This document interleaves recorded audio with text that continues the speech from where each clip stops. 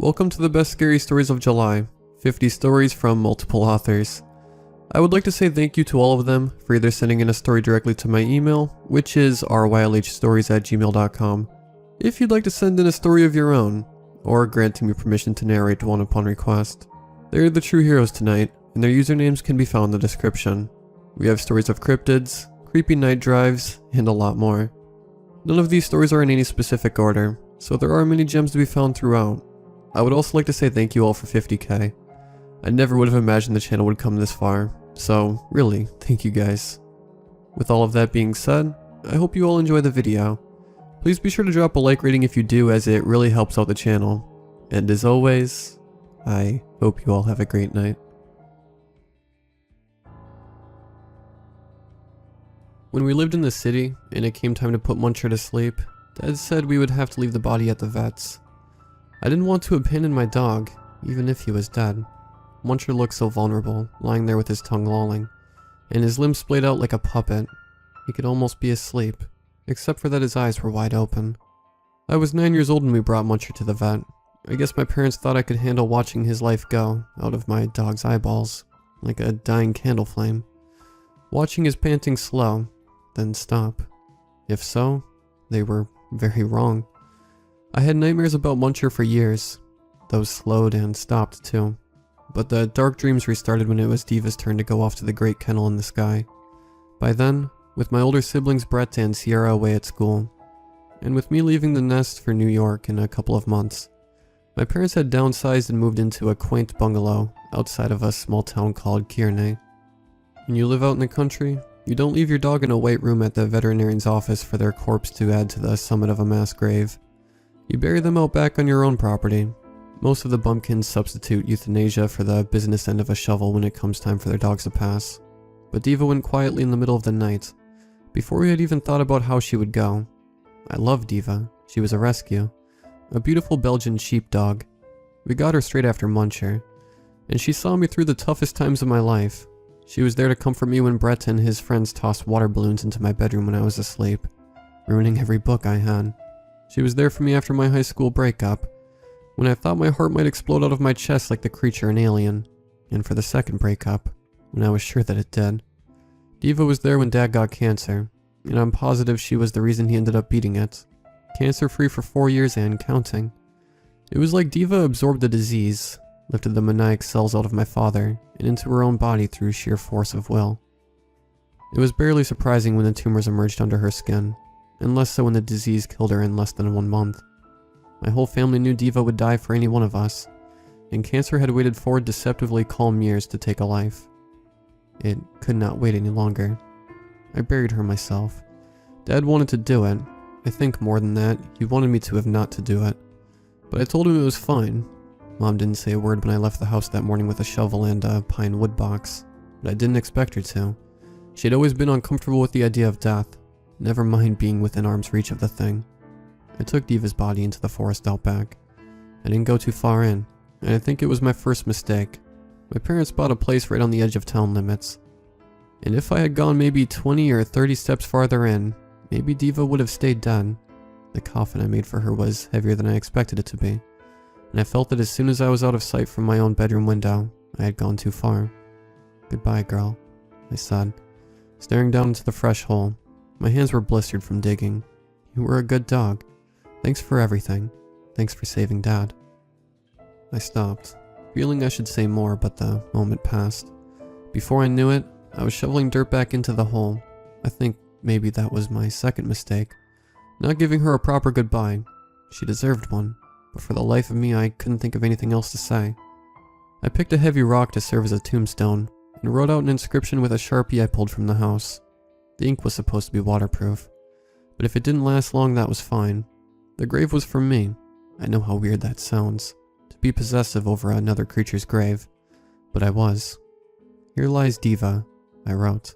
"The best dog you could hope for. Take care of her, God. 2002 through 2011. It occurred to me that God is dog spelled backwards.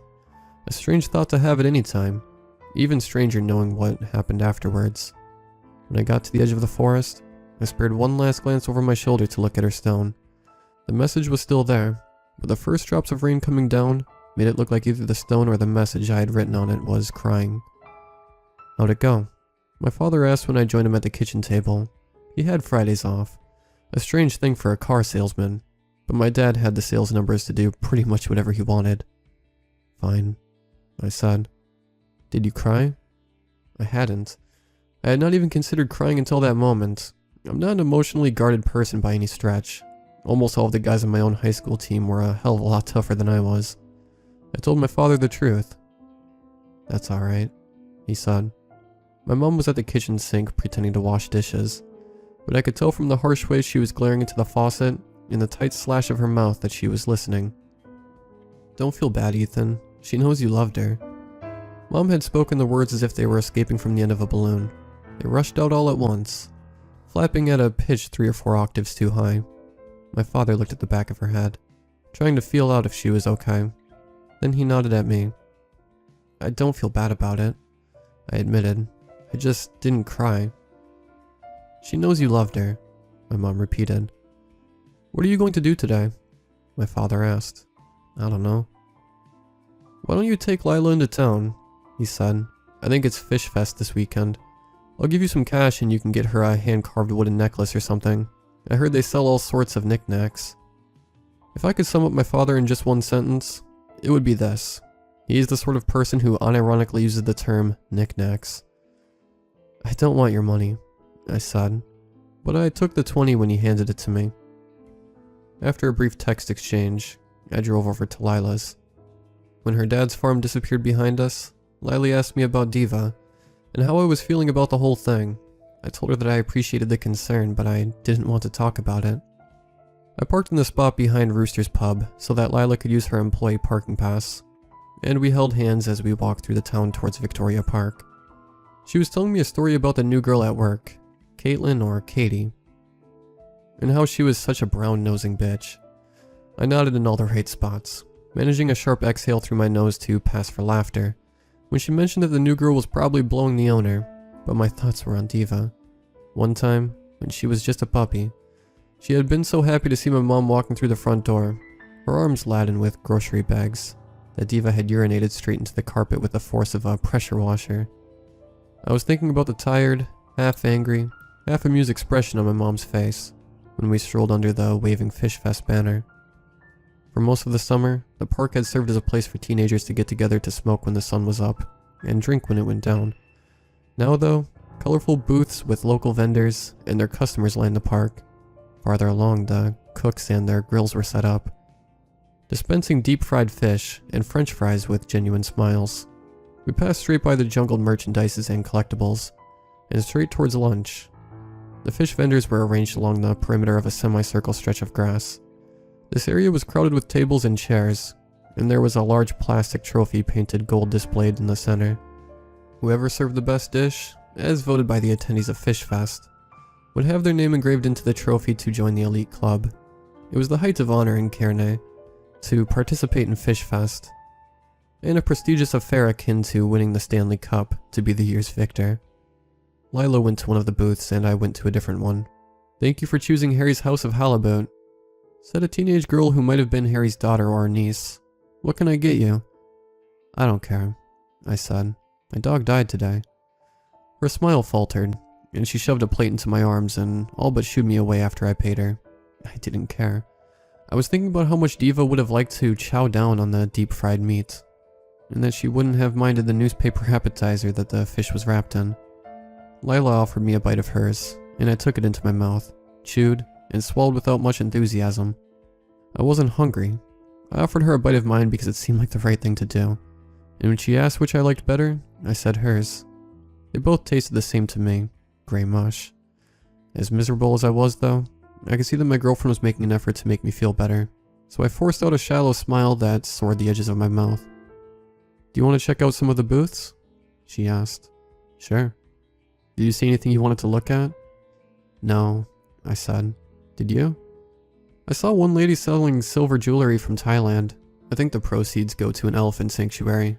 Will you buy me something? Sure. She wasn't being selfish. We'd only been dating 7 months. But she knew me as well as my parents did. I liked buying her things. If she picked out something she liked and I paid for it, She would wear it every day. She led the way, pulling my hand through the crowd, much the same way that Diva would pull against her leash whenever I walked her. I ended up buying 2 silver rings from the sweet Thai lady with the elephants. Lila loved them both, and put one on her ring finger and one on her pinky finger. Careful to point out to me that you use the ring finger to the right hand for engagement. Or maybe it was the left. I can't remember.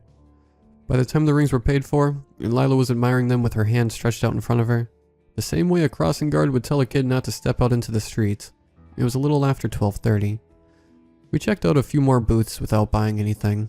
My mood was improving, and by 1:30, I had parted through most of the dark gray morning clouds, and could see the sun on the other side. "Let's go to your place," I said. Lila had already met my parents, but I had other reasons for wanting to stay away. "Are you ready to go?" "Sure," she said. We walked towards the exit, but someone called out to us just before we stepped into the parking lot. "Hail to the young couple. Come see my wares before you go." The voice belonged to a man in his 40s, whose build reminded me of a thin-legged spider. He wore a ridiculous purple suit with a matching top hat, and he had a long twirling black mustache growing over a mouth that was half filled with gold teeth. He was a salesman, and the stall behind him was draped in a deep purple to match his outfit. "Hail?" Lila asked as we approached. "Forgive me, miss. Hail is an informal greeting of friendship where I'm from." He spoke in an accent that made forgive sound like forgive. "Where's that?" I was looking with detached interest at more silver and wooden jewelry. I had seen 100 pieces today already, each as forgettable as the last.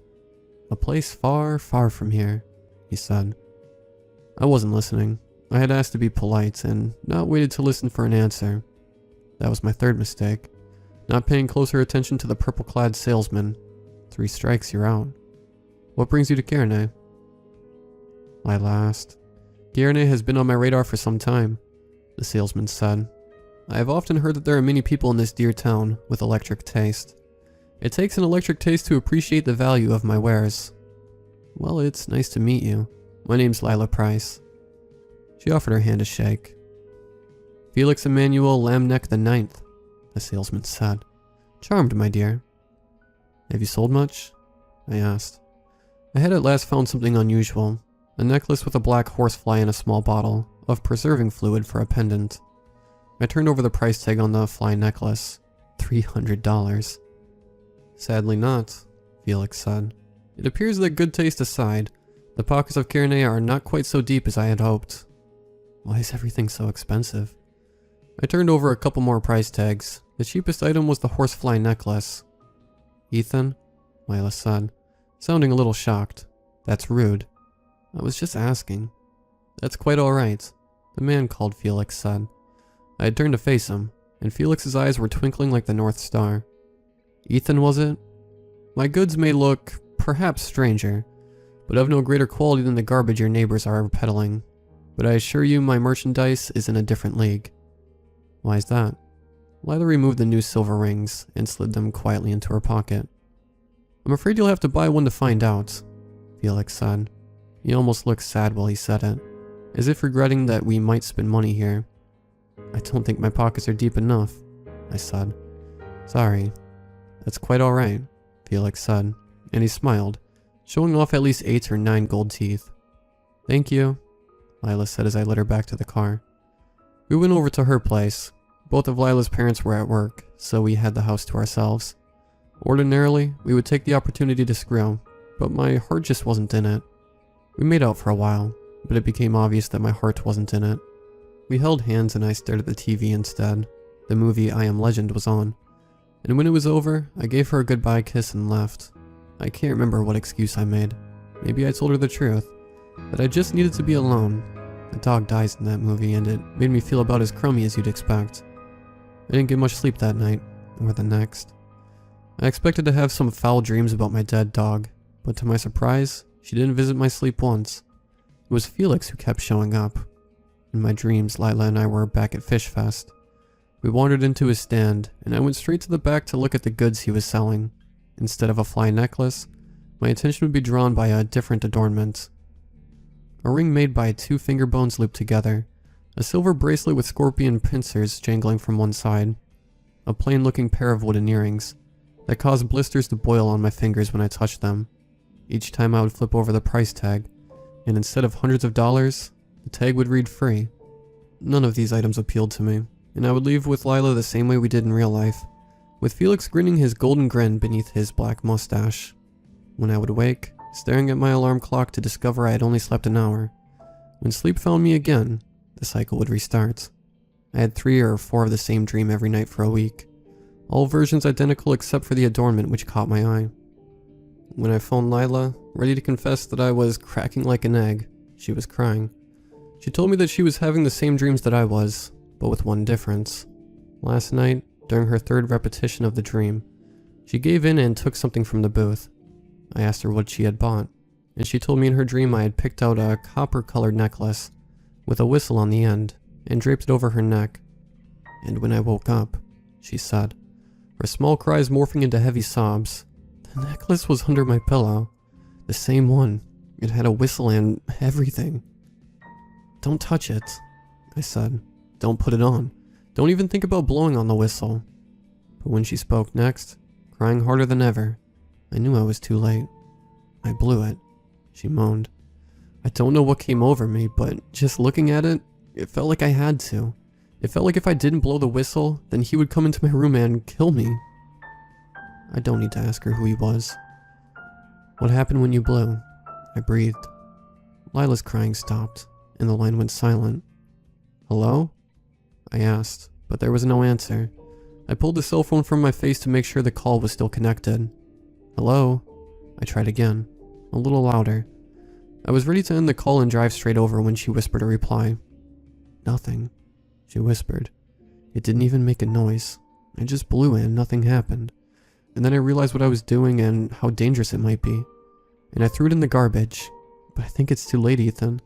I shouldn't have blown the whistle, but I did. And now something awful is going to happen to me. I tried to comfort her.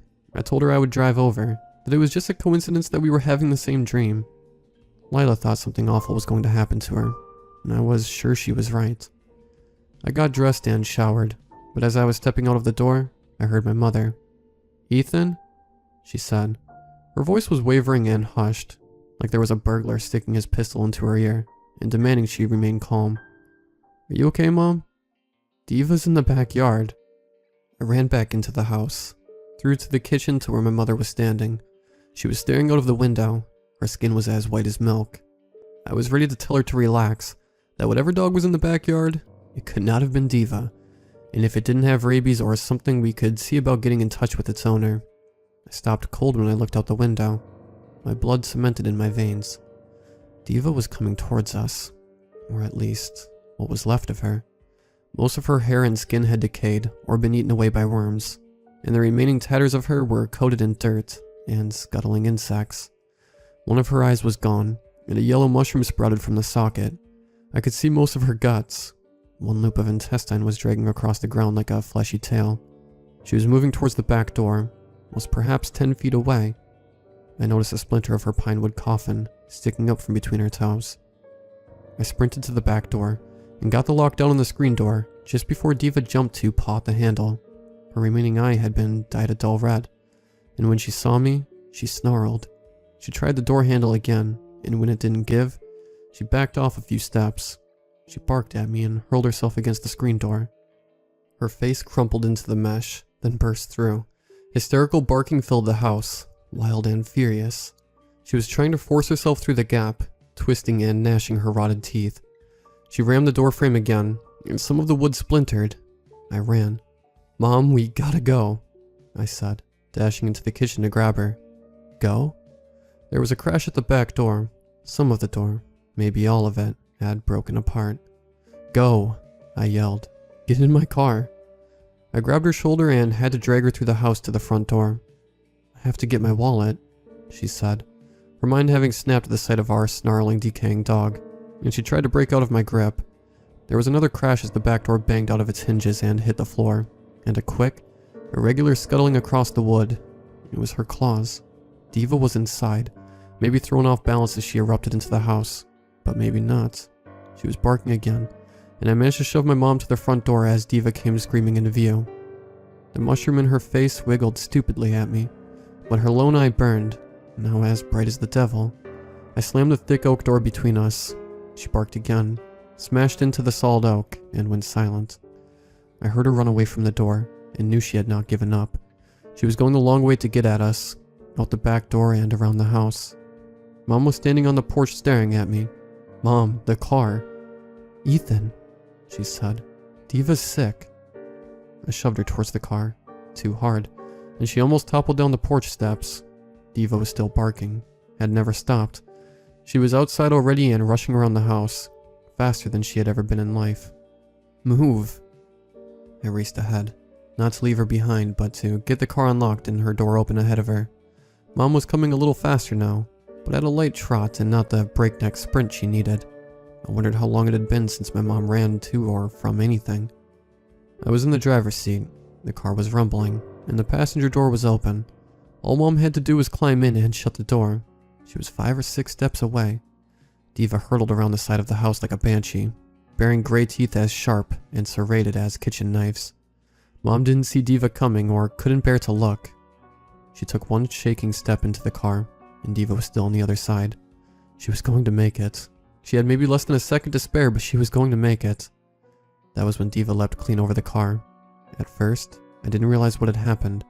Diva was there 1 second, a zombified monster, and in the next moment, she had disappeared from my car window. Then Mom was shrieking. Diva had pulled her out of the car, then the screaming stopped. Diva was tearing at something wearing my mother's clothes, tearing it apart. I pulled the door closed and backed out of the driveway. I would have erupted into inconsolable tears if I looked back, or even took the time to think about the horror I was leaving behind. But I didn't. I put the gas pedal to the floor and drove. The drive to Lila's farm normally took 10 minutes, but I did it in 5, sending a huge cloud of gravel and dust along my trail. On the way, I passed an older woman in a yellow sundress screaming to high heaven. She was being pursued by the fleshless skeleton of a greyhound. It was moving without tendons or muscles to propel it, barking without lungs or a throat to funnel air. Before I could even think of stopping or slowing down, the skeleton had knocked her into the gravel and was pulling the lady apart. Blood splattered across the yellow dress and I turned to look away. A minute later I drove by a pack of medium-sized dogs in various states of decay. They saw me coming and chased the car for 30 seconds or so before giving up. One of them got distracted when it noticed a nearby farmhouse, and the pack broke off from me to chase a man who was driving a tractor and facing away from them. I rocketed the car across Lila's lawn without bothering with her driveway. Far off in her daddy's field, I saw 3 dogs ripping and tearing at someone in denim overalls. Blood was popping from the body, like a string of engorged zits. One of the dogs looked at me when I got out of the car, one with 3 legs and no lower jaw. It left its brothers and started a brisk lope towards the house. I sprinted across the yard and through the front door. "Lila?" I shouted. "Ethan?" She was upstairs. I took the steps 4 at a time. Lila was sitting on her bed. Tracks of tears were glistening on her cheeks. She had a good view of the field from her bedroom window, and I could guess why she was crying. "Ethan?" she said. "Did I do this?" "No," I said. But the copper necklace tinkled in clasped hands, and I knew I was lying. "One of them is coming," she said as I got her to her feet. "I know. They just came out of the ground," she said. "They didn't even shake off the dirt. One of them is Jillian. She died 3 years ago, and I don't recognize the other dogs. What's going on?" "I don't know. They probably belong to the people who lived here before you," I said, "or the people before them." "How far do you think? How many dogs?" "All of them," I said, and she paled. "All of them in Carenay at least." I got Lila into the car. She was scared, but she didn't freeze in terror like my mother, and by the time the rotted hound who had been named Jillian was bashing her skull against my car, I was already pulling out of the driveway. "Where are we going?" Lila asked. "Coastal dealership," I said, thinking it was unlikely any dogs were buried in the center of town. I had to get my dad. "Okay," Lila said, and rubbed her arm against her face to get the tears out of her eyes. "I just realized I'm an orphan," she said. I reached over and squeezed her hand, not sure what else I could do. Lila's mother had died when she was 11 in a drunk driving accident, and her father was still back in the field, lunch for the undead. I brushed against the necklace she was still holding and jerked my hand away in surprise. The whistle was freezing, so cold it burned to touch. I rolled down my window, took the necklace from her, and threw it into dust. "What if we needed that?" she cried. "What if we needed it to stop the dogs?" "That whistle brings them towards us," I said. "There's only one person who can put an end to this, and we're going to deal with him after we pick up my dad." "Felix?" she asked, and I nodded. Kierne was in a worse state than I thought it would be. There was a half-decomposed German Shepherd with no tail, working away at a fat woman in the McDonald's parking lot, and a whole pack of wiener dog skeletons chasing a middle-aged couple down the Main Street sidewalk. Gray storm clouds were gathering over the town. I had an idea they were there to blot out the sun. Another gift from Felix. "Oh God," Lila breathed. "I just hope there isn't one of those mass pet graves nearby," I said. She stared at me, expecting me to take back an ill-timed joke, but I didn't. I couldn't stop myself from picturing an army of undead canines marching into town, with Muncher's skeleton leading the vanguard. "Oh God," Lila repeated. I pulled into the Coastal dealership parking lot so fast that the brakes squealed, and the tires smoked when I stopped. The outside of the building had been almost all windows, so that people driving by could see the newest vehicles on display. But the glass was all smashed. There were 3 dogs inside, and each of them were chowing on a different victim. Not a single human face was recognizable, but a cold tingle running along my spine told me that if I thought about it hard enough, or stared a bit longer, I would recognize a pair of shoes, jumping as the owner was massacred, or the pattern of a blood-stained shirt. I could stay and wait for that to happen, or I could go. I kept driving. "Ethan?" Lila said as we turned back onto Main Street. "Are you sure?" "I'm sure." "Okay." She didn't say anything for another minute or so. Rooster's pub was burning in the middle of town, and more than one store had a howling zombified dog inside. Some of them were munching on a gored hunk of person meat, and those that weren't eating were stalking or chasing prey. I drove through a red light. There was a cop car right in front of us, but most of the driver was already inside of the distended stomach of a golden retriever. The retriever had a bright blue collar on, and its body was riddled with bullet holes, and it was also missing half of its skull. "Where are we going?" she asked. "Where do you think he is?" "It's Saturday," I told her. "We're going to the last day of Fish Fest." Victoria Park was lifeless. Various woodwork and metal craft was strewn across the grass like we had just missed a tornado running through. The Fish Fest banner was flapping pleasantly in the wind, but there were 1 or 2 extra splatters of red paint on it today. I pulled the car onto the grass, then turned to the sky. The engine died obediently, and Lila and I sat listening with the windows cracked. "I woke them up," she whispered. "I blew the copper dog whistle. I woke them from the dead." "It's not your fault," I said, putting a hand on her leg. "If you didn't pick the whistle, then you would have gotten something else. Or I would have. How were you supposed to know? It was just a dream." We both mulled over the last part, because we both knew it wasn't just a dream, as if the town burning around us wasn't evidence enough. Felix had done this to us. Kierne was being mauled to death because of him. "I don't see anything. Let's get out," she said. "Not yet." "What are we waiting for?" I opened my mouth to tell her I didn't know. A signal of some kind. When the wind picked up, it howled, shrieking like a restless spirit with the force of a hurricane. Most of the vendor booths were a little more than canvas propped up by thin beams, and they were whisked out of Victoria Park, into the air, and gone forever. The stalls that were too heavy to blow away bulldozed flat by the tempest. A single stall remained, an unnamed canvas of purple to match its vendor's suit. Felix was there, waving us over. "Let's go," I said. Lila and I climbed out of the car. We moved together and clasped our hands without thinking about it. Most of the sun was scabbed over with clouds, and rising smoke from the fire sprouting all over town. But a stream of white light made it through the obstructions, illuminating Felix, as if he and his stall were Broadway stars under the spotlights. His gold teeth winked merrily at us. "I was beginning to think I wouldn't have any customers today," he called. "It seems Fish Fest is cancelled. I wish someone from the town council had notified me to save me the trouble of setting up my stand. Though from what I have seen today, I'm hardly surprised. I suspect the mayor is busy with other matters. Make it stop." I had to shout to hear myself over the wind. Dreadful. Just dreadful. Felix continued, as if I had not spoken. Look around. Not a soul to be seen. Not even the fish peddlers could make it. I suppose today they are being served for lunch. I wonder who will taste best. Felix laughed, and it sounded like a poker raking over hot coals. Behind Felix's booth, plastic chairs and folding tables lay helter-skelter in the patch of grass. In the center of the clearing, the trophy lay blown over in the wind. It seemed to twinkle sadly at me, wondering where all the smiling faces had gone. What did you do? Lila shouted. We stopped 10 or so feet from Felix. He was no longer smiling. What have I done? He asked. I have come a long way for you, Lila. I heard your dreams and wishes, and I made sure that no one else in your rotting, stinking town came to my booth. I wanted to make sure you got what you asked for. I put that whistle on layaway for you. I expected you to come thank me. You begged to have Ethan to yourself. You would give anything to keep him in Carenay with you. Isn't that right? You said it every day for weeks. I looked at Lila. She was shaking from head to toe, dogs barking a few streets away, and hoped they were not eating someone else I cared about. This was your doing, girl.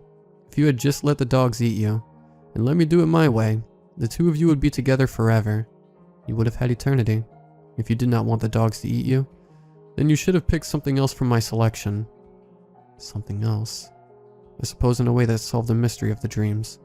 Whatever I might have picked, or whatever Lila might have picked, would have tried to kill both of us. I ran at Felix, to hurt him, to strike him with my fists or feet, or whatever I could hit him with. With the casual, jittering speed of lightning, Felix grabbed my collar and hoisted me into the air with a single gloved hand. I'll have no more interruptions from you, he said, and heaved me into the air. I soared, shouting for Lila, and crashed into the earth. When I opened my eyes, the Fish Fest trophy was looking back at me.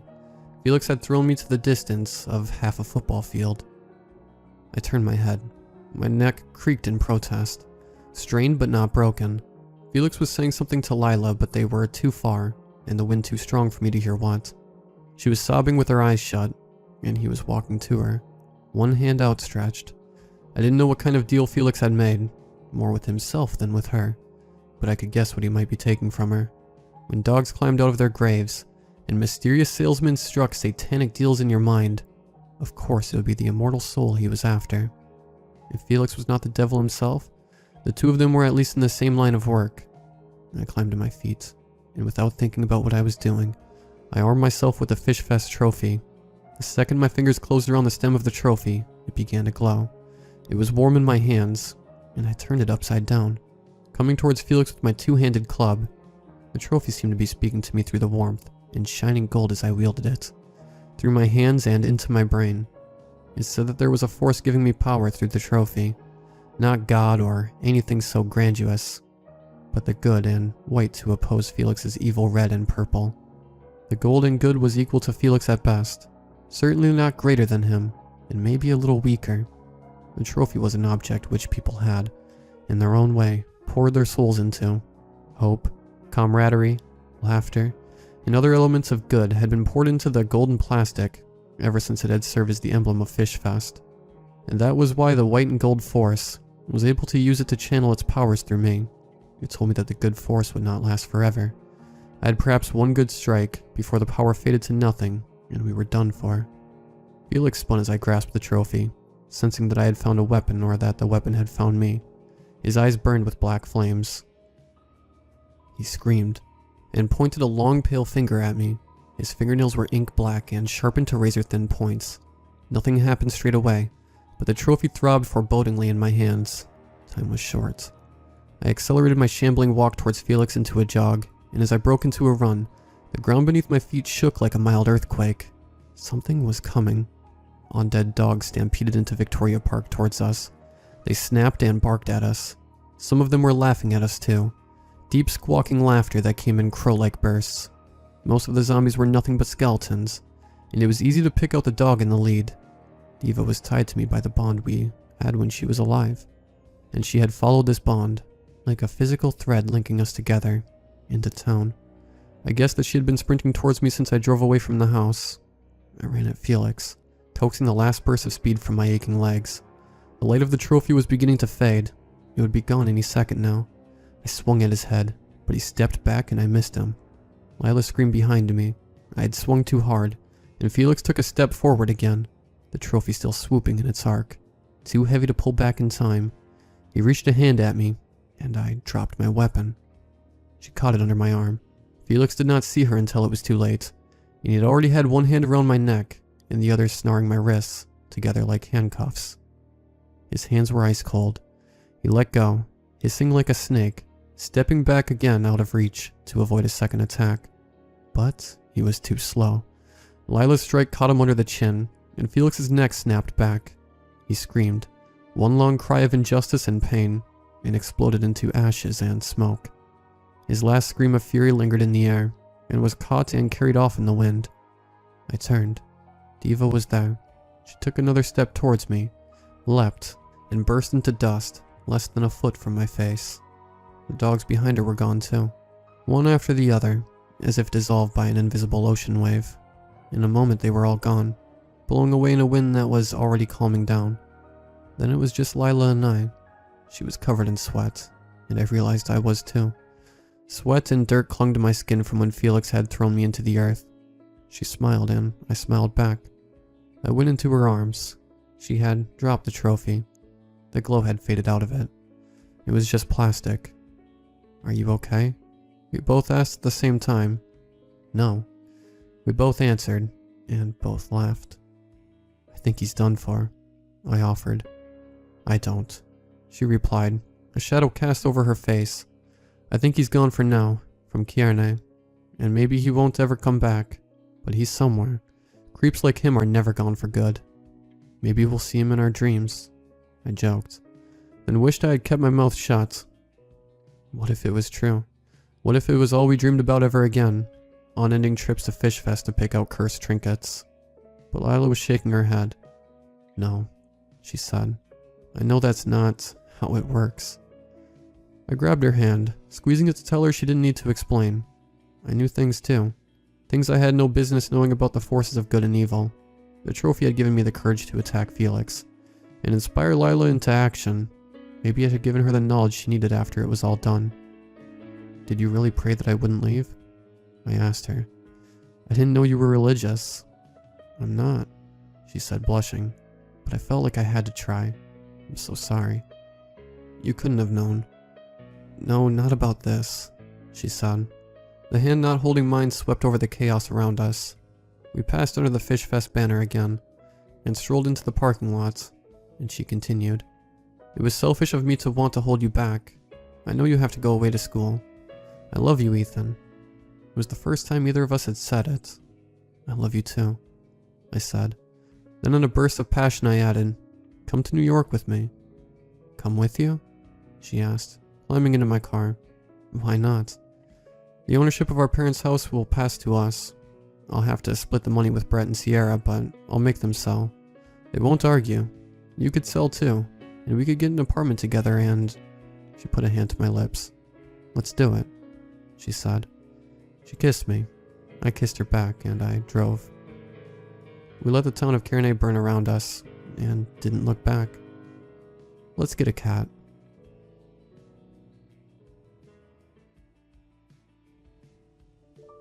I grew up in a small rural town. It had a sort of quaint charm to it. The main street was lined with old buildings that had been renovated into shops. My favorite was always the family-run takeaway shop on the corner, and the bakery, which had the best apple pies. But there were also more essential structures like a post office, grocery store, gas station, pub, and a central town hall. Past that there was the school, which was small and underfunded, and then rows of houses that gradually faded into farms, and rolling hills, lush with newly sown crops. As a child, I greatly enjoyed roaming the streets. It was naturally a safe town, and the idea that a kid could get snatched wasn't even considered. The cautionary warnings we were told included, stay away from the creepy old man on the corner, and don't go in the tunnels, which essentially gave my friends and I free rein, as long as we were home in time for dinner. And trust me, we were always home for dinner, since being late meant we went to bed without. Now I suppose I should tell you a little bit more about the tunnels. You see, since we lived in a high rainfall area, the storm drains around the town were huge and old. This meant that in the streets, they were your basic graded storm drains, crusted with rust. However, where they led out a little ways out of town, They were basically giant round holes in the side of cement blocks that you could easily climb into. There were stories of other kids going into them and getting lost in the supposed labyrinth of underground tunnels, never to be seen again. Which is why our parents didn't want us going into them.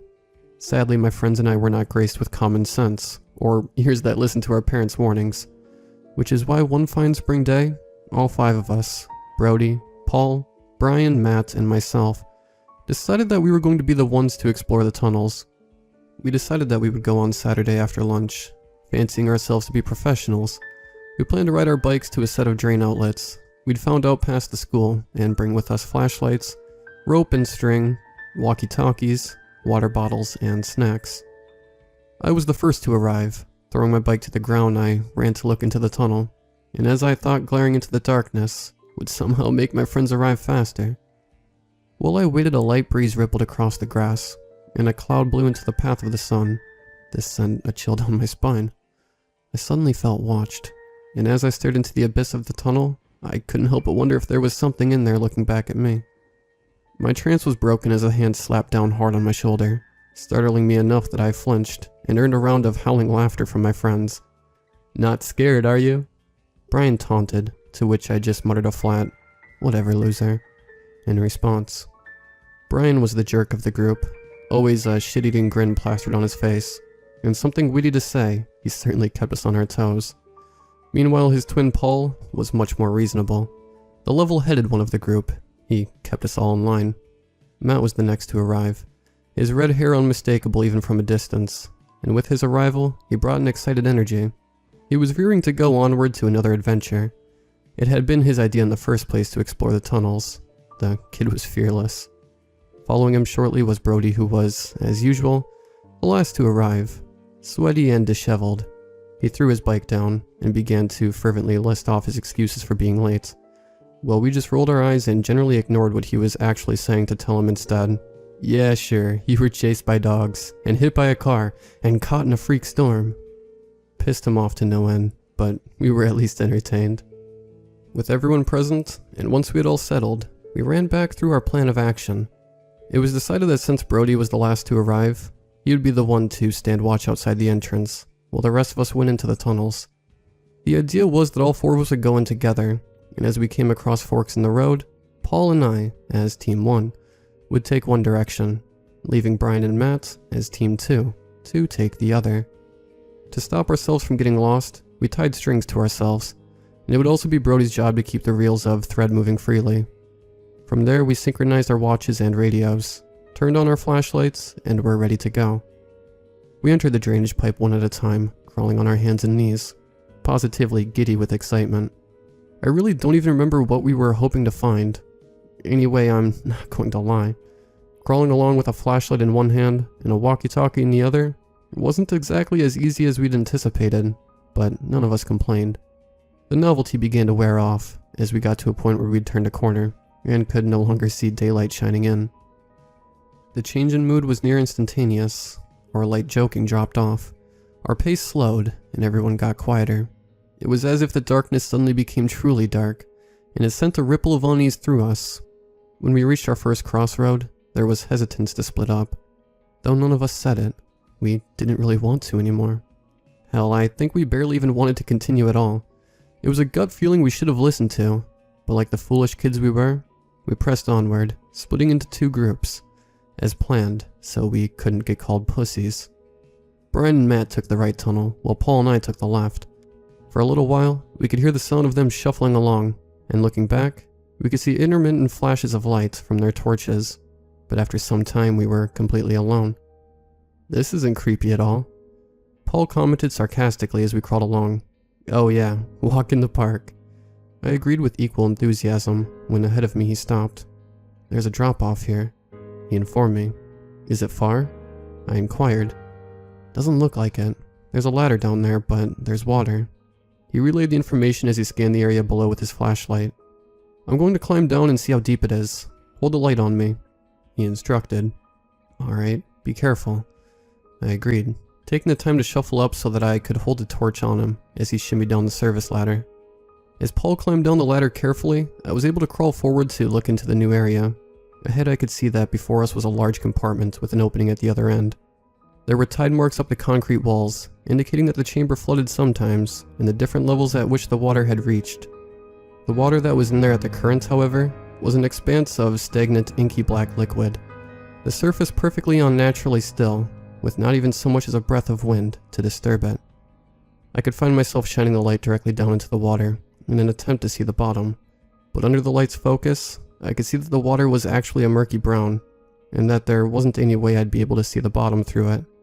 Distracted by my thoughts, I lost my grip on one of the flashlights, and it fell into the water with a hard splash before going out, and at the same time, caused Paul to lose his grip as he slipped on the last rung, and crashed into the water shortly after the flashlight.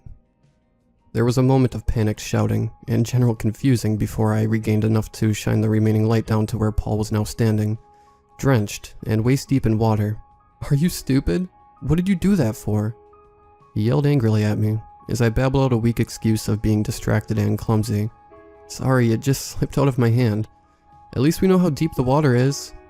I tried. "Whatever. Great. It stinks, you know.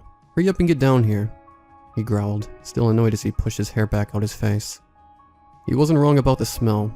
The water was clearly rotting or something, and it was cold too, as I discovered when I joined him.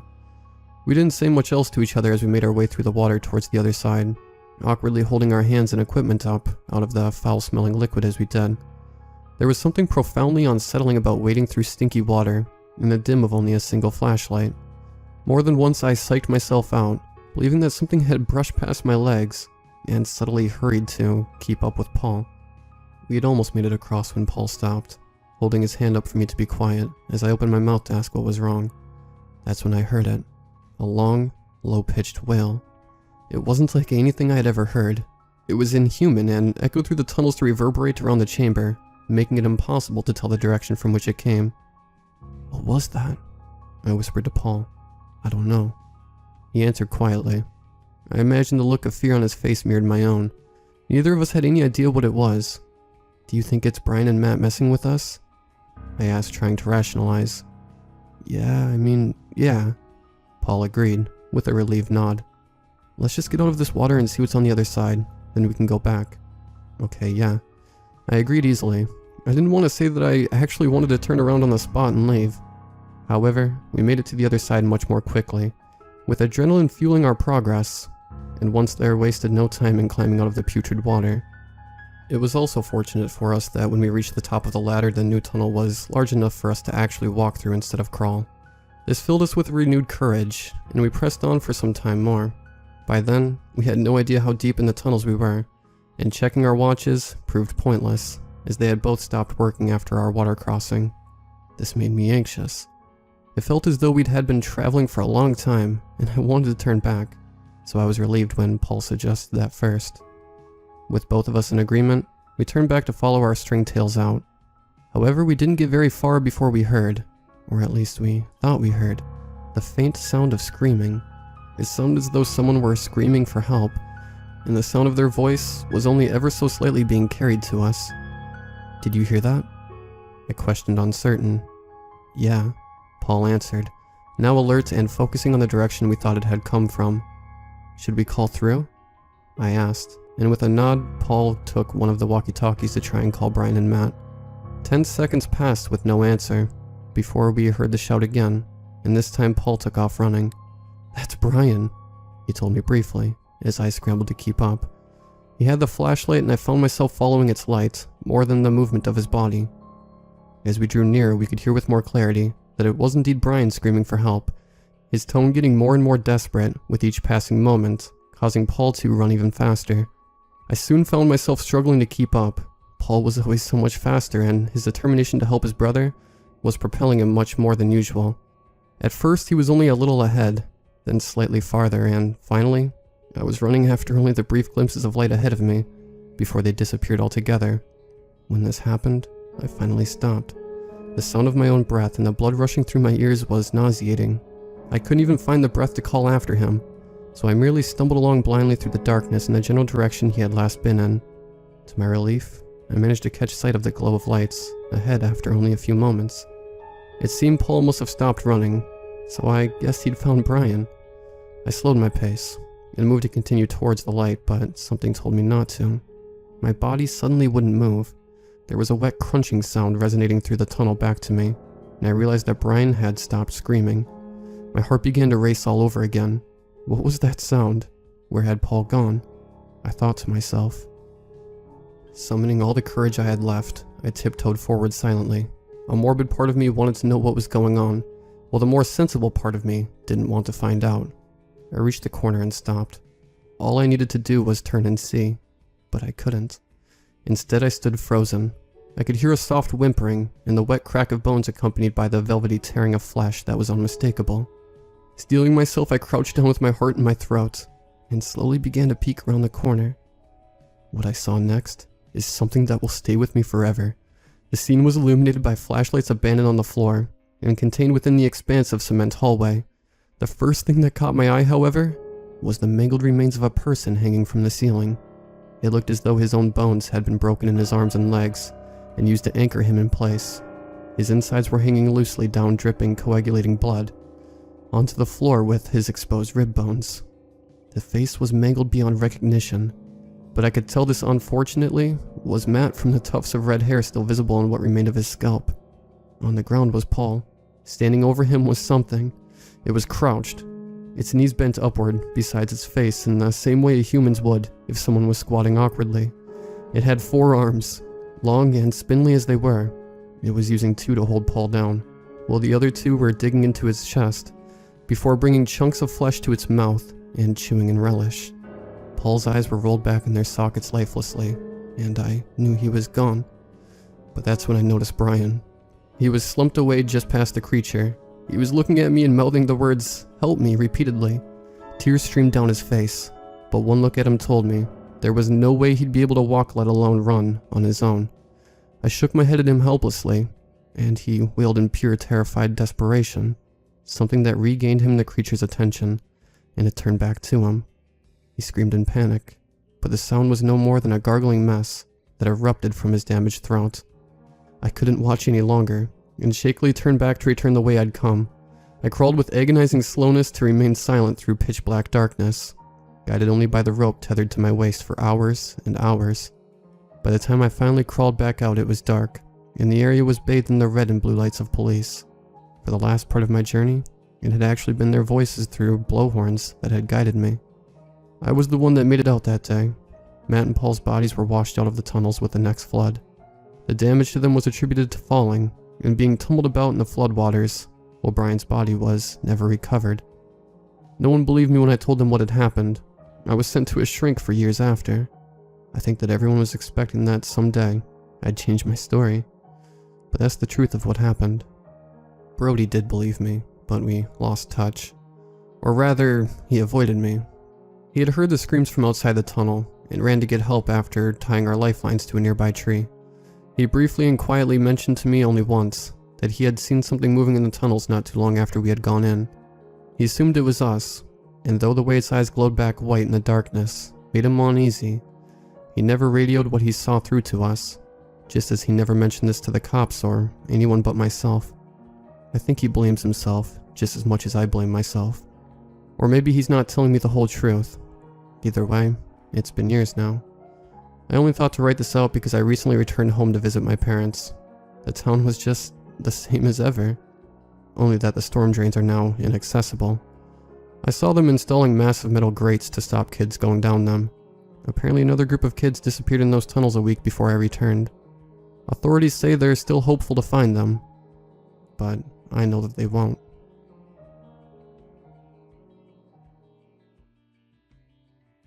Buying a car is probably one of the least fun activities out there. It ranks up with yard work and paying taxes. Dealing with the infamous Thai guy and his "what can I do to get you in this car today?"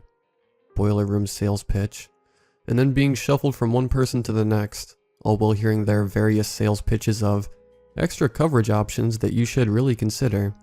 Sounds about as fun as a colonoscopy. But after my latest experience with buying a car off Craigslist, I'd willingly spend an entire afternoon with Thai guy. Not wanting to deal with the used car dealership, I started my search on Craigslist. After scrolling through what seemed like several hundreds of listings, I saw one that caught my eye. 2005 Chevy Malibu. The listing read, 30,000 miles, interior like new, new tires, no accidents, slight wear on body but drives fine, $1,200 or best offer, willing to negotiate. $1,200? I thought, sounds too good to be true. On a whim, I decided to call the person and just check it out. If it turned out to be too good, I'd have to go back to digging through Craigslist, which I was not looking forward to. I called the number, and a man's voice answered on the other end. I told him that I saw his listing and was interested in checking out the car. "Oh, great," he replied. "It's my grandma's old car. She recently passed away and, well, she wasn't doing too much driving as she got older. Except the doctor's appointments, that is." He laughed a little. "I'm free this afternoon, if you'd like to come and see it." Sure, I replied. "Okay, great. I live on 50th and Washington, if that's not too far from you. My apartment is right next to the gas station. The name's Mark, by the way." 50th in Washington? I know exactly where that is. I'll see you this afternoon, I replied. Later that afternoon, I found myself getting off the city bus and walking the few blocks to Mark's apartment. I turned around the corner to his apartment complex and was greeted by a large gate and a sign that read, Desert Palms Luxury Condos, a private community. Wow, nice place, I thought. I called Mark and told him that I was there. "Okay," he responded. "I have to buzz you in. Hang on." The gate let out a loud burst noise and rolled open. I walked in, found his apartment and knocked on his door. A well-dressed, middle-aged man opened the door. "Hi, you must be Al. Nice to meet you," he said, and gave me a firm handshake. "Can I get you anything? Water? Coffee?" he asked. Somewhat taken aback by his hospitality, I paused for a second and said, "Oh, no thank you, but I appreciate the offer. You just want to look at the car, right?" He laughed a little. "Well, I stammered, not wanting to be rude. "It's okay, I get it. God knows that I know what it's like to not have a car." He drifted off. "Anyway, let me get the keys, and I'll show you where it's parked." He led me to the car and I started looking at it. Sure enough, the tires were brand new. The interior looked good, and just like on the listing, there was external wear, but nothing that would give me pause. "You want to drive her around the block and see what you think?" he suggested, and held out the keys. I took the keys from him, started the car, and let him get in the passenger seat. I drove around and tested the AC. Yep, good and cold. Radio? Definitely a check, as Guns N' Roses' Welcome to the Jungle blasted from the speakers, startling me. Sorry, I forgot that I had it turned up that far. Mark grinned sheepishly. I laughed back. "No, it's okay. It's a good song," I said. I continued to drive the car around his apartment complex, and as we pulled back into the parking lot, he looked at me. "So what do you think?" I hesitated for a second. $1,200 you said, right? "Yeah, but I'm willing to negotiate," he said, hopefully. I already had my mind made up. I can do $1,200. It just so happens that I got paid yesterday. I can go and get a check from the bank tomorrow, if that works for you. "Sure," Mark replied. A few days later, I was the proud new owner of a 2005 Chevy Malibu. The car was great. It drove smooth and I had almost forgotten what it was like to drive a car that didn't shake as soon as you took it over 45. One day as I was getting into my car after work, I noticed a weird smell as I sat down. I thought to myself. Didn't notice that when I got it. I thought for a moment and realized that I did have to take my dog to the vet the other day. The poor mutt got stung by a bee. That plus the summer heat and, well, it was no wonder why my car smelled off. I made a note to get an air freshener. At first, the air freshener helped. I got into my car the next week and smelled tropical Hawaiian breeze, instead of dog in the summer. But as summer went on, and the temperature continued to rise, the smell got worse and worse. By this point, I could definitely tell it wasn't the smell of my dog. It almost smelled like I forgot to take the milk out of my car when I went to the grocery store. One day after work, I decided that I would have to find the source of that smell before it got even worse. I opened all the doors in my car and pulled all the seats all the way back. I looked in the glove compartment, under the hood, under the seats, nothing. As I walked around the back to the trunk, I noticed that the smell was stronger, much stronger. I could feel the bile rising in my throat as I almost vomited from how strong it was. Okay, it's the trunk, whatever it is. I opened the trunk. To my surprise, all that was in there was my tire patch kit, some empty grocery bags, and the jack for the car. Holding my breath, I took out the tire patch kit. I smelled it. Nope. The empty grocery bags? No. Nothing had spilled. I hadn't forgotten to take any groceries out. Where's the smell coming from? I stood in front of my car for a second, not quite sure what to do. Then I noticed something that I hadn't before. On the left-hand side, in the very back, nearly hidden by the spare tire, I saw something poking out. It looked like a plastic bag. Maybe I did forget to take some groceries out. That would certainly explain the smell. I reasoned to myself. I pulled on the bag. The heat had caused the bag to become flimsy, and I felt it tear. Damn it, I thought. My hand broke through and I felt something slimy and wet underneath. I tried to pull on it, but whatever it was stuck. I began to try and wiggle out whatever it was, and I immediately wished I hadn't. To my horror, I saw something looking back at me. Not an animal. No, that would have been better. It took a second for my brain to register what it was, and when I did, my blood ran cold. It was human. A half-decomposed human head was staring back at me. I screamed, slammed the trunk shut, and immediately vomited on the sidewalk. What the hell? Why is there a human head in my car? A million thoughts were running through my head. Did I just buy a car from a serial killer? Did he know that it was there? How long was it there? After I managed to compose myself enough, I called 911. At first, the cops didn't believe me. Apparently finding human heads in used cars isn't common. Who knew? The cops questioned me extensively. I showed them the Craigslist listing and gave them Mark's phone number and address. According to the cops, when they raided Mark's apartment, there was nothing there. The apartment was completely empty, but whoever was there had left in a hurry. When they checked Mark's mailbox, mixed in with the pile of junk mail, there was a note inside that read, "Mark, I hope you haven't sold that car yet. Ben told me that there's leftovers in there. You know how much he hates those. You have to be cleaner with this stuff. Call me. Jay."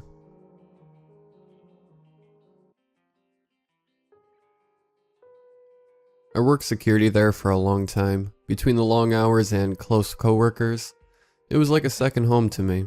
I'd been there longer than anyone else, so the newbies always came to me for advice. For the most part, I liked my job. We lived in a small area, so chaotic events were rare. I worked in the basement, just a morgue and some storage closets. So my shifts were always quiet and peaceful. It was a particularly slow night. We only had 2 bodies in storage. They were a mother and daughter, fresh from a murder-suicide. According to the report, it was a pretty horrific scene. The mother shot her daughter point blank in the chest, and then turned the gun on herself. The poor girl was only 8 years old. It was almost abnormal for the town. We lived in such a small area that the only crimes we really ever had were drug-related. I was filling paperwork at my desk when I heard a tapping noise coming from down the hall. This piqued my interest because everyone else working on the floor had gone home for the day. I got up to investigate. The sound grew louder as I approached the morgue. I went into the morgue and heard the sound coming from drawer number 6. I read the attached clipboard to find out who or what was in there. It was the daughter's body. I placed the clipboard back in place, and the tapping stopped abruptly. Curious, I placed my ear to the drawer to see what I could hear. That's when the power went out. The drawer began shaking violently.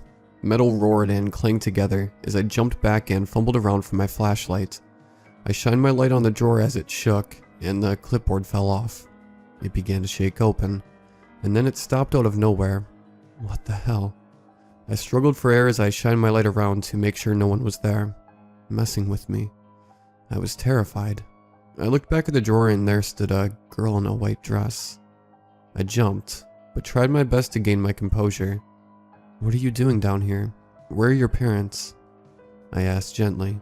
The girl didn't move. She stood in place, staring blankly past me. "Come with me. We'll go upstairs and try to figure this out, okay?" I gently reached out my hand to grab her, and she let out a scream. I recoiled, startled. "Mommy, please," she pleaded, still staring at the wall behind me. There were tears in her eyes. I heard a gunshot go off, and blood began pouring from her chest. Her white dress began turning a crimson red as she collapsed on the floor. No, no, no, I cried, as I dropped to my knees to check for a pulse. I felt nothing. My hands were covered in blood. I tried to radio for help, but all I could hear on the other end was deafening static. I sobbed as her blood spilled out on the floor. I turned around with my hands on my head, trying to catch my breath and think of a plan. I turned around and she was gone. No sign that she was ever there. My hands were now clean. Wanting to comfort myself and think rationally of the situation, I tried to brush it off as some sort of mental breakdown, that I would just take a few days off of work and it would all be fine. I went back to my office to try and calm down, but all I could think about was the little girl, the fear in her eyes as she collapsed. I decided I needed a cigarette to calm my nerves. The power was still out, so trying the elevator was useless.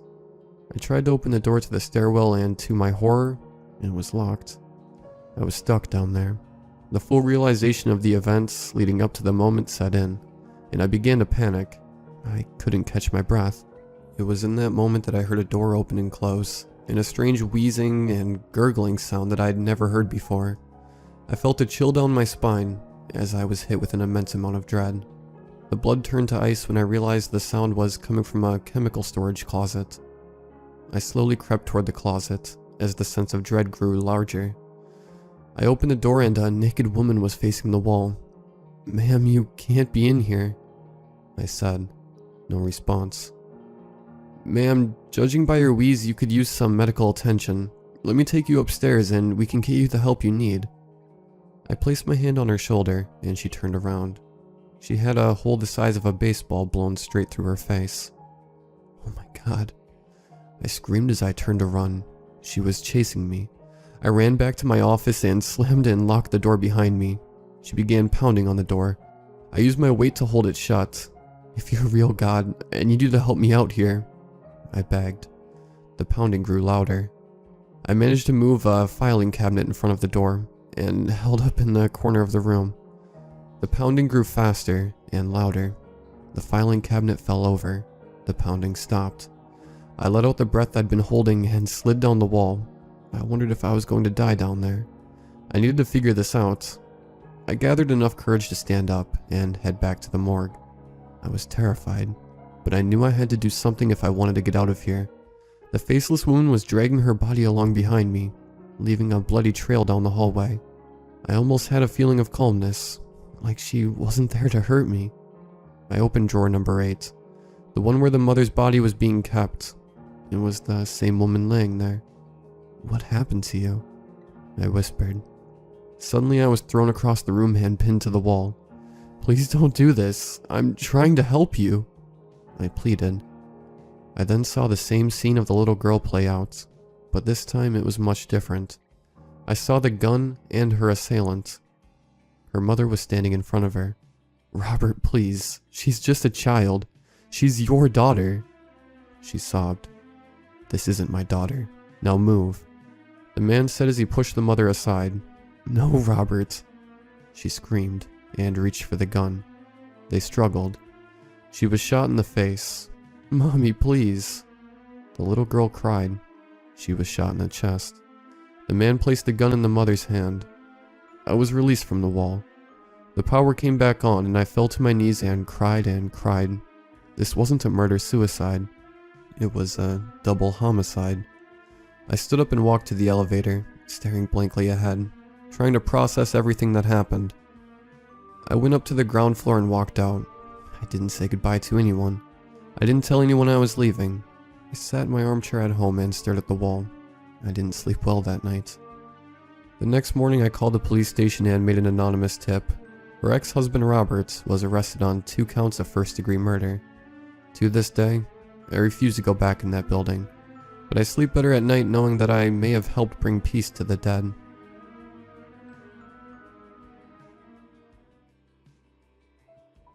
Growing up in the post-Soviet collapsed Latvia, I was an easily scared child. Gullible too. When I was 6, I found a book of scary stories, supposedly told by Soviet kids in summer camps, and documented by some folklorist. To me, this book was a treasure trove. It was full of what seemed like arcane knowledge, certain dark stories that I knew were made up, but deep inside I believed in them. Mind you, I don't mean I believed every word. There were details that seemed absurd to me even then, but I found ways of justifying the underlying paranormal parts by selectively ignoring the illogical, mundane parts. I suppose part of my fears stemmed from the chaos that engulfed all the former Soviet republics in the 90s. My parents' uncertainty of our future lasted long enough for me to absorb it into personal anxieties. A book about supernatural horrors helped dull the fear of real ones. There were a few stories that truly terrified me, not necessarily the best stories, but those that somehow spoke to me, personally.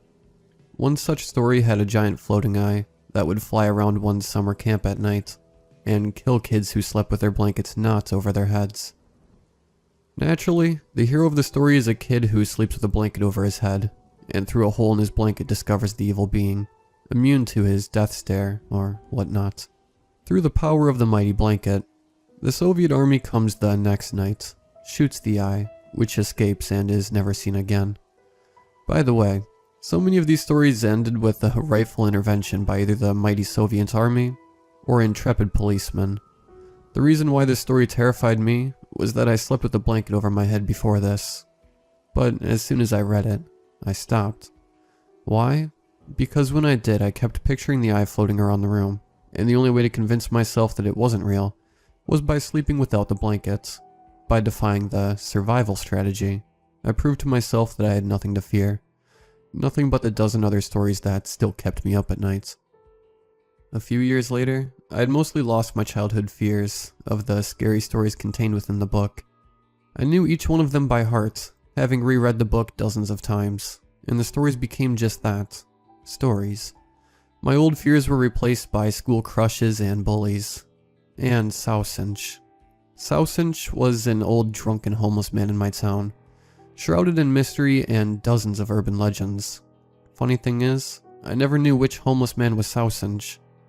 My friends and I would whisper tales of his atrocities to one another, and they would point him out to me on the streets, but it was rarely the same man. Rather than making me skeptical, this just made me more scared of the man. Who was he really? Did anyone know? I knew that he kidnapped 2 third graders a couple years back, and mutilated them in the nearby woods. That I knew. I knew that he had mutilated a kid walking near his hut in the forest, and let him bleed out on the ground. And I also knew that it didn't make any sense that everybody knew this, and he was still walking around our small town as if nothing had happened. Similarly to my blanket experience, instead of staying as far away from the woods as possible, I decided to go explore them every day I could. My town was surrounded by miles of forest from 3 sides, and even as a kid, I knew how feeble my attempts would be. Nonetheless, sometimes alone, sometimes with friends, I set out on a mission to explore as much of the forest as was humanly possible, to prove to myself once and for all that I had nothing to be afraid of. Truth be told though, whenever I got to a new, unfamiliar part, I would have to try and relax, because behind every tree, within every ravine, I pictured a rugged, bearded man hiding, waiting to claim me as his next victim. June 25th, 2002 started out no different from all the other days. Right after one of the biggest holidays in our country, most adults were still recovering from their 2-day binge drinking. I decided it was a great day to go explore deeper into the woods, as it is light until very late during this time of the year, and I could leave the house early on without being questioned much. I packed my backpack full of snacks and soda, and set out to an adventure. Having been doing this for over a year, the fear had finally mostly subsided. I felt like the king of the forest. For the first few mile radius, I knew every last tree, roots sticking out from the path, potential hiding holes to stash something like a knife in, and all of the other kids' forts, which there were 7 of.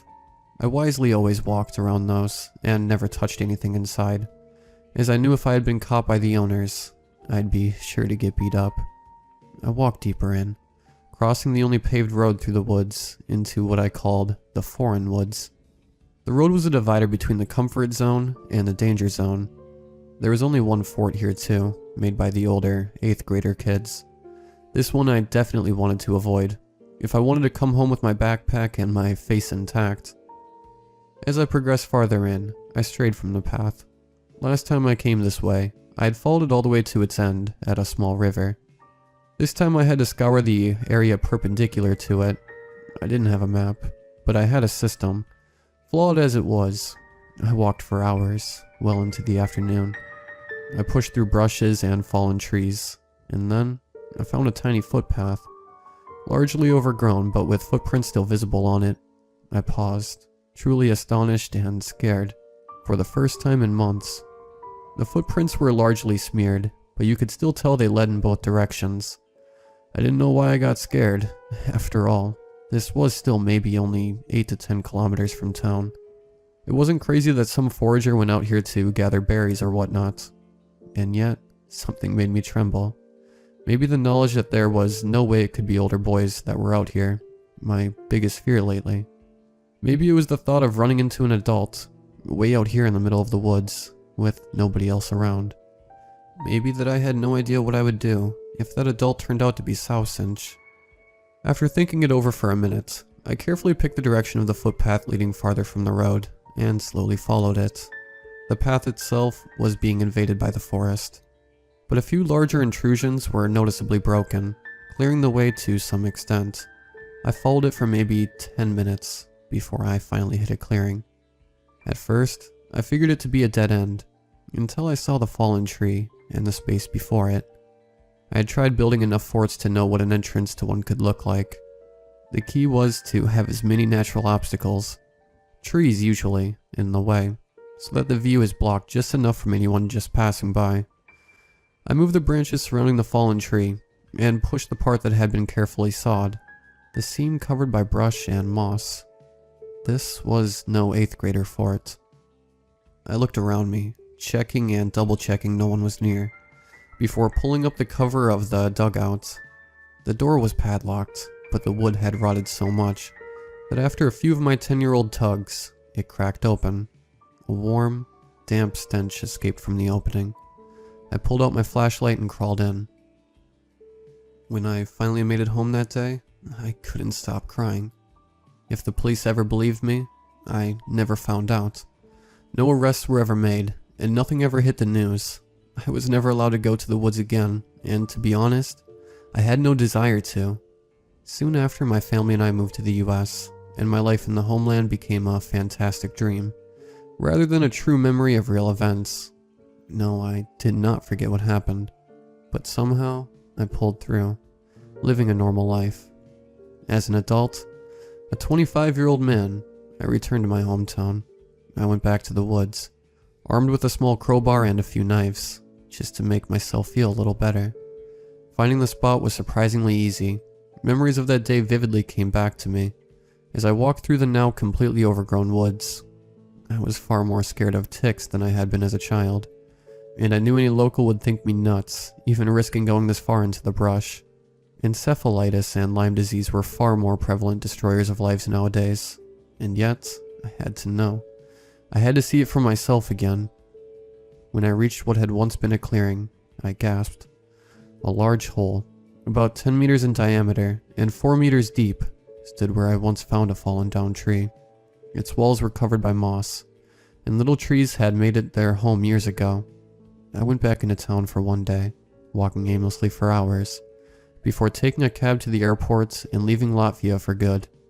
While I wandered around town, I didn't see anyone even resembling one of the many iterations of Sousinch. Hell, the one homeless man I saw couldn't have been more than a year older than me. I may have even recognized him from school, not like it mattered. Like I said, no arrests have ever been made, no news ever published, because, even as a 10-year-old, deep down I understood that no homeless man who couldn't afford shoes, let alone a car, could have ever dragged over a dozen grown women to a dugout 6 miles out from town, skinned them, decorated his lair in their remains, and gotten away with it.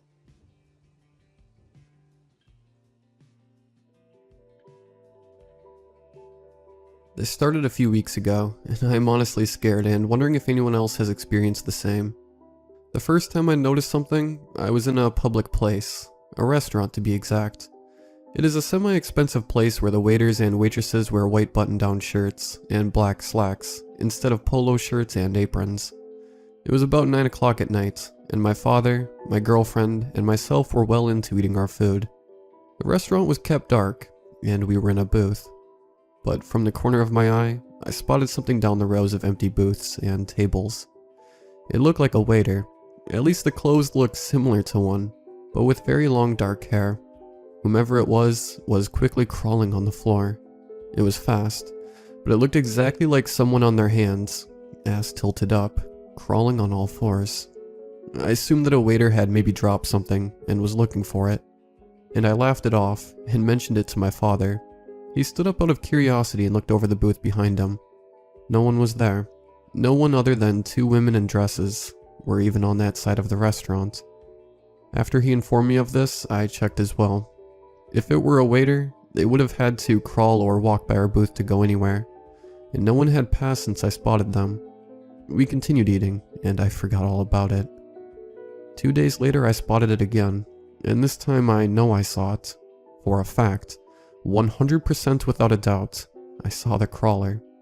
I still have a mark on my back to remind me of it. I do telework and work nights. My job consists of answering after-hour calls, and some local doctor's offices, taking messages, putting important calls through to the after-hours doctors, and recommending patients call 911 if they call with real emergencies.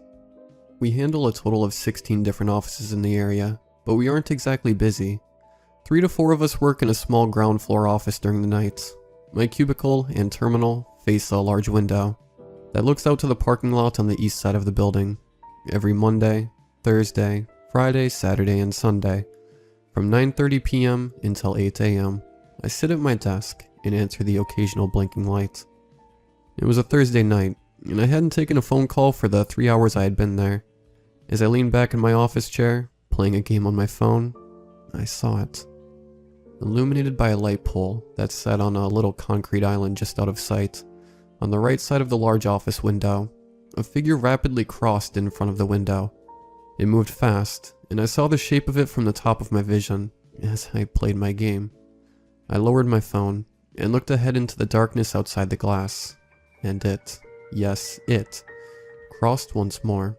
It looked human mostly. The hair was very long and unkempt, and what I had originally thought was a white shirt was actually tattered cloth that looked like it was once a shirt or the top of a dress. Discolored, but still light. Its head was turned unnaturally to the side as it skittered across, staring in with a blank look. The eyes were sunken, along with the cheeks. The mouth hung open and crooked, like what I would expect from a corpse. I couldn't make out teeth, couldn't see pants, but the back end of it was caked in filth. The back legs were skinny and malformed, possibly from walking on all fours, with its dirty rear end arched up to the sky. I screamed when I noticed the face staring in, and fell backwards in my chair, and hard. My coworkers came over to see if I was okay, and I immediately told one, a large gentleman, to go lock the doors that led out, and told the other two, a bearded guy we called Finky, and an older woman that we never really talked to go look out the window. No one saw a thing. No shapes, shadows, nor lights. No sounds came from outside, and nothing shook the doors. Only I had saw the thing. I asked Finky, who was my supervisor, if I could go home early. Seeing that they thought I was crazy, even though I knew well enough to not describe what I saw to them, I made up a story about being through some stressful things in my home life, and not sleeping well. In truth, everything had been fine up until this, and sleep was never an issue before. The story worked, and Finky gladly sent me home for the night. I walked to my car with my key positioned between my fingers. Should I have had to punch whatever that thing was? I wanted whatever advantage I could get. Doing a slow, nervous run. If you have ever been put in a position like this, you know the run I'm talking about. I made my way to my Subaru Impreza and jumped in, immediately locking the doors. Instead of driving off immediately, I sat in my car with the engine running, scanning the parking lots. There was some concern from my coworkers, and honestly, I was fully mentally prepared to run down whatever in the hell this thing is. When I realized it wasn't anywhere to be seen, I drove through the parking lot, around the office buildings and few cars that sat in the lots, looking for a sign of it. It was nowhere to be seen. I live a 25-minute drive from work. A 25-minute dark drive through empty streets. During my drive, I thought I saw it twice in 2 separate alleyways, but this could have been my overactive and stressed imagination. The possible sightings did nothing to calm my nerves, but I made it home safely. My house is small, a 2-bedroom, 1-bath, single-story house with siding and a single-car garage. I never park in the garage because I use it for my drums and exercise equipment. This night I had wished it was empty, if only to provide safety for me when I got out of my car. Sadly, the only option was parking on the street. I parked and got my nerve up, opened my door, and ran to the front door of my house, unlocking my door, which usually took a second. Took almost 30 seconds because I was shaking so bad. Funny how fright ends up breeding more frightful situations. In an ideal world, we would keep our cool and act smartly, but that is rarely the case. Once I was in, I hit the alarm on my white all-wheel drive Chariot and locked my front door. I turned on every light in the house and did a thorough check. By now I had realized that whatever it was had probably followed me. That Chance wasn't to blame me for seeing it at a restaurant and then at work. Most people never see something like this, yet I saw it twice. I deeply wished and prayed I would never see it again. Grabbing my baseball bat and a knife from my kitchen, I posted myself in a watch position on my couch and silently sat watching the front door and the windows, with the blinds closed. Even if it was out there, I didn't want to see it. An hour or 12 passed as I stayed in this position. Time ceased to exist, and I nervously waited for it to burst through my window or door and come running at me like a happy dog. Then my car alarm went off. I sat in my bright fortress, and at first thought it was an electronic beeping from one of my tablets, partially because I was so focused on sight that I had to put my ears in a standby state, partially because I had never heard my own car alarm before. It took me much longer than it should to figure it out, but I eventually did, and every chill possible hit me. Pulling my keys out of my pocket, I started hitting buttons to shut it off, and one did the trick. I now knew something was out there. Thoughts of it crawling out of my trunk once it knew it was safe started to creep up, wondering if the clearance on my car provided enough room for it to hold on where asked. Most importantly, I began to ask just how fast the damn thing could move, if it was so inclined. Thoughts and minutes passed in unison, and the alarm went off again. I didn't look out. I wasn't going to look out. What I did was call the police, and tell them that a woman, my best guess at that point, was outside fiddling with my car. Realizing that time could be of the essence, I added that she was banging on my door at that point, and maybe had a weapon. Yes, I lied through my teeth, but I would like to see anyone explain to the emergency operator that they saw a crawling humanoid that was following them. Even better, I would like to see the kind of police response time you'd get when you told that story. The police were quick, but I won't waste time with a play-by-play of nothing. No one was out there. They hadn't seen her galloping down the road.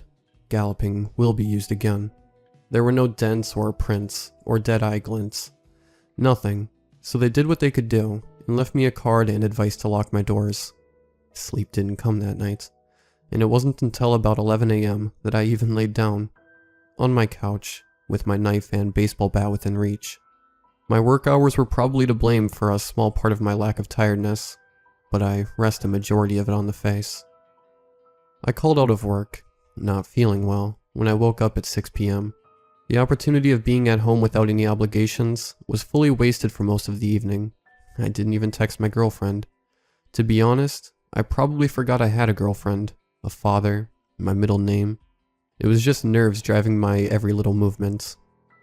I pissed a few times, reluctantly, and sat on my couch waiting for horrors on scene. The night passed and relief came. My car never screamed from a disturbance. No other noises than a clock ticking and an occasional car passing. I started to believe I was safe. The next couple of nights I went to work, had my cubicle changed to one not facing the window, and everything was normal. My first day off came, and I spent it with my girlfriend. I told her everything. I told her everything that had happened, and she seemed concerned. Did research on her phone which brought back more questions than answers, and slept over. It wasn't until the next day that everything went sour. I had agreed, weeks in advance, to cover one of my coworkers' shifts on this particular Wednesday. The first half. The trade-off was they would cover the first half of my Friday shift.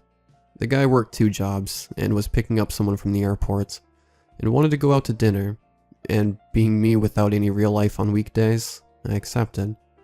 The shift went fine, and I got off at about 12:45 when he came in. After saying my goodbyes, I left. Nothing was waiting in the parking lot for me, and I wasn't overly concerned anything was. I turned on Bluetooth, began playing my music, and started to drive home. The street that leads to the office buildings is somewhat long, and dead ends at them. Streetlights sprout up along the 2-lane streets. Cars don't come down unless they are going to the offices, and only our office has employees at it at night. The street is a dark, lifeless thing once work lets out. Tonight, it wasn't so lifeless. As I turned on the street, I saw something next to a tree on an island at the corner. At first, I thought it was a bicycle. Thinking about it, a bicycle somewhat fits the strange shape of this gaunt figure. Obviously, it wasn't a bicycle. I knew this once I saw it move. Once I saw it had long hair and a face with a slack jaw, and then it began galloping. I passed it as the sprint began. To say I was freaking out would be an understatement at best. Watching in my side view mirror, I could see it was keeping pace, on the shoulder of the street, just behind me, disappearing in the darkness of the first few street lamps. I gunned it once my brain acknowledged I was in a car. Okay, Google. I kept screaming to tell my phone to call anyone at all, but my panicked voice was blending the words too much for it to recognize I was speaking to the damn thing. I made the mistake of taking my eye off the side mirror to grab my phone, and with phone in hand I looked back. The creature, head cocked like when I saw it in the window, was next to the back driver's side door. I swear I was doing about 60 miles per hour at that point, but I wasn't looking at my speed. It kept hopping and breaking pace to try to grab onto my car, only to miss, or on one occasion rapidly tap the dark outline of a hand on my fender, and would have to catch itself and gallop faster once more. The road was coming to the intersection, and I was more scared than I had ever been. The road dead ends at the intersection, and I would have to turn either right or left. Left to go home, or right to go towards the desolate industrial area farther outside. Either way I would have to slow down, but would have to slow much farther, and cross right in front of its path to turn left. So right towards absolutely no help it was. I ran the red light, and skidded around the corner. I only let off the gas long enough to make it, and immediately pushed all the way down once my car was facing the right way. Still I slowed and watched the top of its head bob up right next to my window, and it kept running straight without the time to correct its course. I watched it run out in the field across from the road, and disappear. Sure, it would return behind me on the road shortly. I didn't slow, but I did look down and dial my dad. He picked up after too many rings, and I frantically began telling him what was going on. He offered to stay on the phone with me, but told me what I already knew. I was heading towards absolutely nothing, and whatever this was would find me helpless out there. I had to turn around. Once I had enough distance, hoping that it either gave up or was finding a shortcut to cut me off well ahead, I turned around and started to drive back towards civilization. As I passed the intersection of my work, I began having a panic attack. My father told me to get a hold of myself and drive to his house instead. He had a gun, and I could sleep there for the night. An offer I eagerly accepted. So to his house I drove, and I realized very late in the drive something I feel no shame in admitting. At some point during the chase I had pissed myself. A grown man, a 6'1" man, that worked out and had fights he won in high school. A man that drank beer and talked shit with the best of them. A guy whose dad would take him hunting when he was a kid. That camped in dark forests with nothing but a knife and compass. I, a guy who always considered himself pretty tough like his old man, thoroughly pissed through his own clothes. Never will I find myself though. I have met my match 1,000 times over. My dad is tough as nails, and when my mom was killed by a drunk driver 10 years prior, he snapped into kick-ass mode and took care of everything without a tear. If he did cry for the woman that I knew he loved more than himself, it was never in front of me or my younger sister. He worked for 30 years doing manual labor, and preferred whichever way possible to strain the shit out of his body. His arms are the diameter of most men's heads. He is tough as nails. Hell, nails would bend just looking at him, even though he is pushing 60. But it was an hour-and-a-half drive to get to his safety. Once again, I thought I saw the creature a few times during my drive, but nothing gave chase, and after some silent, nervous driving, I found myself pulling up to his house. He was waiting outside in a t-shirt, Dickies, and boots, holding his shotgun. He waved for me to wait in my car and began searching my vehicle. He even had me pop the trunk. After determining it was safe, he had me come in and told me to go up to the second story where my childhood room was. He had extra pants waiting for me on the bed. I had told him of my accident while on the phone during the entire drive. And I changed. Then I passed out from emotional exhaustion. The next morning I woke up at 7 a.m. and went downstairs. My dad was awake sitting in his living room. He hadn't slept. He kept watch in a much calmer and organized way than I had. As soon as I walked over to him, he looked at me, tired but alert, and said something that put me right back into a state of fear. Your mom saw it too. He proceeded to tell me that my mother had mentioned seeing a woman crawling around one night when I was little, maybe 5. We were at a park and it was getting late, and I was being fussy while walking with her. Something like me being tired from running and wanting her to carry me. And when she picked me up, she saw what she thought was a naked woman crawling on the other side of the park. She quickly walked me back to the car and left. She has never mentioned seeing it again, but my dad remembered this conversation because she wanted him to call the police, and he had, in case some kid got hurt or abducted by a crazy person. So, my dad and I hung out and rechecked the car. We went back to my house and checked it. He bought a camera for my car and a camera for my house. He was concerned. My girlfriend was concerned as well. Both offered to stay at my house with me, and I picked her. And for over 2 weeks, nothing happened. Unlike last time, I didn't calm down. Every day I kept watch. Driving was terrifying, even during the day. Everything was a chore and a lesson in fear, and I started to believe that my girlfriend thought I was crazy. 2 days ago that changed, and she recommended that I do more research, which brought me here. 2 days ago, technically 2 nights ago, we had come back from Walmart and we forgot to lock the car. It is a new habit, and we slip occasionally. She had left a bag with her drink in it in the car, and we didn't notice until we sat down to watch Netflix. About halfway through an episode of that 70s show, she stood up and walked towards the door. Forgot my soda in the car, was all she said. She wasn't afraid of it because she hadn't seen it, and nonchalantly opened the front door and walked out. I heard the loudest scream I had ever heard, and jumped up and ran towards the door, meeting her as she ran hysterically. She pointed out the open door at my car, and I peered out. The back door of my car was wide open, and the interior light was on. The interior light that lit up the slack-jawed, gaunt face of the creature sitting in the back seat. Its neck and face were stretched forward between the front bucket seats like an eager passenger having a conversation with an absent driver. My heart sank to my groin, and I slammed the door shut and told my girlfriend to call 911. By the time the police arrived, she had told them too much, and I'm sure they thought we were crazy or playing a prank. The creature had left. The back door of my car sat wide open, and the police suggested that a friend or some teen was playing a prank on us. My girlfriend cried through the whole process. She believes me now, and after the police left, recommended that I put feelers out regarding this before asking me to drive her back to her place. My girlfriend made it clear that she will not be staying over with me anymore, and that while she loves me, she doesn't want me to stay with her during the night. I don't blame her. For now I am staying with my dad, but I still have to work and I am still very afraid of whatever this is. Surely I have not seen the last of it, and hopefully it goes away, or one of us kills the damn thing.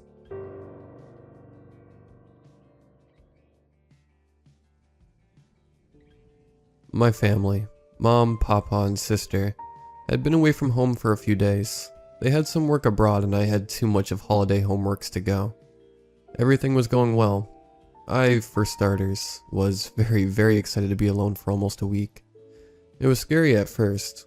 I had to eat alone, lock all the gates, and sleep alone. Out of all my fears, darkness is one of them, but I managed. This night, though, it wasn't darkness that was making me anxious.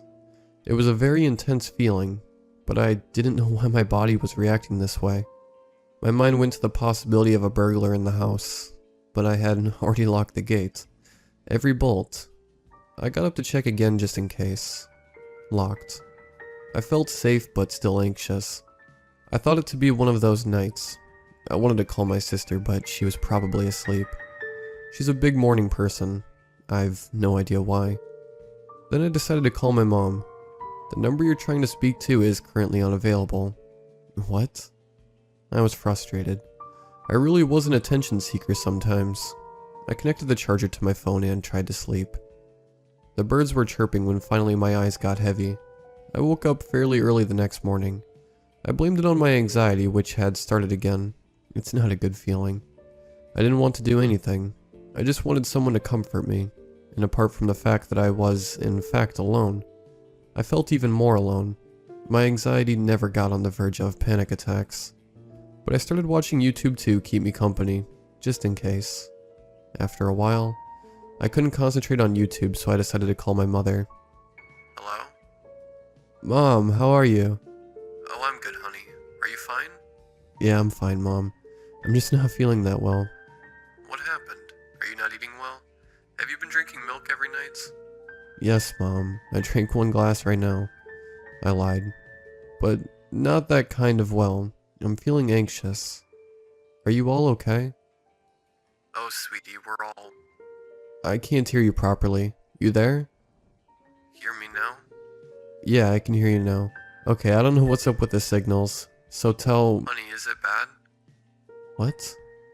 She said the next line in the most monotonous voice I've heard. Is it as bad as we had? I didn't know who was we because no one in my family except my mother had anxiety. Except she was talking about something else bad. Mom? Don't worry, honey. We're coming soon, okay? Yeah, okay. Take care. You too, sweetie. You too. Love you. Love you too. Our conversation ended, but I was repeating the conversation again and again in my mind. What did she mean by as bad as we had?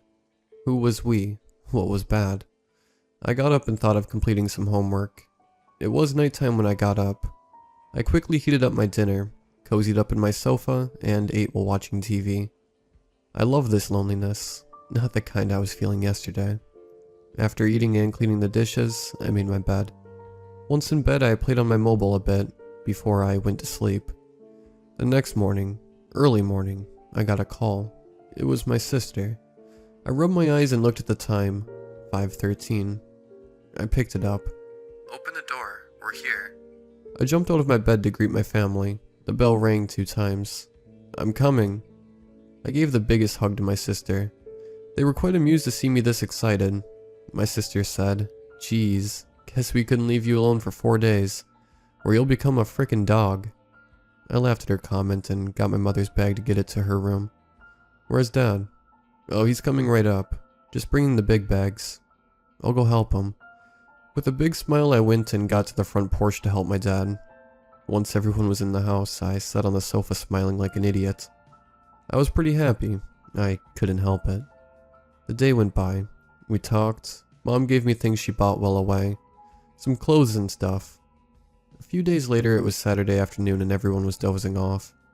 I remembered that they haven't shown me the pictures they took. I decided to take my sister's phone and look into the gallery. I opened it. The first one was a video.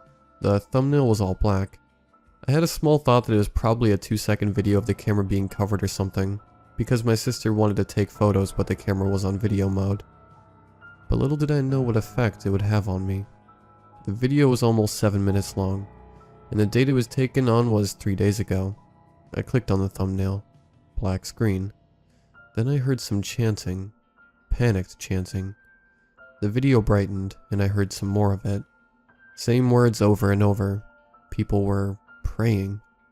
Over and over again to save their lives. My eyebrows furrowed and my stomach twisted.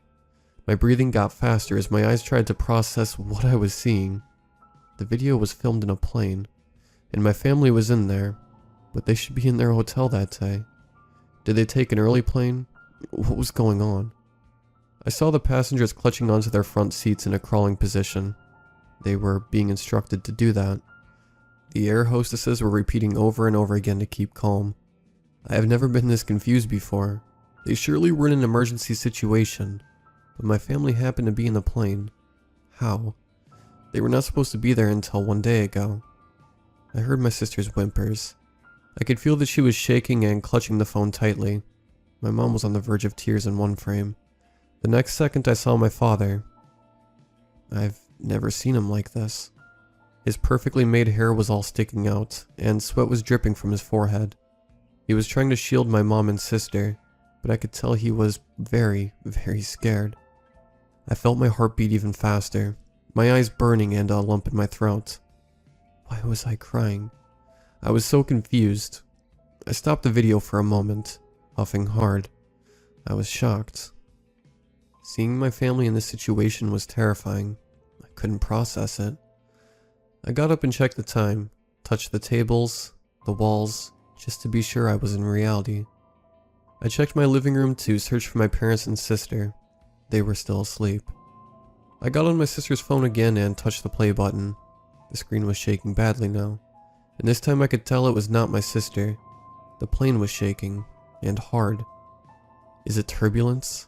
No, it can't be, I said as my mind tried to rationalize the situation. The next frame got me shaking. Smoke was coming out and was visible on the screen. I don't know whether I knew what was happening or not.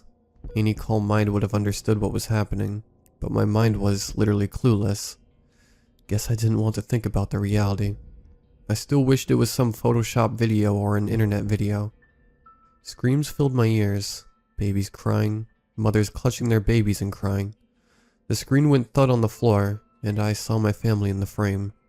My vulnerable family, clutching their hands together and crying. The smoke clouded the screen, and I saw my family fade away. I saw them, and felt as if it was my last time seeing them, although I had seen them not too long ago. Or have I? I ran to the living room again, my cheeks flushed, body shaking, and tears running down to drench my neck and t-shirts. I saw my mom waking up, and I ran into her arms. I touched her face like a newborn child, and kissed her cheeks over and over again. She was crying too. And as I lay in her lap, my dad and sister enclosed around me and hugged me, crying bitterly. We're sorry. We're so sorry. We didn't want to leave you. We came to look after you, sweetheart. You will never be alone. Dad said while crying, even if we die.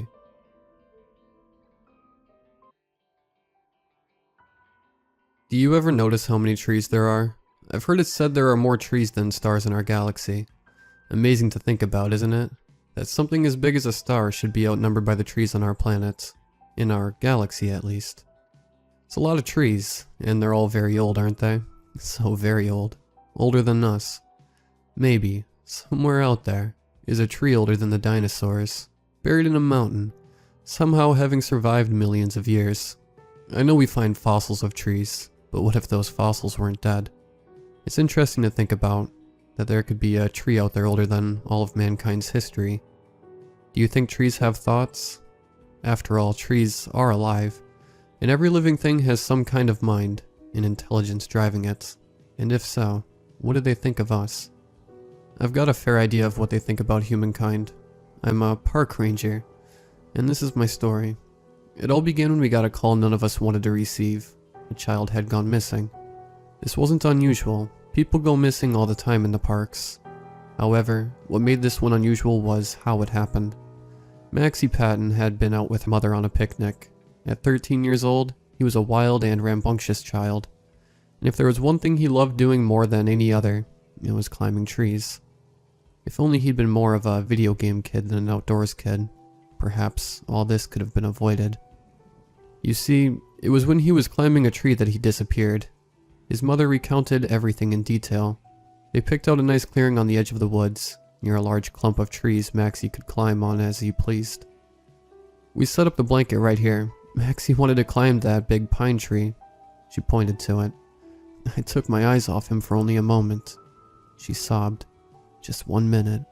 And when I looked back, he was... Then she utterly broke down. The first thing we did was check out the tree in question. It was a pine tree, one of the tallest I'd ever seen. Clearly it was very old. How high up was he when he vanished?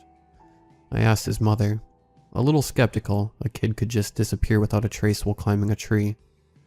He was halfway up. Then she continued sobbing. After that, it was obvious we weren't going to get anything else out of her. Still, I walked around that tree twice, and I could clearly see the snapped branches and twigs where Maxie had climbed up. They ended at about halfway up. It was like he'd just stopped climbing then disappeared completely. We did a thorough search of the area first and found nothing. Well, almost nothing. See, about 50 yards from the pine tree I found a shoe, covered in pine needles and tree sap. It was red and blue, a Nike brand symbol on the side. It seemed to have been there for a long while, but when I bent down and picked it up, what I found inside planted the first seed of doubt that this wasn't just a case of a woman losing track of her child. There, written in black permanent marker, was a name, Maxie Patton. So how did it get here? Maxie's mother was hysterical, and became even more so when I brought the shoe to her. That's it! That's my Maxie's shoe! She grabbed it, clutching it close to her chest as she wailed and wailed. We had to take her away. Taking the shoe from her was difficult, both physically and emotionally. That woman held the shoe to chest like it was a baby. I'll never forget how much that woman cried as she was taken away. Sad to say, but the shoe was the only evidence we had of Maxie and where he'd gone. She was escorted to the park center where she'd wait for the paramedics. We know that she wanted to help, but in her condition, she'd only be a hindrance.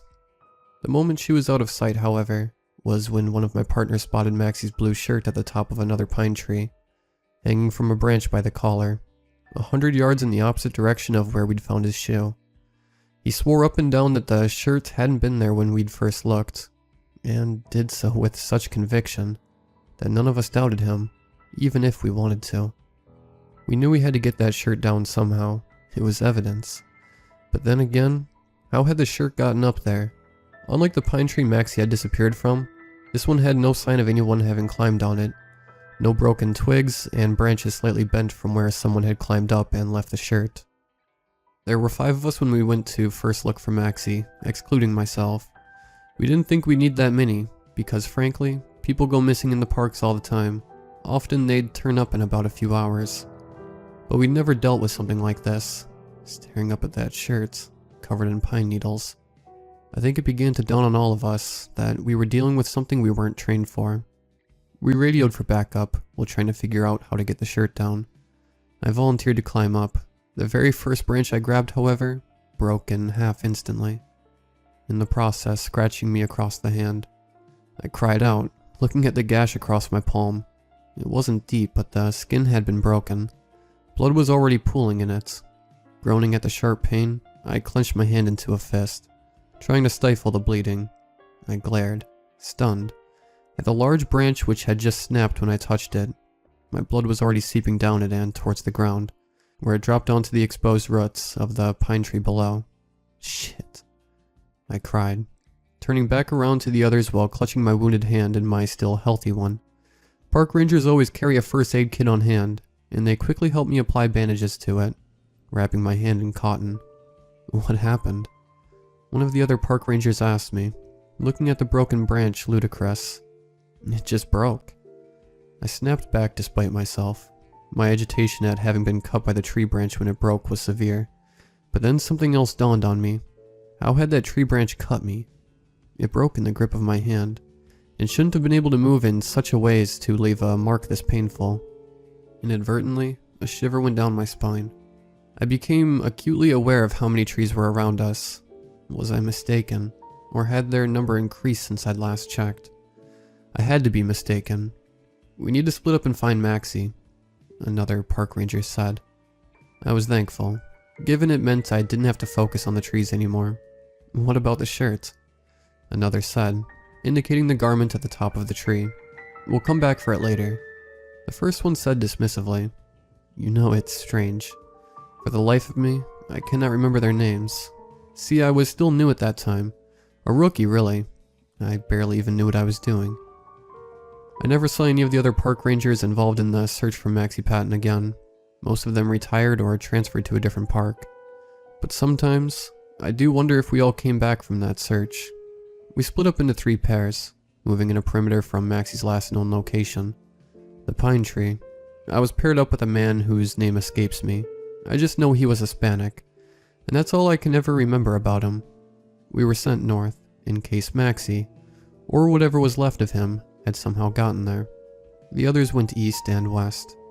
If we found anything, we had to radio it in and then come back. If we found a body, we had to leave it undisturbed. That was obvious, of course, but I really hoped we wouldn't find anything, because what we'd found so far just didn't sit right with me. How did his shoe get 50 yards from his last known location? As I thought back to the moments when I had found that shoe, I began playing it over and over in my head. Something was nagging me about it. "Hey pal," said my partner. "What?" I replied. "You ever climbed trees as a kid?" I nodded. My face was beaming as I thought back to those happy days. When my partner grimaced, however, I blinked confused. "What's wrong?" Shaking his head, my partner muttered something in Spanish under his breath before he answered. I did too, a few times, but he stopped walking and turned to face me. "One time when I was climbing a tree, something happened." "What?" I asked, curious if this had anything to do with our current search. "It was back in Mexico, before my family immigrated to the States. There was a tree in my abuelo's backyard. I climbed it every time I went over. One day, when I climbed to the very top, I was looking out over the entire land around my abuelo's house. Felt like I was king of the world. Then I saw it." "Saw what?" My partner didn't answer. He opened his mouth, paused, then slowly closed it, shaking his head. He wouldn't believe me. He sighed then, opened his mouth to say something, when his eyes widened so large he looked like a fish. He was looking at something behind me. Furrowing my brow, I began to turn around when he grabbed my arm in a vice-like grip. "Don't." He hissed through clenched teeth. "Don't look." I couldn't help myself. I wished I had taken his advice, when my eyes found the blue shirt of a young boy hanging from the bottom branches of a tree with a broken branch. Probably about 100 meters away, blood was dripping from it onto the roots below. My heart began beating in my chest so fast I thought it would burst. "That's impossible," I muttered, then blinked. What I saw the moment my eyes opened will forever haunt me. The tree had come closer. My partner began cursing, letting go of my arm and stumbling back. He crossed himself, saying silent prayers. "We have to go," he said with a shaking breath. "Now." I didn't argue. Instead, I began running, my partner right next to me the whole time. I didn't dare look back once, and neither did he. All thought of finding Maxie was gone. For all intents and purposes, he might as well not exist. At that moment, all that mattered was getting away from that tree. Exhaustion caught up with us eventually, though, and we stopped, panting as we tried to catch our breath. "Did that just happen?" I said through my painful gasps of air. "Did that actually just happen?" "I don't know, amigo," said my partner. "Did you see it move?" I asked him. "No," he answered, "but I saw the others moving." "What?" "Their branches and leaves were moving," he answered. "You heard that, right?" I nodded. By this point, I was thoroughly done with everything.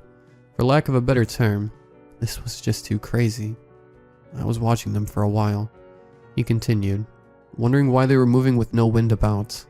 Then, what? I asked him. He looked me grimly in the eyes. "I saw a boy," he said. The branches moved aside, only briefly, but I saw the body of a little boy.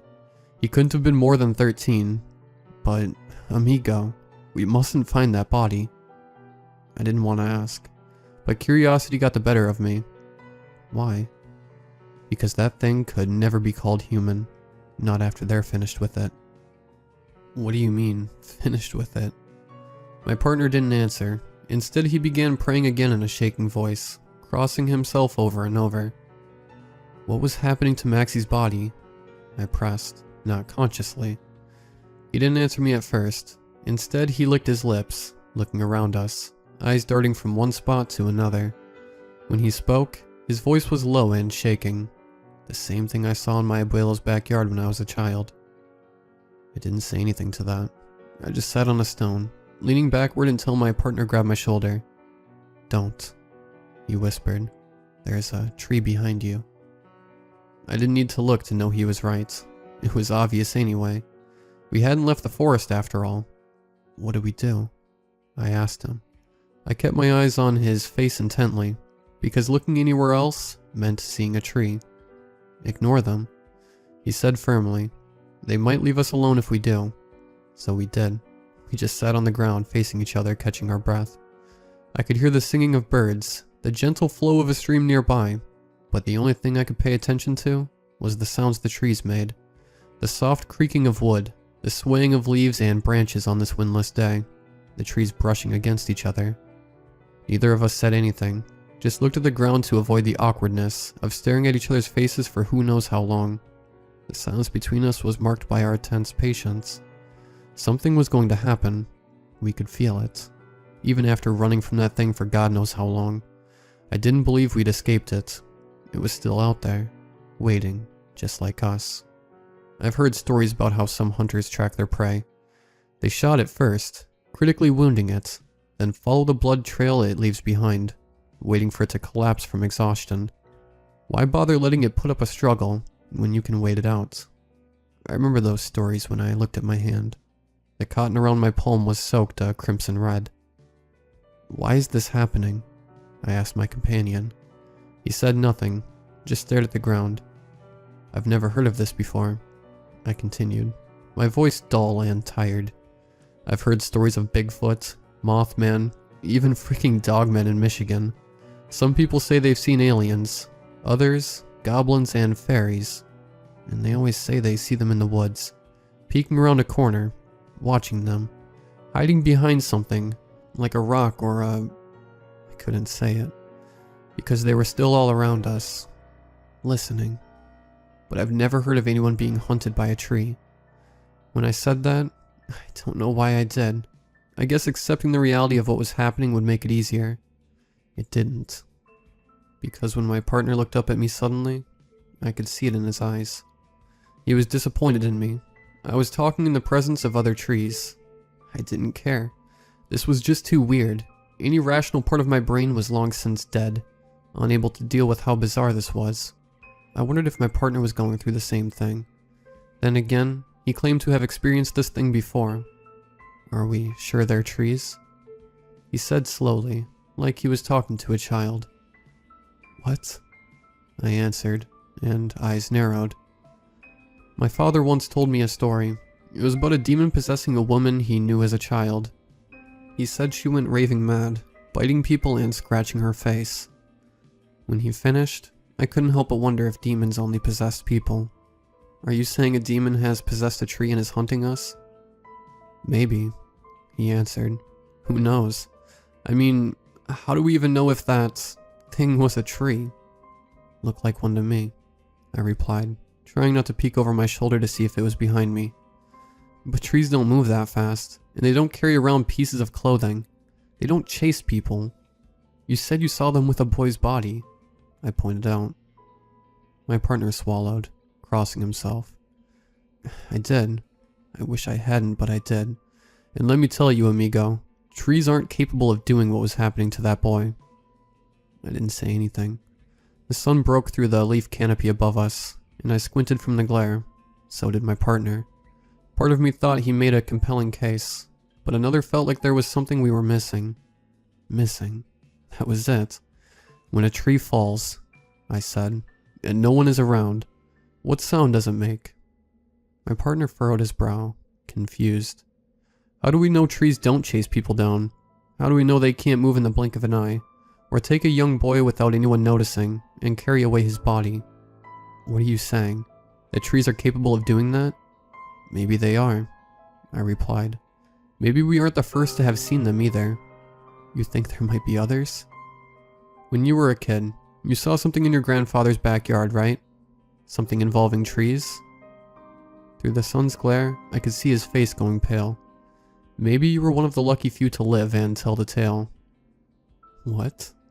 He said, mouth hanging open.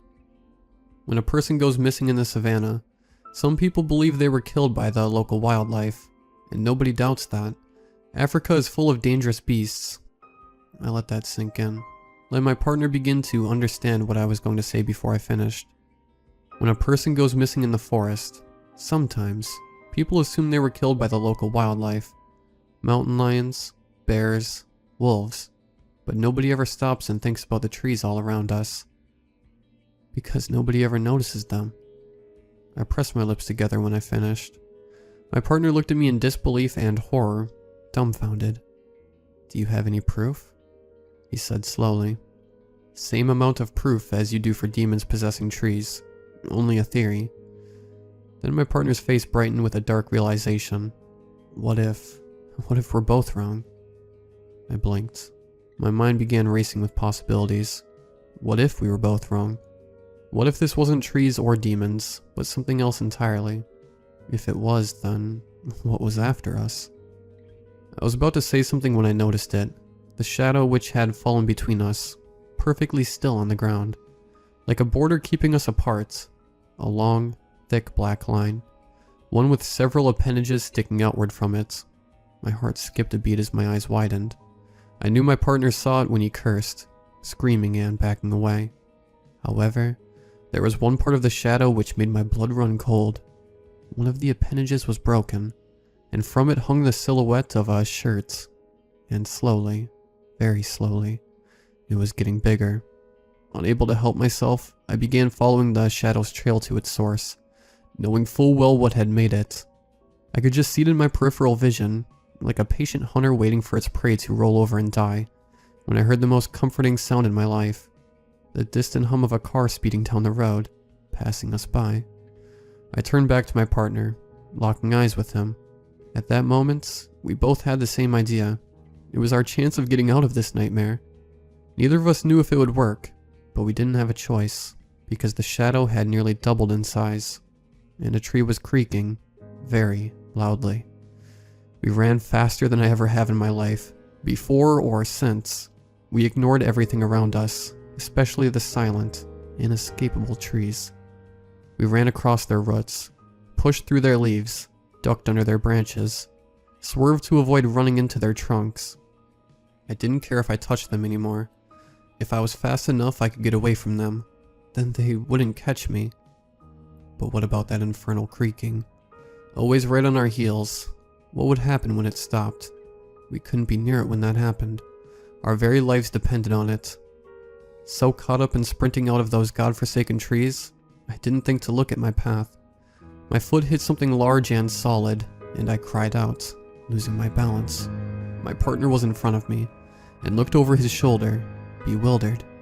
He stopped and reached out his arms. I grabbed onto them and planted my foot back on the ground, pushing myself forward. Both of us kept running. We didn't need to check what I had tripped on. It was bound to happen at some point. We'd been running over them for ages. When we saw the gray asphalt of the road, my heart leaped for joy. The creaking behind us had become distant, growing fainter and fainter. I knew damn well we were safe the moment we reached that road. And then I felt something brush against my back. Something I knew all too well. The hard, rigid texture of tree bark. The next thing I knew, I was laying on my back against the burning asphalt, panting as I caught my breath. My partner was bent over me, his face obscuring the sun. There were tears running down his face. "I saw it touch you," he said to me, weeping. "It was close, amigo, so close. I've never seen anyone run as fast as you did. We're safe now." He began murmuring, "We're safe. Praise the Lord, we're safe." I didn't say anything, just grunted as I pushed myself off the asphalt. I didn't remember even setting foot on it. My body ached and my lungs demanded oxygen, which I was only too eager to provide. I looked back at the woods we'd come out of. Marked by broken twigs and foliage, pressed into the ground, was the spot we'd both burst from onto the asphalt. Beyond it, I saw only trees, and not a single blue speck anywhere. I smiled, relieved, and stood up, glancing to the other side of the road, and my smile vanished when I saw the blue shirt laying on the edge of it. The inside of the collar was facing me, and on the white tag was a name written in black marker, Maxie Patton. I blinked, and it was gone. I didn't tell my partner. He thought we were safe. Why should I take that away from him? Instead, both of us went back to the ranger station, tired, thirsty, and starving. The other pairs had already beaten us to the station. When we arrived, they'd been trying to work the radio, but stopped when they saw us come in. Nothing happened to them. They didn't find anything either. They didn't ask where we had been for the last 3 hours. They knew better than to do that. Nobody ever tried in the days that followed either. We didn't tell anyone about what happened. Some things are better left forgotten. A couple of weeks later, my partner resigned. Intense emotional trauma as his reason. I did the same thing 3 months later. I didn't keep in contact with him. He didn't try to. Instead, I moved to the city, surrounded by buildings and cars in the modern world. I avoid the parks, gardens, anywhere a single tree is. I stay away from it. I've always believed it was the only way to keep myself safe. I do enjoy going to a park my apartment overlooks. There are no trees there, only grass and bushes. That is, until I'm not sure what to do anymore. Because I had a dream last night. There was a pine tree in my apartment, and one of the lower branches is broken. I thought it was just a symptom of my trauma. Then I saw that tree in the park, and it's getting closer.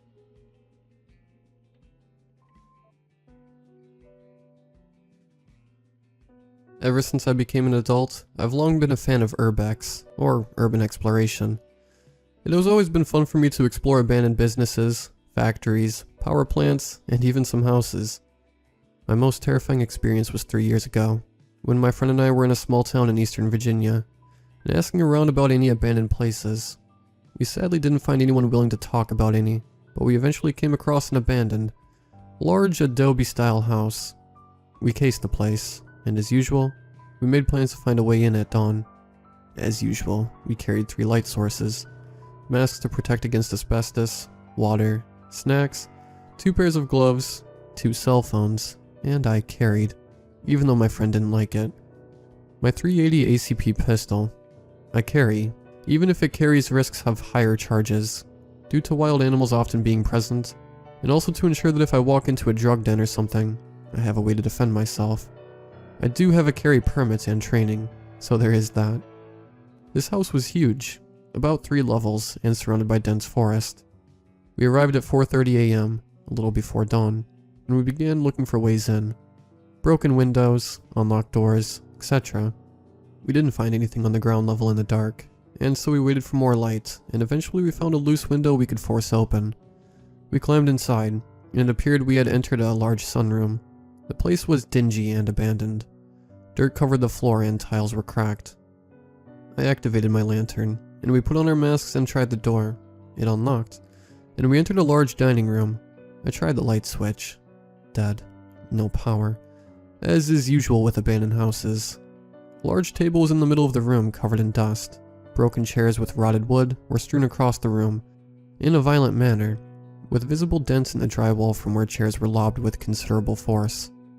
My friend motioned with his lamp, and we entered the kitchen. It was small, but there was still very old canned food, and bags of chips in the cupboards. Roaches infested the place. We moved quickly through, and eventually found the hallway to the first floor bedrooms. I tried the first door. Locked. I pulled out my toolkit and used a screwdriver. It's that pop-open design if you stick a pointy object into it. Enter a teen's room out of the late 1980s. A very high-end tape deck was on top of a dresser along with 2 speakers, Metallica and Megadeth posters, and a lot of other stuff. Seemed pretty well intact, as if the family abruptly left or disappeared. Strange, I thought at the time. Next room, much of the same, except a much younger girl's room. Bathrooms were located, and predictably, gross and filthy. We ignored them. At the end of the hall was a T-intersection, one stairway going up and the other going down. I turned to my friend, and he motioned we should go up first.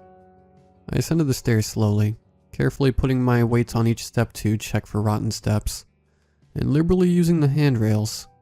Ascending to the next floor, we were confronted with a wide corridor, with a bedroom door open at the end of it. I motioned to my friend and whispered, "I'll check it out at the end of the hall. You check the other rooms." Carefully, as I felt uneasy, I brushed the gun in my torso holster. To ensure it was still there, I carefully glanced inside, checking the closets first.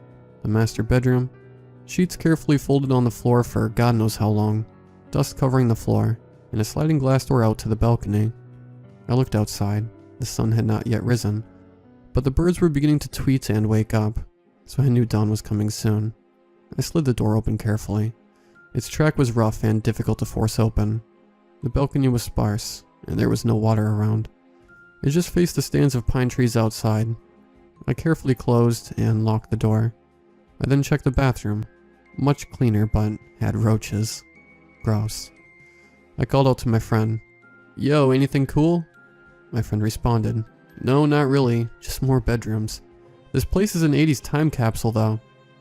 "Okay, man. Come in here and let's regroup." I stood waiting for him to finish snapping the photos he wanted. As he came in, I continued. "You want to explore the basement?" "Why not? This place is deserted," he said enthusiastically. I felt uneasy for some reason. I breathed deeply. I don't know. I don't have a good feeling. Something isn't right. Don't be such a baby. Come on, let's go. Breakfast will be on me," my friend said, barreling down the stairs. I followed him, more carefully and slowly. The basement was finished and much larger in size. We looked around and counted 3 doors and 1 closet. I tried the first door. It was locked. I tried the second. It opened into a storage room. Nothing special. I tried the third. Locked. The closet door was also locked. I turned to my friend. "I think we should call it a day. I'm not getting busted for opening locks." "Come on. Get out your tools and try the door locks." Reluctantly, I caved to peer pressure and opened my kit. At the third door, I poked my screwdriver in. It didn't pop open. I felt around to see if it was a skeleton key door. It wasn't. Shrugging, I put it away. I tried the closet. It was a push-button-like lock on the ground floor bedroom. I swung the door open slowly. A shrine to something came into view. A large, octagonal metal table inscribed with writing with what looked like Hebrew was there. Burned out candles, and what looked like a bloody handprint. My friend was always a weirdo, and he was like, "Cool," and proceeded to take photos. As he did so, I felt that feeling that we were being watched stronger. "Dude, I'm getting out of here," I said while literally shaking. "Oh, come on, it's just some toy or something. Let's do the first floor," I protested. "No, man, I'm leaving." I ran up the stairs as fast as I could manage, looking out towards the end of the hallway. I thought I could see a child standing there, but I didn't. I got feelings like we let something out that we shouldn't have. I drew my pistol, feeling extremely unnerved, and made a run for the sunroom. I started opening the windows, the crank on the window moving as fast as I could, and I had slipped my way out halfway when my friend grabbed my arm. "Where are you going?" he exclaimed, visibly angry. "Getting out of here now. I don't care, dude. This place is evil. Let's go." He pulled on me harder, trying to yank me back in. Still holding my pistol with my other hand, I said, "Dude, if you don't let me go right now, I swear I will shoot you." He let go in surprise, and I fell to the ground. I put my gun away and turned to him, climbing out. "What's your problem? I've never seen you like this," he insisted as he forced the window shut. "I don't care. Let's get out of here now. I'm hungry." As I drove back into town, and we ate at a nearby Denny's, we barely said a word to each other. The fear had barely left me. As the waitress came to check on us, she remarked to me, "What's wrong? You look as white as a ghost." Near about to cry, I turned to her and said calmly, "We had a shocking experience in an abandoned house, so we're both a bit unnerved." The waitress's expression changed. "Oh no. You didn't go into that abandoned house on that side of town? The one that's been abandoned since the 80s? I didn't answer and looked at my plate. "Mind getting me some more bacon and a refill?" I held up my cup. "Sure thing. Feel better," she said. Sometime later we finished up our things and I drove my friend home. As he got out, a slow smile crossed his face, and he turned to me. "See you next time." I forced a smile and said, "Take care, man. Peace," as I drove off. Many weeks later, I'm back to work and trying to forget the creepiness of that place, when my friend calls me in a panic. "Dude, you gotta come over here. Please." I was taken aback, but drove the 35 minutes to his place immediately. He was sitting on his porch, Urbex's gear packed. He looked ragged, like he hadn't slept in weeks. As I approach and ask him what's up, he doesn't answer. Just stands up and puts the bag in my car and then says, "Take me back." "What the hell are you on? Take you where?" I exclaimed in his face. The house. He trails off as he says this. My heart sank.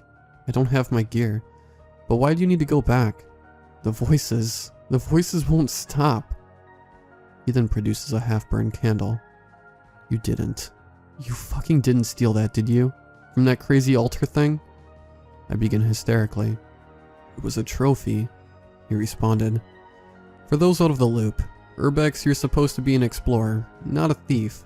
Some Urbexer people sometimes take trophies, but this is frowned upon, and heavily, as it turns trespassing into theft, breaking and entering, burglary, etc. You fucking idiot. You're lucky I don't throttle you. I began shaking him. Don't let me ever catch you stealing again. I shoved him into my car, ran back to my house and grabbed my gear, and then wordlessly I drove us back to the house. You're gonna go in and return it, and take nothing else, I said angrily. I still brought my gun, and was already afraid. It was already midday when we arrived, but eager to get it over with, we go to the sunroom. I try the windows, but stop. The one we had used is now smashed with spider webs of cracks. I try another, and it opens fine. I boost my friend into it, and then cat climb the wall inside. Before going farther, I hesitate and look at the glass. It was not hit from the outside. It's bowed outward slightly. I'm visibly unsettled. I lead the way into the hallway, but as I enter it, I almost hear evil laughter, like a malicious child. My blood could have chilled just then. I turn back and see my friend is also unsettled, and panicking. Dude, you take it. Did you hear that laughter? I don't want to go down there. He begins pleading with me. No, you stole it. You return it right back where you found it, regardless of how evil this house seems. I responded angrily. We descended the stairs, but as I do, my lantern sparks and goes out. I curse under my breath and retrieve my shaker light. I shake it for 40 seconds, and it illuminates the room okay. I also check my other flashlight. It's fine. I beckon my friend, who is still at the foot of the stairs. He comes, shaking visibly. As I approach the closet, I swing it open and gesture for him to put it back. He approaches, almost slowly, and produces the candle. He puts it down where it was in the candle holder. I feel my palms sweat, and suddenly I hear a crying child, whimpering behind the third door. My instincts take over, and I back away from the door slowly and begin trembling. I draw my 380 and turn to him. You done? Let's go. He turns and says, Yeah, but that sounds like it's coming from behind that door. It sounds like a kid. We should help. He proceeds to try to wrench the door open but fails. Stupidly, I pull out my set of tools and I try again. There's no pop button, no skeleton key notch. I grab my crowbar and I jam it into the door while my friend holds his lantern. I start wrenching hard and the door begins to crack, but the crying is replaced with deep, evil laughter, and the entire house seemed to shake. I drop my crowbar to the floor, terrified.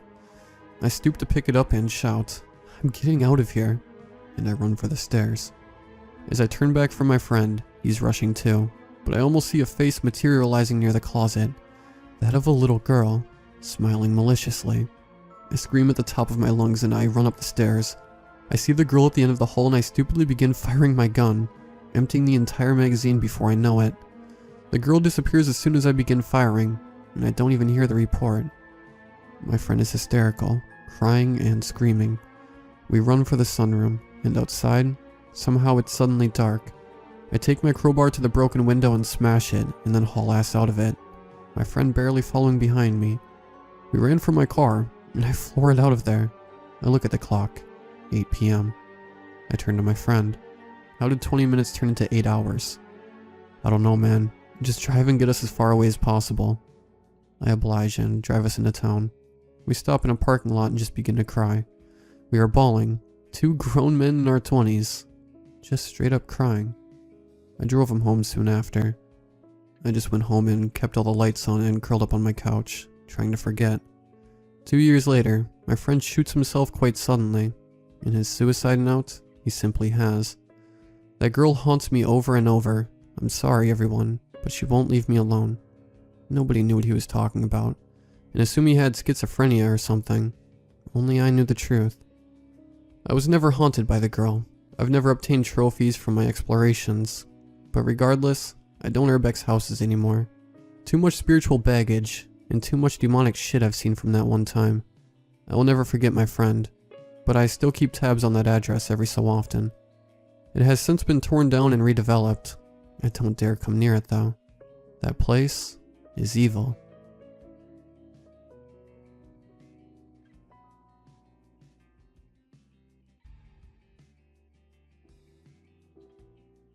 The trees rustled as the wind blew through the thick canopy above me. I could feel a cool breeze coming in through the vent holes of my helmet. I was out of breath, but I wasn't done yet. I shifted into a higher gear and pushed down on the right pedal hard, then the left, over and over again, until I was moving so quickly through the narrow wooded trail that I couldn't focus my eyes. I moved my fingers up to the brake lever and pulled back, coming to a screeching halt. I paused to catch my breath when I heard something coming from behind me, closing in quick. Turning my head and I noticed a small man barreling through the trail at about twice the speed I was going. I tried to move out of his way, but he was coming in too fast. Suddenly, my bike shot out from under me, and we both tumbled to the ground. I looked over, somewhat dazed, and noticed a tall, muscular man on the ground next to me. He jumped back to his feet quickly and pulled his bike up off the ground. "Geez, man," he started with a chuckle. "You gotta warn a brother if you're just gonna stop short in the middle of the trail." He helped me up off the ground before dusting the leaves and dirt from his shirt. "I'm sorry, man," I said apologetically. "I didn't realize you were so close behind me." I reached down and began lifting my bright yellow mountain bike out of the dirt. After a thorough examination, I came to the conclusion that the damage was superficial, nothing major. "You didn't get hurt, did ya?" he asked, looking me up and down. I quickly examined my body and, aside from a small scrape on my elbow, everything seemed fine. "Nah, I'm alright," I replied as I mounted the bike to begin riding again. "Good. I'd hate myself if you got hurt. I'm Thomas, but people usually just call me T." He extended his gloved hand out for a handshake. "I'm Jake," I said, returning the gesture and gripping his hand. He gave a firm, steady shake. It was no surprise considering he was built like a brick house. I noticed a small tattoo on his forearm. It looked to be a triangle, and inside was a cannon, bisected by a lightning bolt. Atop of that was a number 1, and below were the words, "Old Ironsides." "First armored?" I asked. He looked surprised. I suppose I didn't quite fit the typical former military stereotype, but lo and behold, here I was. "Yeah," I could hear the pride in his response. "Did you serve?" "Sure did. 2nd Infantry," I replied, matching his proud tone. It wasn't every day you meet a fellow veteran in the middle of a secluded, wooded trail. We decided to stick together and ride it out for the remainder of the day. I let him lead the ride, which, in hindsight, was probably a mistake considering he was so much faster than me. As I pedaled, I struggled to keep up. He continued, seemingly going faster and faster as he rode. He made it look effortless. After about 3 miles, I tried to call up to him that I needed to stop. I needed to take a break to catch my breath. "Hey, I struggled to get the words out as I gasped for air. Before I knew it, he was gone. I sat and caught my breath for a few seconds before continuing up the trail, following in his path. As I continued moving forward, I noticed the trail fork. To the right was a black trail, and to the left was a blue. Similar to ski slopes, mountain bike trails use colors to guide the difficulty of the trail that lie ahead. I knew my skill set, and I knew that black was out of the question. I moved through the trail to the left, continuing past thickets of pine and oak trees. I followed the trail for miles, but never seemed to catch up to T. I rounded a corner, moving past the final trailhead marker and into the parking lot. There was no sign of T here either. I rode up next to a picnic table, hopped off my bike and sat. I figured he must have went through the black trail, which may have been longer than the blue one that I was on. I thought if I waited a few minutes he'd come blowing out of the trail and start giving me crap for not keeping up. To my disappointment, he did not. I waited for 5 minutes, 10 minutes, 20, 45, and I couldn't wait any longer. Did he ditch me? I thought. I jumped on my bike and pedaled through the parking lot. As I pulled up to my pickup truck, I noticed a few spaces away there was a small SUV with an Old Ironside sticker on it. I reached into my glove compartment and pulled out a small business card. I turned it over and wrote up a quick note. "Hey T, sorry I couldn't keep up. I need to get home. Hit me up next time if you go out. Jake." And then I left my phone number. I placed it under the windshield wiper on the driver's side. I figured this would be an obvious spot and he'd see it before he pulled out of the parking lot. 4 days went by and there was no word from T. Maybe he didn't actually want a riding buddy. Or maybe he saw the note and laughed at the thought of going back out with me, since I couldn't keep up the first time. A couple days after that, I got a call. "Hello?" I said as I picked up the phone. I expected it to be T saying he was going out riding the next day and wanted to meet up. Hell, I even expected it to be a scammer or a robocall. I expected anything before I expected what came next. Hello, this is Officer Powell with the police department. The man said on the other line. We found a note on an abandoned vehicle here at the Santos trailhead with your phone number on it. We were wondering if you know the whereabouts of, He paused for a moment. Thomas Redfield? I sat in shock. T never made it back to his car. No, I stuttered into the phone. I had just met Thomas. Out there on Sunday while I was riding. Did something happen to him? Scenarios started running through my mind. I began thinking of all the possible reasons T never made it back to his car. Did he fall and break something? Did he get mauled by a bear? Kidnapped? We're not sure. His car has been here in the parking lot for at least 5 days. We've had officers searching the woods nearby, but they haven't found anything. My heart stopped for a second. Can you come down to the station so we can ask you some questions? Yeah, I'm on my way now, I said as I made my way out the door. After a few hours of the standard questions, I was let go. The police told me they had no leads, and there was no one that the family could think of who might have a motive against T. He simply vanished without a trace. Another 2 weeks went by before I decided to break the bike out again. That whole situation left me feeling uneasy out there in the woods. But I had an itch I needed to scratch. Mountain biking was an addiction of mine, after all. I made my way to the trailhead and unloaded my bike from the bed of my truck. I took a couple practice rounds on the pump track, a small circuit of rollers and berms near the entrance, before making my way onto the main trail. As I passed by the information board, I noticed a piece of laminated paper with a familiar face on it. Someone, likely the police, had taped up a missing persons poster. T could be seen in the black and white photo wearing his dress blue uniform, smiling brightly. As I examined the photo, I felt a strong sense of dread creep over my whole body. Goosebumps rose on my arms, and the nape of my neck, and I shuddered. I quickly shrugged it off and began my ride. I couldn't shake the uneasy feeling, though. Knowing someone had gone missing in these woods not 3 weeks before really gave me the creeps. On top of that, I had literally just met him. He was a nice guy. I continued through the trail, pedaling harder and harder, moving faster and faster. When I came upon a familiar area, I pulled my brakes and skidded to a halt. This was a familiar fork where the trail split 2 ways. I decided to try my luck with the black trail this time. I figured if it got too sketchy, I'd just hop off and walk my bike through to the other side. It started off pretty standard. There was a steep drop right at the beginning, which looked more intimidating than it actually was. Then it continued steadily uphill. As I gained elevation, I began to feel like I was being watched. I darted my eyes back and forth across the trail, but didn't see anything out of the ordinary. Once I reached the top of the climb, I decided to stop and take a drink of water. I heard leaves crackle around me, and for a second at least, I thought I saw something move out of the corner of my eye. I averted my eyes left, but there was nothing. An eerie silence fell over the woods. After a minute or so, I caught my breath and began moving farther down the trail. The dreadful feeling of being watched persisted, causing me to increase my speed. I was on a downhill slope, pedaling as hard as I could. I was trying to scan the trail in front of me to avoid any roots or loose rocks that lay in the way when, suddenly, I found myself flying over the front end of my bike. I hit the hard-packed dirt with a tremendous force, knocking the wind from my lungs. I struggled to catch my breath for a second when I noticed it. The thing that had been watching me, it crawled off the trunk of an old oak tree that had to be 4 feet in diameter. It was about 10 feet off the trail. It moved with sharp, jagged motions using only its front 2 arms. The back legs appeared smaller and remained limp. The front half of its body was huge with broad shoulders and a hairless, eyeless head that contained only a mouth and 2 slits for nostrils. It moved unnaturally, first swinging its massive arms back, then rotating them up over its shoulders and bringing them back down in front, to the ground.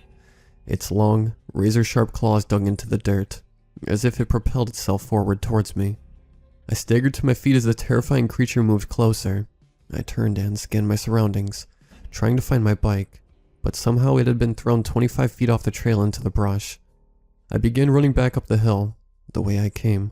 Each step I took, the creature continued closing the distance. It was fast and moved through the trees and shrubs with ease. As I attempted to make the climb up the steep hill I had just came down, I felt my foot slip out from underneath me. Loose dirt and pebbles shifted, and I fell face first into the ground. I caught myself with my arms and attempted to pick myself up to no avail. I continued sliding down the hill, straight towards the monster. It continued moving closer and closer to me. I could hear it making some sort of noise, something like a cross between a toad croaking and a dog growling. I screamed, louder than I've ever screamed in my life. The monster continued, not even flinching at the audible screech escaping my throat. I rolled onto my back, trying to push my way back up the hill with my feet, but it was no use. It was too close for me to escape now. The monster had closed the distance, and was now right on top of me. It snarled, exposing jagged, wood-like teeth, and I could smell a distinct smell of rotting, dead flesh on its breath. Its skin was deep and rigid. Appearing like tree bark, it screeched in my face, and I heard something whip around to the side. Then, everything went black. I woke to an intense pain in my abdomen and my lower thigh. I was being carried through the woods, far from any sign of the trail. The creature had me in its mouth. Teeth penetrated my skin and my stomach and legs. I knew this was the end, and I would soon be ripped from limb to limb. I lost consciousness once again. When I awoke this time, I was on the ground. The seething pain in my stomach and leg continued, but the creature was nowhere to be seen. I pulled myself up to a sitting position and looked around. This appeared to be some sort of nest. Upon farther examination, I noticed what looked like bone fragments scattered throughout the area where I laid.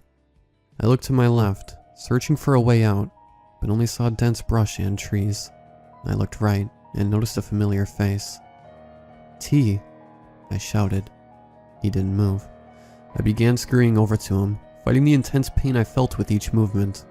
As I got closer, I saw something that sent chills down my spine. T had been torn, clean in half. His upper body remained untouched, but the entirety of his lower body was no longer present. I expected to see blood pouring from the wound, but there was nothing. "Oh my God," I said, choking back vomit and tears. T must have been that way since the day he went missing. The blood around his waist had coagulated and turned a dark brown. Entrails spilled out onto the ground with flies swarming around. I heard a familiar croak and oriented my gaze towards the noise. Suddenly, out of the tree came three creatures, similar to the one I'd encountered before. They moved jaggedly, reaching their arms behind their back and swinging them up, over their heads before bringing them down and digging sharp claws into the ground. They were much smaller than the first beast, but moved just as fast, if not quicker. I jumped to my feet and began limping away, as quickly as possible. They continued after me. I searched the ground for anything I could use as a weapon, and came across a large tree limb. I reached down and picked it up, continuing to move with the three babies hot on my trail. They were closing the gap. I brought the stick to the ready, holding it like a baseball bat, and turned around as the creatures approached. They were getting closer, moving faster and snarling, exposing blood-soaked fangs in their mouths.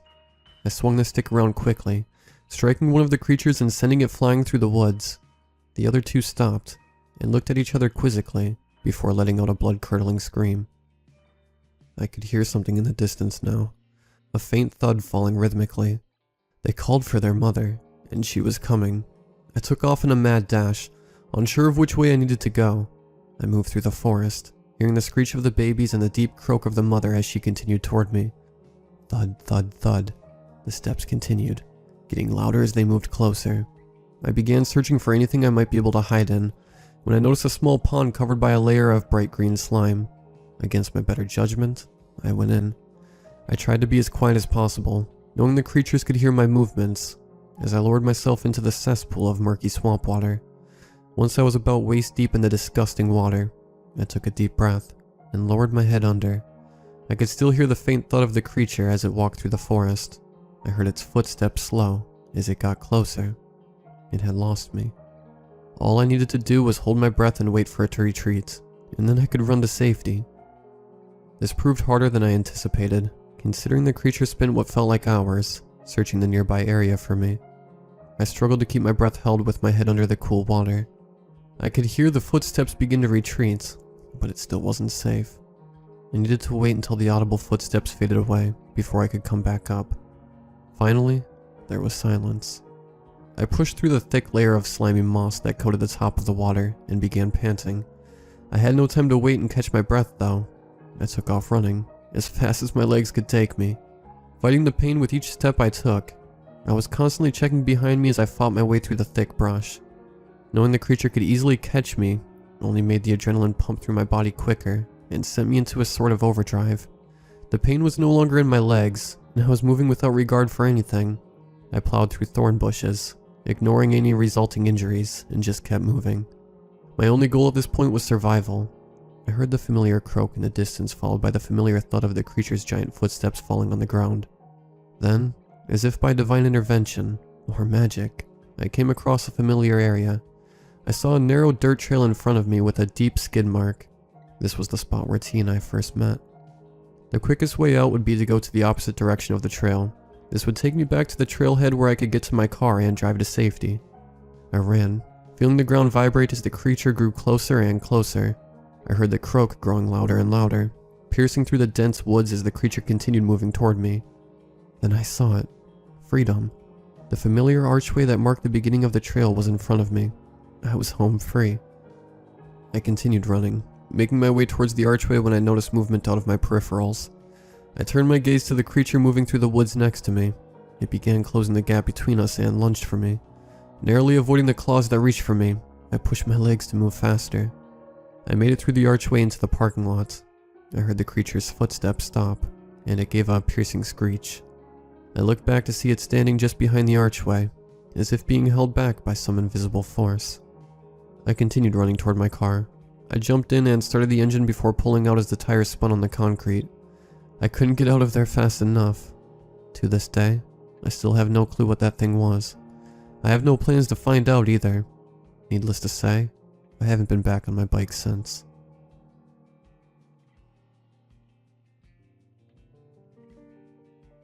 We were always told not to venture on Werewolf Road late at night when we were children. But one night we were just too damn determined to know why the teenagers from our small town were so frightened by the unnerving place, that we had to see for ourselves.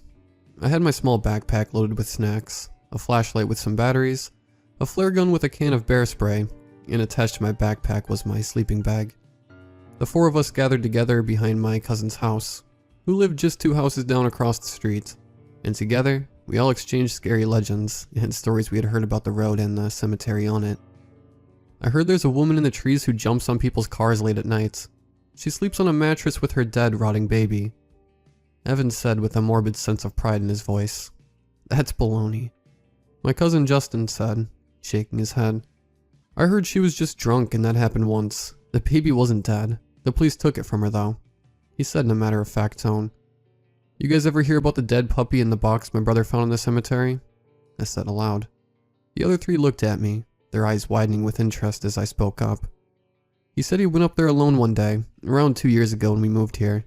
He said he was walking through the graveyard and near one of the tombstones, there was a purple box. He saw blood on the outside of the box, and grabbed a stick to open it, and there was a dead puppy that someone sacrificed.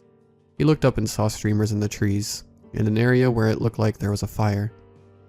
For 4 adolescent boys with active imaginations, you can only picture how terrified we were.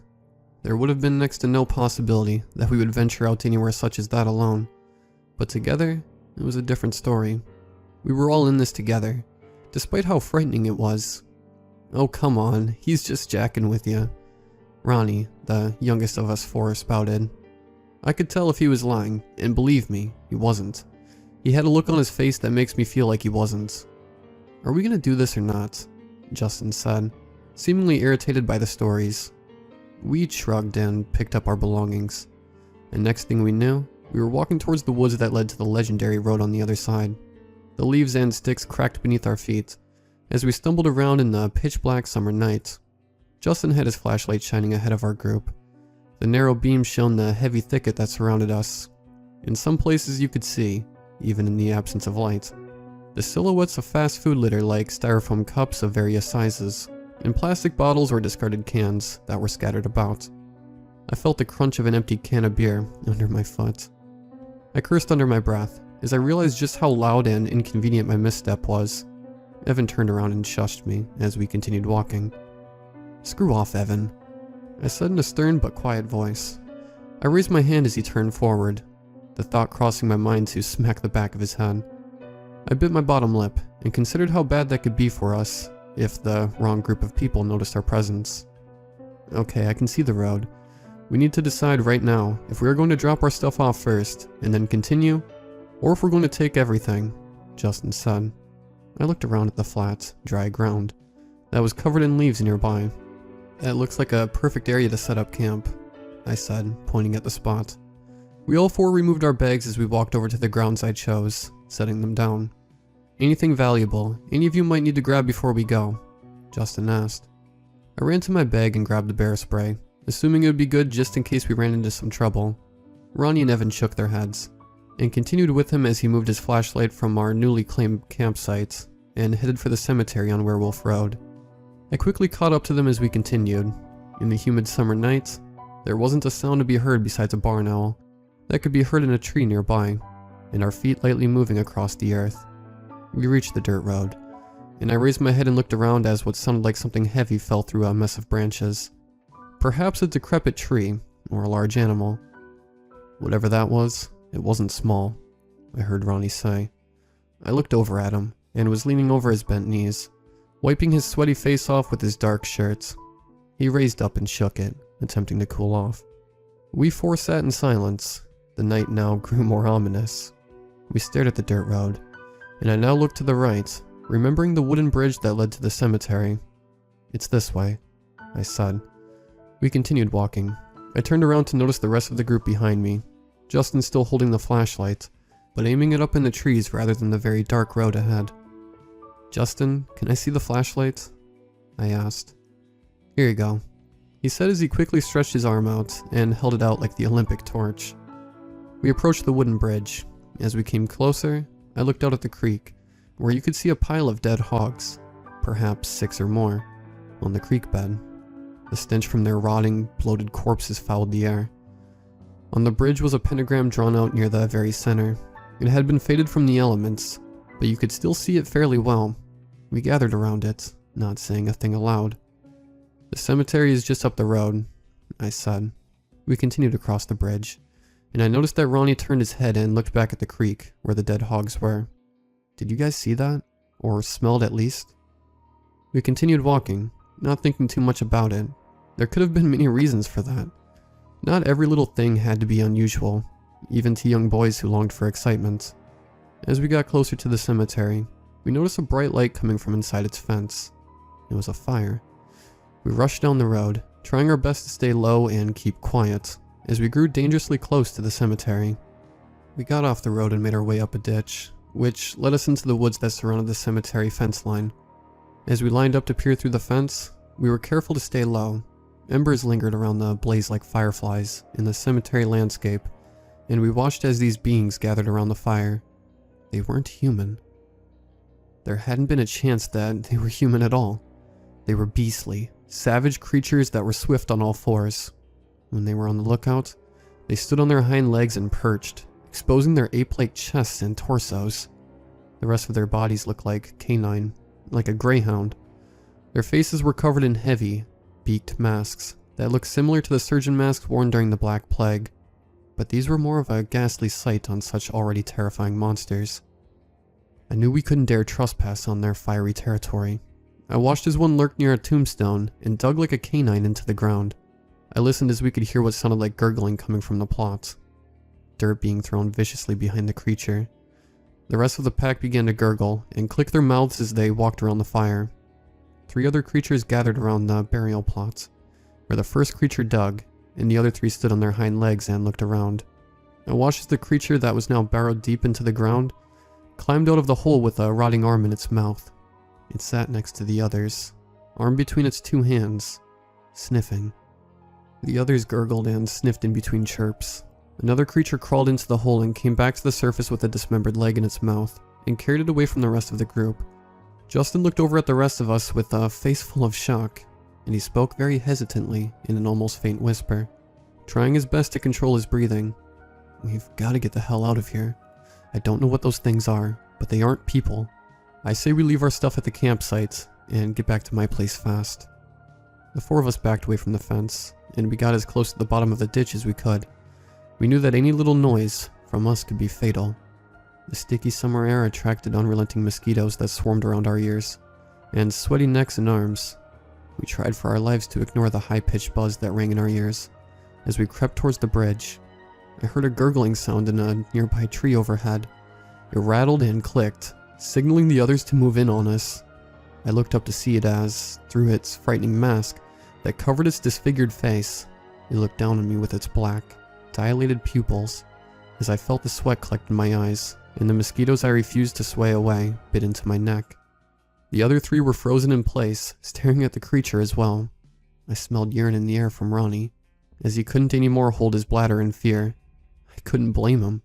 There wasn't a moment for ridicule or disparagement. The creature stared into our eyes, and I heard the fence line viciously rattle as the other creatures climbed and jumped it, closing in on our misfortunate, desperate souls.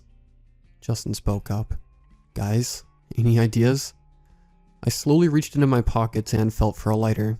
In my other pocket was the big can of bear spray. We let them close in on us, dangerously to our discomfort, but I knew this was an ample opportunity to quickly discharge as much of the can on them as I could, while we still had a chance. I watched as the creatures fell on their backs, croaking and clicking their tongues with this very awful and loud scream that came out in between gurgles and rattles. They nervously clicked more after this. The creature in the tree appeared to fear jumping. It leapt in the opposite direction, scurrying near the cemetery fire. We quickly rushed across the bridge, jumping into the creek near the dead hogs, and trudging through the water. It was only 5 minutes or less to Justin's home, the time we counted down together, not allowing failure to escape the grip of such vile and heinous of creatures. We saw the porch light nearby as we entered into the neighborhood. It had been a welcome relief to know that we had arrived finally. As I reached Justin's patio under the floodlights, I took a moment to catch my breath. I turned my head to look around, and I realized that I had been the only one who reached my cousin's backyard. I called out each of their names, but without success. I waited around 5 minutes, when I saw the beam of Justin's flashlight shine into the backyard from over the fence. I watched as him and Evan, and Ronnie, boosted each other over his fence, as I continued to walk over to them and ask them what exactly kept them so long. I watched them, and something seemed different about their demeanors. They each had a look in their eyes that unnerved me. Justin spoke up. You left us behind. You didn't even let us catch up with you. What the hell were you thinking? He said angrily. I walked in circles, looking up at the three of them as they stared at me with disapproval nonetheless. After the three of them refused to talk to me that night, I finally decided to walk home. As I got to my room, I quickly stripped to my boxers and fell into my bed. I woke up around 8:30 in the morning to my father calling out to me from his office, and he said, "Tyler, come here right now." I walked into my father's office. I watched as he held his bald fist over his mouth, leaning back in his leather chair. He ran his other hand through his hair and looked at me. "Your cousin and your friends are missing. What happened last night?" I thought about it for a moment, but hesitated on giving a full disclosure. We just hung out till early this morning, and then I came home around 1 o'clock this morning. They were there when I left. Did you go anywhere with them? Or did they have somewhere they wanted to go? He leaned forward. The only place we went to was the cemetery on Werewolf Road.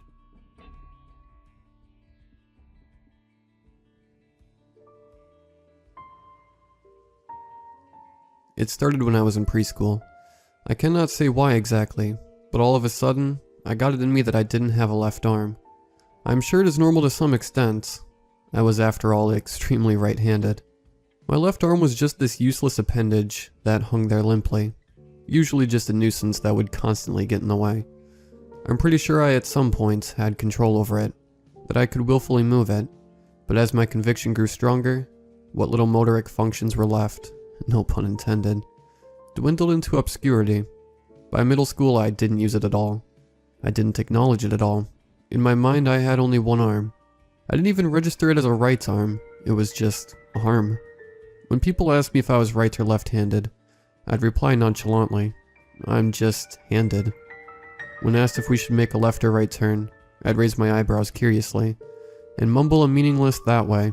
the very concept of having two distinctly different hands as a way of describing directions utterly lost on me.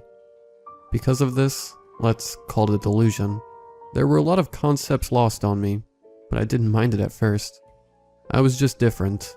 If people wanted to cling on to the absurd notion that having two awkwardly positioned, semi-symbiotic appendages parallel to one another somehow was superior to having one perfectly aligned alpha arm, it was their loss.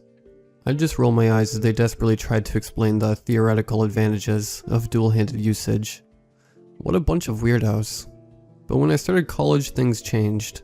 I started getting this phantom pain in my left arm, or non-arm, as I would often refer to it as when describing the sensation to my doctor. The first time I went to see him about it, he just stood there blinking silently for several minutes, almost as if my complaint didn't register correctly. The second time, he just sat there shaking his head. The third time, he referred me to the campus counselor and assured me that the phrase phantom pain wasn't applicable to my current situation. The counselor didn't offer much in the way of a solution, but suggested I'd stop calling it a non-arm. Maybe I should try alternate arm or other arm instead.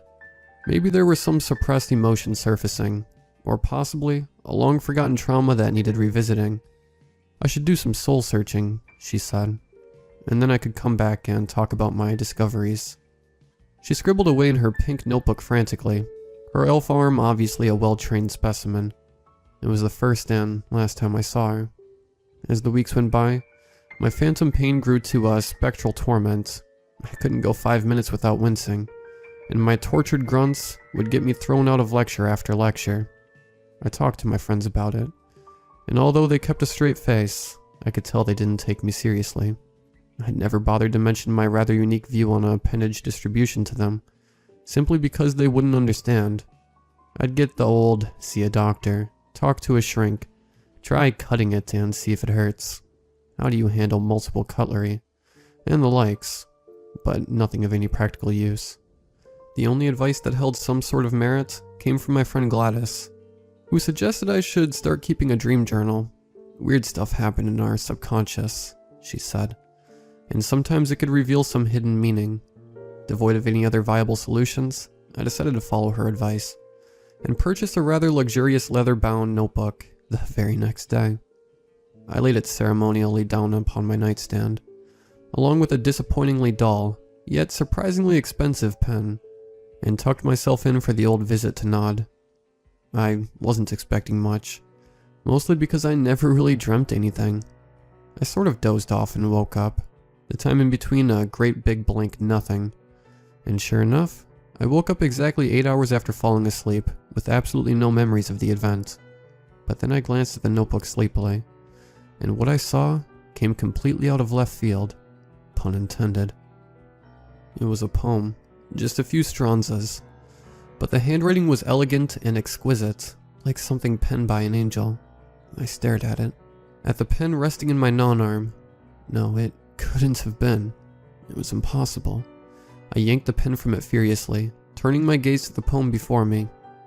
I must confess I feel forlorn, my being lost in sands of time. I fail to act except to mourn. Existence was my only crime. While the quality of the composition left a lot to be desired, I had to admit I was impressed, if just slightly unnerved. It was a soft cry for attention, and for the first time, I almost felt like acknowledging its existence. But I was sure that given the chance, my right hand could do better. The next few nights I set out to prove that theory, leaving the notebook on the right side of the bed, but to my disappointment, the pages remained empty, and I was forced to face reality. My non-hand wrote better poetry than my alpha hand. For weeks and months, I kept the notebook away from my non-hand, I guess to punish it, or maybe to ignore its talents, or simply to deny its existence. But the phantom pain was excruciating, and some nights I would wake up drenched in sweat, the non-hand firmly gripping the alpha hand around the wrist, perhaps in an attempt to strangle it.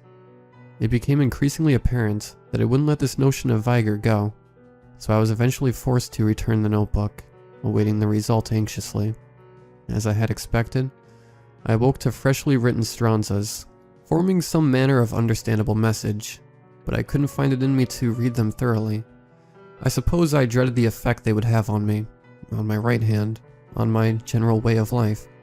So I tore out the pages after every night, letting the crumpled paper balls fill up my trash can, like some egregious mountain of disappointment. The phantom pain came and went, but it remained manageable for the most part, so I made the mistake of just ignoring it. A terrible mistake. I woke up screaming, the pain shooting up my right arm so extreme that I nearly fainted the moment I regained consciousness. I don't know how, but somehow I had slept through most of it. It was like my non-hand, left hand, had taken control of my pain receptors, ignoring the torment just up until the point it wanted me to feel it. I looked down at the mangled mess that had once been my right hand, my alpha hand. The pen had torn into it ferociously, ripping the skin in ways I hadn't thought possible. Most of the forearm was a fleshy pulp, and the palm of my hand had several gaping holes. After the initial shock and horror, I managed to roll out of my now blood-covered bed, and soon enough the campus security came to my aid. If they had been there just a minute later, I would probably have died from the blood loss. The arm couldn't be saved. The damage was so severe that they had to amputate it at the shoulder. My pleas, appeals, and implorations sounded to deaf ears. They refused to take the left arm with it. This was my darkest night. It was like parting with my parents. Worse, it was like the most vital part of my life and existence had been ripped away.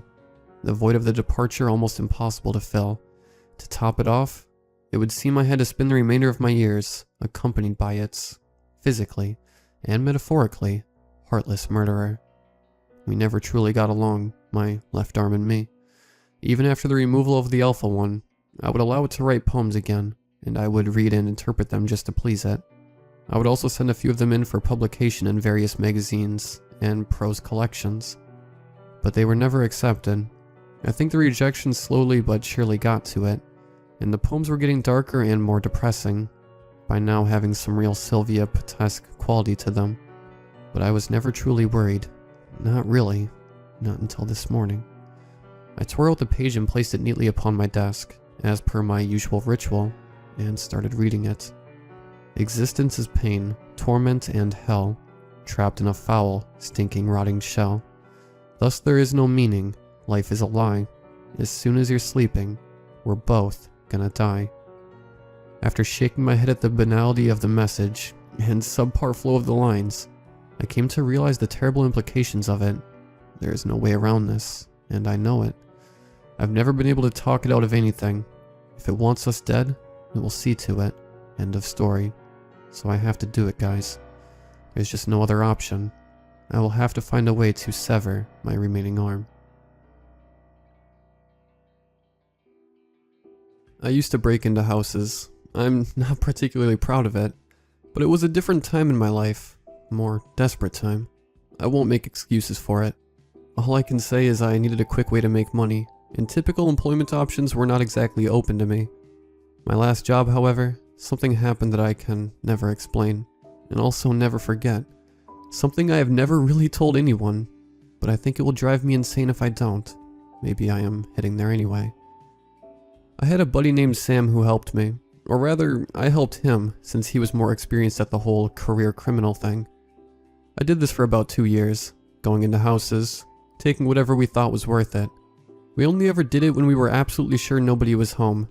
Sometimes we would stake out a place for weeks or even a few months. We tried not to get anything too physically heavy. Pretty much anything valuable was fair game. Sometimes we would keep things for ourselves though. We once found a few 8 balls of coke and made a pretty good windfall out of that at this one place. Sometimes we just found pot or booze, but usually we just partook of that ourselves. Usually in celebration of a successful job. A lot of times we would take little knickknacks we thought were cool too. Keychains, clothes, stuff like that. Sam had found us a nice little mark for a little bacon and eggs, our code word for our little thing.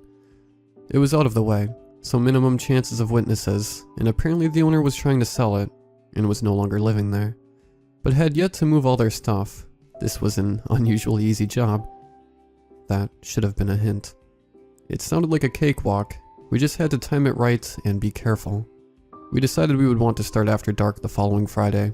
We had to arrange to borrow the van we used, which incidentally cut TC, the guy who owned the one we used in some of the action. TC was a madman, but we needed him.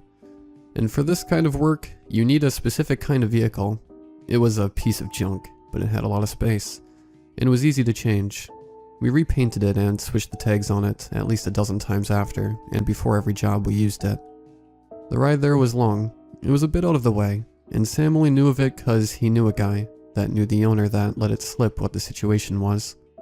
It had only taken a bit of online research to find the address based on the fact it was for sale. It was unusually empty on the highway for a Friday night, but we rarely went this far into the boonies. Dusk was falling.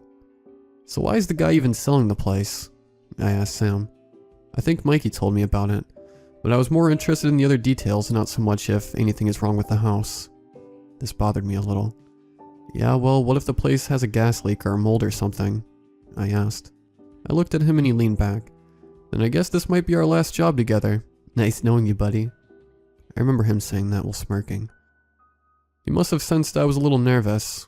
"Relax. If it was anything serious, they would not be putting it on the market so fast, would they?" he said. Something was kneading at me about the whole situation, but just barely. A little prick in the back of my mind that I could not quite figure out. The sky got darker, and there were fewer and fewer cars on the road. There were no headlights either, only open fields and dark thickets on either side of us. We got into town a bit after 10 p.m., and it was drizzling a little. We waited a bit longer at a gas station parking lot before going to the place. It was an old house. Not like ridiculously so, but you could tell it had probably been built before cars were a thing. The house was out of the way, a few blocks from any neighbors, so we had that as an advantage. It was 3 stories including the attic, but Sam also told me there was a basement. It was fogging up from the rain, which was actually great, as it would give us farther cover. Everything seemed perfect, and yet something about the house seemed off to me. I remember a slight sense of foreboding, as a large wooden structure seemed to loom over us. Yeah, that's the word for how it looked. It was looming. I remember thinking how tall it looked and yet narrow. It had a very angular designed triangular roof, and was made mostly of wood, it looked like. I asked Sam about the potential for cameras or alarms, and he shrugged. We had a police scanner, in addition to radios to keep in touch. We just gotta boogie on out if there's an alarm. And we got masks and gloves for cameras. Come on, let's do this. He said as we moved towards the back of the house, going around the side. We had an idea of what the place was like, and yet there was a cellar in the back which led into a sub-basement. We had brought bolt cutters, and made short work of the chain and padlock. A faint spark flying from the strain of the cut, as we opened the cellar doors carefully, and looked down at the wooden steps that led into the dank, dark basement. I remember the hair on the back of my neck standing up. I remember not knowing for sure that something was bothering me about this place. It was not a superstitious type. I never believed in ghosts or demons or anything like that. But there was just something about how the whole thing was going down. An instinctive dread that had been building steadily. It was more than the typical nerves and adrenaline that came with doing a job. This was different. Like a tiny bell ringing somewhere in the city of the mind, letting the villagers know to go inside. "Oh ho ho, bogeyman living down here," Sam teased, probably sensing the apprehension. "I'll go first then," he said as he crept down the stairs and put on his flashlight. It was a bright one too, and as I followed and turned on mine, I was a bit put off by how little of the cellar they were illuminating. The darkness was sticking, and stubbornly refused to be washed away by the light easily. Too thick to be completely dispelled. It was not the kind of thing you can confirm as really being a problem, but it was enough to be annoying at best, and unsettling at worst. "There might be some old wine down here. That shit might sell, eh?" I asked. But it's not like me and Sam knew people in the vineyard business. We separated a bit, and I did not like that. But I was refusing to give in to my anxiety. We were professionals at this point, after all. I heard the sound of the bolt cutters again, then I heard Sam making a weird noise from the other room before yelling out, "What in the flying ever living... Yo, come and see this!" I followed his voice, and I felt the room I was in was getting a little chilly. I thought I had seen shadows moving, but it chalked it up to the tricky lighting of my flashlight. When I got to Sam, he was in a separate room behind a heavy metal door. What we were looking at was disturbing. It was like some of a weird cross between a BDSM party room and some kind of shrine. I let out a whistle, my discomfort forgotten as I absorbed the scandalousness of it all. This was out there. Red walls, leather suits hanging on hooks, candles with weird-looking statues. There was a strange sort of altar. It looked like it had a brass frame, and there was a red cloth over it, though it was dusty and torn. There was one particular idol on it that looked to be 4 people intertwined in an act of debauchery and torture. The wax the figures were made out of were melded together to create the gruesome figurine. I had never seen anything like it before, and that foreignness made it all the more unsettling. This was not something you recognize from the movies or folklore, which made it seem all the more real and yet strange. Each pale face on the idol was a mixture of horror, agony, and something else. Maybe pleasure. What the hell? I said in a low tone. I felt the overwhelming urge to turn the light on. We normally did not turn on lights, for obvious reasons. But we were still in the basement, and being seen was not likely anyway, given the house's relative seclusion. I went to feel for a light switch and found one. I flicked it, but it would not go on. It clicked again and again, but I was not getting any juice. Do you know if the electricity is still on here? I asked. Sam shrugged. You know we should not be doing that. Come on. For the first time in his voice, he did not sound like everything was a joke. A few seconds after was when we heard something in the corner of the room. A thump. We both turned to point our flashlights at the source of the sound, but there was nothing.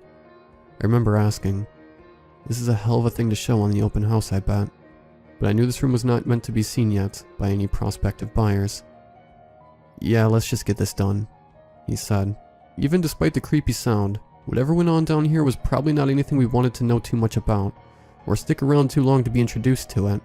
It occurred to me that if the owner came home, we might be in deeper trouble than we ever imagined. I wanted to get it over with, and get out. Not end up as some weirdo's sacrificial gimp in their secret velvet magic dungeon. We checked out the basement, and found some power tools we could sell, putting them near the stairs that led out. I was focusing hard on looking, and quickly moving the goods, ignoring the growing anxiety in the back of my brain, a rattling of the cage of my mind. The cage that stops us from acknowledging what we do not see. I wanted to get out of the basement, but I did not want to venture into the rest of the house alone. "Want to help me check out the upstairs?" I asked Sam, trying to keep the apprehension out of my voice. Maybe Sam was not as brave as I was giving him credit for, because he seemed very keen on the idea. We walked up the stairs a bit more quickly than we normally did, and found the door was locked from the other side, which was also pretty odd. Someone could easily end up locked in the basement, with the cellar being bolted on the outside, and the door leading to the first floor also being locked from the outside. It was becoming apparent that this seemed to be the point, to keep someone from getting out of the basement. Sam cursed, remarking that it might take a while, and asked me to hold a flashlight while he messed with the lock. I did, and felt more and more unsettled, more vulnerable as he worked and fumbled with the metal. I kept seeing little signs of movement in the darkness surrounding us, but ignored them. I thought I heard something faint in the shadows, but it was hard to tell with my partner in crime messing around with the lock. He got it open after what seemed like it must have been at least 20 minutes, and the door creaked open all too slowly, and all too loudly. We both went into the house proper, and found ourselves in the kitchen. This was the rough part. We knew we had to split up. Sam said he would take the lower floor. He told me to take the upper one. For some reason this irked me, like he gave me the shit job. I did not want to put that much distance between me and our exit, but he was the brains of the operation. I got to the stairs, and they were very steep. Wood, with a narrow wall heading up. The stairs went up into a yawning abyss, an abyss I would rather do anything else other than go into. I went up, one step at a time, carefully. The stairs seemed to go on a bit longer than they should, and I kept the flashlight on the ground to guide my footing, as if the stairs seemed designed to easily trip someone up. I was also afraid to point it into the shadows that waited at the top of the stairs, but when I finally started getting to the summit, I had no choice, and the light I was shining found itself only piercing the darkness to a shallow degree. I remember thinking I had never been in a house so pitch dark before.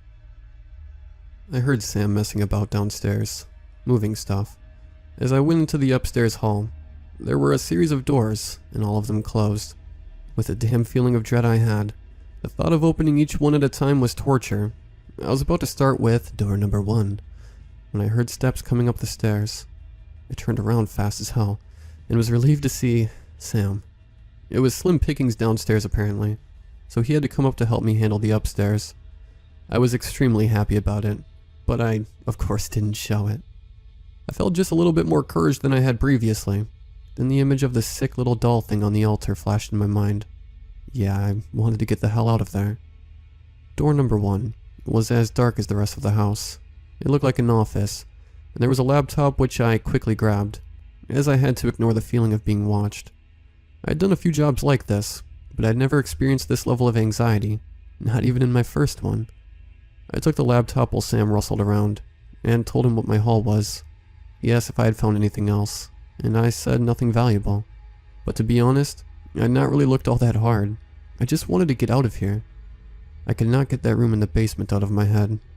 I asked Sam what he had found, but he was not answering, which both irritated and bothered me.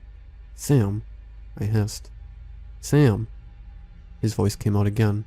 "Dude, there's another weird room in here." I cursed under my breath and went in. It was like the one downstairs, but not quite as ritualized.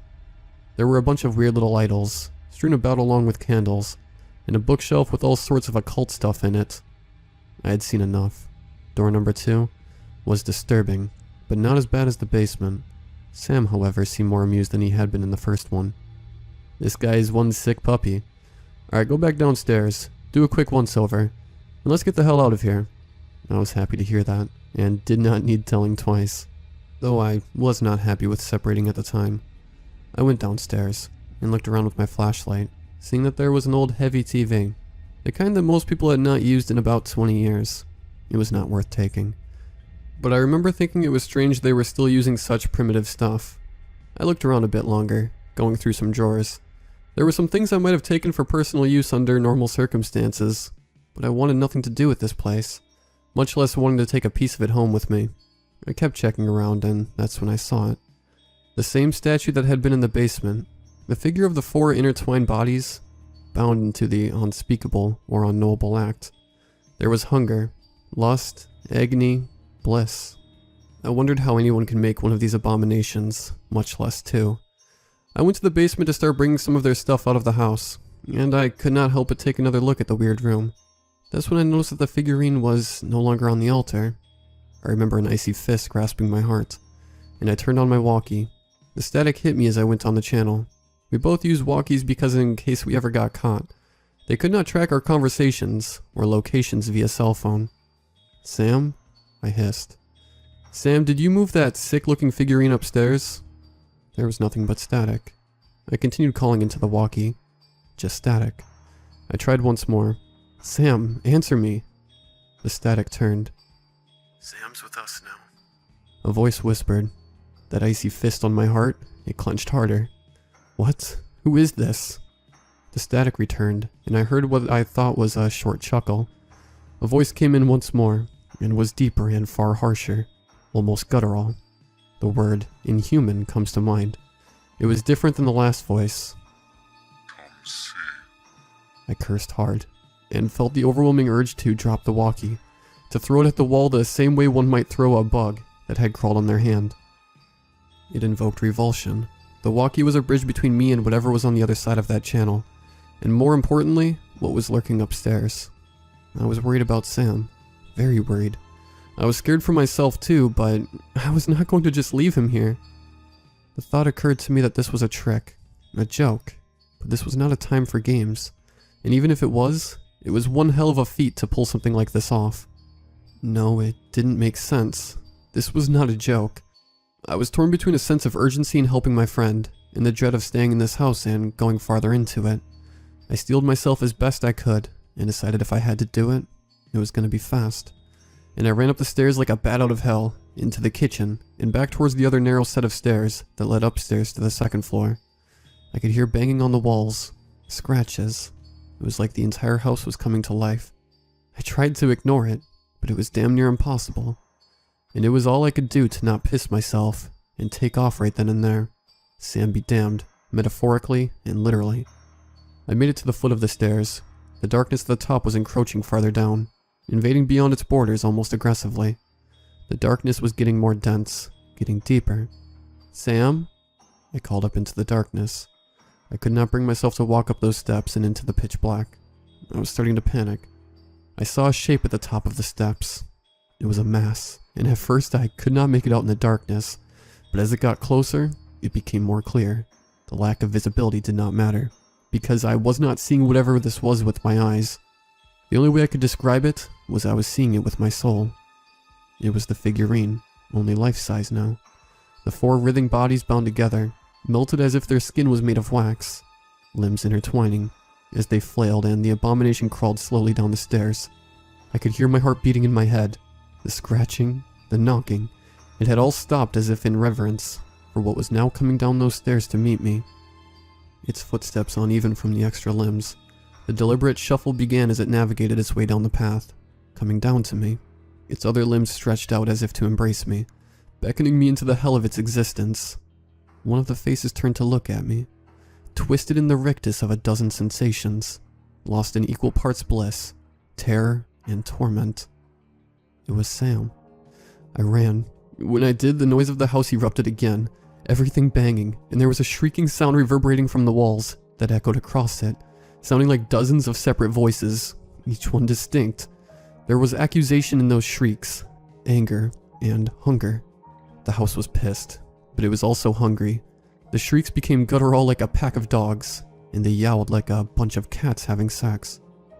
I ran for the basement, but the door slammed shut, and I tried to open it, but it would not budge an inch. I could hear the uneven sounds of the abomination coming down, step by step. Then I heard a louder crash. It sounded like it had thrown itself down the steps. It wanted me that bad. It was not wasting time like some horror movie monster trying to build suspense. It was not trying to scare me. It was trying to take me. I thought I heard Sam's voice, weeping. It hurts so good. It hurts so damn good, buddy. Get some of this. I screamed and pulled with all my might, and the door finally unjammed and I headed down the stairs, tripping halfway down and hitting the ground. I felt pain in my temple and was bleeding, but I didn't care. I was up again in an instant and going out the cellar door. On my way out, I felt something reach out of the weird room, groping for my neck. Clammy and vice-like. It tore my hoodie but slipped as I ran out into the moisture of the night. I did not care about the goods. I did not care about anything other than getting as much distance from me in this place as I could. Luckily, TC's piece of crap van didn't need a key, and it was turned on via screwdriver. I jumped in and fumbled for it, looking frantically in the rearview mirror. The storm was picking up now. I fumbled harder and did the trick. The van sputtered to life, and I punched it out of there. I only stopped once for gas and was gripped by paranoia, thinking I saw the abomination in every dark corner. I tried to tell TC what happened, but could not really bring myself to speak of it. He was pissed he did not make anything out of it either, and told me to lose his number, accused me and Sam of holding out on him. I never figured out what that house was supposed to be, and I was too afraid to look it up again to see if it had been sold. I am thinking of doing it again, but even opening that tiny door terrifies me. The house taught me something profound in the brief time spent in there. Not knowing was better sometimes. As for Sam, I checked desperately for any news of him being found in that town, but there was nothing. I did not know his family, nor many of his friends. No one came to ask me about him. Sam was prone to wanderlust, and this was not the first time he had just up and vanished. As far as everyone else was concerned, I knew what happened though. They, or it, had told me. Sam was with them now. He would always be with them.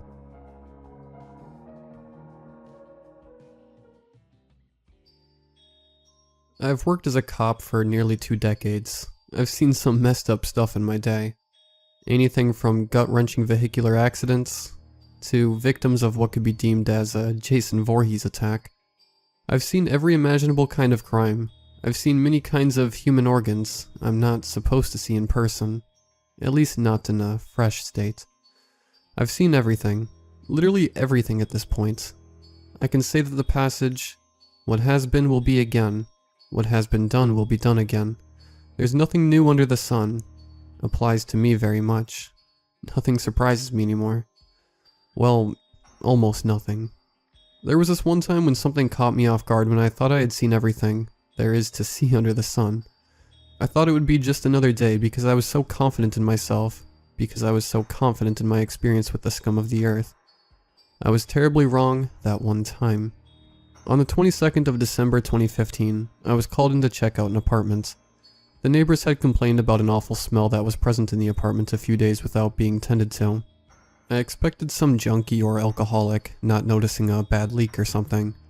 Though if I'm being honest, I was aware of the possibility an elderly person had died in that apartment with no one noticing. I was right about someone dying in that apartment. I was wrong about everything else. Instead of it being some old person who had died because of natural causes, it was a 30-something-year-old man who died because of, well, I don't know. No one knows really. It's a cold case. I'm getting ahead of myself here. Anyway, we received the call and then made it to the apartment block. The putrid smell was striking all the way from the stairway leading up to the 3rd floor, on which the apartment was located. I'm surprised the residents hadn't called us earlier. It's not like one gets to enjoy the stench of iron mixed with spoiled eggs from their floors below every day. I swear, with each passing step upwards, the smell got worse. It was so bad my head began throbbing by the time the door of the apartment was in sight. Jan, one of the boys that were with me, wasn't too pleased with the odor. He banged as hard as he could on the door for a while, demanding the owner of the apartment to open it.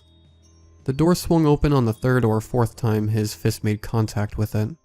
That was suspicious, to say the least. I instinctively grabbed my gun, but I didn't pull it out. Just had my hand on it in case something might go wrong. All 3 of us called out to the owner of the apartment, and we cautiously made our way inside. No sound came back. The moment I entered the apartment, I felt like I was being punched repeatedly in the face by that disgusting odor. My eyes were watering. I screamed out for the owner, demanding to know what was the source of the rancid stench. Jan found the source of the smell. It wasn't a pleasant sight to say the very least. I could hear it in his voice. It was shaky. Uncharacteristic. That man's usually behaving like a modern-day Viking, but at that moment his voice was shaky, like that of a scared child. Found it. His voice trailed off as me and Chris made our way towards the guest room. I wanted to throw up when I saw it. I felt my stomach twisting and turning into a spasming knot. I felt my lunch going upwards. There was this guy, completely flayed. Someone had stripped the skin off his body. He was just seated there against the wall, all covered up in dried, darkened blood. It was awful. I couldn't handle the sight, but I simply couldn't look away either, so I just stared at it for about a minute while Chris and Jan just stood there with me, speechless. The 3 of us just stood there dumbfounded and almost mesmerized by this lump of meat in front of us. Hell, the guy being skinless wasn't the worst part of it. His skin was placed back on him like it was some kind of suit. It had this sickly yellow tint to it. I'll never forget that image. I can never forget the image of a skinless man with his own skin draped over his body like a suit. No matter how hard I try, it always creeps up to me in the back of my mind. It's something that sticks with a man for life. Hell, I still even remember that goddamn smell. Once I finally managed to pry my eyes away from the abomination, I noticed that the wall behind him was covered in a text written in blood. There were a bunch of short phrases all over. Help me. I'm stuck. I don't belong here. Help me. Help. Hell. God. Let me out. Let me out. Help, please. Shapeless things. There was one piece of text that made my insides turn upside down. The letters were tiny, so small I had to walk over to the wall and look at it up close to make out what was written. I wish I hadn't. I wish I didn't read that piece of text. It said, "They are peeling it off of me," before trailing off into larger letters that spell, "Kill me." I felt the hair all over my body standing up as I stared at the wall. In my mind, someone was sick enough to flay a man, dress him up in his own skin, and then also use his blood to try to make it look like some supernatural crap. That thought alone made me both sick and scared. Few people are capable of such vile brutality. I say this because the amount of work needed to flay a human so precisely isn't something criminals would bother with. If some mobster wanted to torture him, it would have looked far messier. Same with most murder-happy folk. I was trying to process the whole ordeal. The wall began moving towards me. It took a moment to notice at which point I fell flat on my ass, blurting out a barrage of F-bombs, prompting my partners to stare at me like some rookie. I screamed that I saw the wall moving towards me, but they didn't believe me. Chris called the station to report our findings and to call for backup. At the same time, Jan helped me back to my feet and made me look around the house with him. We found nothing inside. Absolutely nothing. I swear I could see this black spherical mass in one mirror, and it had this creepy cartoonish face on it.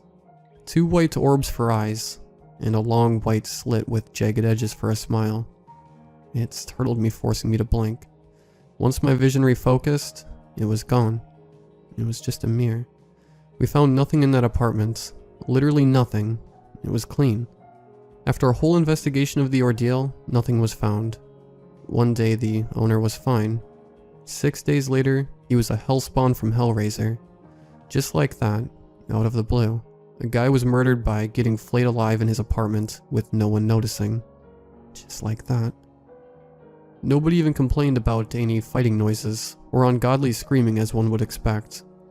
It was as if he suddenly just dropped dead, in a very painful and disturbing fashion, but still as if it happened in a flash. I told Jan about the mirror thing when we were out of there, but he says it's probably me being shocked for the first time in years that led me to imagine things, and I took his word for it. I didn't think about it until 2 days ago, when we received another call at our station regarding the same apartment. This time, strange noises were coming out of there at night, according to the residents. There shouldn't be any noises coming out at night. As far as I know, nobody has lived there since the flayed guy.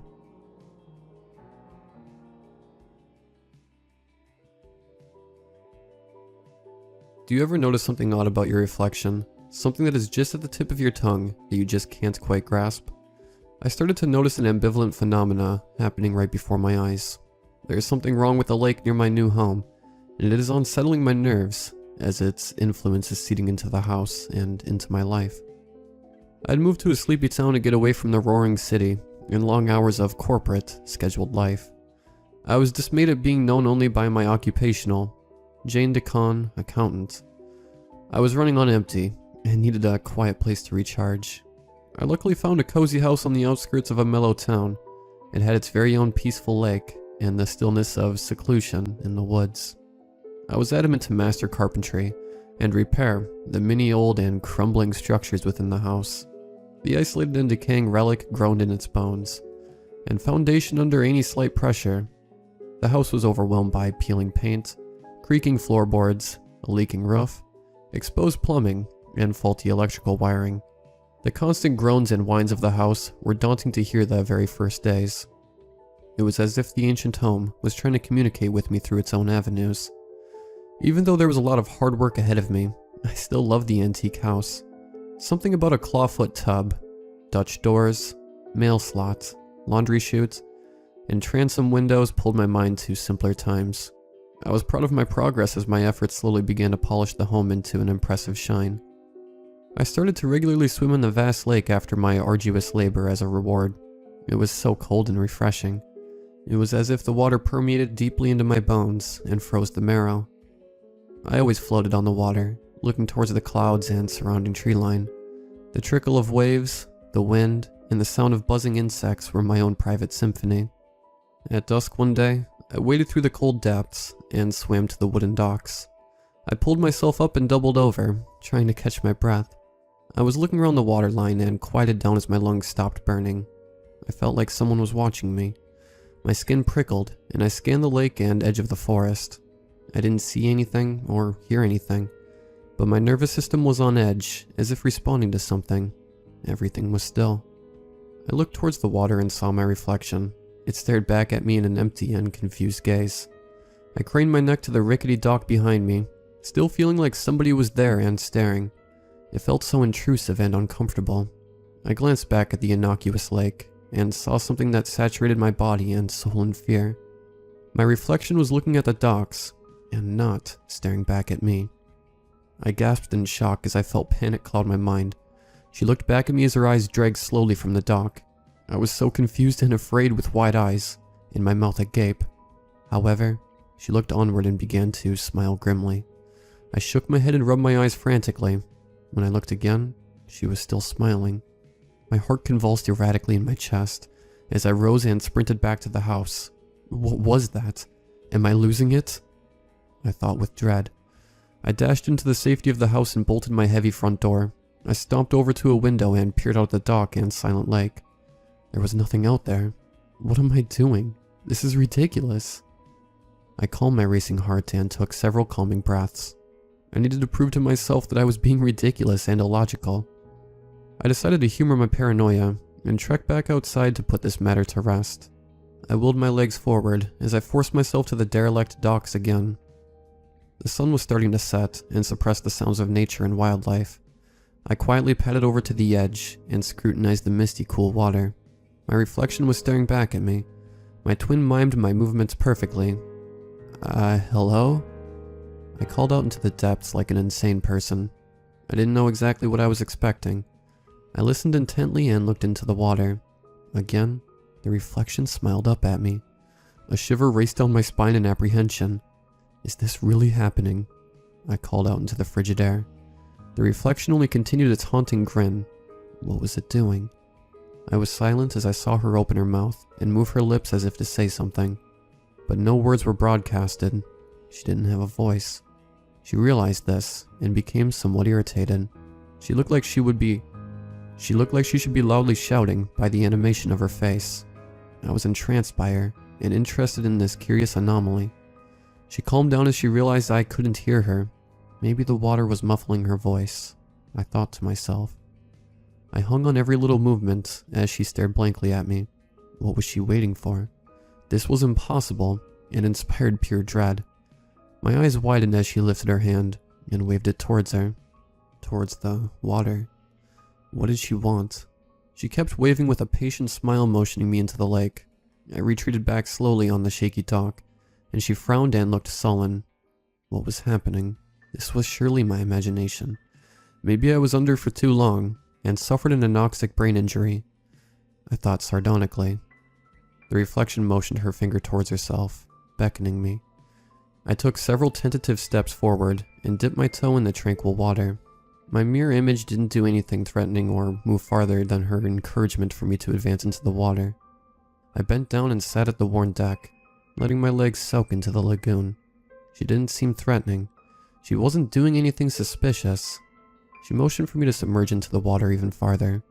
I don't know what compelled me, but I found myself in a trance and lowering myself into the dark depths. I could no longer see the reflection because I was completely immersed. My head the only part of me bobbing above the water. I floated and my head shot in every direction to see if I could identify anything strange around me. I spent several moments trying to figure out why I was doing this. This was insane. There couldn't have been a reflection doing all those things independently without me. I exhaled deeply to quiet my nerves as I maintained buoyancy. Maybe she was in the water, perhaps in the depths below. I shivered again at this thought. I peered below at my legs, trying to detect movement. Only murky water and darkness remained below me. I took a deep breath and submerged completely, swimming against the tension of water to dive lower. I persisted until I actually felt the discomfort of the building pressure above me. I swam around, turning in circles, trying to take everything in. There wasn't anything down here. All there existed was the darkness and bitter chill and ripple of the deep lake. I swam upwards in a flurry of limbs and resurfaced with a relief as my lungs were granted air. The sun had already set as I was faced with the inky black of the outdoors. How long had I been down there? It only felt like a minute at most. I was so confused and disturbed. I pulled myself up on the dock and glanced at the dark depths. I couldn't see anything. There was no reflection at this time of the night. Adrenaline carried me to the antiquated home as I began to panic. Where did all that time go? In the house, I saw the time and it was at least 4 hours later since I first went back out on the deck. My heart raced in tandem with my thoughts. I looked out periodically from the second-story window at the lake, but there was only the calm of the night. I felt uneasy, especially for being alone on the property and at a pretty significant distance. I had trouble sleeping since that strange night. I jumped every time the house settled with its loud groans of the foundation and whining of the pipes. I gravitated towards the window the following day and looked out into the hush of the morning. There was no disturbance on the lake or the forest. I sighed, thinking this must have a logical explanation. I descended the stairs as I made my way to my target, the lake. I turned the corner of my ancient abode before I halted mid-step. The pipes groaned and squealed to life as I heard a rush of water turbulence within them. Who turned on the water? Was someone in the house with me? I frantically searched throughout my house, but none of the faucets nor bathtubs were running. I called the utility company and they made me troubleshoot via phone, but there was nothing wrong with the faucets or pipes, other than the pipes were an eyesore exposed to all. I passed through the hallway and my ears perked up as I heard muffled whispering. Somebody was in my house. Frozen terror shot through me as I held absolutely still. I didn't know what to do as my mind reeled at the thought of somebody breaking in and hurting me in my own home.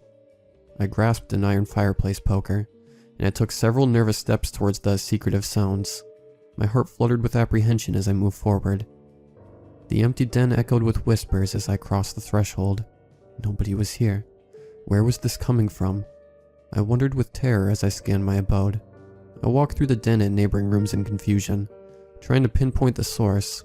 I was on edge, and so terrified as I approached the groaning and wheezing exposed pipes. I put my ear to the closest one and listened. The whispers were coming from here, but that was not the strangest part. As the whispers increased in volume, I realized it was my own voice. I shivered at the cold and striking realization. The voice was repeating, "There will be a storm," in a slow and haunting frequency. What was that? What did that mean? What storm? I thought in a panic. I backed away and rushed to the front door, swinging it open and escaping to the outside. I placed a hand over my erratic heart and marched farther to the dock. I looked down into the water, expecting the worst. My reflection was still and mimicked my actions and expressions perfectly. The calm of the morning was eerie. I only heard subtle waves and the lilt of birds caring for their young. This was all making me so uncomfortable and paranoid. I turned around and retreated to my old house as I felt someone, or something, still watching. When I returned inside the house, the strange whispering stopped. It was the oddest experience. Over the next several days, I was able to conjure the reflection again. She would periodically move on her own accord, but mostly mirror my movements as expected. There was no rhyme or reason to her responsiveness. I tried to think logically over this entire situation. I attempted to research this phenomena, but only found out that the water was obviously necessary for life.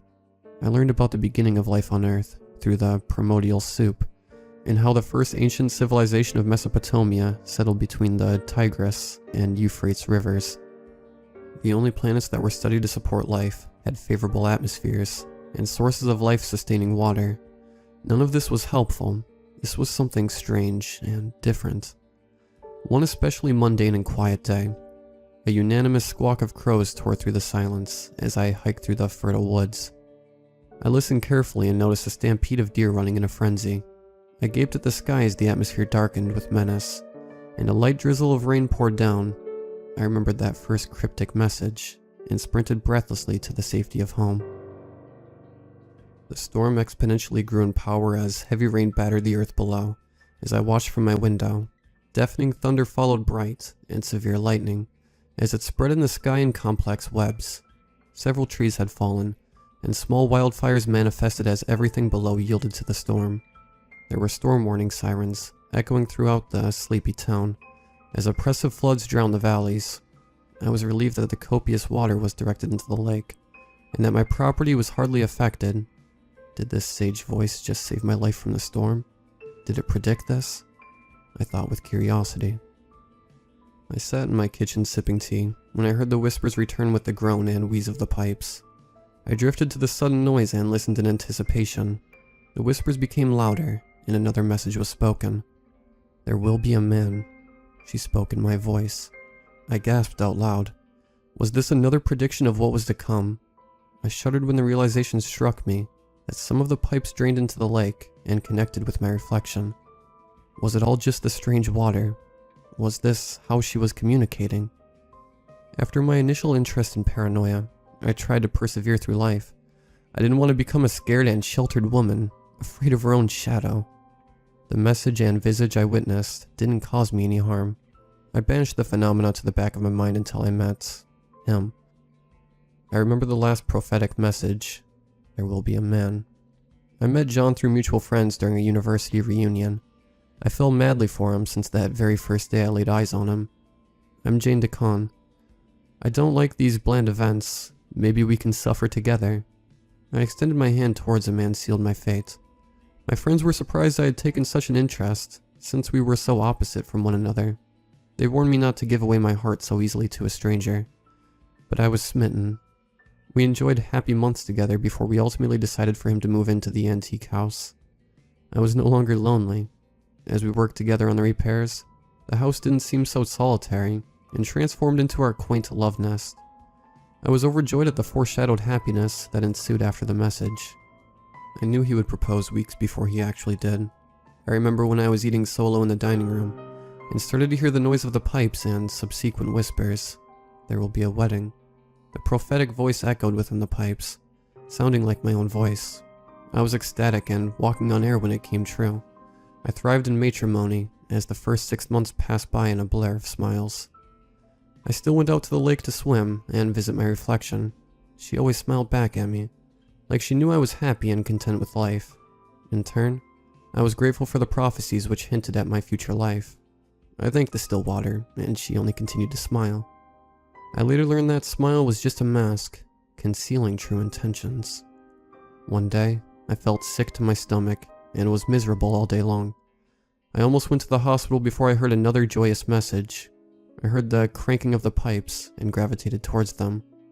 There will be a son, my oracle told me. It wasn't long before it was confirmed that I was pregnant with my first child, and knew the gender before the sonogram displayed it. I looked forward to motherhood and was supported by John. He's going to be the next Phelps if he grows up swimming in the lake. John promised me as we crafted the nursery. I just want to be the parent he deserves. I sighed as I carried around my extra weight that disturbed my balance. It was as if all the pieces of my life were fitting together, and I was glad for my decision to relocate to the lake house. This one little decision precipitated a butterfly effect that led me to my husband and son. It had been 2 years since we were blessed with our little boy, Johnny.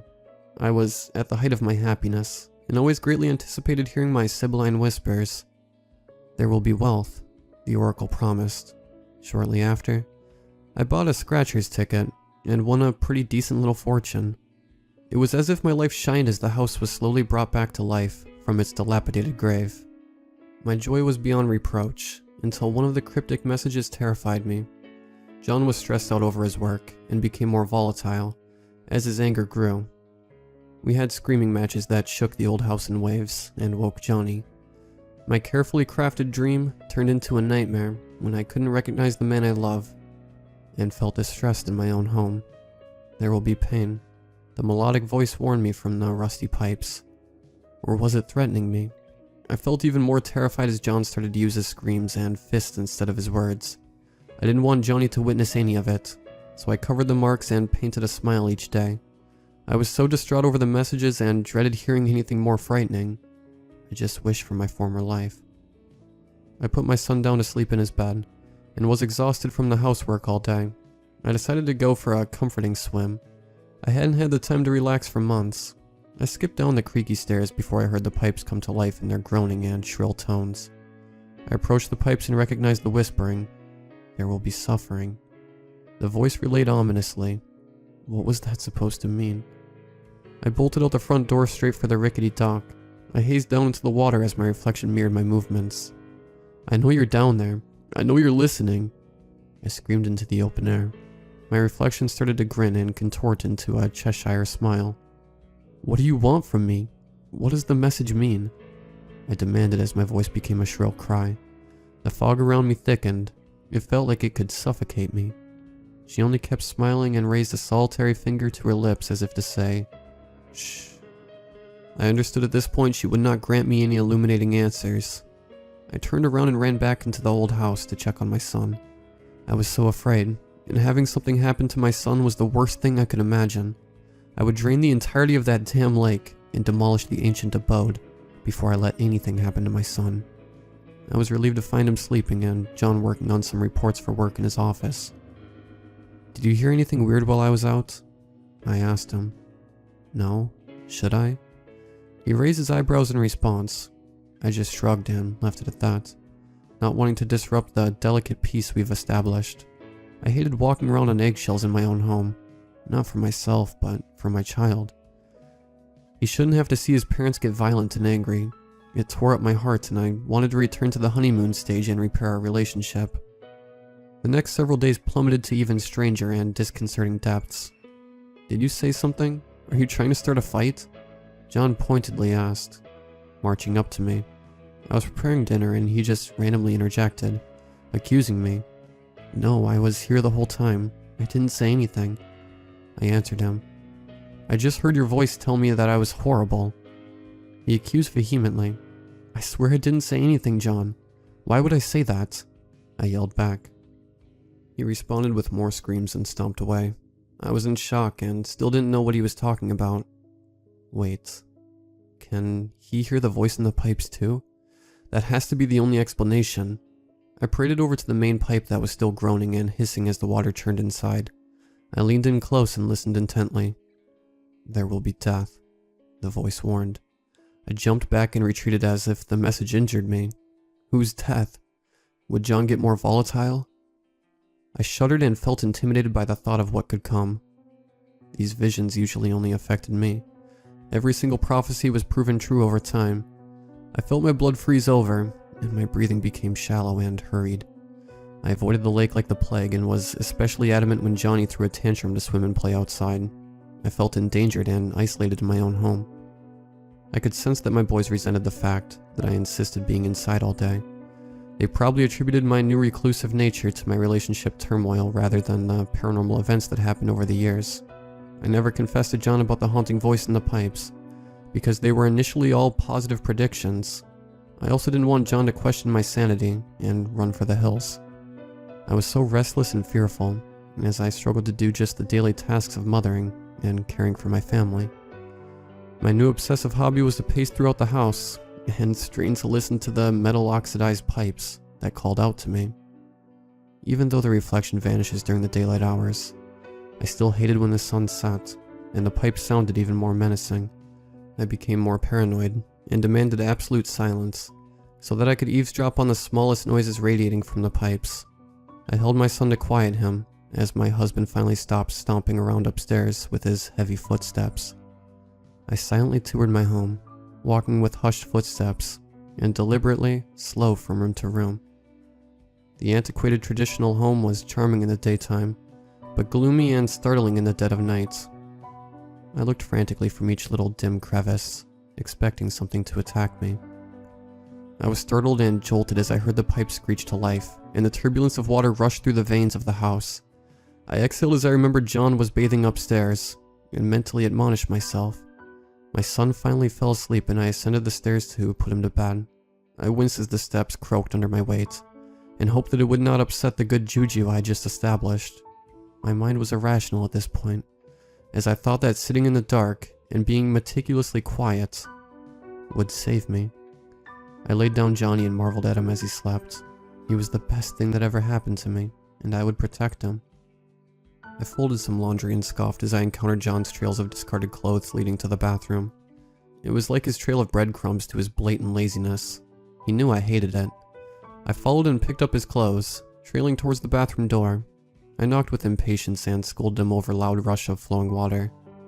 John, you need to pick up after yourself. I refuse to mother 2 infants in this house. Are you listening to me? I demanded an answer through the door. He didn't respond, probably sitting there ignoring me and twiddling his thumbs. I huffed and thrust open the door and saw my husband in the tub. I screamed. I screamed so loud in reflex before finally coming to my senses. John was under the water. I bolted over to him and grasped him under my arms, heaving him upwards. John, wake up! I screamed in anguish and panic. Tears flooded my eyes and blended with the water droplets on my husband's body. I lurched his body with all my strength over the edge of the porcelain tub. My back and legs burned, but every pain receded to the background as I pounded on his chest and commanded him to wake up. I administered compressions with all my strength and stamina as I called out his name. He wasn't responding. He wasn't waking up. My lungs flared in my efforts as my voice became strained and hoarse with my screams. I paused my resuscitation and dialed my phone, returning to my work as I requested an ambulance on speakerphone. John, please, for the love of God, please wake up, I yelled. His glazed and fixed eyes only stared at the ceiling when I shouted that I loved him, and that I can't live without him. I perspired from fear more than my physical efforts, and prayed to all the gods to save him. I hadn't even noticed the blaring sirens or when emergency vehicles violently broke through the front door and their footsteps pounded on the stairs. My cries drowned out the entire world. A paramedic shook my shoulder and drew me from my trance. I realized several uniformed professionals had breached the cramped restroom, taking over compressions. I felt so heavy. My legs were gelatinous as I held onto the rim of the clawfoot tub. I attempted to stand, but my quivering legs gave out, and it felt like my soul had left my body. The medical techs worked around me in an incoherent blur of sounds and images. I vaguely heard one of them mention bringing my crying child to me. I only nodded. They hauled John onto a stretcher, but I was so afraid that the prophecy would come true. I felt so empty, and like I would surely pass out at any moment, but my heart hammered on to keep me lucid through all of this. As everyone left with their equipment, I stayed for only a moment to turn off the faucet. The water had spilled over and flooded the floor in eerily tranquil ripples. I was held captive and hypnotized watching such a subtle, serene display that just made an attempt at my husband's life. I was just about to head out to the ambulance to ride along when I heard the whispers emerge from the pipes and shiny faucet. There will be a reckoning. An inhumanly guttural voice spoke, sounding nothing like my own.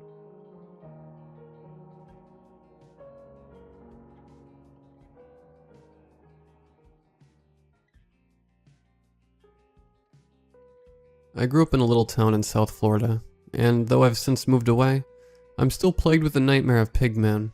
See, Pigman was sort of a school-wide myth that began sometime around the 5th grade, at least for me, and finally came to a head when my parents decided to leave the state. Unlike most urban myths, though, Pigman was real. Like I said, the stories began around 5th grade. At least that's when I remember first hearing about them. You know how kids are. Johnny told Ryan, Ryan told Jenny, Jenny told Sarah, Sarah told Raphael, and a few others, and Raphael told me. Soon the whole class knew. Supposedly when Johnny and his 2nd grade sister got off the bus after school, they were followed home by a man. Only it wasn't just a man, but a man wearing the carcass of a pig head over his own head. According to the rumor mill, told his older sister about the man, and she had simply responded, "Oh, that's just the pig man. You'll be okay as long as you never see him alone." She then apparently told him a long background story that never got fully transmitted to the rest of our 5th grade class. But we all knew to be scared of the pig man. About 2 weeks after I first heard of Pigman, Ashley made an announcement while we were all putting our things in our cubbies. "I saw the Pigman. He really is real." Sarah, the class drama queen, yes, 5th graders can actually be awful, scoffed at her and accused her of making it up. "I did so see him, Sarah. Shut up," Ashley exclaimed, then turned to Johnny and said, "He was wearing dirty jeans, no shirt, and a pig's head, right?" When Johnny nodded, Ashley told everyone around the cubby about how she and Kelly, a girl from another 5th grade class, had gotten off of the bus and began walking together when they heard a rustling in some bushes. They ignored it and walked forwards a few more houses, but soon heard rustling in the bush directly in front of the house behind them. When Ashley turned around, the pigman stood straight up out of the bush, but didn't move. He just stood still and watched them. Ashley said that she screamed, and that Kelly turned around and saw him before they both ran straight ahead a few more houses to where Ashley lived. She said that they even told her mom, but when her mom went outside and saw no one on the street, she told them that they must have imagined it and brought Kelly home. The story gave me goosebumps, but at the same time, I was lucky enough that my mom picked me up from school so I didn't have to risk walking home alone, and so therefore, in my mind, I didn't really have to worry about Pigman until 6th grade. My mom got a job in 6th grade, and so I was forced to take the bus home. It wouldn't have been so terrible, except that my stop was the second to last, and the other kids who got off on my stop walked in the opposite direction. Rumors and stories of Pigman continued on, but thankfully, I lived only a block down from my bus stop, so I would run as fast as I could home every single day. Everything was fine, up until Kayla went missing. Kayla rode my bus, but was in 5th grade and didn't walk my way home. I think she sat a few seats behind me, but honestly, I never much paid attention to her. She got off on my stop, and while she didn't get off alone, I'm guessing that the path that she walked home eventually brought her away from the other kids. When Kayla went missing, our school was buzzing, along with the announcements and the school-wide assembly. Rumors were floating of the Pigman sightings from the other kids who got off at her stop. At least 4 kids claimed to have seen Pigman. But the rumor spread like fire, and it was a bit hard to believe anyone about anything, especially since no one actually saw Pigman take her. My mom was especially worried since Kayla only lived a few blocks away from us, and truthfully, I was scared too. The talks of Pigman, walking home alone, it was all very scary to a 10-year-old kid. It was even worse when, after 2 weeks, Kayla wasn't found. My mom picked me up for the first week after Kayla's disappearance, but she couldn't keep taking a late lunch break, so I was forced to take the bus again. She made me promise to call as soon as I got home to let her know I was safe, which I did religiously. The rumors and Pigman talk still continued, but as kids, it's easy to forget things, right? Even a missing schoolmate. That is, until I saw Pigman myself. The first time I saw him, it was maybe a month or so after Kayla disappeared. I got off the bus as usual, waving bye to my friends Tammy and Richard, as they and the other group of kids headed their way and I went mine. I'd taken to not racing home every day, and instead speedwalking, mostly because of my newfound interest in Richard, and fear that he would turn around and see me running like the wind, but also because of my lessened fear of Pigman. I should have been more careful. There I was, speedwalking along on the merry way when I turned around to see if I could still see Richard, and Tammy of course, behind me. Instead, what I saw was him, the Pigman. He was wearing dirty dark blue jeans and no shirt, his pale rounded belly pressing against the waistband. He was so tall, although the added height was most likely attributed to the large, full-sized dead pig's head placed on top of his own. For a brief moment, I wondered how he could possibly see, since Pig's eyes were glazed over in death, until I saw the mouth flop open, and saw 2 beady eyes peering at me from inside of the maw. I know that it's cliché, but I was frozen in my tracks. I didn't know what to do, after what felt like hours, but in reality was probably only seconds. I turned on my heel and ran as fast as I could towards my house. As I shoved the key into the lock, I glanced down the sidewalk and saw that Pigman hadn't moved from where I'd first seen him. He just stood there, the large, disgusting pig head staring straight at me. After slamming and locking the door behind me, I immediately called my mom and told her that I saw the Pigman. The what? She asked in a bewildered voice, and I launched into what must have seemed like an incoherent ramble about the Pigman and how he follows people and how he kidnapped Kayla. Amber, calm down, honey. You're not making much sense. But I saw him, Mom. I saw him standing at the street watching me. Look, honey, I have to go to a meeting, but we'll talk about it when I get home, okay? I mumbled fine, love you, bye, and hung up the phone. Determined to sulk, I set the phone down on the kitchen table and turned around, only to see Pigman peering into the sliding glass door that led to the backyard. I screamed at the sight of the pig's horrible dead gray eyes and ran down the hall to my bedroom, throwing the door closed behind me before jumping into my bed.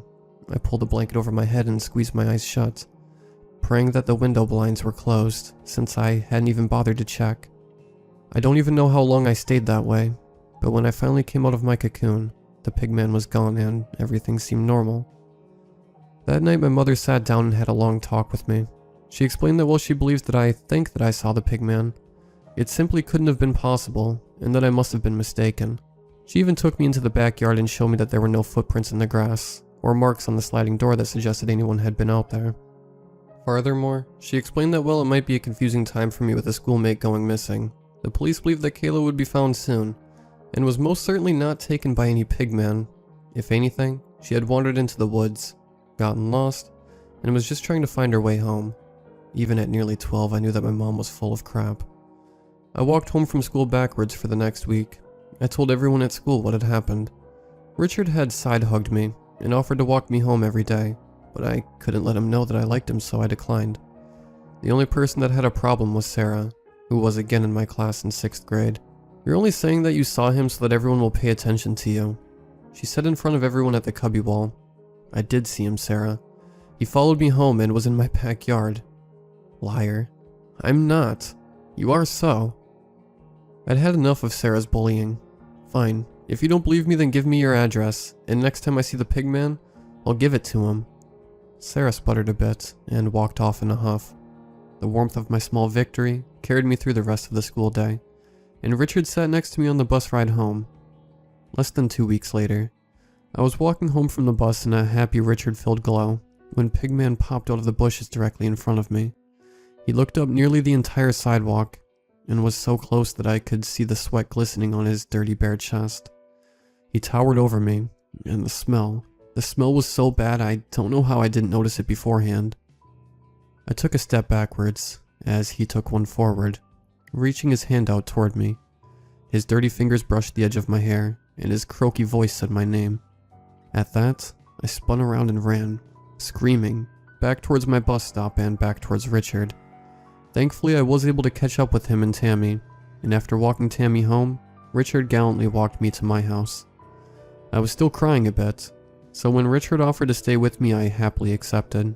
He used my phone to call his mom and let her know he'd be late, then sat next to me on the couch and we watched cartoons. Less than 30 minutes had passed before we heard the tapping. At first, I thought that it was coming from the TV, but when it got louder, I turned to Richard and asked if he heard it too. He muted the TV and the sound continued, so we both got up from the couch and crept towards the kitchen area. The tapping still continued. We peered around the hallway and there the Pigman was, tapping on the sliding glass door from my backyard. I cried out and Richard screamed. When the Pigman saw me, he stopped tapping and lifted his hand in a brief wave, which soon turned into a "come here" gesture. Though muffled by the glass, I could clearly hear him say my name. Richard popped around the wall, ran into the kitchen, and grabbed the cordless phone. As soon as the Pigman saw him, he began to back away. Richard grabbed my hand and practically dragged me down the hallway, since I was frozen in place. After safely locking us in my parents' bedroom and making sure that the curtain was closed, Richard held the phone towards me and asked, "Your parents or the police?" He looked as scared as I felt. I managed to get out a weak, "my mom," but didn't reach for the phone, so Richard forced it into my hand. He said your name. Did you hear that? I called my mom and she began with, Honey, I thought we had talked about this. but I cut her off. Richard is here, and he saw the Pigman too. The Pigman said my name. At that, my mother freaked out and said she was coming home right away, and to lock ourselves in my parents' bathroom until she got home. Richard and I did what she said, and less than 15 minutes later, she rushed into the house in a frenzy, followed shortly by my dad. My dad grilled us both on what had happened, as my mother called the police. When the police arrived, they questioned us both in the same way that my dad had. What was he wearing? What did he look like? What did he say? Etc. It felt like it took hours. Eventually my dad brought Richard home, and apparently explained to Richard's mother what had happened, because he did not seem very happy when he got home. The next day was a Thursday, and my dad called into work and kept me home from school. I didn't find out until a few years later, but as my dad was straightening up after lunch, he saw that someone had huffed on the sliding glass door from the outside, then drawn a heart with my name inside. The image was slightly brown with the dirt from, presumably, the Pigman's fingers. I remember him telling me everything was fine, as he snapped pictures and made a hushed phone call. He made me go to my bedroom when the doorbell rang, but I knew that it was the police. The next day, my dad went back to work, but my mom stayed home with me. We watched cartoons on the couch, and had a great day, with the exception of my mother throwing frequent concerned glances towards the sliding glass door. They found Kayla's body on Saturday. My parents didn't tell me, but I heard them talking about it in hushed tones when they were in the kitchen and I was watching TV. They said it seemed like she'd only been dead for a few hours, Kyle. Does that mean that they had her for all this time? Alive? I heard my mother say. My dad shushed her and replied, "It does seem like it. I don't want to suggest it, hun, but I think this might be the guy who... Oh my god. Do you really think that the person who did this is the man who is targeting our daughter? Like I said, hun, I don't even want to think of it as a possibility. But what are the odds? This man, the Pigman, starts following our daughter, showing up in our backyard, sending letters, leaving gifts. What are we supposed to think?" I walked into the kitchen where my parents were talking and asked, "What gifts? What do you mean?" My mom immediately wrapped me in a hug. "Oh, I'm sorry, honey. You shouldn't have heard any of that. Go back to the living room and we'll join you soon with some ice cream. Sound good?" I didn't argue or press for more details. We moved out of the state less than a month later. Nearly 15 years later, my mom sat across from me at her apartment kitchen table and put down her wine glass with a sigh. My parents had long since divorced, and my mother's newest boyfriend's apartment was unfamiliar to me, and had no feeling of home to it, so I was uncomfortable to say the least. She bent down underneath the table, and grunted softly as she moved a large box towards her feet. Your father always thought that you should be aware, but I never wanted you to know about any of this, she said, gesturing towards the box. Any of what? I asked, setting down my own glass of wine. The pigman, she said, and took a long sip of her wine before continuing. The few times that you saw him weren't the only times that he tried to contact you. In fact, your father and I sort of heard from him a few times, which is why we ended up moving halfway around the country. It started with the notes, little postcards, with half-assed poems of wordplay with your name. It was so stupid. We truly thought it was just a classmate with a crush or something. She paused, took another sip of wine, then continued. No, I'm going to be honest. I thought it was weird. I thought it was really weird, and didn't seem like something a kid would do. We, or rather your father, planned on giving you the cute notes, until one seemed pretty creepy, and I just knew that I was right about it being a weirdo. She gestured to the box and continued. It's in there. You'll see it. We saved everything. The postcard had a picture of a little girl, but her eyes were colored in with black Sharpie. And the inside said something like, You'll soon be mine, Amber. That I promise you, or something like that. We at first didn't believe you about the pigman thing, but when I saw that card, I felt it deep inside that there was something wrong. She took another long sip of wine. Then came the letters. Long, flowing, 5 or 6 page letters. On and on about you, your hair, your smile, weird details about your backpack color, or about the friends you had in school. At first I thought it was a joke. Some elaborate prank or something, maybe. But in my heart, I knew that something was wrong. The letters turned into declarations of having you, and soon you'll be mine, and I just knew that that was wrong. My mom took a few very long sips of her wine, refilled the glass, and then continued. We kept receiving these gifts nearly every day. The police did nothing except tell us to save them. Then, they found that poor girl's body. Do you remember? That girl who went to school with you? They found her dead, and we had no idea how to tell you. You were so young, but the secret's out, right? Seems like she was held wherever she had been and was only killed a few hours before her body was found. Displayed right up there in the park. We just wanted to protect you, honey. At this point, she drained her wine glass, refilled it, then scooted the box towards me with her foot. The gifts and letters kept coming, nearly every day for almost 2 weeks.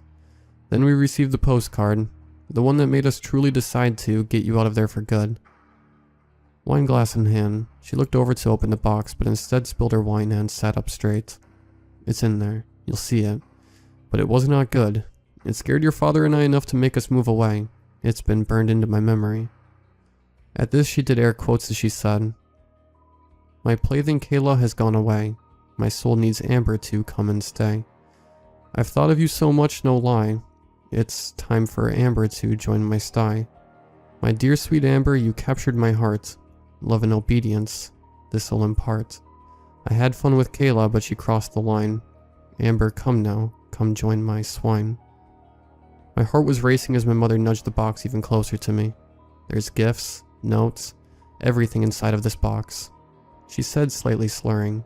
Tons of letters and poems. That last one made your father and I decide to move away, but... At the point she slumped rather than leaned forward and grabbed my hand. Amber, honey, the letters continued even after we moved. I don't know how he found us, but it all continued. For a few years or so. Only a few years. That's why we moved so much. They stopped after a few, of course. It seems safe. But then your dad and I... She finally took a break and I was able to get a word in. I really didn't even know what to say. Mom, I truly appreciate you telling me all of this, and even giving me the box, but why now? Why after all of these years? My mother again drained her wine glass, refilled it, and then took a few sips before looking at me with her flushed face. Honey, your dad called me the other day. He got a package in the mail of a stuffed pig. He hadn't ordered it, and there was a card with the pig.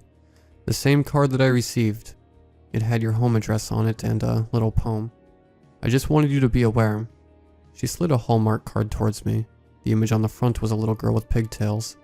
with X's drawn over the eyes and mouth in black marker, and giant pre-printed text reading, "I've missed you," across the front. I opened the card and, underneath the hallmark card text of "Hope to see you soon," was a handwritten message. "My dearest Amber found again. I've searched so long and now I win. My dearest girl but now so old. I'll overlook 'cause you're my gold. You were the one who got away, but not for long I'll make you stay. Your parents were so easy to find. Thanks to them your address is already mine. Your eyes so beautiful just like a full moon. I'm so glad you'll be wrapped in my arms soon. I missed you much, only thought of you. Can't wait till I make our dreams come true. I'll see you soon, you'll join my sty, and together we'll always be side by side. Needless to say, I'm moving as soon as possible."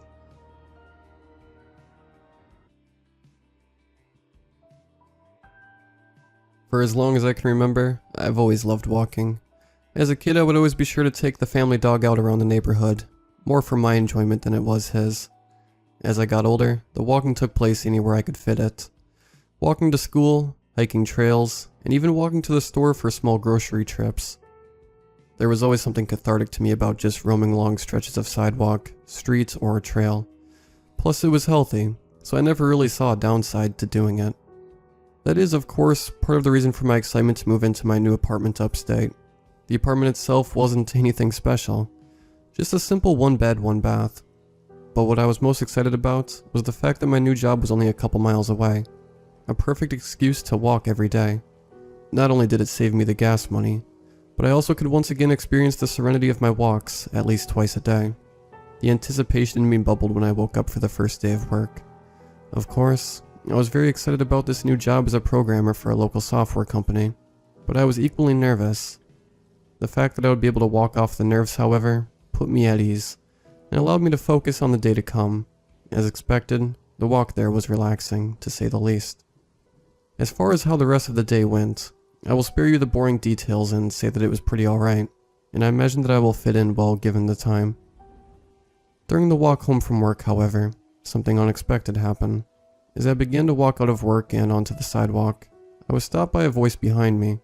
"Hey," came the voice of a young man. I turned around slightly startled.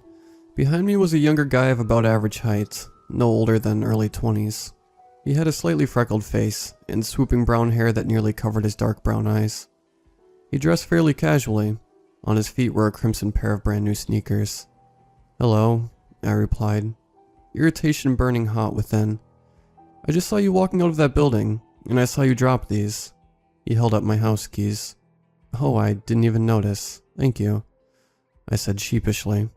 I took the keys with gratitude as he handed them to me. My guilt from my previous irritation left me cold as ice. Strange you would think that dropping something like keys would make a noise loud enough to notice a block away. I guess I am more oblivious than I thought. "Thanks again for giving these back to me. It would have been awfully hard to go home without them." I followed with a slight laugh to lighten the mood, and internally make up for my misjudgment. "Oh, don't mention it. You headed down the highway?" His voice shifted to a more jovial tone.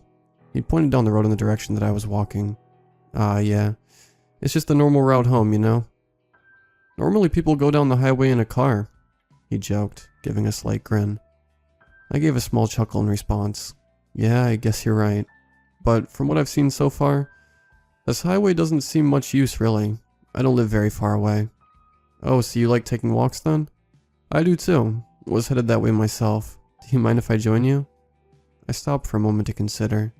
Normally, I'm a relatively shy person and don't interact much with the people I know, let alone strangers. Although there was something about this guy that just had a charm to him. I couldn't place my finger on why, but I was very comfortable around him. I agreed to his request, and we started off in the direction of my apartment, along the highway forested on each side. Turns out his name is Tommy. A lot like me, he just moved here from somewhere else in the state, and doesn't really know his way around. I've been here a bit longer, so I didn't mind taking a small detour on our walk to show him a bit around downtown. As we walked around town, it was pretty clear that he and I would be fast friends. We made plenty of jokes, had deep discussions about where we had come from, and what we wanted to do with our lives. And we even stopped for a bite to eat, where he paid for my meal. Truth is, I really like the guy, and we seemed to have a great connection. But there was something about him that was off. It's hard to describe, but it was almost as if he was constantly thinking about something, or someone else. And I was simply his distraction. You know, I really shouldn't be so pessimistic and think so harshly of other people. Maybe then making friends would be a lot easier. That night, however, I woke up around 2 a.m. I thought I heard my front door slam shut. Irritated and in a state of delirium, I checked the time. Then it all suddenly came to me, and fear and shock washed over me. I opened the drawer on my nightstand and took out my pocket knife from inside. I flipped the blade open and walked out of my room. There was no one else in the apartment, not a single soul. The front door, however, was wide open. What seemed like almost a liter of blood was pooled just outside of my door. I felt overwhelmingly nauseous. I dropped the knife and fell backwards onto my couch in shock. After a moment, I picked up the phone and called the police. When the police arrived, I stood with them to give them a statement and explain what was happening. I told them that I had no involvement with the blood outside, and they began investigating and urged me to stay nearby, and they called in a forensic team. About an hour or so before I was supposed to go into work, I called my boss and explained what was going on. Of course, she understood and gave me the day off so I could cooperate with the police. The forensics team had set up shop in my apartment, and I watched them go to work for the next 6 or so hours, occasionally answering one of their questions about the circumstances in which I had found the blood. "Alright," the officer started. "Thank you for your cooperation. Your story seems to match with what we found, and no foul play is suspected, so you are free to go. However, we're going to need to stay here for a day or so to collect samples and clean up, if that's alright." "Of course," I said, eager to get this mess over with. After I got settled into the hotel just down the street from my apartment, I picked up my phone and rang up Tommy. I asked what he was up to, and if he wanted to meet up for dinner. We agreed on a dinner nearby. "That's insane, dude," Tommy said at the end of my retelling of the day's events. We had been in the diner for maybe an hour or so, and now we were sipping on milkshakes and waiting on the check. Yeah, no kidding. What a way to wake up in the morning. "Are you alright?" Tommy had grown pale, and his eyes were fixed on the table. He was obviously deep in thought. "Yeah," he said, correcting his stare. "I'm just worried about you, I guess." "Well, thanks for your concern, but I don't plan on coming face to face with an axe murderer anytime soon," I joked. I will admit, even I didn't fully believe in the sentiment of that joke. The next day was pretty much business as usual, what with my return to work and everything. About halfway through the day, I got the all clear from the police, and they said they would get a hold of me whenever they found any results. Well, I say whenever, but really they said if they found any results. How comforting. That evening, I moved back into my apartment. Sure enough, the blood was gone. I took a deep breath and relaxed a little. I then remembered that with all of this basically behind me, I could resume my walking routine as usual, and my mood brightened a little. I decided to take one after I was finished resettling in to cool off. I stepped outside. The evening air was cool and refreshing. I took a deep breath and began walking. It felt great to just have that time to myself again. Of course, there was a nagging feeling in the back of my head, a feeling that things were maybe not alright. I shrugged it off and kept walking. I got to the old highway just before the sun was setting behind the trees. No cars were around this time of day. It was the perfect conditions. I started walking towards town, the shadows of the trees on either side of me growing taller as I walked. Then, just off the road and into the trees, a spot of red caught my eye. It was a lone shoe, some 50 feet from the edge of the highway. I walked over and picked it up. The shoe had a red base color, with black racing stripes down the middle and side. It seemed oddly familiar. It was Tommy's shoe. What was it doing out here? I looked around the area, and tried to see if I could see him anywhere nearby. I called out his name a couple of times, but I received no response. I picked up my cell phone and gave him a call, but he didn't answer that either. Well, wherever he was, he would probably want this back. I tucked the shoe under my arm and stood up. It was better off with me than in the middle of nowhere. Wait a minute. What just moved? I could see it, at the top of my peripheral vision as I was looking down. Just a quick movement, almost like something bolted between the trees. I looked up and ahead immediately, and caught the sight of a couple leaves floating back down to the ground, kicked up from their resting place on the dark forest ground. I leaned around the tree to my left to get a better sight of what just ran off. It was a deer. I could still see it bounding away. Thank God. The next day was business as usual. Another day at work. You know, I'm starting to like this job. Even if it isn't the most exciting thing in the world. When I got out from work, however, I expected to see Tommy waiting for me outside. But instead, I was greeted by empty sidewalk and mild disappointment. I waited a couple of minutes and looked around to see if anyone was coming. Eventually, I gave up looking up and down the sidewalk and began walking off in the direction of my apartment. I picked up the phone and called him as I walked. Of course, there was no answer.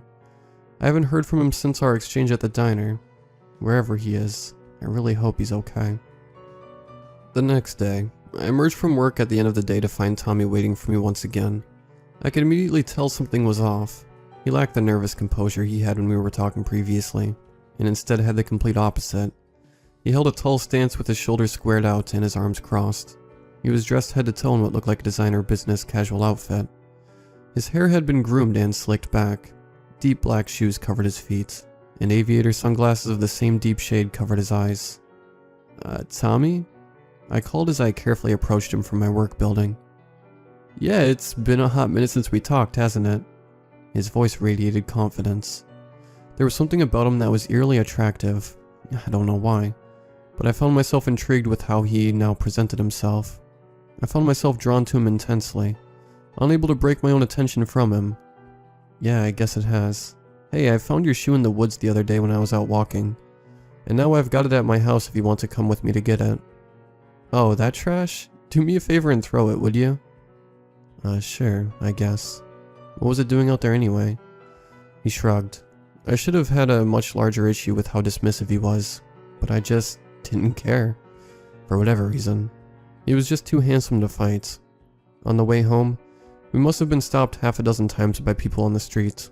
A group of high school girls gushing and giggling at everything we said. A local food truck offering us free food. Even police officers who were more than willing to neglect the occasional jaywalking. All of which were focused on Tommy, and all of which seemed to be deeply infatuated with him, willing to do whatever he suggested. It was almost disturbing how eager everyone was to follow whatever he said, but damn, was he just so convincing. When we finally arrived at my apartment, he bid me goodbye in his newfound way, tipping his sunglasses to reveal his brilliant blue eyes. I just stared, intrigued by him, and waved as he began to walk away, and I started towards my front door. I put my key in the door and turned. Wait a minute. Weren't Tommy's eyes brown? My face and heart rate fell as I was unlocking my front door. I looked over my shoulder to where he was walking. He noticed my change in demeanor and shot me a quick, sickening smile. He continued walking. I didn't sleep at all that night. He was waiting for me the next day outside of work. I just couldn't say no to him when he offered to walk with me again. There was no mention of my little observation yesterday. He suggested that we stop and eat at the same diner we did before. Despite the sick feeling in my stomach, I continued on with him as if nothing had happened. We stepped into the old-fashioned restaurant, which seemed to be empty except for Tommy and myself. We helped ourselves to a booth near a window. A beautiful waitress approached our table. Hey fellas, what can I get for you today? Her eyes were fixed on Tommy. 2 chocolate milkshakes, please. He didn't ask me what I wanted. I didn't care. Just as she went to put in the order, a man and his family walked into the restaurant. They were loud. The diner rang with their yelling and laughter. They sat down at a table near the kitchen entrance. After about 15 minutes, the same waitress who waited our table went over to get their drink orders. The man was clearly upset. He began raising his voice at her, and I heard bits and pieces all about how he didn't like how long it took, how she was doing a poor job, how she was ugly anyway. Frustration welled up inside of me as I watched the poor waitress suffer this abuse. The pain and anxious expression on her face saying everything. Tommy only gave a sick smile at this exchange. Eventually the waitress disappeared back into the kitchen, re-emerging moments later with 2 chocolate milkshakes on a tray. She walked up to our table, obviously still anxious. I'm really sorry these took so long, fellas. She set the drinks down on the table, one at a time. After setting down the second one, Tommy placed his hand on her forearm and looked up at her. Miss, isn't that man over there just the worst? I'm really sorry he did all of that to you. You deserve much better. To this statement, The waitress only looked down and gave a small nod. Do you know what I think? Tommy continued, lowering his voice. The waitress fixed her gaze on him, intrigue and anticipation reflecting in her eyes. I know that the world would be a better place without him, if you know what I mean. My mouth slowly hinged open in shock at the outrageous comment. I wanted to protest, but I just couldn't tell him no. The waitress was now wide-eyed. Gradually, a sick smile started to form on her face. Her eyes began to light up with realization. She gave a second nod, stronger and more enthusiastic than before. She stood up straight, dusted off her uniform with a quick brush, and quickly disappeared into the kitchen. After a few moments, she emerged once more, wielding a large kitchen knife in her right hand. She was on the man in less than a second, his unfortunate choice in tables giving him no time to react. She began savagely plunging the knife into anywhere she could fit it, his neck, arms, chest. As she ripped at him, the man's wife and children screamed and fled the table. Blood spouted from his wounds like a water fountain, painting the white walls of the diner red and pooling on the floor. His screams were muffled by the sound of the blood gurgling in his throat. After half a minute, he stopped moving. The waitress kept slashing for another half minute, kitchen staff now emerging and trying to stop her, but to no avail. I could only watch, petrified by the visceral image. Tommy only had an expression of sick amusement. When she was finally restrained by the kitchen staff, Tommy turned to me. "Let's go," he commanded. We stood up and calmly walked out of the diner into the evening. The kitchen staff barely seemed to notice us leave, as they held down the woman still wildly trying to swing the knife. As we rounded the corner away from the diner, I could still hear the wife calling the authorities, sobbing and cursing herself for her cowardice. Tommy seemed pleased with himself at what he transpired, joking and laughing about the incident on the entire way home. I was powerless to stand up to him, guilt torturing me from within. That walk home was the longest in my life. When we finally arrived at my apartment, he bid me good night once more, a sinister tone dominating his voice. I don't know how, but I continued on, into my house, locking the door behind me. I turned on the television and turned to the news. Apparently, the woman's attack was ruled as a spontaneous break of sanity. Apparently, the diner did not have a functional security system to show what had happened inside. Apparently, this was all calculated. That sick bastard. I didn't know what I could do. What could I do? Report him to the police? If he could compel officers to ignore petty crimes, and even drive some people to murder with a single sentence, how did I know that he wouldn't convince his way out of this and turn his rage on me? Whoever he was, he knew I was trapped and helpless. He wanted me to witness these things, to understand what he was and what he could do. The next day I called into work. I let my boss know that I probably wouldn't be returning to work due to personal reasons. Before she could protest, I hung up the phone. I took a walk, the morning air refreshing me. I deviated from my normal route, instead this time deciding to hike a trail that went through the woods next to the highway. As I went through the dirt trails, I went deeper into thought. I tried to think of everything I could to come up with a plan, with a way to get out of this. Who was he? What did he want from me? I looked down at the ground. I didn't notice that I had left the trail. I turned around completely and scanned the ground around me. The trail was nowhere to be found. I seemed to stray from it long ago. Then, out of the corner of my eye, I saw a glint of red. I slowly turned my head until I could get a clear look. It was a crimson shoe, attached to a rotting, severed leg. I turned and ran as fast as I could in the direction I came from. I kept sprinting, but I could hear something behind me. I could hear the leaves rustle near me, closing in on me. I could hear wood splintering from the trees near me as something sprung off of them. Heavy, animalistic breathing getting ever closer to me. I didn't dare look back. I just kept running as fast as I could. Suddenly, I spotted the dirt path ahead and felt a slight relief. I stormed onto the path as fast as I could, accidentally slamming into a startled couple and knocking one of them to the ground. As I continued to run past, I heard one of them scream. Noticing the thing I was running from, I couldn't stop. I had to keep running. I stopped hearing noises from behind me. The signs of pursuit were disappearing. I kept running. That night, another news report. A couple had gone missing on a popular hiking trail. Only blood was found at the scene. Guilt consumed me. I knew that I was the reason those people were likely dead. I resolved then that I couldn't leave my apartment, except for a lone exception. I drove out to the local sporting goods store and purchased a firearm with some ammunition. Afterwards, I went to the grocery store and picked up enough food and water for months. I returned to my apartment. A few days later, I got a knock at the door. I looked through the peephole of my front door. It was my former boss. I opened the door and let her inside. She had been worried about me since I had called in, and managed to find my address to see if I was okay. While I appreciated her concern, the part about finding me worried me. I could tell that there was something on her mind. Still, she was here, away from the influence of Tommy, and I invited her to stay for dinner. She offered to help me cook, which I accepted. It was nice having company after being alone for so long. I asked her to go ahead and start dicing up onions for our meal, and I turned around and started cleaning dishes to use for dinner. Then a sharp, sudden pain exploded in my shoulder. The knife I had just given her was sticking out of my arm, blood pouring from the wound. My guest's hand was still on the handle. With all the force I had left from the shock, I shoved my entire body into hers and made just enough time to slip away. I burst into my bedroom and dove behind my bed, reaching underneath it to grab the firearm. As I brought it out, she charged into the room. As she raised the knife to finish the job, I leveled the gun from my position on the ground and pulled the trigger twice. She had a shocked expression on her face. The knife slipped from her grasp, and she fell backwards, collapsing into the door. Shock overtook me, the pain in my shoulder growing more intense as the adrenaline faded away. The realization that I had just killed another person weighed heavy on me, and I felt nauseous. I barely made it to the bathroom before I threw up. Blood continued to pour from the deep wound. It was done. It was no secret to me why she did it.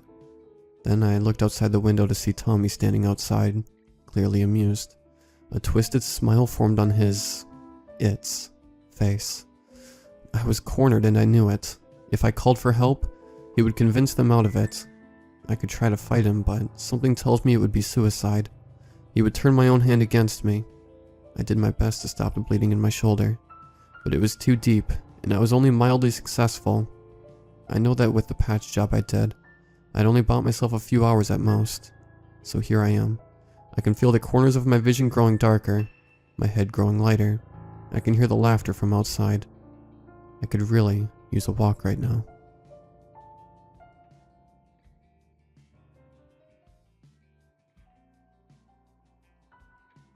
I'm not gonna lie, I had a great childhood. I had loving parents, I still do. I got along with my sister. All of my family took care of me and brought me up the best way they could. Most of them were university teachers and researchers, so I also had a pretty big bank of knowledge at my disposal. We never had too much money, since my country was going through a pretty bad economic crisis during my younger years, but it was enough to get us a nice little house next to my grandparents, my old man's mom and dad. We were always extremely close. I loved knitting and taking care of the garden with my grandma, and watching football matches and carpentering with my grandpa. They were like a second pair of parents. My school days went by pretty smoothly. I didn't have the best grades, but they were good enough. So at 18, when I finally finished high school and managed to get into a good college, my grandparents decided that they were going to give me a pretty amazing gift. I was going to spend a month with them traveling through Spain. For the most part, I had a great time as expected. The trip bonded us even farther, and I loved every minute of our seeing beautiful art and architecture. But none of that mattered compared to what happened in a single, fateful night. I have denied and shrugged off the memories for an unbearably long time, but something made me remember, and nothing will ever be the same again. I probably will never, ever again forget what I went through, no matter how hard I try to block them out of my life again. The memories will consume me. That is why I must tell my story, before it is lost forever. It all started during the third week of the trip. We had already visited Madrid, Segovia, and Toledo. Next up was Granada, home to La Alhambra, the most lavish of the Arab places in the Iberian Peninsula. It had been the final bastion of resistance of the last Moorish king, where he spent the final days of his reign, a fairy tale town. Too bad it was filled to the last inch with tourists. We were staying at a hotel called Leonardo. I remember that we arrived at night, at about 8 p.m., after a 4-hour-long train trip. The lobby was pretty nicely decorated and shiny, and the staff was nice, so we weren't expecting the least bit what we were going to find upstairs. It was a pretty tall building for Granadan standards. We were staying in the second to last floor. The 10th one if I remember correctly. This meant that we had a good view of the whole city. And that was pretty much the only good thing about the place. The corridor leading to our room was old and musty, covered in a pink and peach striped wallpaper that had suffered a few decades of constant humidity, probably from a leaky pipe. It had a low ceiling with a row of dim lights, and a carpeted floor with a grayish hue to it that had probably once been beige. The room itself wasn't too different, with the added discomfort of an old bathroom, stained bed sheets, and an old springy mattress that could have been at least twice my age. Nothing like what we had seen in the pictures. Nonetheless, we were more interested in the city itself than the boring old hotel. So we unpacked as quickly as we could, and went out for a nocturnal bite and short walk. Before going out though, we complained to one of the receptionists about the state of our room. He politely explained that this particular hotel building had passed through several owners and hotel chains, like an old hand-me-down that no one really wanted, but accepted anyways. Apparently, the owners had only bothered to refurbish the lobby, and left the rest of the building just as they found it. Fair enough. The hotel staff had nothing to do with the owner's carelessness. Plus, we had already paid for our stay, and did not have the time nor the will to find another place. So we had our supper, got the feel of the town, and came back at about 11. The first night was surprisingly not bad. We were completely exhausted from the long train ride, and wanted nothing more than to get our fair share of sleep. And that we did. I woke up after a dreamless night. I hadn't even noticed the hardness of the old mattress. I felt great. It all started when we were getting ready to leave our room that morning. It was 9:10 when we heard a low knocking on the door. Knock, knock, knock. And then there came a voice. Cleaning service. It was an old lady's voice, with a deep Spanish accent. I opened the door and let her in. I gazed at her while she greeted us with a good morning in barely understandable English. She was a very peculiar old woman. Her wrinkled skin was rather pale, but it was covered in brown stains from years of exposure to the sun. Her hands looked rugged and calloused, roughened by years of hard work. She had deep, teary green eyes that contrasted with her silky black mane. I couldn't help but stare at it. Her hair looked so soft that it could have belonged to a 10-year-old. Only the odd gray hair gave it away. We finished grabbing our things, and were about to go out when I suddenly remembered that I had forgotten to grab my wallet. I told my grandparents to meet me downstairs and went back in the room. Quickly, I searched for the wallet on the nightstand, but it wasn't there. I was reaching under the bed when suddenly the woman said, "Don't worry, I already picked it up." She reached out her hand. I thanked her and took the wallet. And as I did, our skins touched. Her skin felt damp and cold. Too cold. For an instant, I felt as if my body had been filled with melting ice. A sudden urge to get the old lady out of my sight as fast as possible grew inside me. So I quickly said goodbye and practically ran out of the room. But as I was closing the door, I felt the coldness grow inside me once again and turned around. The cleaning lady was staring directly into my eyes, smiling a knowing smile. The smile that said she was in on the joke, and I was not. I practically slammed the door shut. For the rest of the day, I had the old woman in the back of my mind. Every time I zoned out, I would remember that seemingly unexplained coldness I had felt deep in my bones. To my great satisfaction, though, I still managed to have a good time.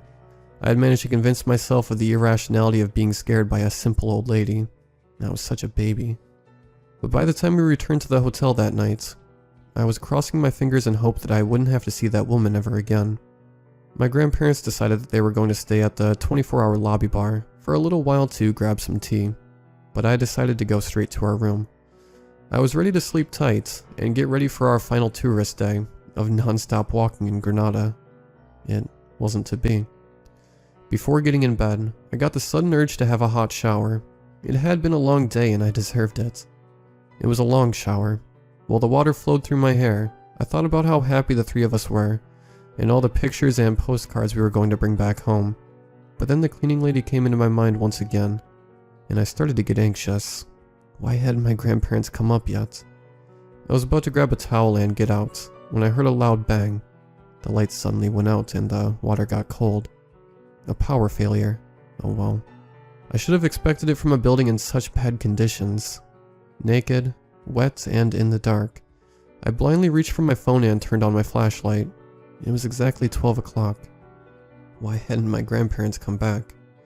I wrapped the towel around my waist and reached for the door handle while holding my phone in the other hand. The door didn't budge. I tried harder, but nothing happened. The door was stuck.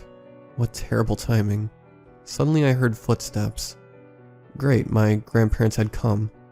Grandma, Grandpa, are you there? I called out. No answer. I called out again. Still no reply. I started to get spooked. If it wasn't my grandparents, then who the hell was in our room? And what reason would they have to not reply to my calls? The footsteps continued. I tried the handle again and was about to slam my body against the door, but luckily thought twice before doing it. If the person that had come in the room didn't want me to open the door, was it a good idea to confront him? After all, if he was armed, the encounter could get me badly hurt or worse. So I locked the bathroom door on my side as a safety measure and decided to call 911. But then I remembered that I didn't have any service. I hadn't bothered to buy a phone chip for the trip. So I tried the internet, but of course, it had gone out along with the electricity. I was getting desperate. The footsteps continued inside the room for a few seconds, and suddenly I froze. The footsteps were nearing the bathroom door. This was getting out of hand. And then I heard it. Knock, knock. And another. Knock, knock, knock. Only one thought filled my mind. The cleaning lady. Everything hit me all at once. I felt her outside my door. It was the same agonizingly cold, wet feeling from that morning, but way, way worse. It was the same feeling you get when that freezing early winter rain hits you hard on the face, but deep, deep inside of your bones. And there was dread too. Bucket loads of dread filling my heart. What could she possibly want from me? Was that thing outside the bathroom door even a she? It was too much, and so I froze. My knees turned to rubber, and I collapsed in the corner, unthinking and unmoving. I was knocked out of my state of trance by a sudden bang. The woman, or should I say creature, that stood outside the bathroom had grown tired of knocking. Bang, bang. Harder and louder this time. The door wouldn't hold much longer. At this point, the adrenaline had kicked in. I placed my phone on the counter, grabbed the toilet ceramic lid, and got ready to hit whatever monster came through the door. Bang. The door opened violently. What was standing right in front of me did not look like a monster. There was no mistaking what I had managed to see from the dim glow coming from my phone's flashlights. It was the cleaning lady, all right, but she looked nothing like what I had seen that morning. Her perfect black hair had grown longer. It was so long that it spread around the floor like spilled water. She stood naked and still, right at the door, looking straight at me, unblinking. What I saw when I looked at her eyes made me grow still, letting the adrenaline fade away and the coldness and dread take me once again. They were not that deep green shade from earlier that day anymore. In fact, they weren't any color at all. They were white, completely white, a pair of colorless, lifeless balls. Then she started walking towards me in a perfect line, as if she were being guided by a vector. I dropped my weapon. It was the least human walk I'd ever witnessed. It was as if a creature, some unknown, dark being, had put on a suit and was trying, and failing, to look like a member of our species. The beast in the old woman's body walked in the same otherworldly fashion until it got right next to me and opened its mouth, revealing a set of perfect white teeth. I was completely paralyzed. It opened its mouth so wide that its jaw started to crunch and its skin to tear. A gray liquid started to pour from its throat. In that moment, I realized what it was about to do. I felt it in my gut. It was going to take a bite. It was going to feed. Yet I couldn't move. The coldness just wouldn't let me. Then there was another feeling. Acceptance. My body had given up to the creature. I was to be a part of it. A new skin for its collection, just like the one it was wearing right now. Out of nowhere, I heard a second bang from somewhere in the building, and light filled my eyes. The power was back. I blinked for the first time in what felt like a million years, and when I opened my eyes, there was nothing in front of me. It was gone. I closed my eyes for one last time that night. The next time I opened them, I was no longer in the bathroom corner. I was laying in my bed the next morning. It was as if absolutely nothing had happened. Had it all been a terrifyingly real nightmare? That is what my body led me to believe. As a coping mechanism, my brain made me forget. It made me think of the events that night as mere products of my imagination. And it worked. The rest of the trip went by just as expected. I came home, and continued on with my life just as expected. This was 4 years ago. Every time I came close to thinking about the events of that dreadful night, a cerebral mist clouded my memory. 2 days ago, something clicked. Something that made everything come back to me. It was as if a ticking time bomb had been planted that night in my brain, just waiting for the right time to explode. One night, out of nowhere, I started to dream. My first dream was a perfect recreation of that terrible night, ending just seconds before I succumbed to the creature. Ever since, I have been blanking out several times a week, losing track of time, and forgetting whole parts of my day. Spans of several hours have been getting blurry, but the worst part of my day is nighttime. Then everything comes back to me. I dream of coldness, of death. Sometimes I can see people, scared people. A dark being always closes in on them, but they can't move. Can't run. The cold won't let them. I never get to see the end of those nightmares. Not that I need to. I have considered several times visiting a psychiatrist, but I don't think it'll do any good. And I'm pretty sure I know why, even if I don't want to say or think it. I have since come to terms with my fate and the inevitability of the truth, so I'll tell it to you as a final goodbye. I think that night in Granada, I might not have escaped the monster after all.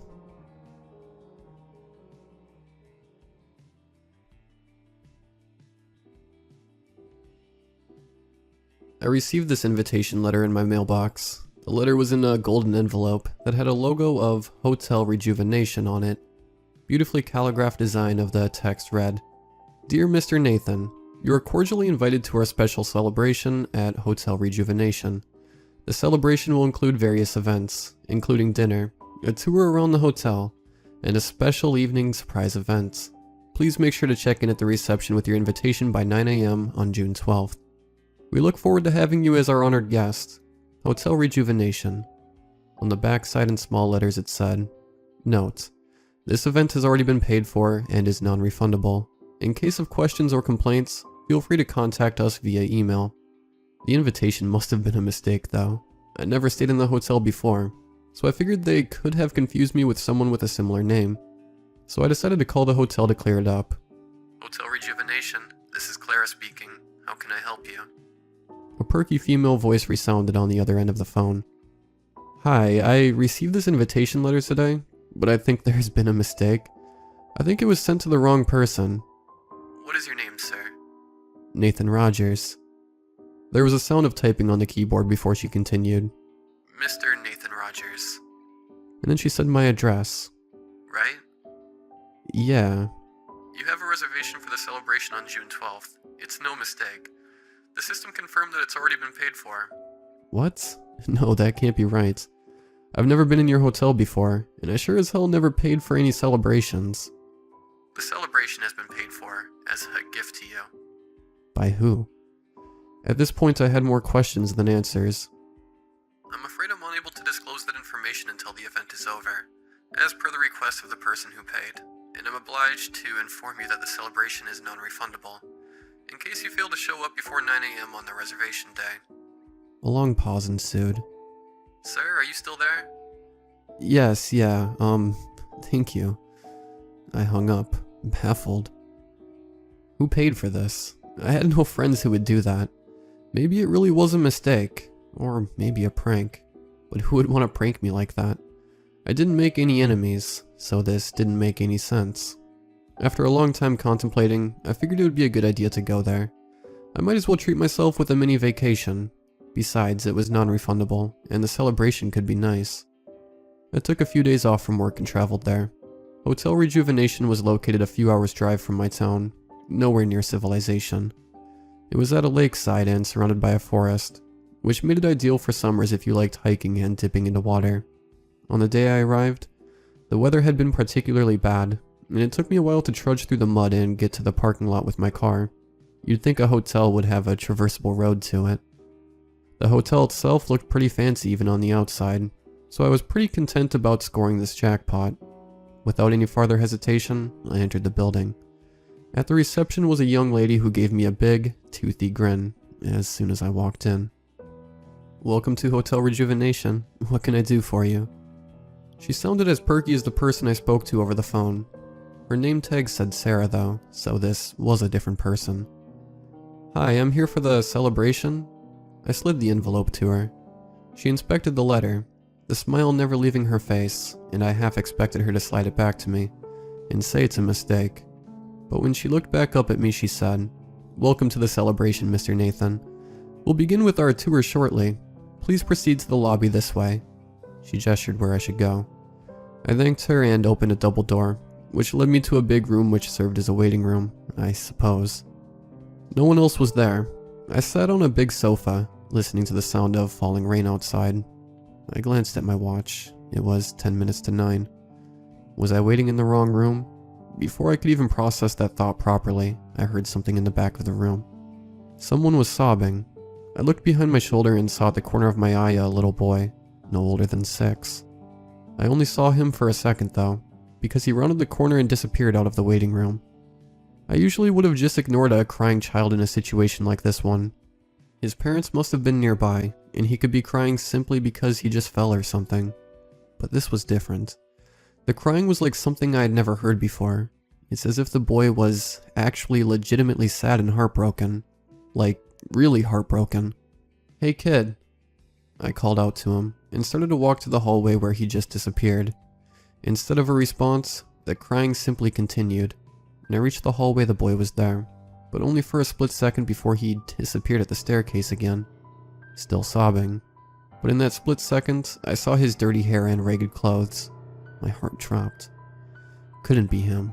I'm being ridiculous. I followed him to where he disappeared with a stride this time, and stopped in front of the staircase. All I saw was a flight of stairs going up into a darkened corridor that twisted around. I could no longer hear the crying either. "Kid?" I called out again, holding my breath for any noticeable noise. Nothing. Now feeling a little frustrated, I climbed the flight of stairs, and before even reaching the top, I heard something crash on the second floor to the right. "Kid, your parents are gonna be..." I reached the top of the stairs, and stopped dead in my tracks. I was faced with a very different corridor than on the first floor.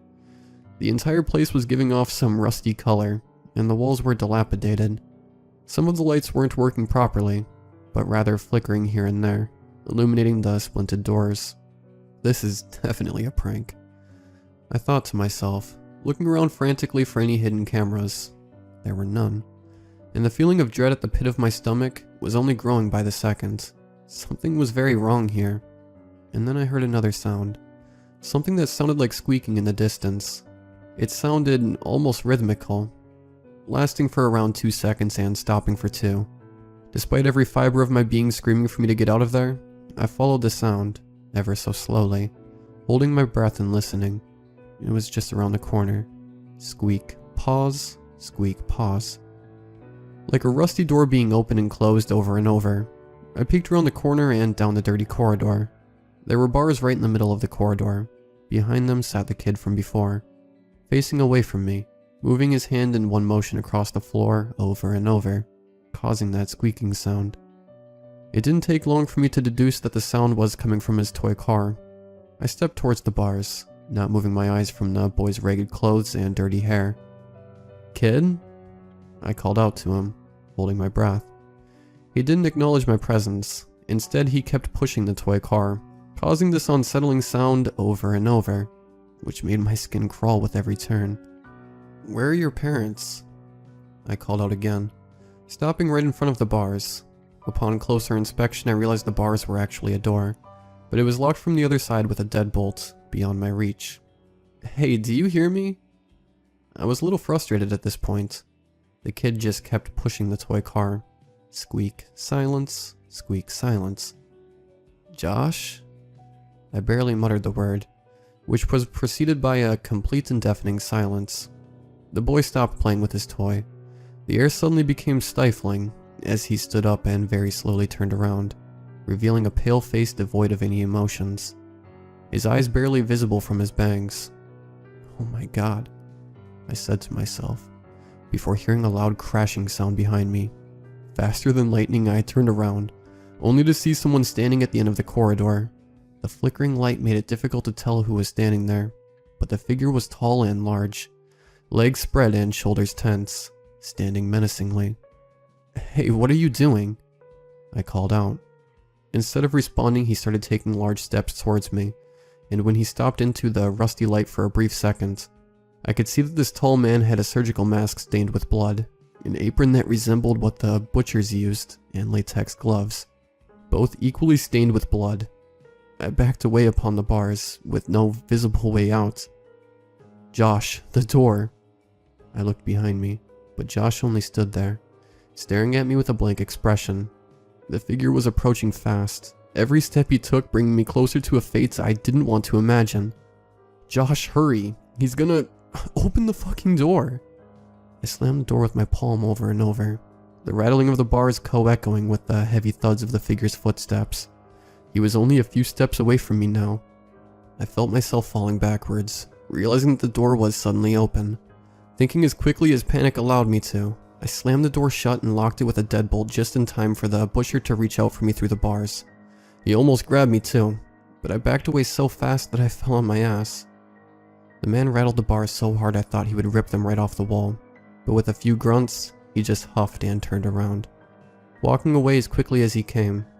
I stared as his figure disappeared behind the corner, and with him the sound of his heavy boots upon the musty carpet, leaving only my heavy breathing audible. When I turned around, Josh was gone, and I went into a full panic mode again. "Josh, where are you?" I rounded the corner thinking to myself over and over how I can't lose him again.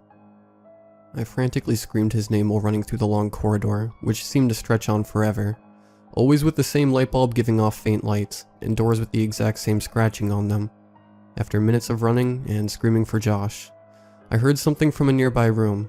I put my ear against the door and heard giggling, like a child playing. "Josh, are you in there?" I put my eye to the peephole, but was instantly jolted back. Something had fallen into my eye from the peephole, and when I wiped it, my hand came back wet. I blinked, still retaining vision in both my eyes. Just water. When I looked at the door again, water was pouring out of the peephole and down the door at an impossibly quick pace. I screamed Josh and started ramming the door with my shoulder. I couldn't hear giggling anymore, and I have no idea how this was possible. By the time I rammed the door the third time, I was already ankle deep in water. The lights were flicking violently now, and the sound of something going through the flood was heard. Whatever it was heading in my direction. I rammed the door again and again, more violently this time, and just when I thought my shoulder would fall off, the door gave way and I fell face first onto the floor. It took me a moment to collect myself, and realize that all the sounds around me had suddenly stopped. I stood up and observed my surroundings. The hotel room I was in seemed untouched by the water that was coming out of the peephole just now. Except this wasn't the hotel room. This was my house, exactly how it was 5 years ago before I sold it. I looked around in bewilderment. What the hell was going on here? "Daddy?"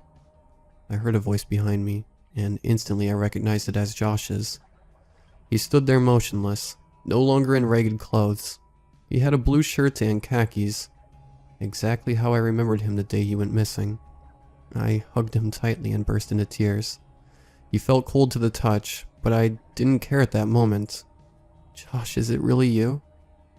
I took his face into my hands. He wasn't just cold, he was ice cold. "What happened that day? Why did you never come home?" "You know what happened, Daddy," he said robotically. I shook my head in bafflement as Josh looked to the right and pointed to an open door in the room. I couldn't see into the room since it was engulfed in complete darkness for a few seconds before the lights flickered to life and revealed our old bathroom. I saw myself in the bathroom, giving a bath to Josh. Past me looked like he hadn't slept in days. I remembered this. "When can I play with the other kids?" Josh asked. "I told you before, Josh, you aren't like the other kids and you never will be, but that's okay." Past me answered. "Why is Mommy angry with me? Is it because I'm sick?" "Mommy's tired," Past me responded. "She'll be fine." Josh crooked his head too past me. "I'm sorry I'm this way, Daddy," he said to past me with begging eyes. It's as if he felt what was about to happen. "It's okay, Josh."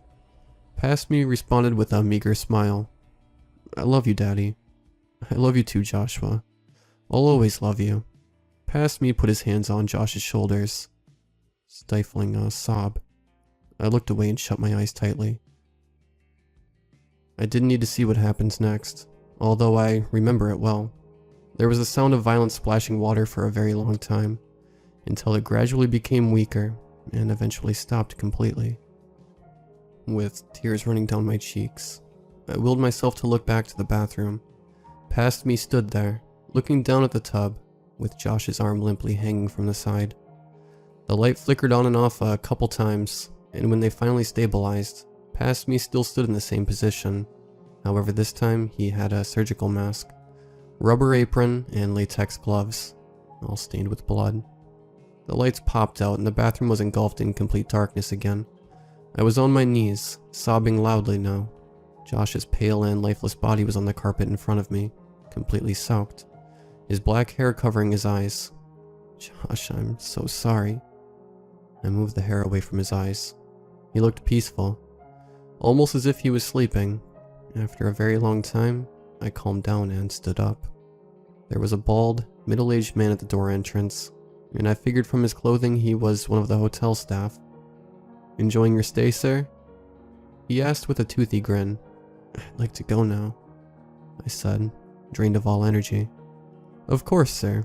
You are free to leave at any moment you like. We just need you to choose a payment method before you check out." "Payment method?" "The services of the event were not included with the event invitation." He grinned again. I knew there was no way I would be able to leave before paying up. I also had a feeling they were not interested in money. I was right. The man reached behind his back and presented a noose. "If you prefer the widely popular method." When he saw my reaction, he raised his eyebrows and said, "We also have an alternate method of payment, if this one is not your liking." He opened a door to the left and stepped aside. My heart jumped to my throat when I saw a gagged and tied woman on her knees. Her makeup was smeared across her face from crying, and when she saw me, she became hysterical. It was my ex-wife, Karen. I looked at the hotel employee who, in addition to the noose, held a kitchen knife in the other hand. The choice here was obvious.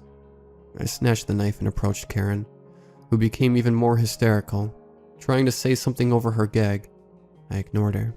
I couldn't stand to hear what she wanted to say, whether it be judging or begging. "I'm sorry for what I did to Josh," I said. "It was for the best and you know it. He was holding us back. He never could have had a normal life. I'm sorry." 10 minutes later, I was back in the hotel lobby. "Thank you for choosing Hotel Rejuvenation." The perky hotel receptionist smiled. "We hope you enjoyed your stay, and please recommend us to your friends and family." I shot her a glance and walked out without a response. As I entered my car, I glanced at the hotel one last time, only to see figures in shadows staring at me. I drove off. I was questioned by the police a few days later. Apparently my ex-wife Karen had been found dead in an old building outside the town, which served as a hotel before it went out of business. Apparently this was a popular location for people to either commit suicide or murder. I wasn't a suspect, so they thanked me and left. I returned to work and everything was as it was before my vacation. I never told anyone about my trip, and whenever asked by my coworkers, I would simply shrug it off saying it was an ordinary vacation and would avoid going into any details. Hotel Rejuvenation was my punishment, but it also served as a reminder of what horrible thing I did to my son. I still have to live with that for the rest of my life, but aside from the guilt that I feel, one question in particular keeps gnawing at me every night, which puts a primordial fear into me. Who paid for my stay in the hotel?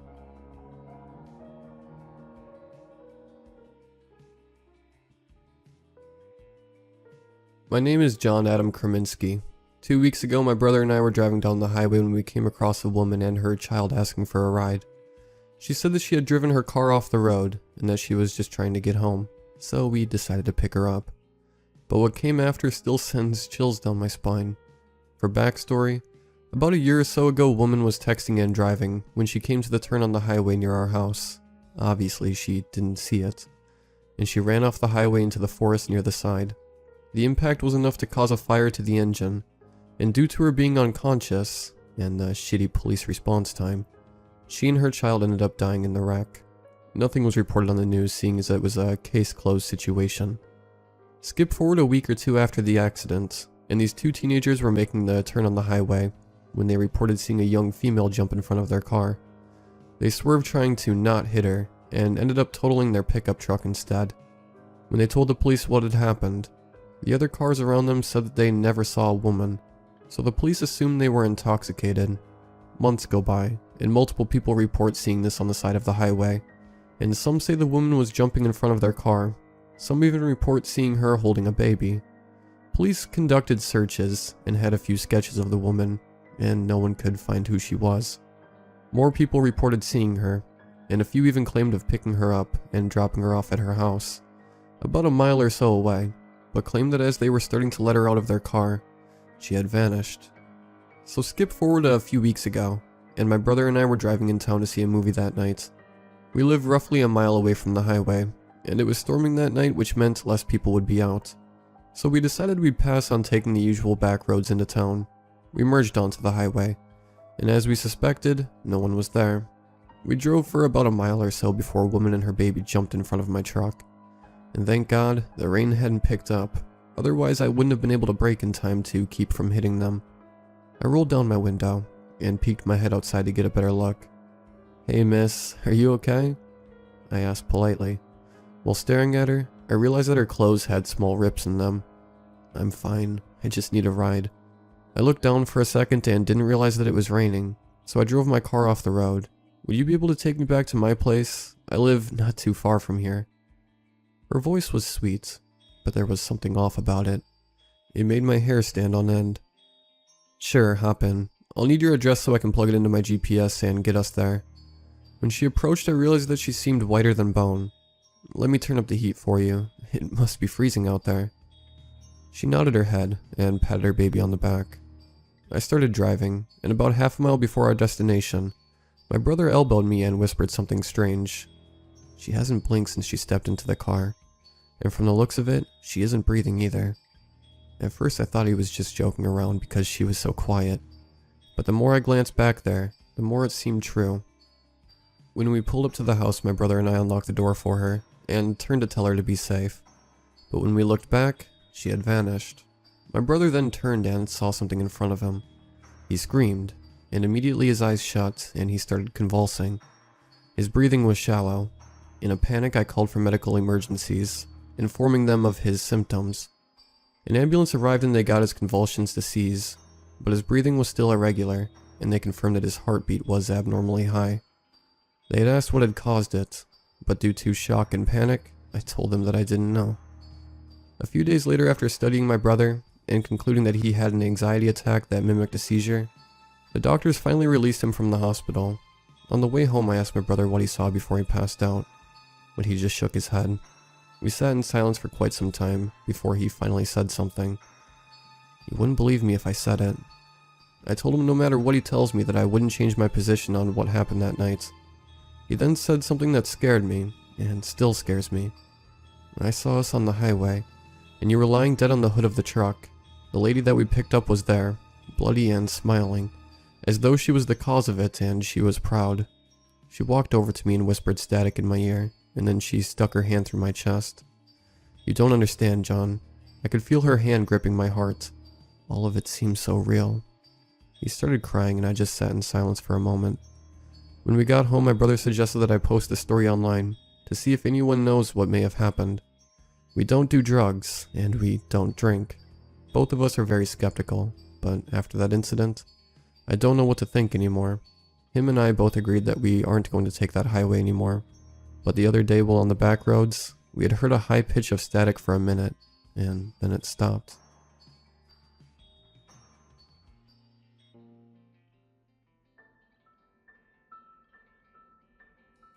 I am the best pilot of the state. I used to half joke with my family. It was debatable, but close to truth. None could fly an Apache attack helicopter as I did. In the Melbstrom Air Force Base, Western Montana. That fact would usually earn me some favor. Better maintenance for my bird overseas. Possibility to choose my posting. As well as, usually, more information than is offered to the other helicopter pilots during the briefings. Not this time. Colonel Harper, you want me to go blind? I grumbled, not hiding my incomprehension. You didn't even tell us where we are going. I had a few emergency takeoffs in my career, both in training and during live combat. Every time, you have at least some information. Someone is attacking your base. A nearby convoy has been ambushed. Something. I'm sorry, Hank. The look on the Harper's face told me he was honest, at least regarding his regrets. Can't tell you more. Just follow the procedure. More instructions will come once your squadron is in the air. Is this a drill? Let me know that at least. Is there an attack somewhere? Again, his face told me everything I needed to know. Harper did not know either what was going on. He took his orders from above, and nobody told him why Voodoo Squadron was being mobilized. It is not a drill, that's all I'm allowed to say. A creeping feeling went up my spine. Harper was the highest ranking officer regarding the defense of the base. Sure, there were some generals at Melmstrom, but everything that happened directly on the base had to go through Harper first. Everything. What kind of information or order did he receive to send his birds in the air without question? I didn't insist. There was no point. I went with my men, reviewing the briefing quickly with them, and we all walked to the landing pads and to our Apaches. Even though the moon was paler and brighter than I remembered it to be, the sky was very dark, as if the very light itself was absorbed by the few black clouds above our heads. "So what's up, Hank?" asked my gunner, Kim. She was the best gunner I'd ever flew with, and she shot as she talked, straight to the point. What's really up, I mean? There was no satisfactory answer, so I simply shrugged. She didn't seem happy with this lack of information, and was about to say something when I snapped my finger to get her attention, and made some eye movements to get her to look behind her.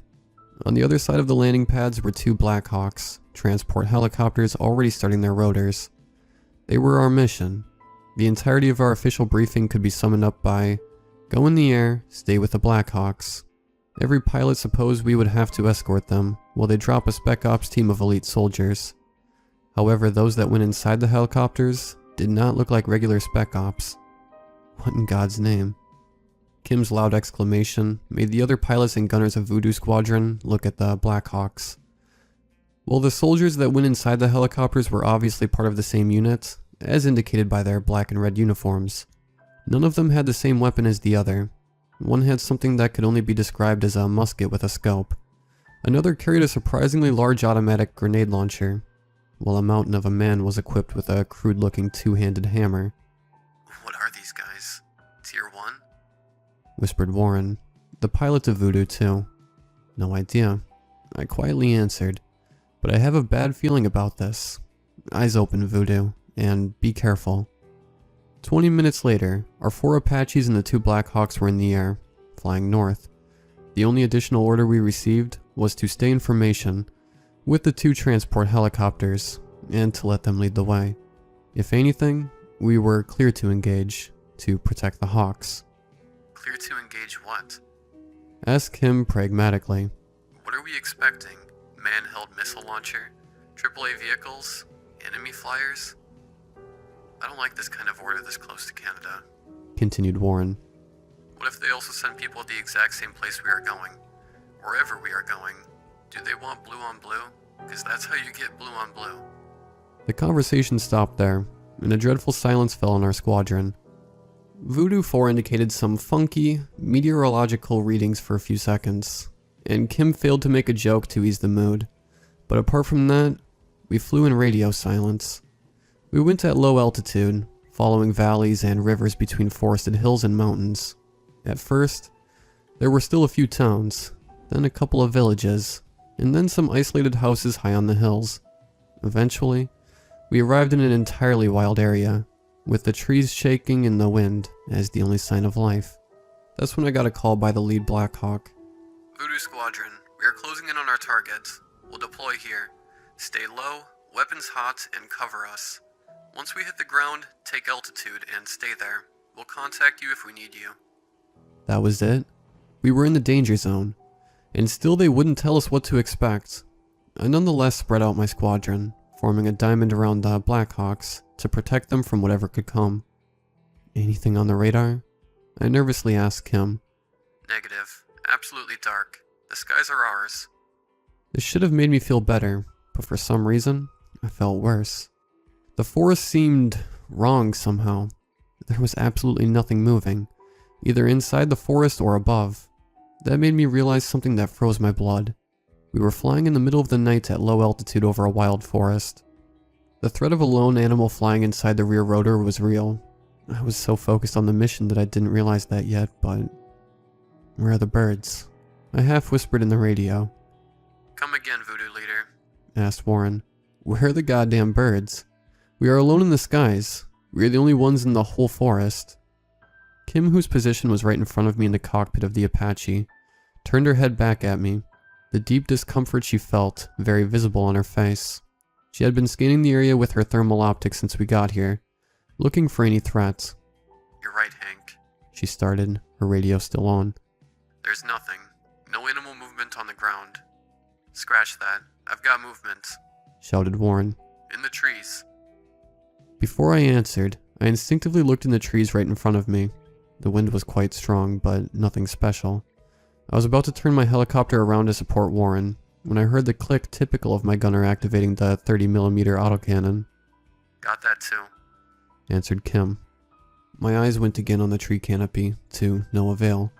My head-up display indicated where Kim was pointing her autocannon, so I focused my attention there. It was directly on our left, at our 10 o'clock, about 2 clicks from us.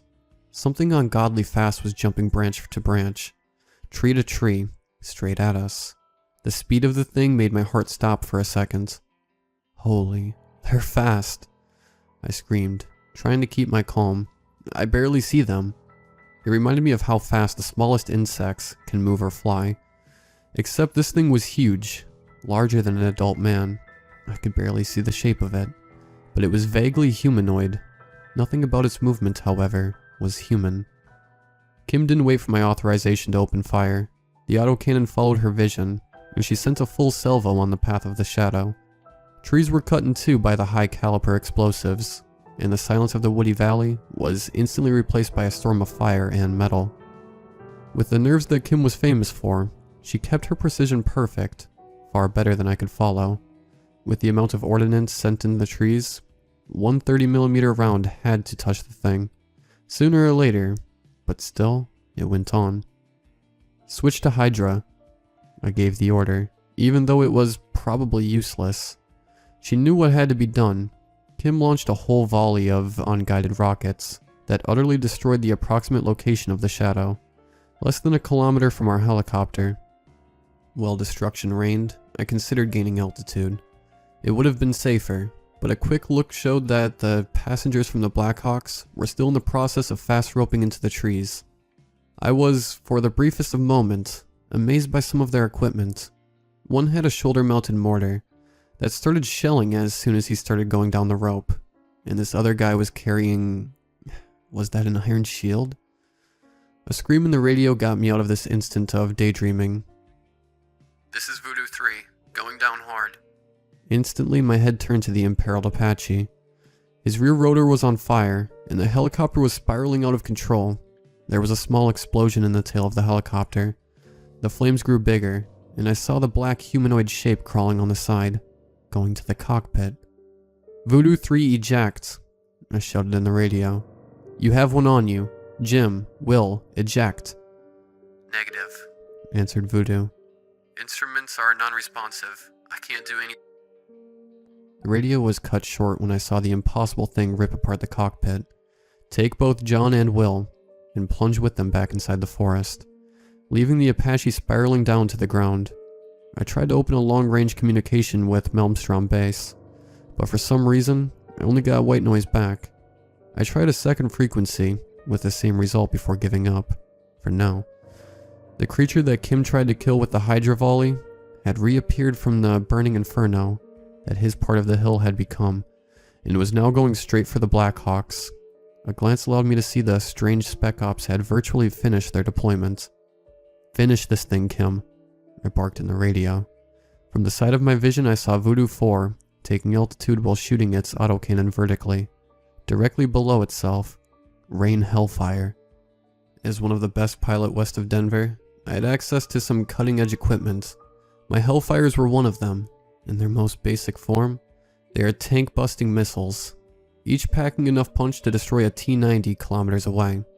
Mine were reinforced with thermobaric warheads, and were made to raise fortified bunkers. That creature was going to be erased from existence. Hank, I got a lock. Kim was almost out of breath. I have nothing on thermals. These things are cold. Then lock on the ground. Carpet bomb the area. 6 of the 8 missiles were launched in 2 seconds, each spreading to target a different area, all around the speeding freak. For half a second, a miniature sun lit the valley as 6 thermobaric detonations obliterated the hill that the creature was rushing through. I compensated the close-range shockwave so that my Apache wouldn't be knocked out of the sky, while the 2 Black Hawks, their passengers delivered, were thrown 100 meters away before they could stabilize. Apparently randomly, some trees burst into flames, victims of the thermal wave. Raging wildfires started to spread, but even then, the light of the flames seemed dimmed, and staring into the fire was not blinding. I could not explain the uneasiness that this brought upon me, but I felt cold, very cold, which, believe me, is not how you were supposed to feel when you unleash a volley of hellfire at point blank. The scream of Warren came next. It took me a few seconds to find his helicopter in the black skies. It was above us, according to my HUD, but I couldn't find out where he was. Even with the wildfire, I could not see a damn thing, except those dark clouds. Going down. Repeats, I'm going... I barely heard him on the radio, as if he was screaming from the other side of an auditorium. As the echoes of his voice rang in my helmet, I saw Voodoo 2 plummeting through the air as a rock, straight to the trees. His fuel detonated soon after he touched the ground, and a large explosion shook my helicopter. I took some altitude, partly because of the explosion of Warren's helicopter, partly because I started to climb to get away from this hell. We had risen by about 80 feet when I heard Kim gasping. My HUD indicated she was still looking at the general area of where the shadowy shape we bombarded with hellfire used to be. I could not see what she saw. Holy mother of... Was all I heard from Kim before my Apache was thrown out of control. I could not tell if it was an impact, or something just climbed aboard. I heard and felt Kim firing the autocannon, though I did not understand what she was shooting on. We need to eject. She shouted, visibly losing all senses to panic. Not until we gain some distance, I replied. I'm not jumping into this. Our Apache was cut in half. Right behind the cockpit, something tore the tail away. As Voodoo 2 before us, we plunged into the darkness below. I repeatedly pulled the eject switch to no avail. There was no way we would survive that. I heard Kim scream, and my voice joined her. I braced myself for impact and closed my eyes. When I opened them, I was still in the cockpit. Kim was unconscious in her gunner seat. Everything was dark outside, and I could not see more than 10 meters away, even with the wildfire that I could guess in the distance. I tried to wake up Kim by shaking her gently on the shoulder, but one of her bone made a very unpleasant sound, and I stopped. Looking more around, I noticed that we had landed at the top of a huge tree. First, this tree was way larger than what is usual for the region. Its vast branches twisted in impossible shapes. Second, even if it was made of the strongest wood, it should still collapse when half an armored helicopter fell on it. Either we fell slowly, or this was no wood. I took out my semi-automatic weapon and tried to get closer to the glass of the cockpit. I thought I saw something move in the distance, and I heard gunshots far, far away. Dread went up my spine, and I pushed my back against my seat. Something outside made a long, soft noise. Some sort of howl, then more gunshots, and an explosion. Just my luck. Now I'm thinking frantically about my next steps. What should I do? Should I try to stay inside the helicopter and wait for rescue? Make a run for it? Try to get Kim out of the cockpit and down on ground level? Should I go towards the gunshots and try to help? Or away? And hope this distraction will keep whatever lurks in the forest away from me?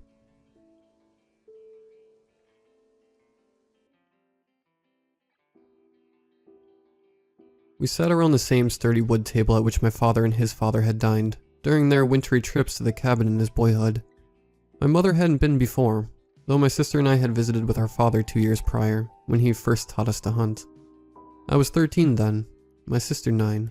Now, older and somewhat more accustomed to the frigid air, we assured our mother that the weekend ahead wouldn't be so bad. Our mother hated the cold, and had similarly unwelcome feelings for those who comfortably dealt within the northernmost areas of our state. Seasons were peculiar here, I'll give her that much. Winter came not as a gradual decay, and discernible onset of frost, but as a sudden coat, blasted onto nature and man, as if spewed from some furnace. Temperatures, though severe, were not comparable to the biting Arctic winds elsewhere, and so my mother, after insistent pleading on our part, accompanied us to the ancestrally past cabin. For the first time in my father's lineage, a complete family dined around the ice-armored roof. To our surprise, our bachelor uncle had been waiting for us when we arrived at the cabin, and requested that he could join us for one last meal before he returned home. He made himself the steward of the cottage, since his home was only a few miles away, and kept its upkeep during the summer months. We gladly agreed, considering his presence a cherished opportunity. We rarely visited due to my mother's aforementioned distaste of the region. At dinner, macaroni and cheese, beef brisket, oven-fresh bread, and thick green beans filled our plates, and the adults had their glasses filled with wine, while my sister and I drank a warming cider. A fire burned in the humble fireplace in the back of the room, and the windows offered gracious views of the white-capped trees and unclaimed wilderness behind. When night arrived, my father and uncle were visibly drunk, and my mother maintained a semblance of composure, though if observed closely, it was plainly obvious that she had been touched by the liquor. My sister and I exchanged mischievous glances, with the adults drunk and engaged in the kind of conversation only enjoyable to those in that state. Largely referential and nostalgic, us children could have our own sort of fun. My sister, Mackenzie, and I snuck from our seats and made our way towards the back window, careful to pantomime expressions of wonder and intrigue at the rustic decor of the cabin. Things we had seen before, yet towards which we feigned intense concentration. Our ruse was successful, and the adults paid us no attention as they laughed and spoke of times well before my birth. I let her out the window first, so that I could be sure our exit was not noticed. When I heard her land lightly on the snow a few feet below, I climbed through the window and fell beside her, noiselessly. Despite my larger size, I was adept at sneaking out. A learned finesse, I suppose. We made our way down the path from the cabin and onto the tree line, where the cabin's front porch light ended, as if halted by the impenetrable black of the woods. A weak moonlight fell upon the trees, but its dim aura did not reach the forest floor, and being mere children, we didn't dare cross the threshold into the absolute dark.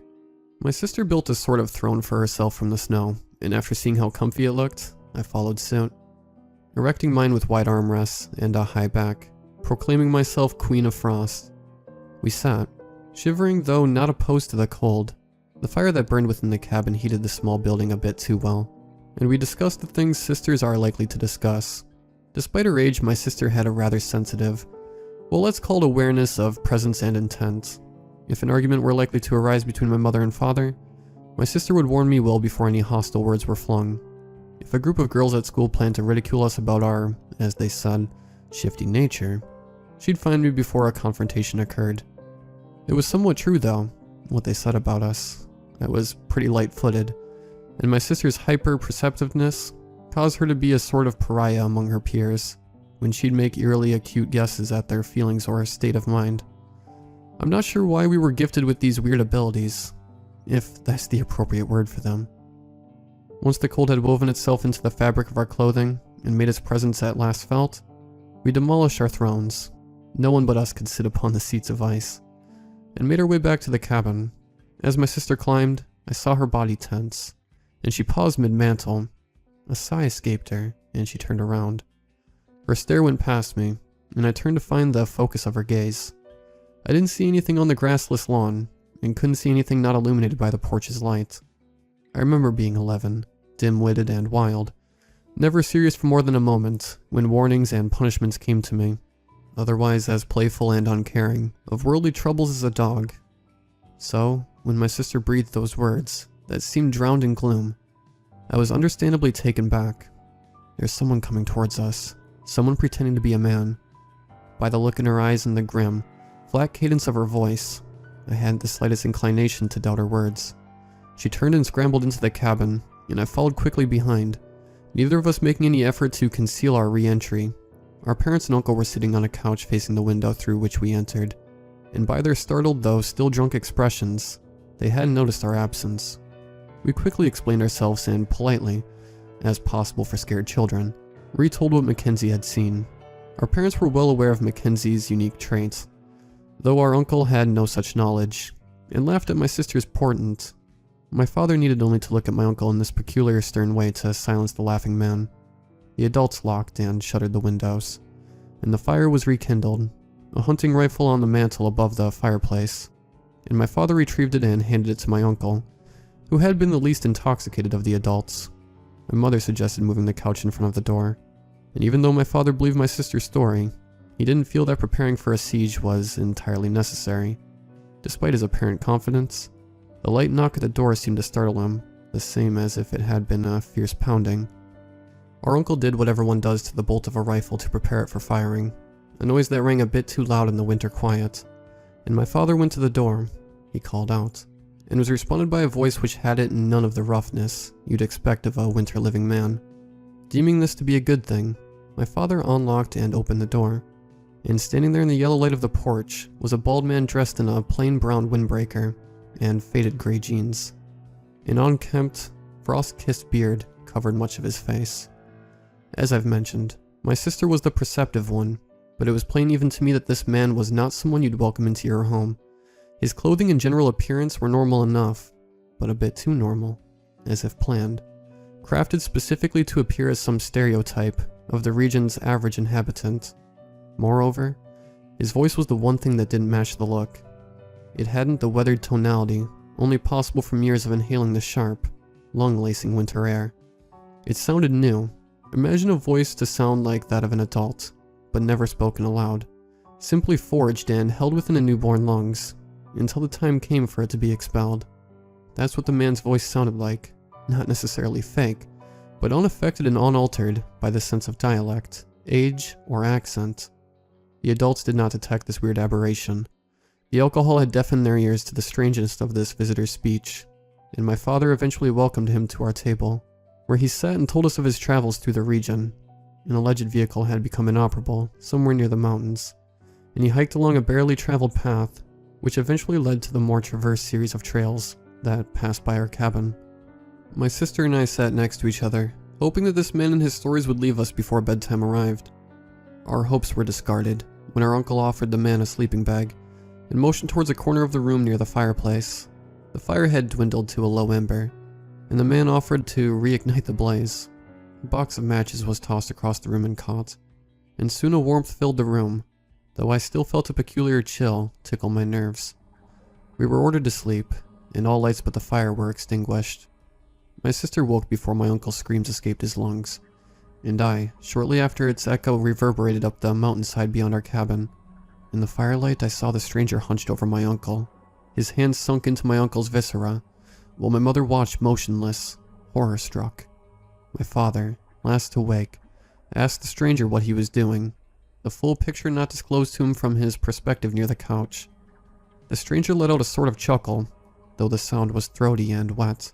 He turned to my father, and instantly the shades of sleep and inebriation were thrown from his eyes as he beheld the monster's face. I saw it too then, and my sister, though in a state of pure terror, looked at it with what seemed to almost be familiarity. There's someone out there.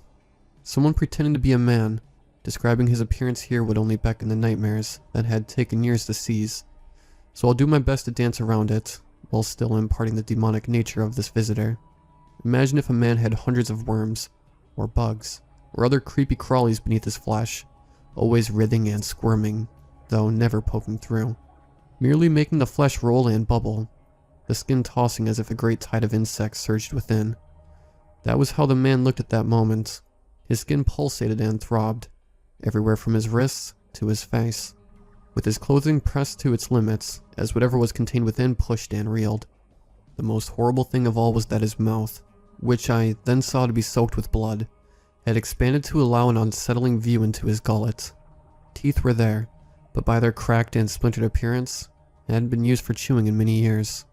A sort of geyser churned within the thing's throat, and the interior walls closed and retracted violently, crushing whatever parts the thing had taken from my uncle. Having awoken the rest of us, the thing rose to his feet, and any confidence within my father was obliterated by the thing's newly acquired stature. It stood no less than 8 feet tall, 2 full feet more than it had been mere hours ago, and its throbbing flesh made it seem like some hulking titan. When it spoke, my mother fainted, and my sister cringed as if struck by some invisible blow. My father lost his sense and began babbling, half angry, half terrified. The language was entirely foreign to me. There were traces of some syllables and vocal intonations, roughly assembling the speech of long-dead civilizations I had learned about in school, or perhaps even older and less refined tribes of man. But something else about the speech seemed so distanced from any recorded language, so unnervingly unrecognizable, I won't dare to say alien, in the extraterritorial sense. But it's as good of a guess as any other. It uttered only what I'd guessed could be interpreted as a few words, and then took one heavy step towards us. At that first dreadful footfall, my father's eyes flicked to the rifle on above the fireplace, and then to my sister and I huddled together nearby. The beast stood directly in front of the fireplace and advanced towards us, each step the sound of thunder within the small building. My father leapt past the creature and grabbed the rifle, aiming it at the creature's head, who hadn't made any attempt to stop my father. The first shot struck the creature in the shoulder, and a thick black substance sprayed from the wound and splashed against the couch, burning into the material like acid. The beast slowly turned and my father fired again, striking it in the temple. The bullet entered and stayed, and the creature reacted as if a bug had crawled onto its face. Its fingers patted the vibratory flesh, then found the wound, and fished the bullet out without a single cry or wince. My father must have finally realized the futility of the weapon's use against the beast, because he reversed the weapon's orientation and swung it as a club against the creature, hoping to accomplish something that a bullet couldn't. The weapon shattered against the shoulder of the creature, the splinters thrown throughout the room. At this sound, my mother regained consciousness, and her low groan attracted the attention of the creature. When it turned, my father roared and jumped on the creature's back, his hands attempting to squeeze the thick neck of the monster, but the creature merely strode on unimpeded, while my father clung like an insect. It picked up my recovering mother, and with inhuman strength, flung her against the brick wall of the cabin. Her body, as best as I can describe it, exploded upon impact. And I at least had the sense to turn away a millisecond before seeing the debris strewn about the area. My father went crazy then, screaming and biting at the creature, all sense evacuated at the sight of our mother's grisly end. My sister stared, open-mouthed and wide-eyed, as if screaming, though I don't think I heard a single sound escape her lips that whole night. The man-beast removed my father from his shoulders and tossed him casually towards the fireplace, and my father narrowly missed being thrown into the flames. He landed with a single crunch against the wall, and seemed to have broken his back. The beast said something else in that irreproducible tongue, and his eyes melted. Yes, as if reduced from solid orbs to pure liquid, from his face. The flesh around them remained mostly intact, but the eyes drooped like egg yolk, and in the vacant holes, a strange red light grew, as if some infernal energy powered the creature like a hellish golem. My father, barely conscious, turned to my sister and I, his eyes bloodshot and wide, although I assumed he had broken his back in the collision with the wall. He kicked something towards us, and as the creature stepped in front of him and obscured our view, I heard him shout, "Burn it! Burn the damn thing!" I looked down and saw that the object he had kicked was the box of matches we had been using to start the fire. My sister was still paralyzed with shock, leaving me with the burden of action. The creature, either oblivious to us or uncomprehending of my father's command, expressed no indication of thwarting our plan. He placed a heavy foot on my father's chest, and I heard a sharp and pained exhalation of air. I ran to the cabinet where we kept lighter fluid for the grill, and darted back to the creature, and as he slowly and cruelly crushed the life from my father, I doused him in the accelerant. It hadn't noticed my presence until fluid cascaded down its flesh, and I'm not sure if that's owed to my light-footedness, or its ignorance. When it turned and saw me standing there, it gurgled some horrible command, and when I continued squirting the lighter fluid at it, a heavy backhand sent me flying across the room and through a window. I didn't feel the blow immediately. Only after I had landed on the ground did the pain greet me, and I almost fainted from the agony. I had been struck in the chest, and my pain breaths assured me that serious damage had been done. I could feel blood pooling at the base of my throat, forcing me to turn my head and let it fall from my mouth into the snow. I was debilitated beyond movement, at least for the moment, and couldn't accomplish the task given to me by my father. As I lay there, broken and fading, I felt a surge of warmth and an accompanying sheen of light illuminate the front of the cabin. A horrible, feral scream exploded into the night, and to this day, I have yet to erase it from my memory. If hell itself could let out a singular infernal cry in which all the voices of its tortured souls were contained, the beast's wail would make the damnable choir seem a child's lullaby by comparison. I couldn't set up to look into the cabin, but I knew that Mackenzie had achieved what my father desired. My thoughts were confirmed moments later, when I felt her sit next to me, silent and unmoving. I don't know how long we sat there, feeling the heat of the blaze radiate from the burning cabin, because I lost consciousness shortly after the beast's screaming had subsided. I woke in a hospital bed, Mackenzie at my side, asleep in a chair. I was told that at some point in the night, my sister had regained her sense and called the authorities, who arrived and transported us to the hospital. The police reported although they found the charred remains of the adults, they hadn't seen any indication of a fourth body. They had no explanation of the state of my mother's body, and the wounds suffered by my father and uncle, yet would not attribute them to the attacks by what my sister and I had foolishly dubbed the Animal Man. We insisted at his presence for only a short while, too bewildered, too traumatized to argue. We were released into the custody of a kind yet dull-minded adult, on my mother's side. I was also told that due to my injuries, I would suffer from labored breathing for the rest of my life. Even the doctors had picked up on the aloofness of my Aunt Leanne, and directed their instructions for my recovery to my sister. They explained that I would need assistance in day-to-day matters, and would require a protracted prescription of pain-numbing medication. I didn't mind that. The physical injuries weren't distressing. It was what I had seen that still gives me real trouble to this day, 3 years later. I relate my story now because of a call I received only minutes ago from my sister, who went out to retrieve my prescriptions. Before the call was abruptly ended, she had said, "I think it's whole again. I think it knows that I can see it for real. I keep seeing things pretending to be men. They've been following me. If something happens to us, let this record be a warning to everyone who reads it. Listen to anyone with highly perceptive or precognitive abilities. If they speak of things similar to those in this narrative, I doubt the odious creature with lambent eyes is the only horror out there."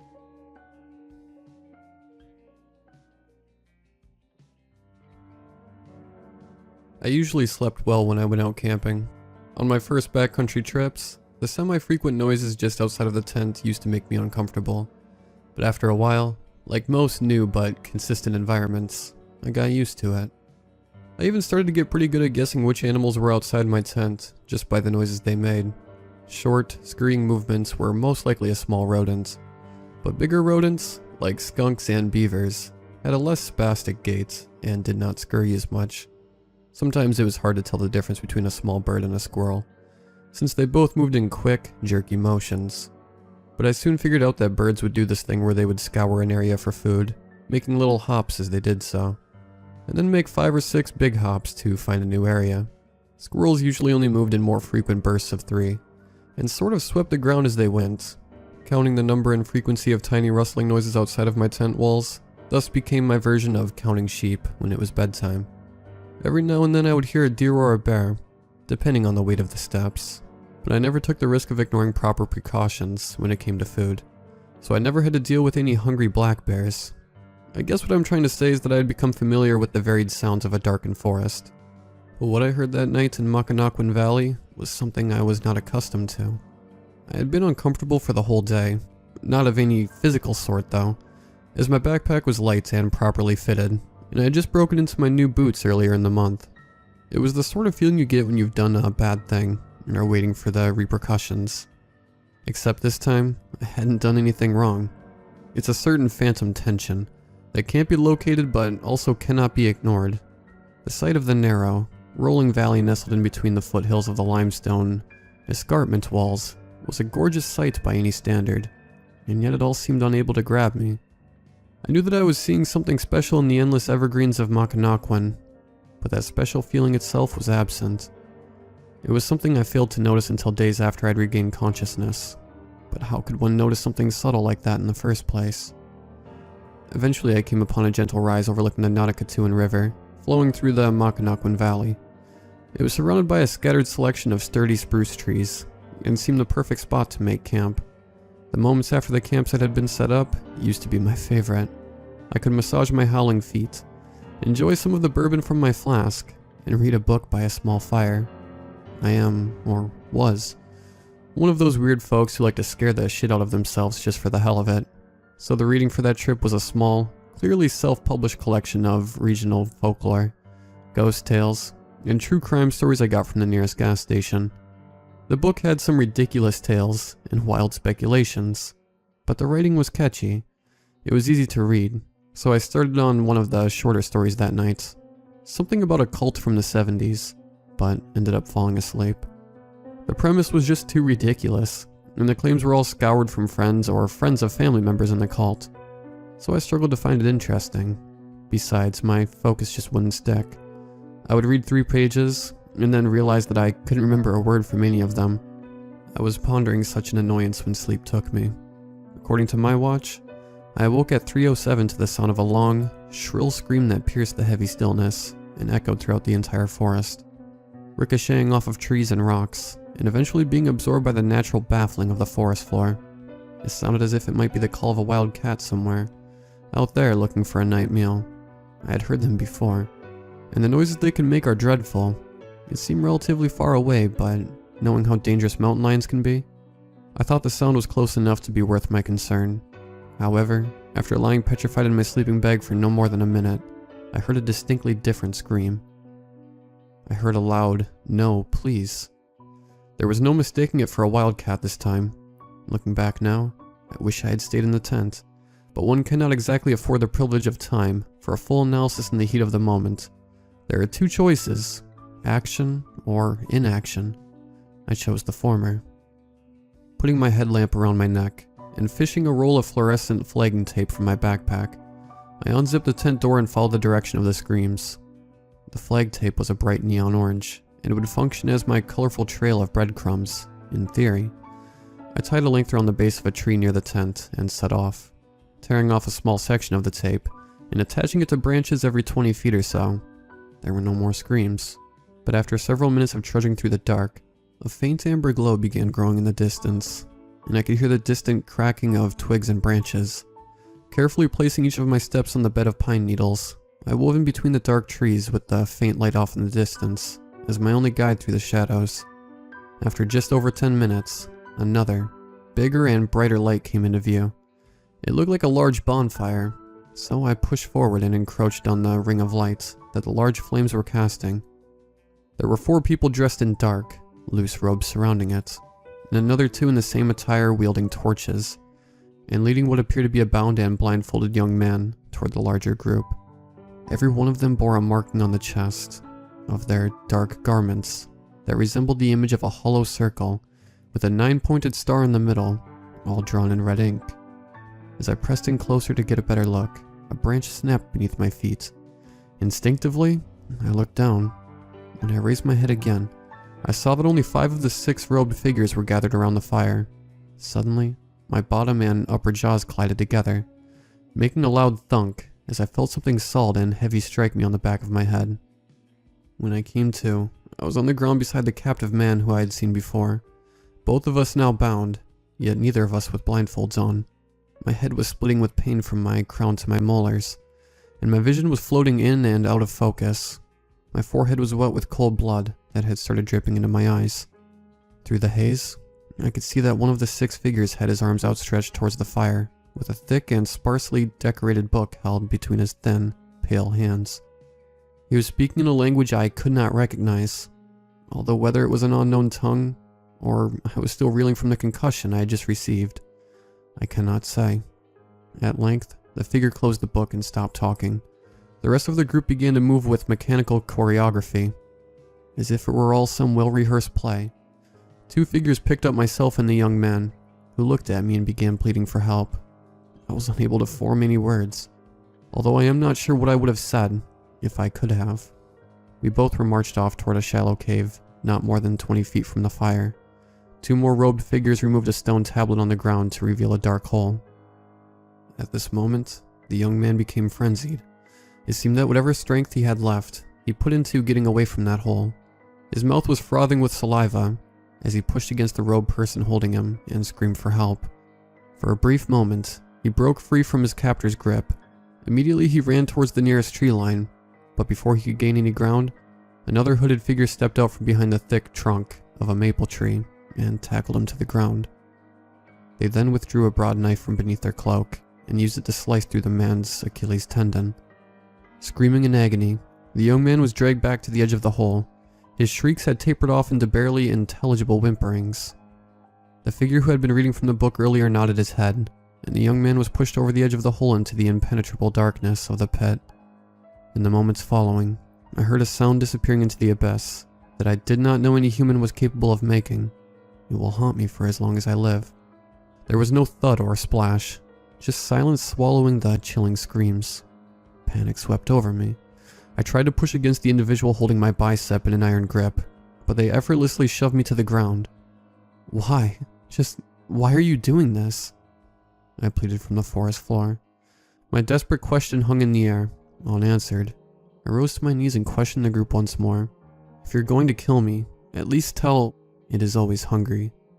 The man with the book cut me off, showing his irritation, and if we do not feed it, everything will be consumed. And with that, the nearest robed figure placed his foot on my chest and pushed me into the hole. I plunged into the pregnant blackness. My stomach tightened and tied itself into all sorts of knots, while an impotent scream escaped my lungs. The deep blue light of the night sky shrunk into a pinhole, as I fell for what felt like hours, but was surely no more than seconds.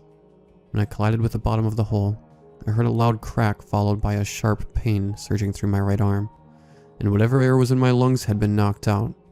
The sharp pain in my arm slowly turned into a horrendous dull ache. Broken.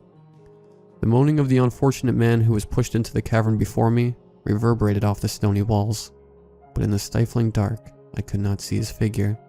It was no longer the cry of an animal in danger, but the pathetic sound of one who had finally been caught in the teeth of a predator and had become aware of its destitute situation. And then I heard another noise. It was the same noise that woke me earlier, a shriek that sounded as if it were made by a creature with many throats. It was comprised of various voices, all dissonant and discordant, but still working in unison to make one shrill, unholy call like a glass harmonica, playing all its notes at once. It filled the cave as it reverberated off each and every face of the stone walls, and grew until I was almost certain that it would split my skull apart. Then it stopped. My breath caught in my lungs, and I tried to avoid disturbing the heavy silence. The other man in the cave let out a sudden cry that was cut short and absorbed by the darkness. It was then that I knew I was the only human left alive in this hole.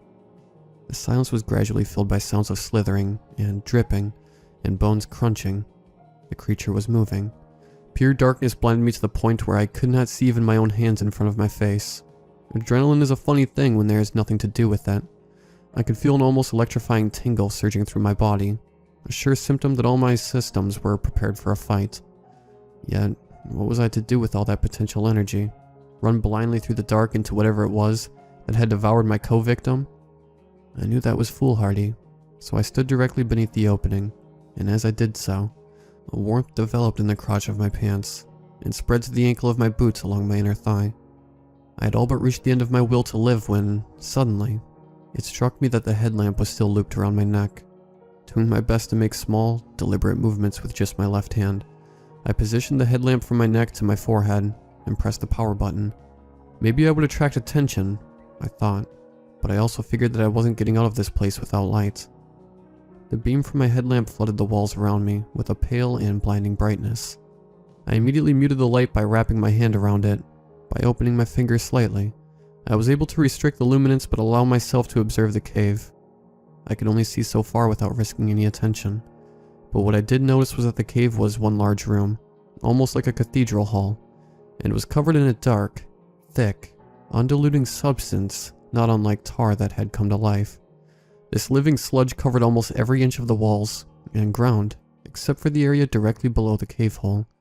As my beam swept around the cave, the substance seemed to tremble and quake under the light. I removed my hand from the headlamp and directed the beam to an area covered in the sludge. It moved. Under the full strength of the flashlight, The greasy-looking substance scattered. Suddenly, the ground beneath my feet and that same grating shriek filled the cave. Overcome with dreadful curiosity, I resolved myself with whatever fate may come, and swept my light into the depths of the cavern. I still am not entirely sure of what my headlamp uncovered in the darkness, but I know that it was large, maybe 40 feet, and almost wall to wall, and made of, or covered in, the slime that seemed to be everywhere. But the worst part of it all was the eyes. I could see hundreds, maybe thousands of human-like eyes wedged into its slimy surface, each one rolling around wildly, as if they were an army of magic 8-balls frantically trying to find the answers to paradoxical questions. I would have screamed had my mind been able to comprehend what I was seeing. Wielding the light of the headlamp, I started searching the cave walls for anything that might be an exit. I used the piercing beam to displace the vicious substance, in order to see if I might find an opening. A crawl space. Anything. The screeching started again, this time louder and seemingly closer than before. I was sure that I had a matter of seconds to avoid a fate worse than simple death. As the beam swept across an indentation in the cavern wall, the oily sludge separated to reveal a jagged passage no more than knee height. I considered that it might have been a dead end, but figured I was going to die either way. So I resolved to attempt an escape using the beam of light, to carve out a path in the slime towards my exit. I took note of where I wanted to go, and then shined the light at my feet while carefully walking in that direction. The substance scattered out of the way briefly, but as the light moved, the previously illuminated space was filled immediately. The light didn't leave a trail of open ground so much as it made an isolated spotlight to stand in. The sludge was constantly at my heels, but I made it to the opening. I hadn't considered how to actually get into the passage without being covered in this stuff, since I would need to take the light off my feet, and look forward at some point, so I stood there for a moment to consider my next move. Then, another, much closer shriek erupted the air in the cave once more, and my decision was made for me. I took the light off my feet, and looked in the direction of the opening beneath the substance. As it scurried away from the light, I felt a sharp stinging from my heels to my knees, as the sludge began to cover me. The entrance revealed itself and I moved as quick as I could, but the excruciating pain in my legs had spread to my hips, and was in my hands as I began to crawl through the tunnel. The tunnel was not large to begin with, but it got even smaller as I went deeper. The ground was still rumbling from that thing in the cavern, and it seemed as if the tunnel would collapse at any moment. Eventually I ended up on my stomach, doing my best to keep from banging my broken arm against a rock, while wriggling through the small intestine of whatever subterranean digestive tract I had found myself in. The sharp, needle-like pain from the sludge gradually dissipated into a cold numbness. Thrusting my broken right arm forward first, I then outstretched my left, grasped a rock, and pulled as I squirmed to the left and right while pushing with my toes. Rocks were pressing in on my body from every side, and I was only ever able to take half breaths at best. If I remember how I felt afterwards correctly, it was the most frightening and frustrating situation of my life. I stopped many times to rest on the way. Even if I had 4 fully functioning limbs, that crawl would have sapped any reputable caver. But it wasn't just exhaustion I was feeling. It was a growing desire to just quit and lie down. A pessimism that quelled any fire that might carry me through to survival. After what might have been 2 hours or 20 minutes of struggling and squirming, for no more than inches at a time, I'd almost given up in earnest. But on my final push, the tunnel started to loosen up. Soon, I was able to crouch, and eventually I was standing, weaving my way through the crooked corridors in between the stalagmites. I finally saw a faint light and felt a gentle breeze. I had reached the end of the cave system. Makanakwin Valley, in all its muted glory, now stretched out below me in either direction. Such a thing should have thrilled me, but I felt surprisingly flat instead. I circled around the base of the hill, until I saw a trail of smoke curling above the tree line. The bonfire that the cult had surrounded hours ago was still smoldering, and my hope was that I could find the trail tape, with no small amount of luck, near there and followed it back to my campsite, where I could splint my arm and glue together some cuts. After some snooping in the forest, I found the roll of tape lying in the dirt. Following the fluorescent strip of vinyl for 20 minutes, I came upon something that made my heart sink to new depths. On the ground before me lay the segments of flagging tape that were supposed to guide me back to camp, crumpled into one singular pile. My trail was gone. I looked around frantically, but could not see anything notable in my immediate surroundings. No landmarks, nothing but spruce trees and the overgrowth sprawling out endlessly. Lost, and so I wandered. The exact number of days that I walked for is unknown to me. I remember drinking from a stream, sleeping at the base of a gold-leafed oak tree, a green pickup truck, and a man with a camouflage baseball cap, but not much else. The doctors told me that I should have died, but I did not feel lucky. The police said they would put their best investigations on the case, but I didn't care. My friends visited me in the hospital, but I could only pretend to smile. I found out that the nerve endings in my arms and legs had all died, so I could not feel the pain of my broken arm mending itself, even though I knew that it should be uncomfortable. Now, I eat but I do not taste. I breathe but I cannot smell. A gentle breeze on a warm summer day used to be my favorite thing, but I can't even feel the wind on my skin anymore. All colors in the world are washed out and faded, and dreams do not come to me in my sleep.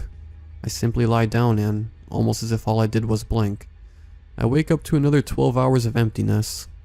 My job is hanging on by a thread after all the times I've called in sick, but the truth is that I can't drag myself out of bed. When people talk to me, I cannot listen. I just stare vacantly through their forgettable faces. I've started drinking heavily because getting drunk is one of the few things that make me forget that I'm a husk, but that only lasts for a few hours and the hangovers are getting worse. Whatever that thing was down in the cave, it left a mark on me that cannot be seen and cannot be dealt with. It is sucking the life out of me like marrow out of a bone, and yet I cannot bring myself to end it. Not out of a fear of death, but from a simple lack of energy. My world has become one limitless expanse of gray, and I am unable to reach an end. The thing that separated life from existence have left me, and I don't think they will be coming back.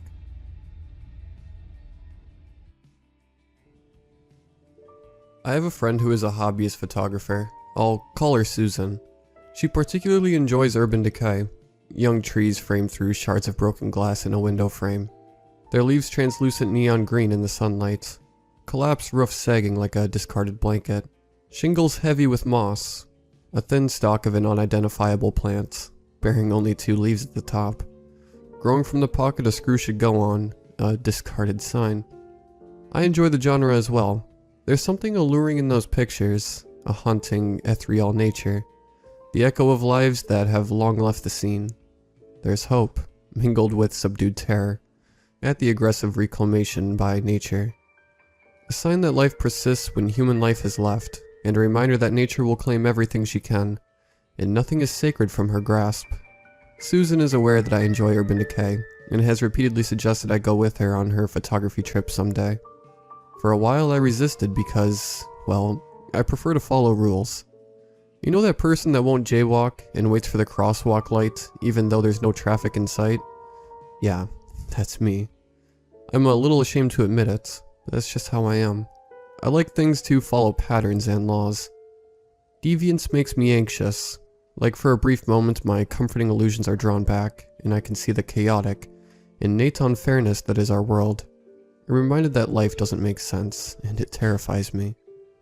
Or maybe I just don't want to be the next Florida man by doing something dumb and easily avoidable. Susan finally prevailed on me last month, despite my reservations. It's a small building, she said, set back off the main road in an empty stretch of land between the edge of the suburbs and the next town. The very fringe of urban sprawl, like the city spread out its reach, and then drew in a breath and withdrew, leaving behind vacant shells and shattered parking lots. Isolated, so there wouldn't be police to chase us off.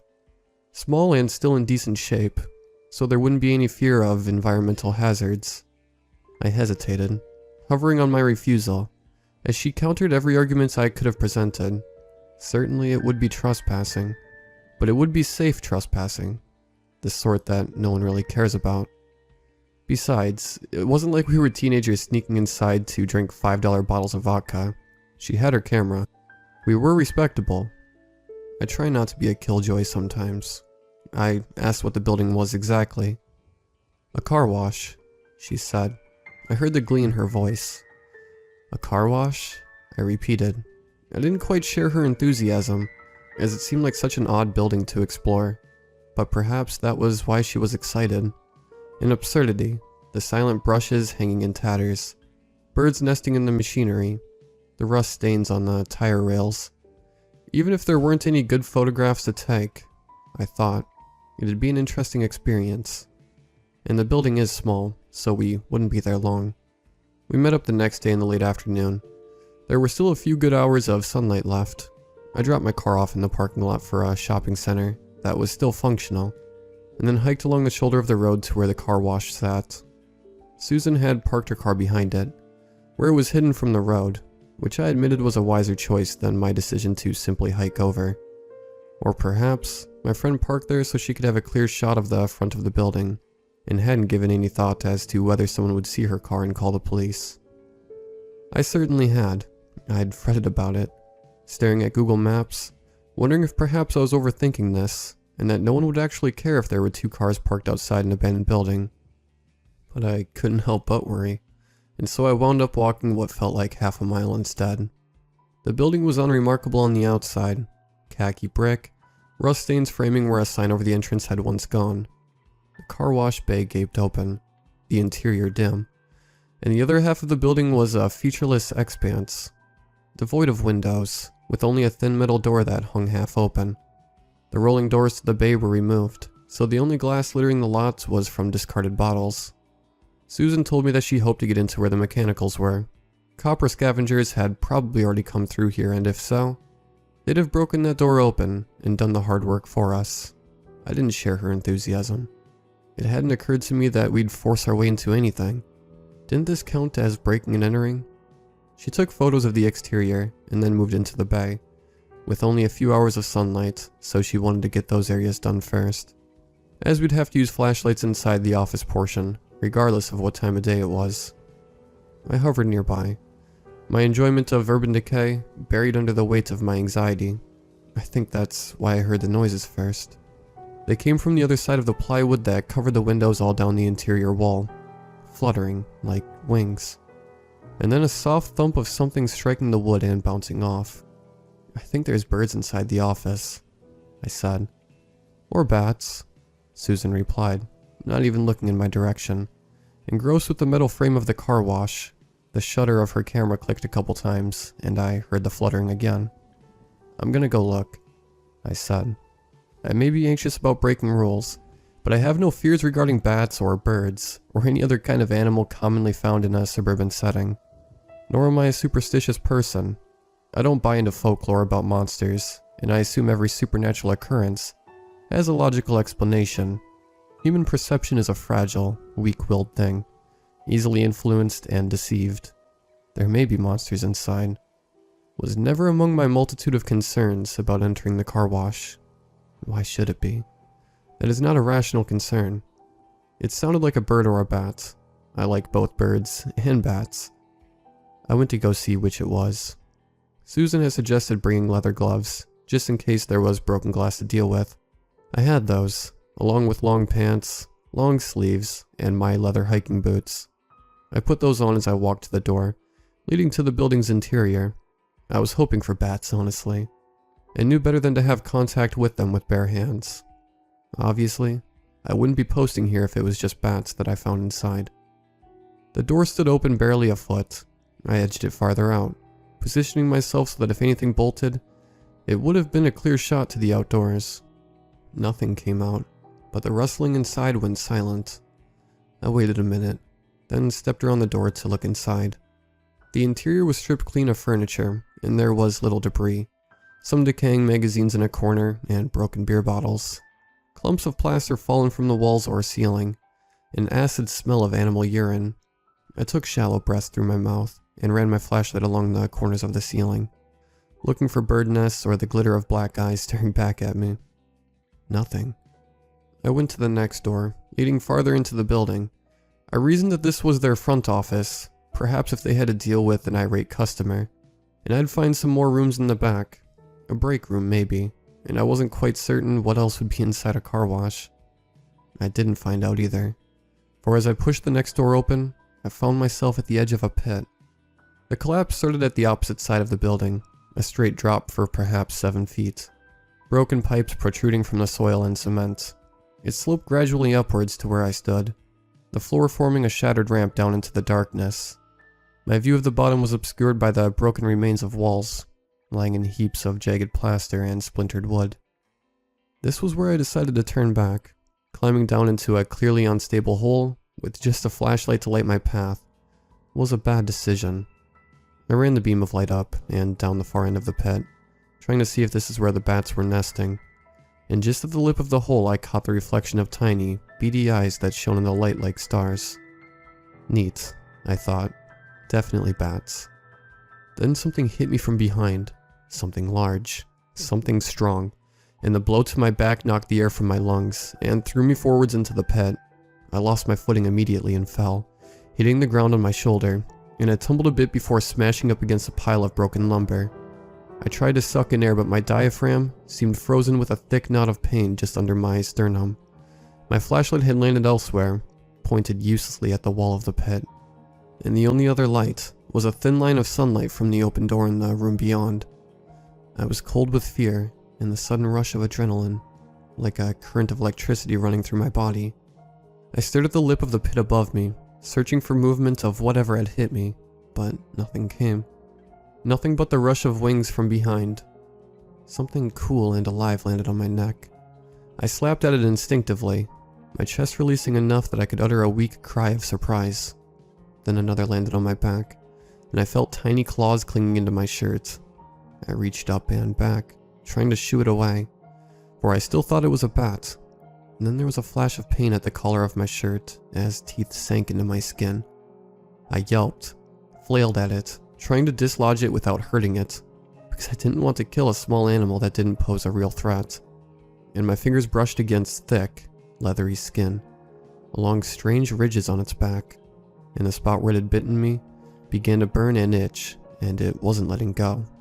I felt a long, bony tail curl against my torso. It wasn't a bat. I don't know what it was, but it was not a bat. And then another landed on my leg and started clawing and biting, trying to puncture through my jeans, and I no longer cared about not trying to hurt small animals. I grabbed at it, thinking I'd throw it across the room. My fingers closed on empty air as it jumped away with a rush of movement from its wings. Then another one hit at the small of my back. I felt it scrambling for purchase and I twisted, reaching for it, as another landed on my neck and bit down. They were coming from all angles now. As soon as I slapped one away, another landed. They couldn't get through my jeans, but they were starting to puncture my shirt, and my neck and face were entirely unprotected. I yelled, loudly, trying to startle them, and I struggled to stand, thinking that if I had just got out of here, away from their nest, I could get them off me and they wouldn't keep coming. I stumbled on the broken terrain, blind in the darkness, struggling to crawl upwards while fending off the buzzing, whirling mess of claws and wings from my exposed neck and face. I felt blood trickling down my back from the bites that had already been made, and there were a couple I simply could not dislodge, clinging to my back where I couldn't reach. My heart hammered in my chest and I felt panic clawing at my mind, silently screaming with revulsion at the touch of those creatures and the feel of their teeth on my skin. Like leeches, I thought. Gigantic, flying leeches. I heard Susan calling my name from the entrance of the building, asking if I was okay, that she'd heard a yell. "No, I'm not okay," I yelled back. "Don't come in, just call for help." I was being swarmed. Already, I could feel myself sliding back towards the pit, weighed down by the creatures clinging to my jeans, and the air was filled with the buzz of their wings. They'd swarmed Susan too, and then there'd be no one left to help. I knew she was hesitating, thinking she should be the good friend, and ignore my pleas to stay where it was safe, so I yelled up at her that I meant it. Better that they only had to rescue one of us, and to please trust me that she couldn't help me by herself. "I'm dialing 911, she called out. "What do I tell them?" I didn't get a chance to reply. There was a resounding impact, one that shook the walls of the building, and the thin silver of sunlight vanished. Susan screamed my name and pounded on the door.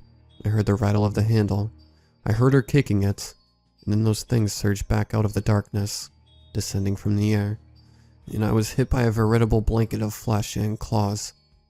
I collapsed onto my stomach, writhing, and I tucked my chin to my chest, and covered the back of my neck with one hand, and my face with my other arm. I kicked as they found the hem of my jeans and nuzzled past it to the exposed flesh on my ankle. I flipped onto my back when they punctured my shirt, and then back onto my side when they went for my stomach instead.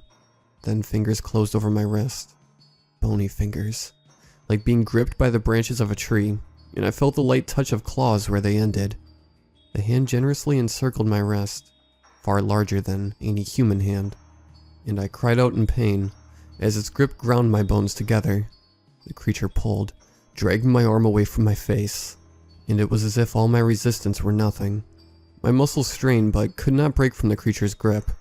It hoisted up, dragging me with it, pulling me from the ground so that I could not get my feet under me, so that I could not fight back, so that I could not protect my torso or my neck or face. I have nightmares about this, every other day perhaps, of screaming, dangling like bait on a line, there in the darkness surrounded by the buzz of wings, and covered in points of pain as their teeth latched into my flesh. I wanted to faint, to pass out, to not know what was happening, to just go away until the police or someone arrived to help. That was my only hope, that Susan had called 911, and I only had to survive long enough. There was a crash, an impact of something against the door. I had gone limp, exhausted by my struggles, body trembling and lungs heaving. Another crash, and the thin line of sunlight returned. The thing holding me let go and I fell heavily to the ground, still covered in the smaller creatures, and I heard the crunch of grit as it slunk away, down into the darkness. Men yelling, the unsteady bounce of light from flashlights. They poured into the room, I'm not sure how many, and I was blinded by the light they showed down on me. I heard one of them swear softly. They called to me, said to just keep still, and they'd get some equipment from the truck and get them off. They brought in a floodlight and filled the room with lights, and the hovering creatures, the ones hiding in the corners, avoiding the flashlights, fled down into the pit. Then they carefully approached where I lay, and one asked me my name. I told him. "Okay, you're talking. That's good," he said, audibly relieved. "We're going to get these things off you, but they've latched on and pulling them off is going to take big chunks of you with them, so we're not going to do that. We've got a chemical solution we're just going to douse you with instead. It'll sting like hell, and you'll feel like you got a bad sunburn, but it'll kill these, okay?" I don't think he was actually asking my permission, but I nodded weakly anyway. They brought a bucket and dumped it over me, telling me to close my eyes and to hold my breath. It burned like peroxide on my open wounds, and I whimpered in the back of my throat, but I felt those things cling to my body shrivel and then fall away. The men hoisted me to my feet, checked to make sure there were none left, and then began escorting me up and out of the building. They almost had to carry me. My legs were shaking and I felt like I couldn't keep my feet under me, like my body was sluggish to respond. I glanced back once and saw a pale, leathery creature curled up in a ball like a roly-poly, its long tail wrapped around and around its corpse. The police were arriving just as we exited the building, along with an ambulance. Even in my daze, I thought this was odd. Susan stood nearby, clutching her phone and crying. One of the men had her camera and was looking through the photos on the view screen. None of them wore uniforms, and their white pickup truck had no insignia. But as the police approached, with the paramedics just behind, one of them pulled a badge out of his back pocket and flashed it, and everyone just started acting like they were in charge. I still don't know what government agency they belong to. I asked at one point and they told me they were part of the EPA, and I keep thinking that had to be a joke, and I was just too drugged at the time to laugh. I was in the hospital for 5 days. A couple of the lacerations required stitches, and my skin turned red and peeled, like a bad sunburn all over my body.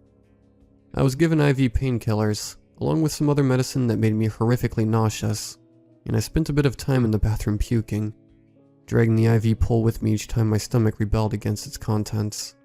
I was questioned very softly after the hospital was done processing me through the ER, and had me admitted to a room. I vaguely recognized the man. He'd been one of the two helping me walk out of there. They'd already talked to Susan, he said, and they knew about the whole Urban Decay photography thing. He wanted to know why I'd gone into the building's office. I told him I thought they were bats. "That's a common mistake," he said, nodding sagely. "Well, they're not. They're like winged piranhas. First appeared 5 years ago, and now they're all across North America. They've got paralytic venom in their bites, and it's especially effective against humans. I asked why this wasn't public knowledge. He just shrugged and said that it wasn't his decision to make. I felt he was being evasive. He moved on quickly from the topic, telling me that they'd been watching the car wash for a few days now, trying to decide the best way to discreetly eliminate the nest. Something had tampered with their camera though, and they'd lost signal. They'd been trying to get it back, thinking it was a problem on their end. When the police scanner picked up officers being dispatched to the car wash, that's when they all jumped in the truck and hauled to get over there. "We didn't touch your cameras," I said. "I didn't even see them." I asked if this is why people were encouraged to stay out of abandoned buildings. He hesitated, then said that no, typically those things didn't move into urban areas. They were more an issue in rural areas, where they'd prey upon livestock before moving on to humans, giving them a narrow window of time in which to locate the nest and eliminate it before people were hurt. It was unusual, and concerning, to find them this close to the city. Probably climate change. He quipped grumpily. I feel he was only half joking. "And the big one?" I asked. "Is that normal too?" He went quiet for a moment, then asked me in a soft, calm voice what I meant by the big one. So I told him about how something had hit me, slammed the door shut, and then pulled my hands away from my face and held me up from the smaller ones to feed. His expression tightened as I spoke. He told me not to worry, that they'd dealt with this situation before, but he looked grim and he quickly excused himself and went into the hallway, dialing on his cell phone as he left. I strained to listen in as he talked. I didn't hear much of their conversation, just this fragment that buried itself into my mind. "Burn it to the ground," he said. "We're out of time. They've matured." A week after I was released from the hospital, I drove past the car wash. It's gutted, a pile of charred timber, and the black and metal frame of the machinery is all that was left standing upright. I went inside a nearby store and bought something I didn't need, and asked the cashier what happened. He wasn't sure, he said. It just went up one evening. He'd heard rumors of it being an electrical fire. I haven't been specifically told not to talk about this. Perhaps the people that saved me are getting tired of operating in the shadows, of showing up too late, because people don't know and go into the dark in search of bats. Or perhaps my silence was implied, but I'm a little more comfortable about breaking the rules now. I think at some point the government will have to say something. If they're moving into more densely populated areas, then it's only a matter of time before the general public starts to notice there is something new among us. They'll have to respond. Tell us what they are, where they came from, and what to do about them. But until that happens, just stay out of abandoned buildings.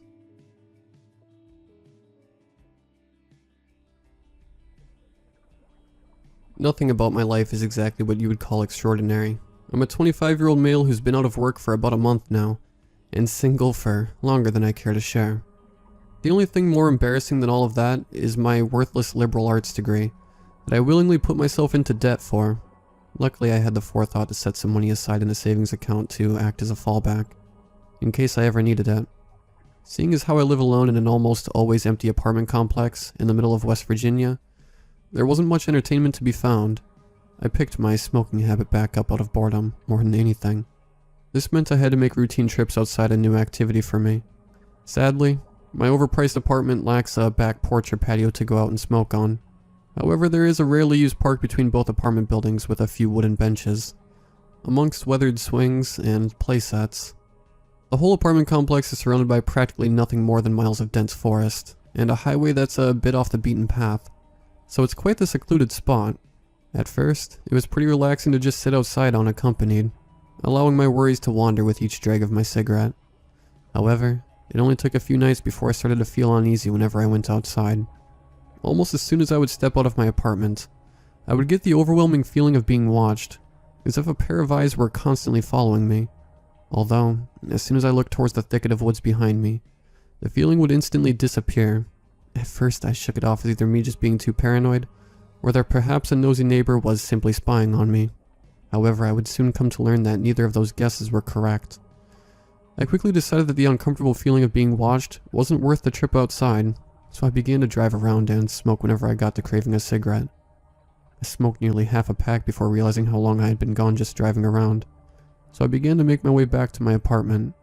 I wondered if perhaps my subconscious was also afraid of whatever was lurking in the woods behind it.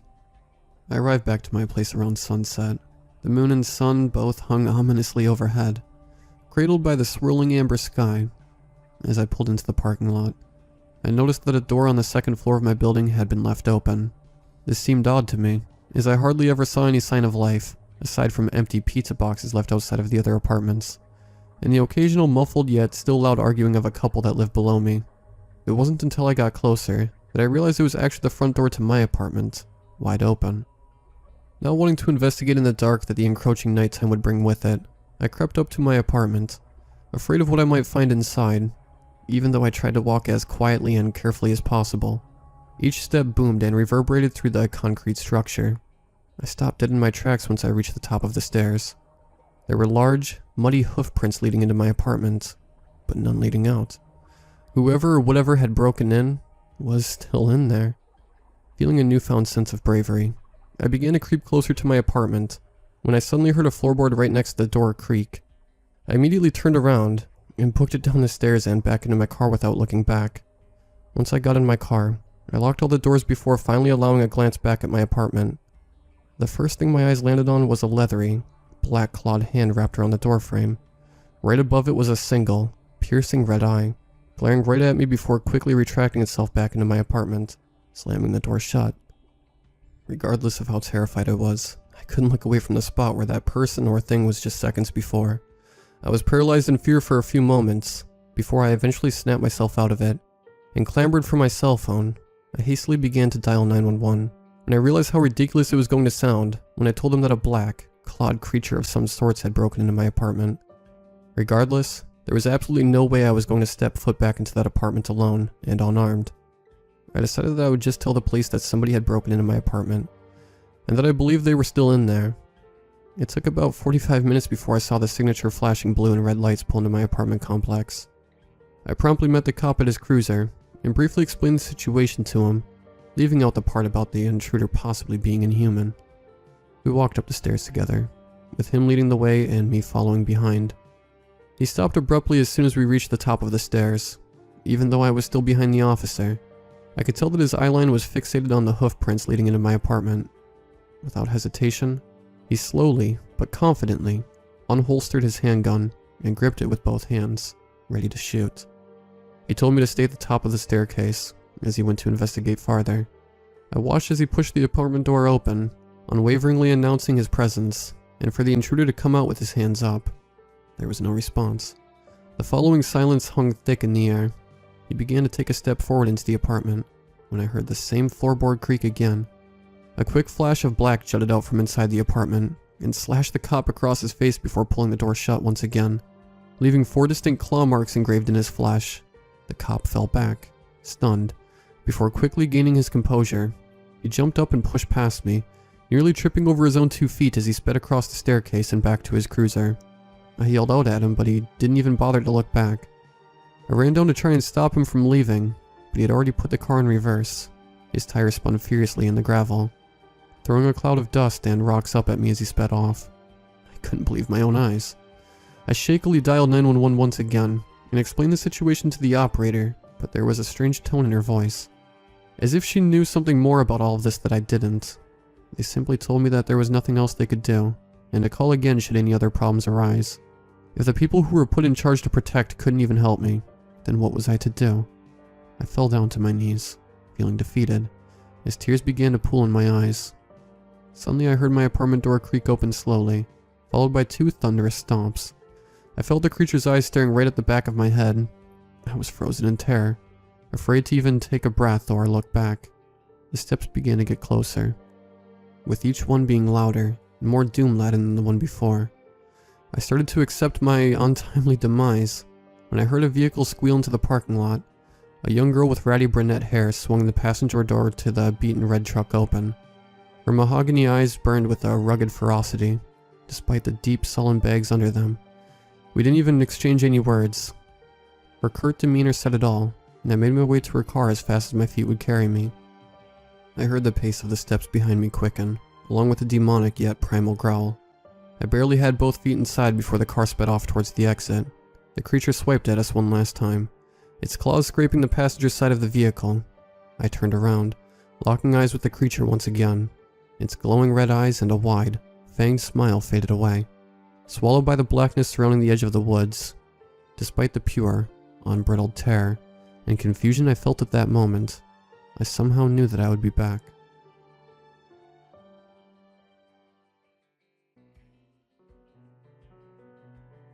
I blame the dogs, or more specifically, their new habit of digging a hole anytime they are left in the backyard for more than a few minutes unsupervised. I noticed the hole when I let them back inside before bed and groaned. I'll deal with it later, I thought. It had been a long day at work, and I just didn't have it in me to fill the hole that night. The next morning, I went to the backyard to survey the damage. The hole was under the black walnut tree, and wasn't too wide, but it was pretty deep. I was about to head inside when I saw the light reflect off something at the bottom of the hole.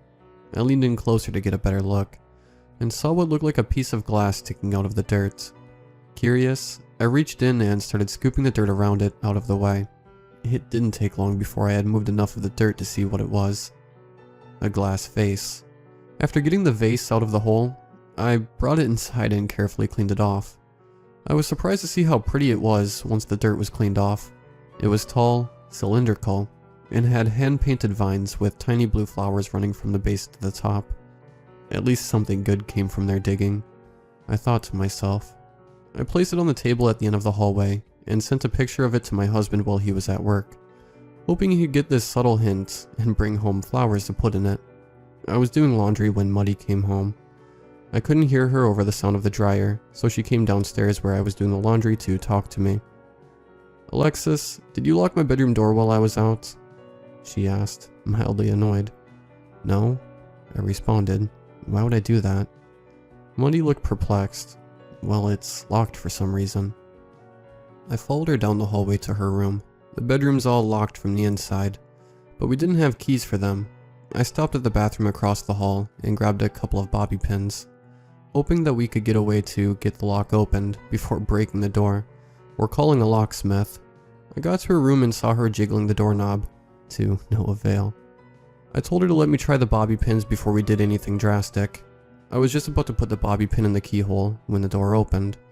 We exchanged a look, both of us clearly confused by what had just happened. She stepped inside her room and looked around. An orange blur sped by me as Crookshanks ran out of Muddy's room, clearly glad to be free. "That was weird," she said. "You did see me try to open it, right?" "I guess my lock-picking skills are better than I thought," I said, laughing. "Maybe the doorknob just got stuck or something. I've got to run some errands today. I'll stop somewhere and get you a new doorknob while I'm out. You should probably leave the door open for now until we get it replaced." As we were leaving her bedroom, she noticed the vase sitting on the table at the end of the hallway. I told her how I found it, and joked that at least the dogs were discovering buried treasure now. She chuckled and picked it up to get a closer look. "It's really pretty. I like it. You should find a better place for it though. The cats are sure to knock it down here," she warned. I noticed Oliver at the end of the hallway staring at the vase as we talked, as if he was waiting for the perfect time to sneak over and check if he could fit inside of it. I decided she was right, and made room for it on the mantel instead. The cats hadn't managed to jump up there yet, so it seemed like a safe spot. I headed out to run for my errands. When I got home, Muddy was getting ready to meet with some friends for lunch. I told her I'd have Andrew change the doorknob for her when he got home. I was looking forward to having some time to myself in the house, and I headed to the living room to relax and read a book. I had just finished a chapter where I heard one of the dogs whining at the door to be let outside. I set my book on the table, prodded Salem to get off my lap, and let them out. They bolted into the backyard, eager to burn off some energy. I grabbed a drink from the kitchen before calling them back inside. I didn't want to give them enough time to dig another hole. After bribing them with some treats, they came running back, and got comfortable on their dog beds. I settled back into the recliner and reached for my book, only to realize it wasn't on the table. I checked the floor around the table, thinking it had been accidentally knocked off by one of the cats, but it wasn't there. Maybe I left it in the kitchen, I thought. Retracing my steps, but didn't see it anywhere in the kitchen. I sighed. All I wanted to do was finish my book, and it seemed like the universe was against me. I checked under the recliner and couch. Nothing. I even picked up a sleeping Oliver to see if he was laying on it. He wasn't. But I did get a nice scratch on my arm for my efforts. At this point I was a little angry. I had just been reading it. How could it disappear? I tore the living room up looking for it, but didn't find it. Frustrated, I went in the kitchen to make myself something for lunch. I opened the cabinet to grab a plate, and found the book, sitting on top of a stack of plates. All I could do was stand there and stare at the book for a few minutes, dumbfounded. I was certain I hadn't put it in the cabinet. I couldn't even remember opening the cabinet all day. Yet, the book was sitting in it. Before I could even wrap my brain around the fact that my book had apparently moved on its own, the TV turned on. I jumped, startled by the sudden noise. At first, I thought one of the animals had set on the remote. But when I walked into the living room, I realized it was empty. It only took a quick glance around the room to spot the remote, sitting next to the vase on the mantel. I was relieved when Muddy got home a few minutes later. When I told her about the book, she laughed and made a joke about how I must have been going senile in my old age. Hearing the story out loud did make it seem possible that I had set the book there absent-mindedly. So I put it out of my head and sat down to watch a movie with her. By the time Andrew got home, I had completely forgotten the afternoon's strange events. We ate dinner and made plans for Sunday since he would be off. Later that night, I let the dogs out one last time before bed. When the time came to bring them back inside, neither one would walk through the doorway. Jake just stood there with his hackles raised and his feet planted, refusing to move. Zoe was pacing behind him, tail between her legs and whining. After several minutes of attempting to bribe them with treats, I got frustrated and decided to just carry them in the door. Zoe was the easiest, so I grabbed her first and carried her into the living room. The second her feet hit the floor, she tried to bolt out the door again. Luckily, I managed to close the door before she made it back outside. Jake started barking when the door was shut, separating him from his sister. Zoe panicked and ran down the hall. Jake stopped barking when I opened the door again. He slowly slinked his way through the doorway, growling the whole time. He sniffed around the living room for a little bit before heading down the hallway in the direction Zoe had gone. After locking up, I headed to bed, only to discover that both dogs had decided to sleep in our room for the night. I gave Andrew a questioning look and he shrugged. Tired, I didn't bother to send them to their beds, and decided to just go to sleep. I slept in Sunday morning, and by the time I woke up, Andrew was already awake. He heard me get out of bed and had a cup of coffee waiting for me. I thanked him and took a sip. I noticed the dogs weren't whining to be fed, and asked him where they were. He pointed to the back door without looking up from his phone. I grabbed one of their food bowls and went to the backyard. Normally they'd see the bowl and come running, but this time, they both just stared at me from across the yard. It was too early in the morning to deal with their craziness, so I filled both their bowls and put them outside before taking a shower. Andrew changed out Muddy's doorknob while I was in the shower, so we headed out to get the rest of our to-do list done. We got back that evening and walked in the door to find Muddy cursing outside her door. It was stuck again. At least this time I don't need to try a bobby pin, I thought, as I grabbed the key the new doorknob had come with. Once again, the door opened on its own before I managed to get the key in the hole. Before anybody could figure out what to say, the bathroom door behind us slammed shut. We all exchanged looks and went to check if it too had locked, but it opened on the first try. Muddy chuckled nervously and said it must have been blown closed somehow. She wrote it off and went to bed. I didn't have it in my heart to point out the obvious to her. There was no wind. The windows were all closed and the air wasn't running, so how could the wind have blown the door closed? Andrew had to go to work super early Monday, so we decided to call it a night as well. He took a shower that night so he wouldn't have to deal with it in the morning. I was already in bed when I heard him yell from the bathroom. I ran in there and immediately saw what had caused him to shout. The mirror had fogged up during a shower, and written in the condensation was one word: mine. At first, he thought I had done it as a joke, but he could tell from my reaction that I didn't do it. We both stood there staring at the mirror, unable to explain how the word had gotten there. I went back to the bedroom, and knew sleep wouldn't come easily. Andrew came in and looked around the room. Are the dogs not sleeping with us again tonight? I couldn't get them to come inside. They wouldn't even go near the porch this time, I answered. It's nice out tonight, so I just put their beds out there rather than make them come inside when they don't want to. I kind of wish they were sleeping in here with us. he said, still unnerved by the message in the mirror. Me too, I said. Andrew fell asleep quickly, but my mind was still racing and it took me a while for me to be able to sleep. I had just drifted off when a noise from the living room woke both of us up. Andrew went to go check it out. He was only half awake and stumbled out to the living room. My heart was racing as I sat in bed, waiting for him to come back. I heard a loud crash and Andrew cursing, and I ran to the living room. I found him standing near the mantel with the TV blaring. He stopped me from walking any farther and pointed down the floor. He had knocked over the vase while getting the remote to turn off the TV. I walked over to the light switch to turn on the lights. All the noise must have woken up Muddy because she came out of her room. "What is going on out here? Turn that down," she yelled over the noise. Andrew found the remote easily once the lights were on and turned off the TV. I was about to tell them both to go back to bed when the TV turned on again. This time it didn't automatically show the last channel it had been on. It was just a screen of static, completely silent. Andrew immediately pressed the power button on the remote, but nothing happened. He pressed the button harder, but the screen stayed on. Muddy started freaking out and grabbed the plug tube pulled out, but a voice came through the static that stopped her dead in her tracks. The voice was angry and full of hate, even though it only said one word: mine. It spoke in an accusing tone, like we had stolen something from it.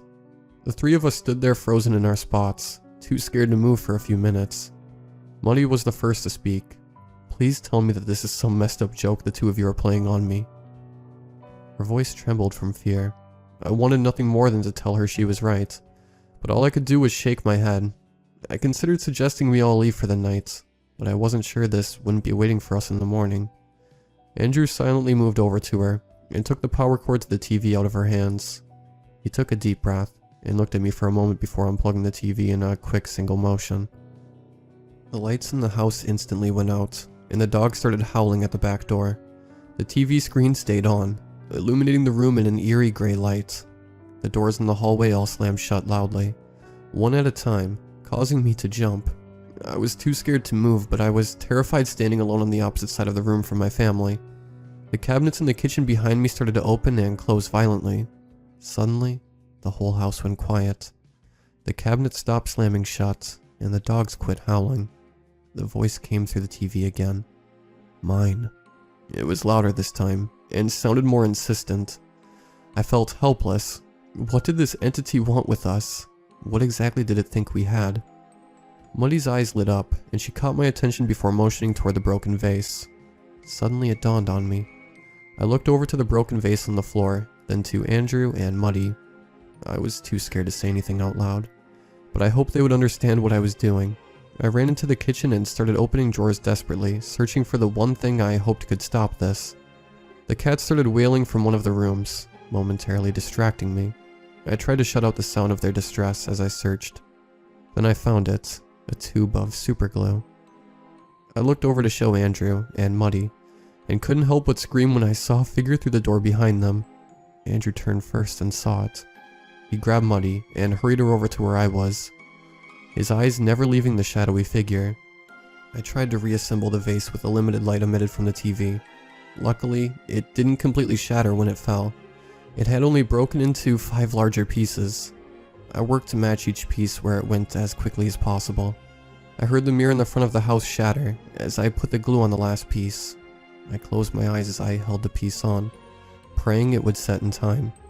The moment the final piece settled and the vase was reassembled, the lights turned back on. I looked to the back door and didn't see anybody. The voice from the TV spoke again. Mine. I got up slowly and looked to Andrew, still too scared to speak out loud. I nodded toward the back door. He whispered something to Muddy before stepping in front of me and leading the way. We both peeked out the door and didn't see anybody, so I quickly made my way to the hole where I found the vase. I placed the vase back in, and Andrew started pushing the dirt over it, slowly filling in the hole. Andrew and I both headed back inside. We called the dogs to go in with us, and this time they walked in without hesitation. I sighed in relief. I'd do something later to keep the vase safe in its grave under our tree, and hoped that would be enough to appease the entity that owned it. And if the dogs ever dug something up in the yard again, I'd leave it exactly where I found it.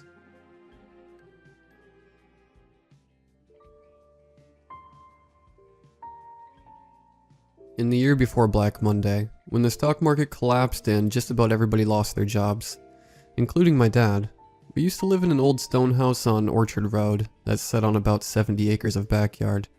It was cheap, or so I've been told, because most of the land was unusable, and we were a good drive from the nearest town. The bus ride to school was 45 minutes, and Jack and I were at the end of the route. The property sloped down from our house across a stretch of lawn, then into a winding creek that used to sparkle in the sunlight. Across the creek was a tangle of brambles, and a forest of birch trees beyond that. Those brambles looked so thick and thorny that we had to live in the stone house a full year before me and my brother plucked up the courage to go through them, and we were just boys then. Jack was 9 and I was 7, so you understand it took an awful lot of thorns to dissuade us from a good game of pretend. One day, a day just like any other, I was fetching myself a snack from the kitchen cupboard when Jack comes stomping into the room and says to me, "Benny boy, come down to the creek. I want to show you something really cool." My name is Brendan, but Jack always calls me Benny boy for a reason only he knew. "I don't wanna," I said. "Why not? There's a snapping turtle there. Mom says it's grumpy and it'll bite off my toes." This was probably true. There was an old she snapper down there, with a shell as big as the plate we used to haul our Thanksgiving turkey from the oven to the table, and she was likely to bite off whatever part of you she could manage, if you got near her eggs. But Jack wasn't interested in the creek. "We won't go in the water," he said. "A tree blew over in the storm, and we can walk across it like a bridge." Into the brambles? To this day, I don't know where our parents were when we were hatching our scheme. Probably just in the other room, not too far, and for some reason they didn't hear us. I think maybe she had something to do with it. Maybe she had already hatched her plan by the time I put the Chips Ahoy cookie in my mouth. "I know a way through the brambles," Jack assured me. "I'll show you." There had been a vicious lightning storm the night before, and a great number of trees and power lines had been pushed down, like they were just skinny kids with glasses. And the gale force wind was the schoolyard bully. Jack was right. One of the trunks was lying across the creek, a perfect bridge. It just so happened that it had fallen in just the right spot, so that you couldn't see it from the kitchen window. All that my mom saw, if she saw anything, were her 2 boys walking beside the creek. "This way, don't be nervous," he said, and Jack started across the trunk with his arms stretched out like a trapeze artist. I went after him. I remember being scared that the trunk would roll and send me splashing and gulping into the creek, where Miss Snapper would surely have my toes. But the trunk didn't budge. It should have rolled. In fact, the thing was so thin, it should have broken in two when Jack stepped in the middle. But I don't need to tell you now why it held on. "This way," Jack said again once we were across. He was pretending to be Peter Pan, and I was the Lost Boys or Captain Hook or some other thing. It doesn't matter. He went down on his hands and knees and crawled backwards into the brambles. "Why are you doing that?" "You have to go backwards. Some of the thorns swing in when you go by or poke in, but if you go backwards, they just hit your butt," I giggled. "I'll hold on to your ankle," he said. "I know the way." "Okay, Jack." "Are you scared?" "No," I lied. It was not quite pitch black inside the twisting vines, but it was dark and filled with bugs, and I didn't want to get pricked or tangled up or bit. "Don't worry, Benny boy. If you want, you can close your eyes. I know the way." I know the way. I still hear him saying that sometimes. And I wondered just how he knew the way. Had the witch lured him in once before, then sent him back when he spilled the beans about the plump little brother he had at home? Or was she just speaking through him, sticking her hand in his back, and picking at his brain with long yellow fingernails, like some long-distance puppeteer? I still don't know. I don't want to. The thicket of vines and thorns was only 20 or 30 yards long, but it took us at least 15 minutes to get through. I closed my eyes like Jack said I could, and he pulled me left and right, and back towards the house, then farther away. I remember the thorns picking at my t-shirt and skin, hunting for my eyes, but save for a few scratches, I came out just fine. "You can stand up," Jack said, releasing my ankle. "Look around, this place is cool." It wasn't cool.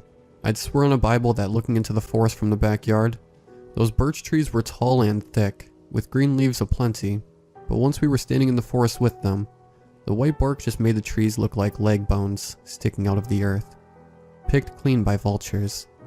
There wasn't a bit of green on any of them. Even the brambles on the side were just brown and gray. The nearest green was the backyard we had left behind. And I think that was when I realized Mom wouldn't be able to find us. If I jumped up and down screaming my head off, she might be able to hear something if the window was open, but she might just think it was a bird. I got scared then. Let's go back. No way, I want to explore. Look over here. It's like in the Wizard of Oz. Even at the age of 7, I thought it was weird for Jack to be into girly crap like the Wizard of Oz movie. But turning around to see where he was pointing, I felt a little better about it. Because this was a far cry from the yellow brick road.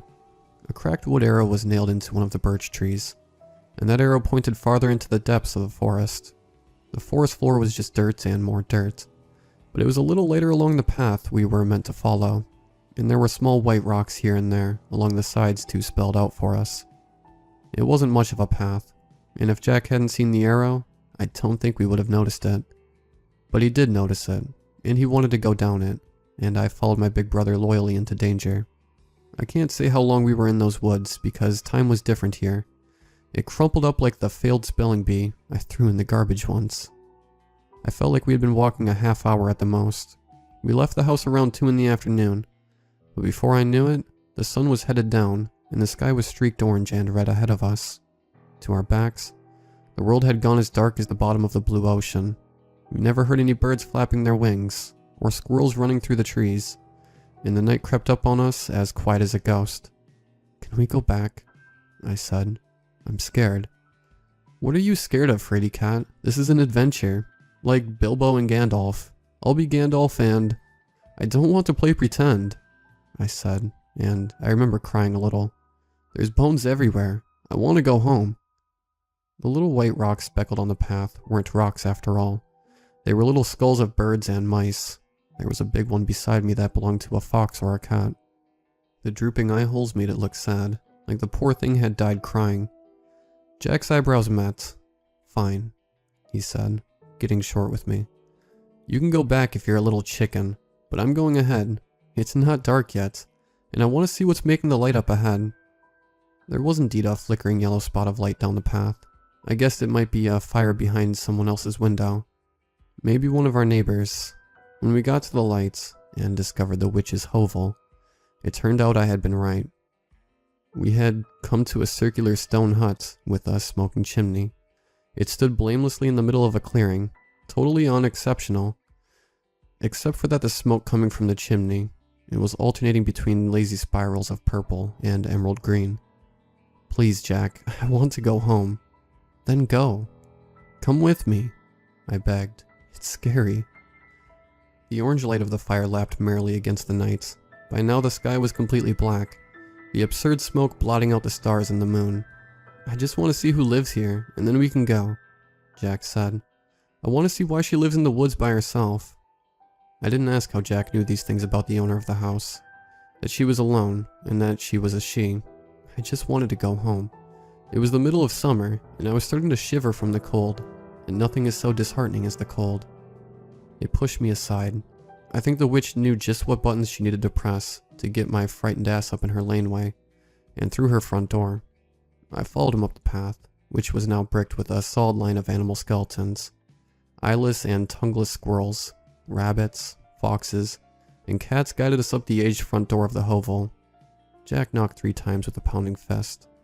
The dull thwacks were so loud and sudden, I almost wet myself. Hello? Jack called. Maybe nobody's home. There's a fire going. Somebody has to be home. But, hello? The door glided open with an obnoxious whine. There was no one standing there to have opened it, and when I saw that door had opened itself, I nearly scarpered right then. I'm ashamed to say it, but I would have left my brother to die, and hauled my ass back into the woods, and gotten lost. I probably would have starved to death too. But Jack grabbed my shoulder, and pulled me into the hovel with him. Once we got inside, the firelight changed. Lively orange-yellow waned into the color of worn piano keys, then the yellow of old teeth, then white. It bounced off of mossy, wet cobblestone walls. They reminded me of Skeletor's castle, and I whimpered. but Jack did not let me go. The fireplace was in a room that we could not see, down the pale lit hallways and around a corner. It seemed to me the moon must have fallen out of the sky, down the stranger's chimney, and into her fireplace. "Hello?" said Jack. "I heard you shouting for us to come play. I'm Jack Mayfield, and this is my little brother, Benny Boy." Jack was ahead of me, pulling me into the den by hand. He was around the corner by now. He could see someone or something that I couldn't. When it was my turn to enter the room, I caught a face full of purple and green smoke, and I breathed it all in without a moment to think about what was happening. It made the room double, then triple, and I felt my thoughts getting hazy. "Hey Jack," I said. My voice sounded like Darth Vader, like I was in slow motion. I could make out the fuzzy shape of our host across the room, but that was all. "Let's get out of here. I don't feel so good." "Nonsense," the witch said, with a voice like nails on a gravestone. "You'll come sit with me. Jack Mayfield, Benny Boy. I have waited up all night for you, and it would be terribly rude of you to leave so early." "All night?" I asked, but I was ignored. I heard Jack say yes. He was ahead of me somewhere in the fog, but the stuff was so thick in the air that I couldn't even see his outline. "Rude. Don't want to be rude." The witch cackled. It sounded like glass breaking. "Besides," she said, "it's too dark for you to go now. You would wander and wander until the sun came up. There are dreadful monsters in these woods. You could count yourself lucky if a bear got you. Please, come have a seat." My vision was settling. The witch sat in the white dining chair made of animal bones. What might have been glue or wax was frozen in drips and globs, where it had dried, holding the smaller weak bones together. She twirled a hand with skin so pale that it was a bit green, and two plastic blue chairs appeared out of thin air, facing her. I recognized them. I sat in an identical chair from Monday to Friday in my classroom. "Sit," she said, not unkindly. Jack hopped into his chair, pleased as punch, but it took a little longer to get into mine. Some part of me, the part that the purple clouds had not choked out, was screaming for me to not sit, to pull Jack and run in any direction, as long as it was not here. "What's wrong, Benny Boy?" she asked. I don't feel so good." "Have a seat," she said. "You'll feel better. Your journey has been long and your faces are longer still." What could I do? I was 7 years old, and had been conditioned every day of my life to obey the commands of grown-ups. I sat. I half expected the chair to turn into spiders, but it stayed a chair. I started to feel better too, and I was just about to tell her so, when I got my first real look at her face. Her lips were peelings of ash and dead bark. Her skin was covered in warts, and the outline of a worm with 100 legs crawled below the skin of her face. Her eyes were black, and I could tell she was the sort of creature who knows what's really waiting in the closet. And underneath the bed when the lights go out, the worm under her face moved. It moved. I've had my share of visits to the psychologist since then. And that bug squirming around under her face is the part I still don't tell anybody about. I can barely stand to think about it. She placed her hands on her knees and leaned forward in a poor impression of a kindergarten teacher. "Who likes games?" she asked, bubbling with enthusiasm. "I do," Jack shouted, and both of his hands shot up in the air. His chair rocked but didn't topple. I rose a hand slowly. I imagine I had a face like I was about to hurl. That's how I felt anyways. Only the clenching pain was in my head, not my belly. "I know the best game," she said. "It's called the crystal ball game. You have never had more fun in your lives." "How do we play?" Jack was rocking in his chair. His eyes bulged in excitement. The witch snapped her fingers, and a crystal ball filled the space between us. It popped into existence without a sound, out of nowhere.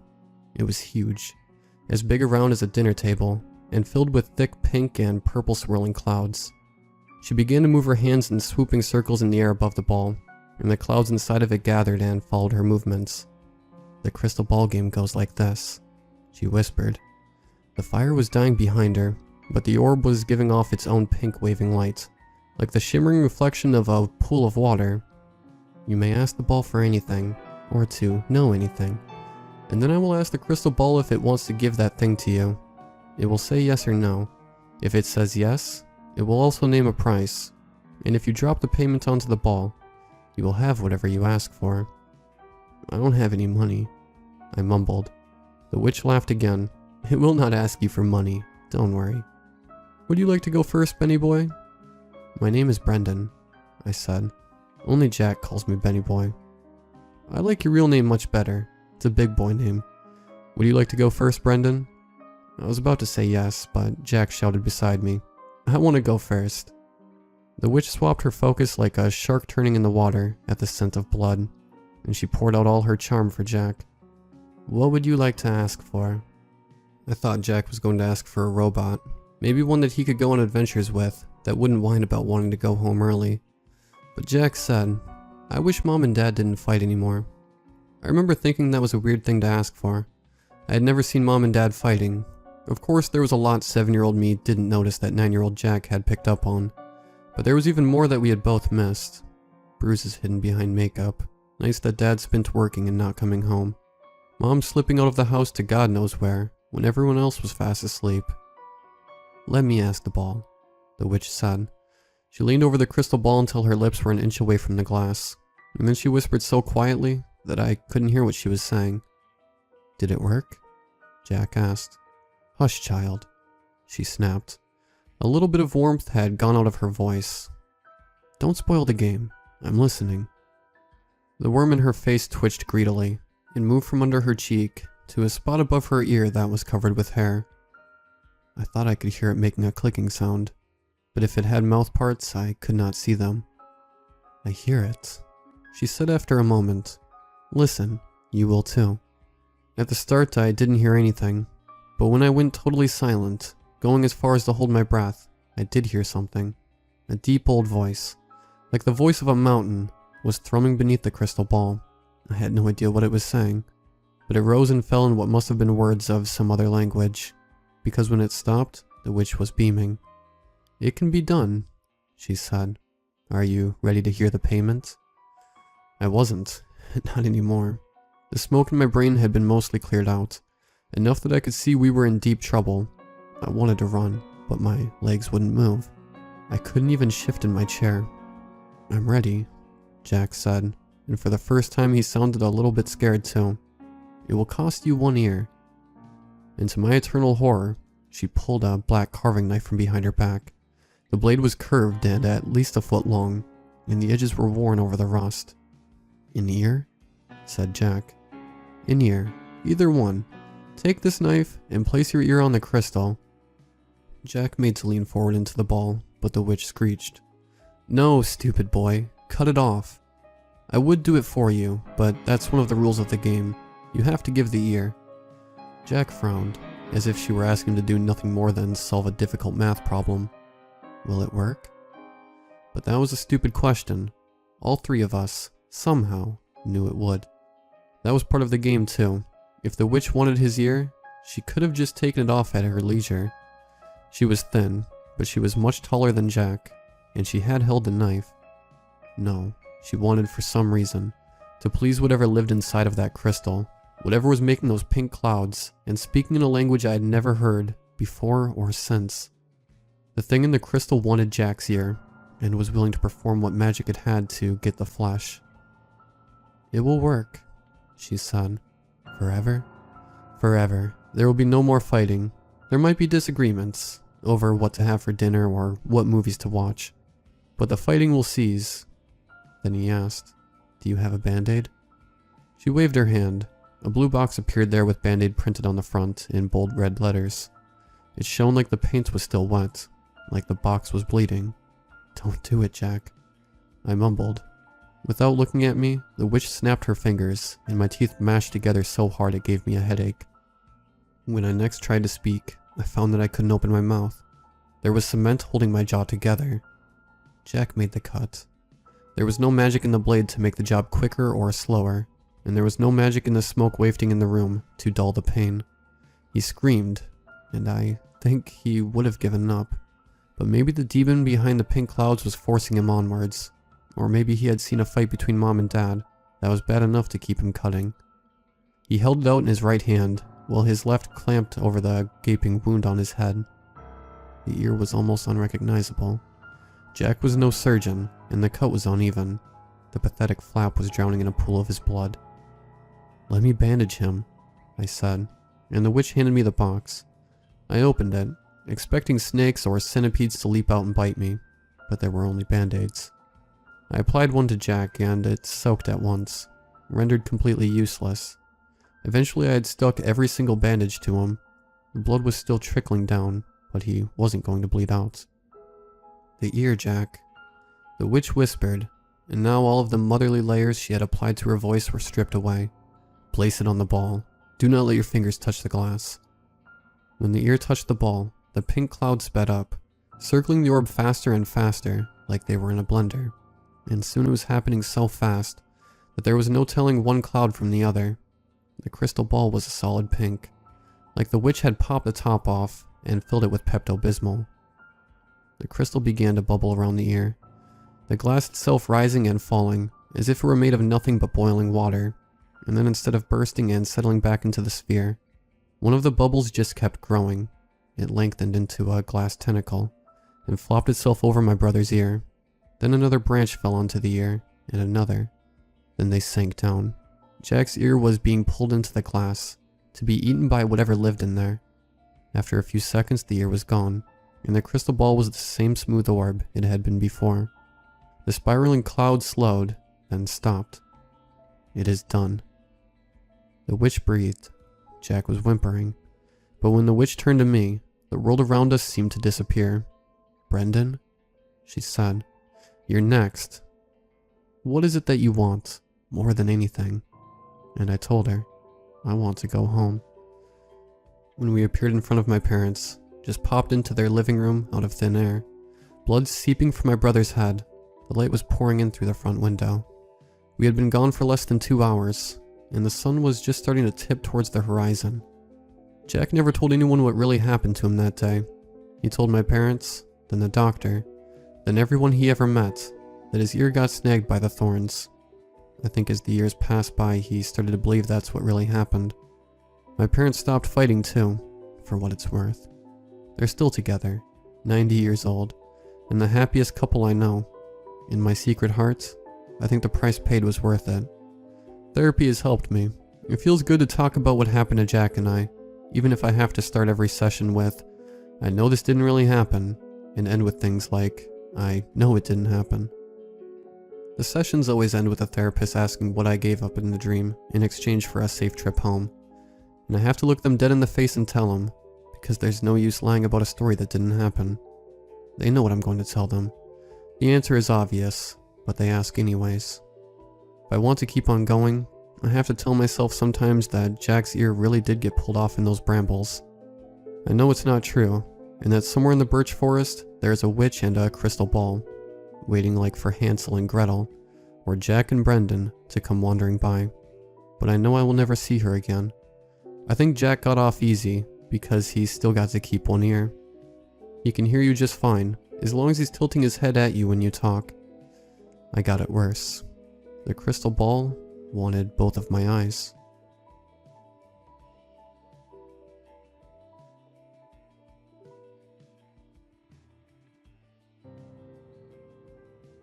My family just recently moved into this house that got renovated.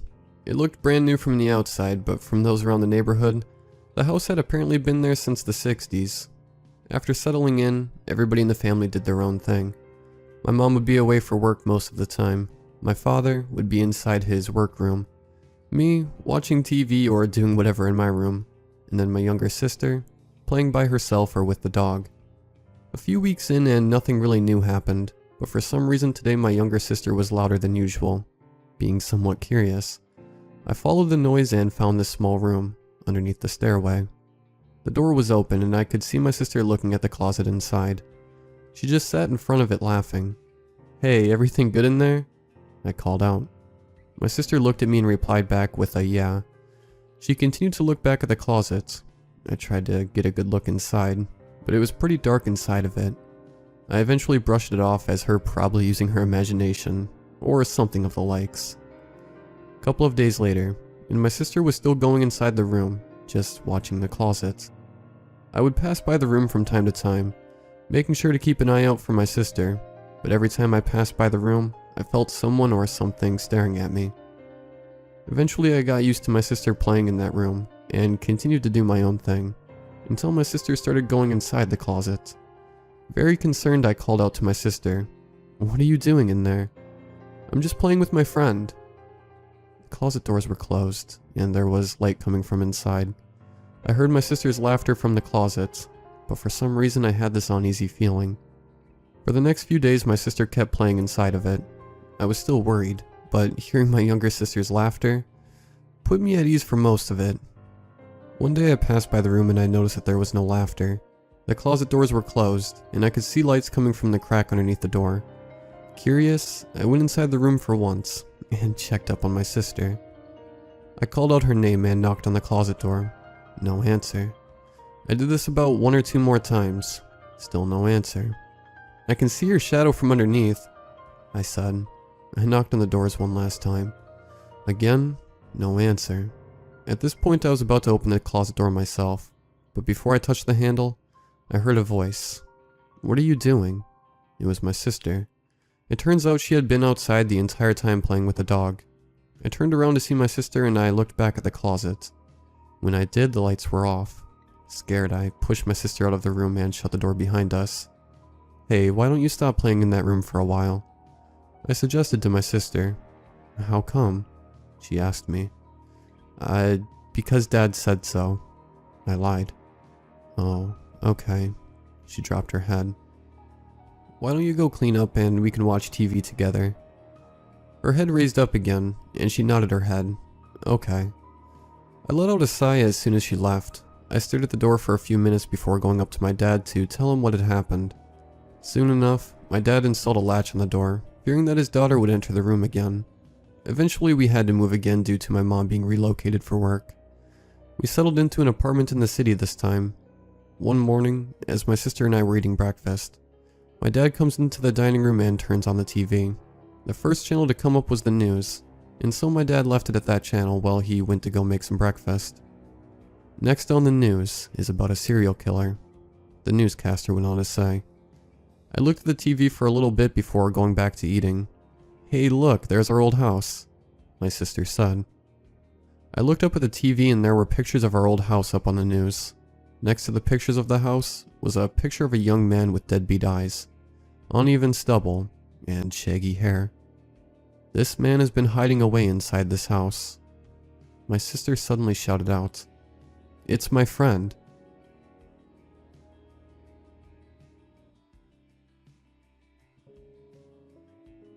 Heartbreak is a bitch. After my boyfriend and I parted ways, I was devastated. I couldn't think straight. Wave after wave of grief would hit me, as I struggled to make sense of my feelings. I had no control over how I felt. At any given point of time, I was lost. This came to affect all aspects of my life, including my health, relationships, and studies. One evening I found myself on the beach sitting alone. I gazed absent-mindedly as the waves came crashing and receded, only to repeat the process all over again. The sun was setting, a fiery orange ball slowly descending into the horizon. I buried my face in my hands and cried. Great, heaving sobs shook my body. As I continued to mourn my relationship, the tears just wouldn't stop, no matter how much I willed them to. I wanted to scream. I wanted to break everything around me. I wanted to disappear into the sea and never return. I felt someone's hand on my head. I looked up tearfully. An old, wizened man with a kind face stood there, looking concerned. "Little one, what is causing you so much pain?" He asked me gently. The boy I loved with all my heart left me. I said in a barely audible whisper, "I can't imagine my life without him." He was still for a moment. "Will you walk with me? Give this old man some company?" I sniffled and rose to my feet, stumbling a little as I pulled myself up. I clutched my bag closer to me and walked beside him. He led me to the shore, where the waves met the land. "Stand here," he said. The waves leapt over my feet and playfully receded. "Breathe in every time the waves wash over your feet. Breathe out every time they go back." I obeyed. After 5 minutes of silence, he spoke again. "Can you feel the sand slipping from under your feet?" I nodded. "The more you stay in the same place, you will get stuck. Standing here at the same spot will not lead to anything except sinking farther into the sand, will it? It is best to keep walking. He started walking and signaled for me to follow. I looked around me. A woman was walking her dog. A group of boys played football. A young couple held hands and gushed over each other. The little girl was enjoying her cotton candy. They all looked happy. They all smiled. Why couldn't I? I tried to smile. My cheeks felt frozen. I tried baring my teeth. My face just wouldn't contort itself into a smile. I sighed. Change is the only constant in life, my child. The old man said, breaking the ball of silence between us. Change is good if it's for the better. I argued. What good came out of my breakup? All it did was cause me pain and suffering. I didn't say all change is good. He twinkled. Sometimes there are some undesirable changes as well, but what doesn't kill us only makes us stronger. I thought of the person I called the love of my life, how he would hold my hand whenever we crossed the road, his big warm hand engulfing mine, how he listened to all my rants patiently and held my hair back whenever I puked, how he kissed my frozen nose at Snow World and said I was the best thing that ever happened to him. The old man picked up some sand in his palm. In many ways, this sand is symbolic of relationships. The tighter you try to hold on, the faster it slips from between your fingers. He demonstrated.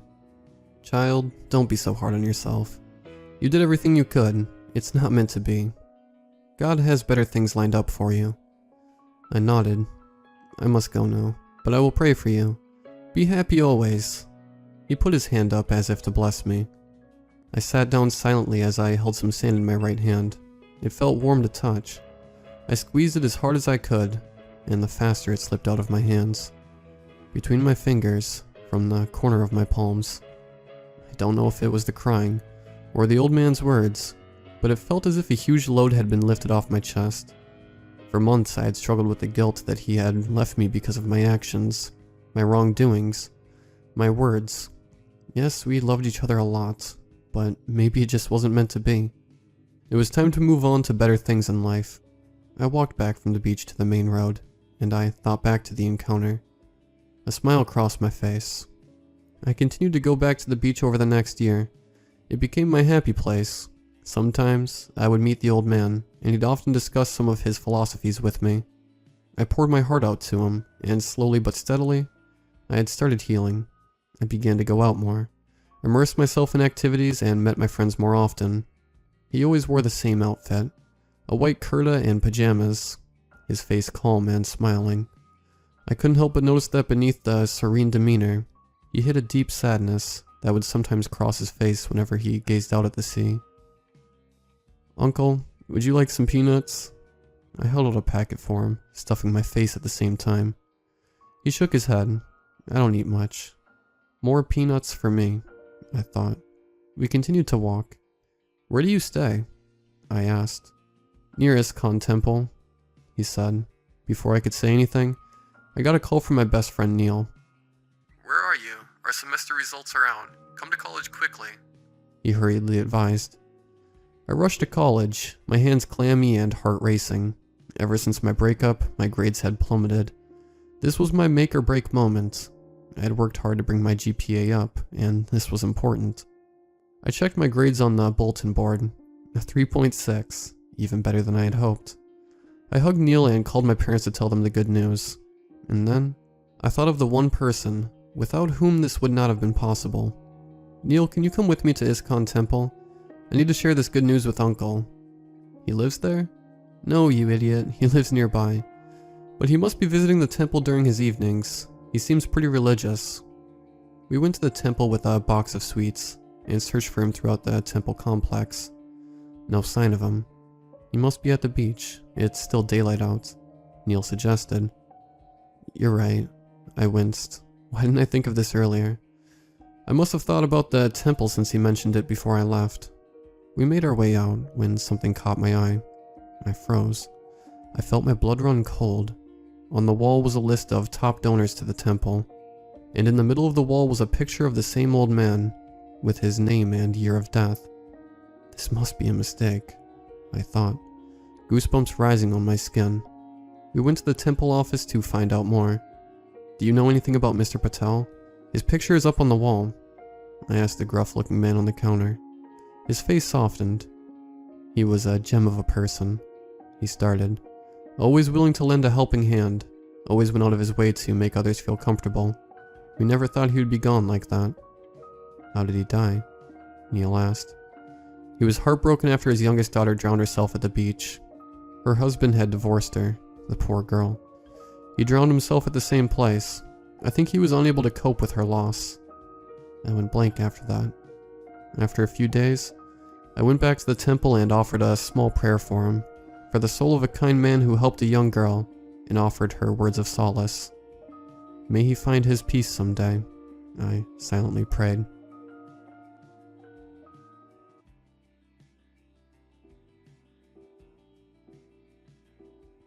It started about a week ago yesterday. I still don't know how it took so long for me to catch on. I guess I now know what's been going on. I am a 22-year-old female. I've been told I am pretty, and I don't have any trouble getting a date. But I am not pretty enough that I get second looks on the street. Besides the usual attraction of youth, there are my icy blue eyes, thanks to my mom, and jet black hair, thanks to my dad. I am a soon-to-be college graduate with a business degree from a mid-level university. Although I've had professor after professor tell me they don't see how it will be practical in the real world. You see, I'm totally deaf. Yes, in both ears. I hear nothing. I lost my hearing as a toddler. Even with that minor hurdle, I led a pretty normal, almost boring life. At least that was the case before. Now, not so much. One day I came home from work at my usual time. I let myself into my place and went about my normal weekday evening routine. I watched an episode from the DVR while I warmed up last night's leftovers before treating myself to a long bath. It was as hot as I could stand. I even went wild and threw a bath bomb and a glass of my favorite wine into the mix. That's when it first started. When I got out and grabbed my towel, it was still slightly damp. I felt a couple of moist spots before shaking my head. Odd but not alarming. After pulling back the blankets and crawling between the fresh clean sheets, I was out before my head fully hit the pillow. The next morning's incident was a bit more concerning. After stumbling out of bed, I shuffled from the bathroom to the kitchen to make some nectar of the gods. I'm useless without it. I stopped dead in my tracks when I opened the coffee can, and the measuring scoop that belongs in there was missing. Impossible. I never take it out. Even if I did, where would I have put it? I looked around the small apartment-sized kitchen. My confusion grew when my eyes rested on the dish drainer. There, set propped up to dry, was the coffee scoop. I examined it closely, though not sure why.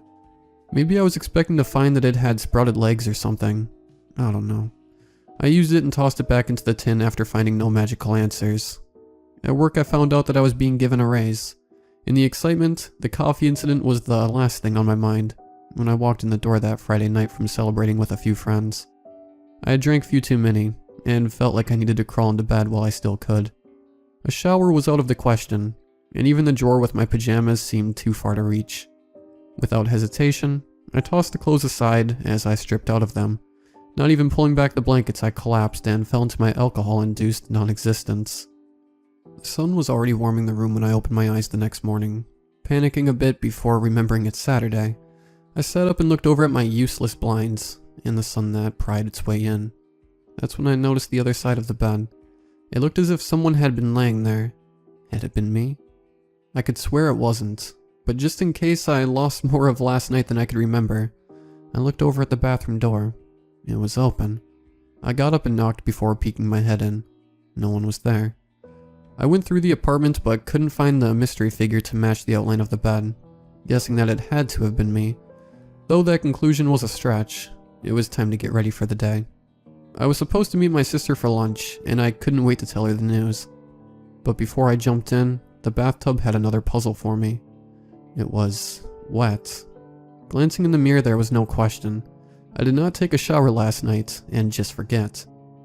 My makeup was smeared all over my face, and the pillows I had been laying on. It hit me like a ton of bricks, almost running back into the bedroom.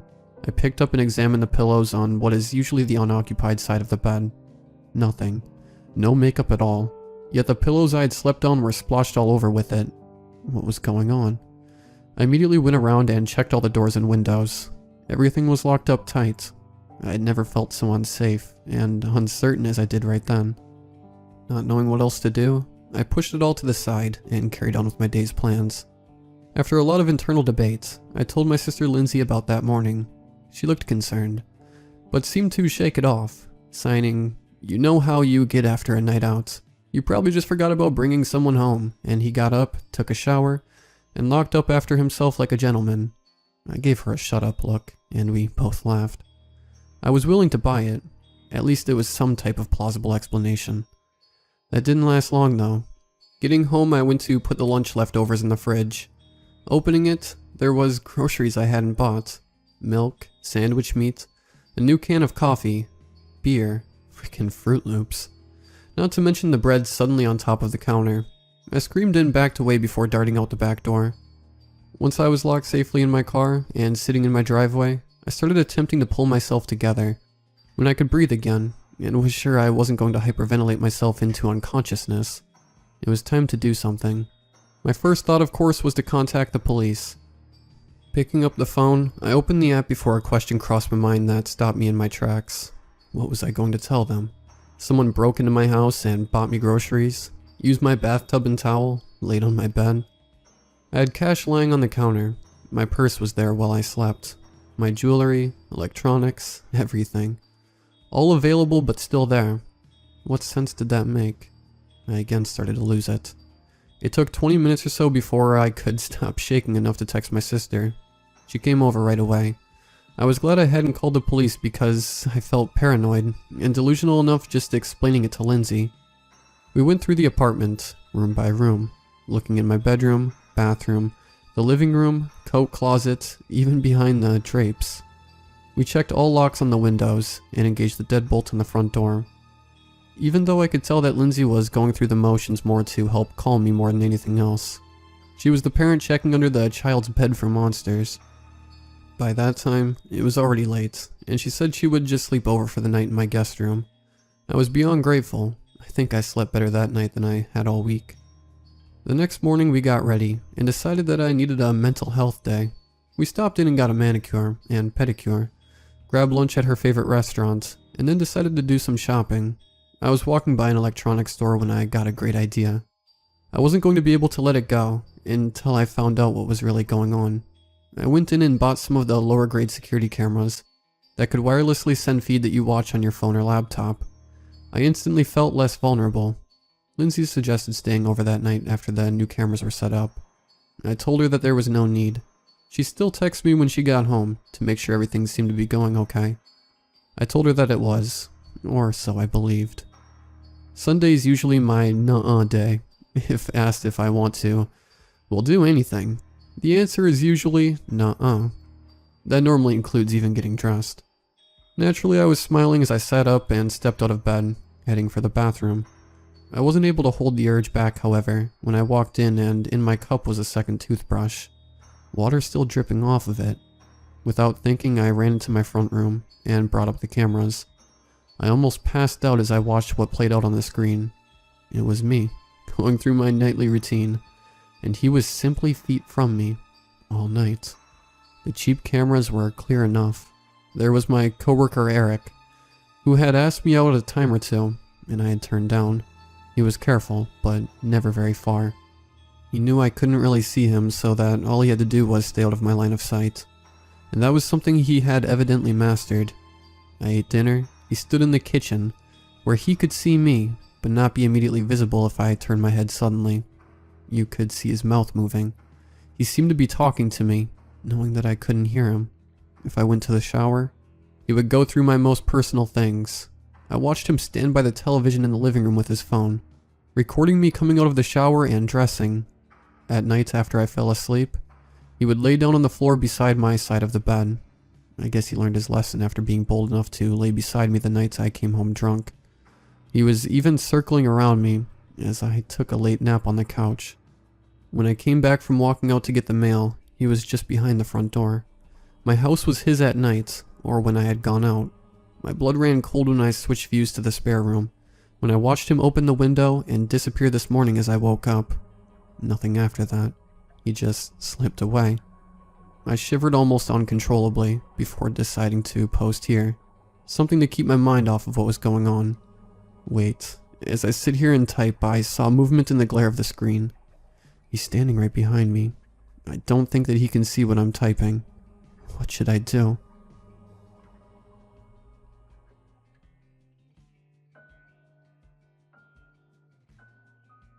Growing up, I was the only daughter to my single mother until I was 7 years old. At 7, I was granted a wish I wanted dearly in the form of my darling little sister. Jenna was the blessing of all blessings. She helped make Mom and I into a real family, and we were better for it. But even with a little angel in the house, things weren't always merry and bright. As a child, I spent much of my time home alone. This was more than acceptable growing up in the mid-90s, as most crimes occurred in bad neighborhoods. As an 8-year-old, I would regularly walk home alone, and often distractedly, looking at all the little worlds I saw around me. I had a wild imagination. There was one house in the neighborhood that seemed different from the rest, and I always imagined it to be some kind of haunted mansion, because I had never seen anyone going in or coming out. The large yard had full, towering trees, with the house tucked away behind them. The pathway leading up to the front porch was lined with overgrown bushes and wildflowers, giving it a secret garden type of look. One Halloween, while trick-or-treating, I overheard some kids say our school's old librarian lived there, and thought that was odd because our librarian didn't seem very old to me. I later found out it was a librarian who had previously retired from that school. After hearing this, I immediately imagined that the house had a library similar to the one in Beauty and the Beast. I loved reading, and this made my heart flutter every time I passed the mysterious home. When I was about 10 while walking home, I passed the house I had come to call Bell Mansion, and noticed something peculiar through the second-floor window. I saw a figure staring down at me from behind the curtain. I say figure because I couldn't really tell if it was a man or a woman. I knew it was an adult, however, because the figure was taller than the window, and appeared to be stooping down to look at where I had stopped. Now, I was a child who spent a lot of time by myself, but as a veteran latchkey kid, what I was seeing raised major red flags. I swiftly walked out of view of the home, and after making it to the next street, ran the rest of the way home. That night, after dinner, I told my mom about it. My mom worked in the mortgage industry, and it was a lucrative career affording her the ability to financially care for my sister and I without much struggle. But my mom did not always live in a safe neighborhood, and because of this, she immediately began questioning me about my experience when walking home. Who was it? What did you do? Where's the house? I have a couple questions to ask. I told Mom that the person hadn't really done anything, and that they could have been looking at something else around me. I told her that although it was strange, I would just walk across the street when passing the house. My mom seemed unsure, but I felt she had enough to worry about between work and my sister, so I reassured her it was nothing to freak out over. Later that night, while lying in bed, I wondered who the person was in the window. Even though I had told my mom it was nothing to worry about, the experience still left me uneasy. It wasn't even the fact they were looking out the window, but the way this person was positioned made it seem like they wanted to be hidden, and that didn't sit well with me. Nevertheless, I began to read my book, and eventually fell into a deep sleep. While asleep, I suddenly felt a rush of cold air blow over my face, and sat straight up. Looking over, I saw my fan moving from side to side, and laid back with a sigh of relief. But then I heard something. It was a light sound like water dripping, but there wasn't a faucet remotely close to my bedroom. I strained to hear where the sound came from, and realized it was whispering. I looked at my clock and saw that it was 3 in the morning. Why would Mom or Jenna be up right now? Maybe Jenna was sick. With this thought, I got out of bed, putting my feet into my slippers. I don't like to shut the door when sleeping, so I walked straight through my doorway, but immediately stopped. Not only was there whispering, but one whisper seemed much deeper than any sound my mother or sister would make. This sent chills down my spine and molded a slab of concrete in my gut. My first instinct was to scream for my mother, because I knew the whispers were coming from Jenna's room. But then I thought, what if they try to run away with her? My mom's room was on the other side of the house with my sister's room directly in between us, and I couldn't risk the intruder harming my sister while I called for help. I would have to sneak up to them, and I would have to do it alone. I quietly returned to my room, slipping off the slippers, and grabbed my softball bat. Slowly, I padded back to my sister's room, where her door was cracked just enough to see through. I peered in and began scanning the room. Within seconds, I saw the source of the whispers. On the bed, standing on her tippy toes, was my 4-year-old sister with her head out of the window and appeared to be talking to someone on the side of our house. Fear was replaced with rage, and I burst into the room. Running up to the window, I looked out and saw nothing. No one was there. I whisper yelled at Jenna, asking her who was outside her window and why she was talking to them. Alarmed by my anger, Jenna meekly stated she was talking to the Shadow Man. I indignantly asked her who was Shadow Man. Relaxing a bit and looking a little confused, Jenna claimed that the Shadow Man had told her he knew me. I dropped the bat and felt my stomach do the same. Now was the time to call for Mom. The next day, Mom and I marched over to the home where I had seen the dark figure while Jenna stayed with Grandma at the house. When we were approaching the house, my heart started racing and I felt myself slow down a little. My mom noticed and grabbed my hand, giving it a reassuring squeeze. We walked through the path of wildflowers and shrubbery and stepped up to the front porch. I looked up at Mom, who showed no signs of hesitation as she knocked on the screen door.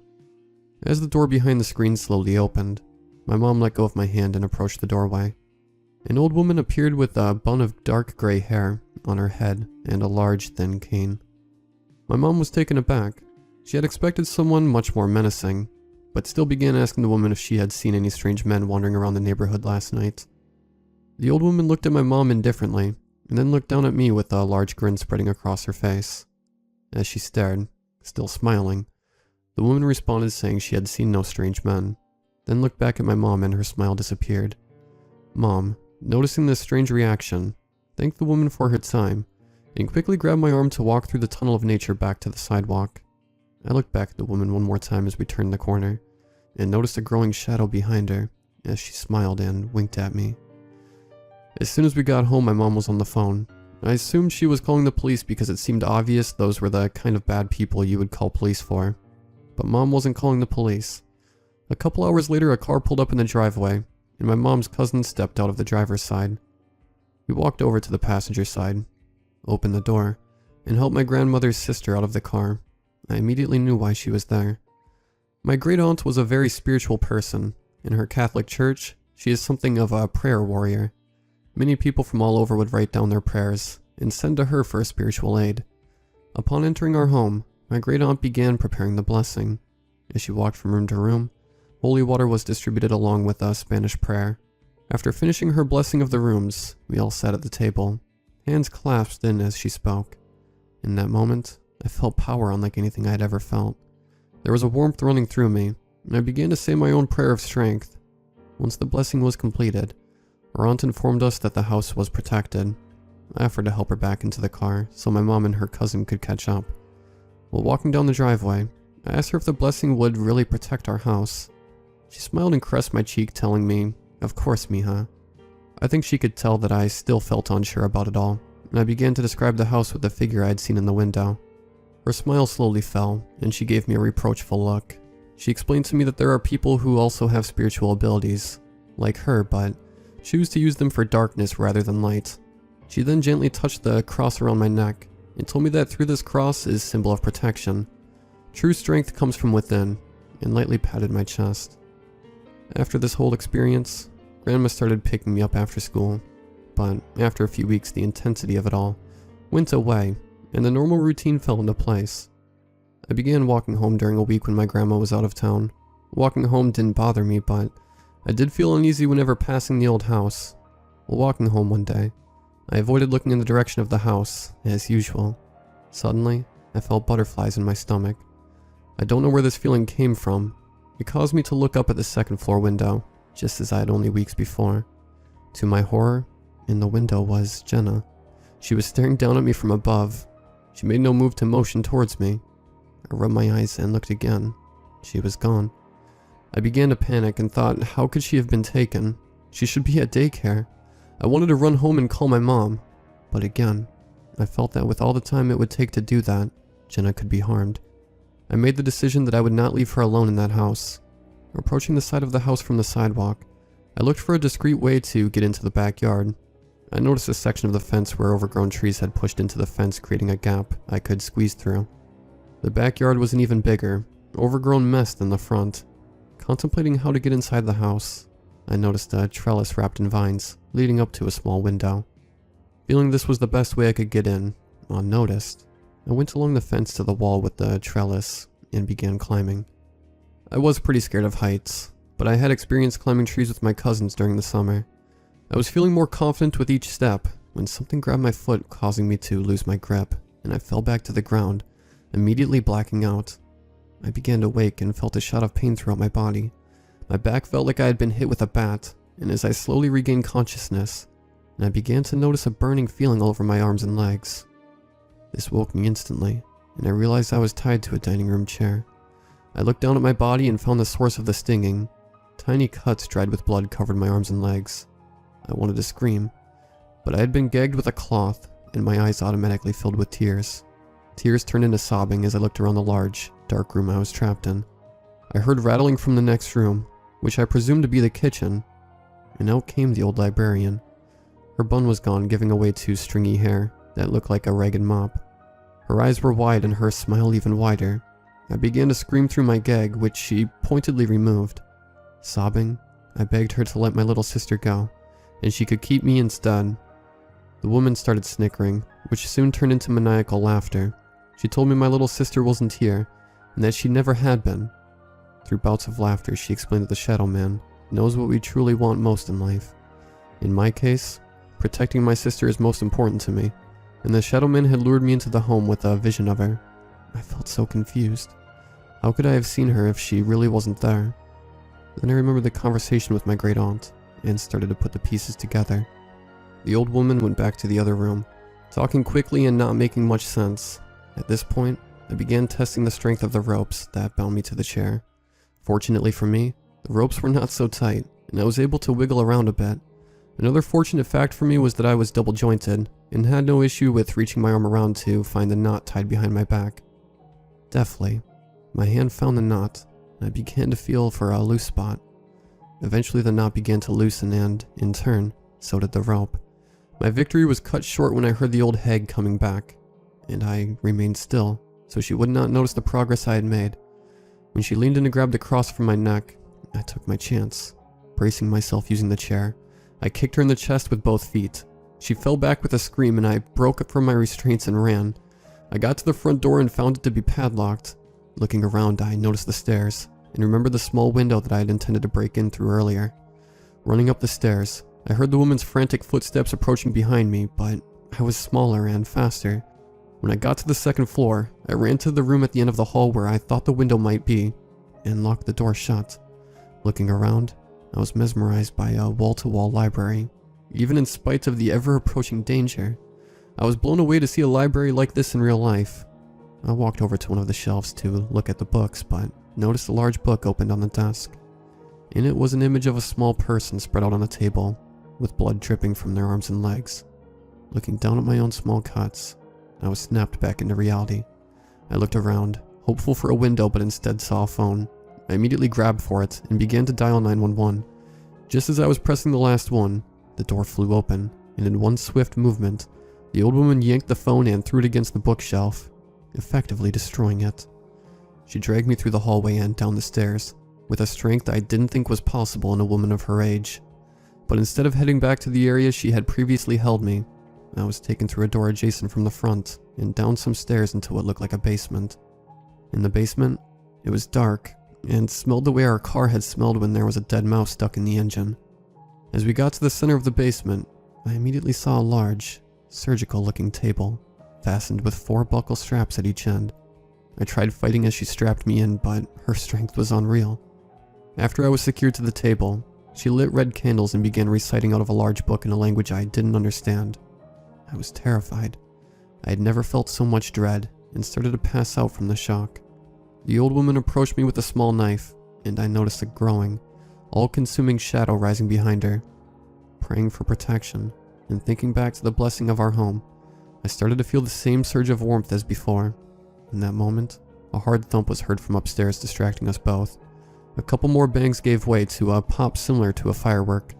I heard the door fly open, and I began screaming, to which the old lady responded by cutting my cheek and hissing before she ran upstairs. A chorus of banshee screams along with rapid footsteps was heard on the floor above me before one last pop erupted. The last thing I remember before drifting out of consciousness was the face of my mother and the touch of her hands. Waking up, the smell of dank, sticky air was replaced with something sterile and dry. I opened my eyes to the sight of my mother. This time she was slumped in the chair next to my hospital bed, asleep. I glanced at the bandages wrapped around my arms and felt the ones around my legs. Stirring a little, I tried to stretch my sore limbs, which woke my mother. She opened her eyes and gave me her biggest smile. Coming over to sit with me, she gives me a long hug. I looked up at her with tears in my eyes and started to explain why I had gone to the house, but she calmly stopped me with a look of admiration and kissed me on the forehead. With that, I smiled and contently fell back into sleep. I was later told the old librarian had not retired. She was fired due to her alarming behavior around children at the school. Several children had gone missing since, and authorities had not connected the disappearances due to the 10-year time frame of the abductions. When my mom had called the house to make sure I had gotten home safely, she was not immediately worried that I didn't answer. However, after the third call, she knew something was wrong and left work early. When she got home and was sure I wasn't there, she loaded her .357 revolver and went to the place where she was sure I would be. After kicking on the door a few times, she shot the handle and kicked in the door of the old home. Before she could even look at me, the old lady ran at her through the basement door with a knife raised above her head. Without hesitation, my mother had shot her directly in the forehead, instantly killing the old witch.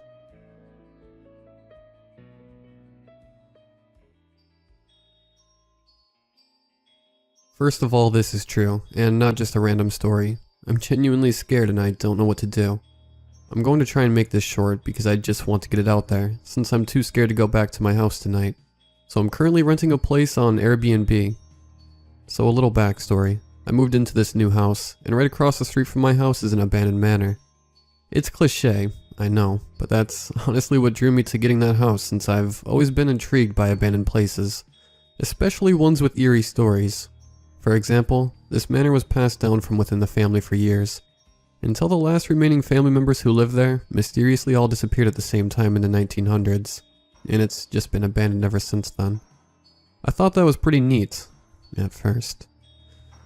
Things were fine, and I was really enjoying my new place. And then after a while, I was really curious about the abandoned manor. Something just made me feel like checking it out. So I managed to get inside, and within a second, the vibe just felt wrong. Can't put my finger on it, but something was off. I felt like I was being watched, so I ran back across the street to my house, while my heart was racing for no reason. I've never really believed in supernatural stuff, so that was strange for me, but I think that's when things started taking a turn for me. Whenever I would walk home late at night, I would feel like someone was still watching me from the manor across the street. Maybe I'm just paranoid now. Soon after that, I would always hear sounds within my house late at night, while in my bedroom, specifically in the kitchen and living room, but I never really thought too much about it since I'd always hear these sounds right when I was on the brink of sleep. You know when you're just about to fall asleep at any second, and you hear stuff in the background, but it almost feels like it's part of your dream? Well, it was always like that, so I could never say for sure if I actually heard something, or if it was in my dream. But why would I dream of dishes being moved, or someone walking around my home? So now fast forward to last night. I was sleeping in the living room since my bedroom can get quite hot during the summer. So I get my blankets and slept on the floor, which is something I've always loved to do even as a kid. So I got everything ready and turned off the TV, and the lights in the house. When I finally turned off the light in the living room, I got a very unsettling feeling. What was my solution? To quickly hide under my blankets and watch funny videos until the feeling went away? Yeah, I'm aware that it's pathetic. I instantly felt safe under the blankets, so I put my headphones in my ears. But I didn't plug it into my phone yet because I usually do that once I find something to watch. So I completely forgot to plug them in because I started scrolling through Instagram looking at funny memes, until I heard the voice in the corner of the living room and I froze. I honestly couldn't move or do anything. I was too scared to make any movements. I heard something say, "There's one thing you don't seem to understand," and then another voice overlapping it, saying the same sentence, but I couldn't catch the other words because the voices were overlapping each other. It would start with 1, then 2, and 3, and so on until I couldn't make sense of it anymore. The whole time while this is happening, my body is still in shock. I didn't know how to react. I can't even remember exactly what was going through my mind, but then suddenly, all the voices stopped at once. At that moment, I started gathering myself together and remember thinking, What the hell? I also wanted to kick myself for not recording it, just for my own sanity. A few hours go by and I'm still stuck in the same position. You guys, my body was so uncomfortable that I just wanted to move my leg or something, but was still too scared to do that. Right when I'm about to build courage to do it, the voices start up again, with the same build up from one voice to two voices at the same time and so on. There's one thing you don't seem to understand. I also was able to catch another thing it said, and it was, in this life and the next. Wish I was able to hear more, but it was so hard to understand with so many voices at once. This time I wasn't going to mess up. I made sure to record it. Very slowly, I moved my fingers to the closest app I could record on, and it was Snapchat. So I started recording a video, and once it played back, I'd be able to hear if the voices were actually there or if I was going crazy. Now once the video finishes recording, I forgot it automatically plays back, which is fine because I have my headphones in. Except I forgot to plug my headphones in, because I never ended up watching a movie, and now this video plays out loud. My heart stopped because whatever is in the corner of my living room now knows I just recorded it. The moment it played back, I quickly plugged the headphones in, and all the voices stopped at once. All I could think in my head was, they know. They know. But at least I still have a recording, and can now confirm that I'm not crazy. But I think that just made it worse, because now I know that something really is there. Now another hour goes by and I'm mortified. By the way, I still want to move my leg. It's been hours at this point. And it's gotten very hot under the blankets. Remember, it's the middle of summer, and I'm sweating. But I'll be damned if I pop my head out from under the blankets, because I don't want to see what's out there. Things start getting calm again, and I'm going to watch something funny to just make it through to the morning. But before I find anything, all the voices start up again. And instead of building up, they all go at once and they're yelling, right next to my ear. Something was on the other side of the blankets. Not even going to lie to you guys, I started crying silently. Eventually I fell asleep, and got up and out of there as soon as possible. Now I don't know what to do, or what that could have been. I'll be staying at an Airbnb for tonight, but I'll have to go back tomorrow.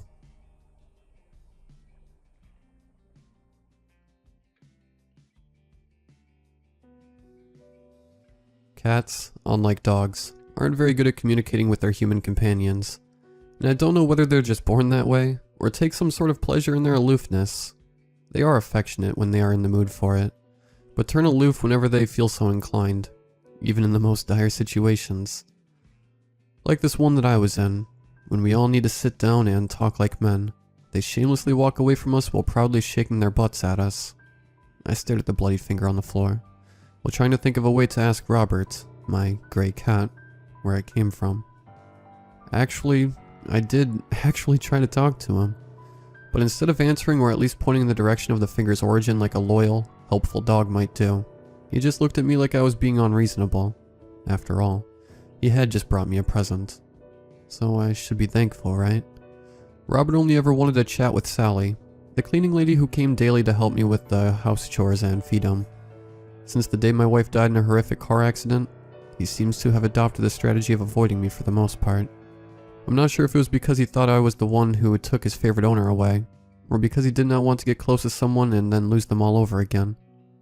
Anyway, Robert would always meow when Sally came, and he sat on the porch to say goodbye every time she left. Now, back to the story. That finger was actually the second one he brought home. The first one was an index finger, and this one was a thumb. The cut on the fingers were precise and calculated like they were done by a butcher. I didn't report it to the police because I didn't want to get wrapped up in a murder investigation. Given that, up until this morning, I had 2 human digits in my fridge. I hope that makes sense. I was struggling to keep my wits about me because I couldn't find a way to make Robert talk about where he found those goddamn fingers. I started to wonder whether I'd be able to focus on the football game with my neighbor and pal Ned tonight, so I thought about calling him to cancel our fun. I felt guilty about that though because, since the day my wife died, he had helped me a lot with getting through the feeling of emptiness and isolation that comes when you lose your other half. Still, I had to figure out where those fingers were coming from, so I had to keep watching Robert to see where he'd take off to. After half a day of watching him though, I gave in. He didn't seem interested in leaving the house, he just wandered around aimlessly and kept taking naps. So it seemed like I was losing this battle. That was when my phone buzzed, and Ned was on the other side of the line when I picked up.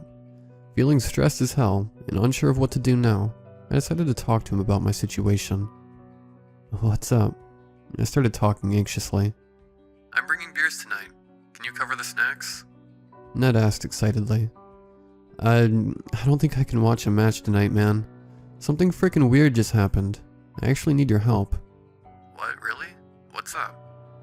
I can't talk about it over the phone. Just come over when you can. Alright, bud. Fast forward a few hours. Ned and I were sitting on the floor, staring at the 2 frozen fingers that were now as pale as 2 rotten sausages. "Are you crazy? Why not report this to the cops?" Ned almost whispered. "I don't know. I'm waiting to finish the collection, I guess." I said, hoping to make him feel better with a lame joke. I just don't want to become a suspect, or get involved, you know? "Whatever, you idiot. Have you figured out how to find where they came from?" "Not yet, no. I've been watching the cat the whole day. It's like he's too lazy to head out again." I sighed. Ned looked at me distraught. He must have wished that this was just a normal football night, like we always have. I felt guilty for bringing him into this, but I was beside myself. Anyway, we looked at the fingers for a while and realized they were from the hand of a woman. We couldn't figure anything else out though. "This is weird, man, but okay. Let's stay up in shifts to watch the cat to see where he goes tonight. If you get sleepy, wake me up so I can watch him. Deal?" "Yeah, deal." That night, I stayed up till 3 in the morning and started to nod off. Ned watched him until 7, but he must have fallen asleep sometime during his turn. When I woke up to go check on things, I couldn't believe what happened. "Robert!" I screamed as I almost stepped on another one of his lovely gifts. Another thumb that was kinda rotten now. This time though, there was blood around his mouth and on his belly fur. "Ned, what happened?" I asked. "I must have dozed off. I'm sorry, bud." Ned said with a dumb, redneck look on his face. "Robert has the blood on his stomach, so we can track the blood drip trail," Ned suggested. I noticed that he was pale now.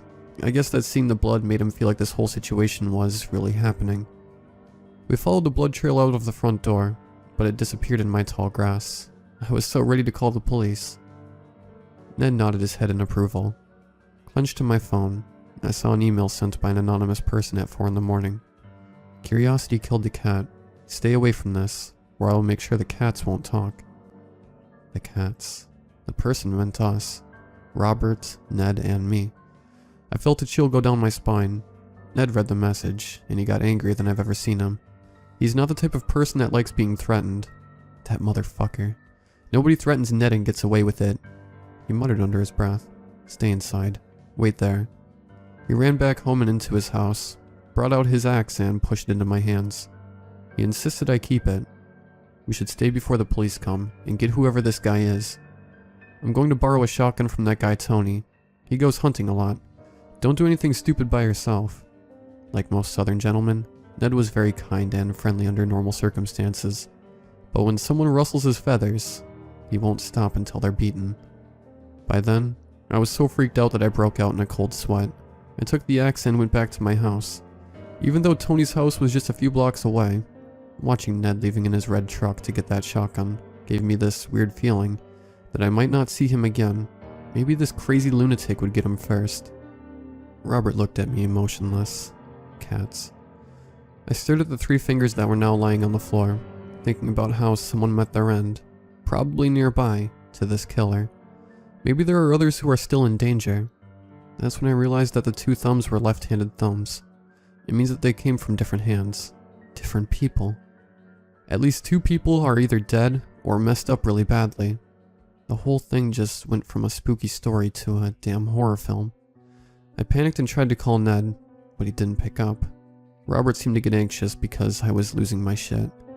He started to make weird cat noises that eventually turned into frantic meowing as he tried to scratch the floor relentlessly. I kept quiet, trying to figure out what he's doing. What was he trying to tell me? Suddenly, he went silent and ran straight out the front door.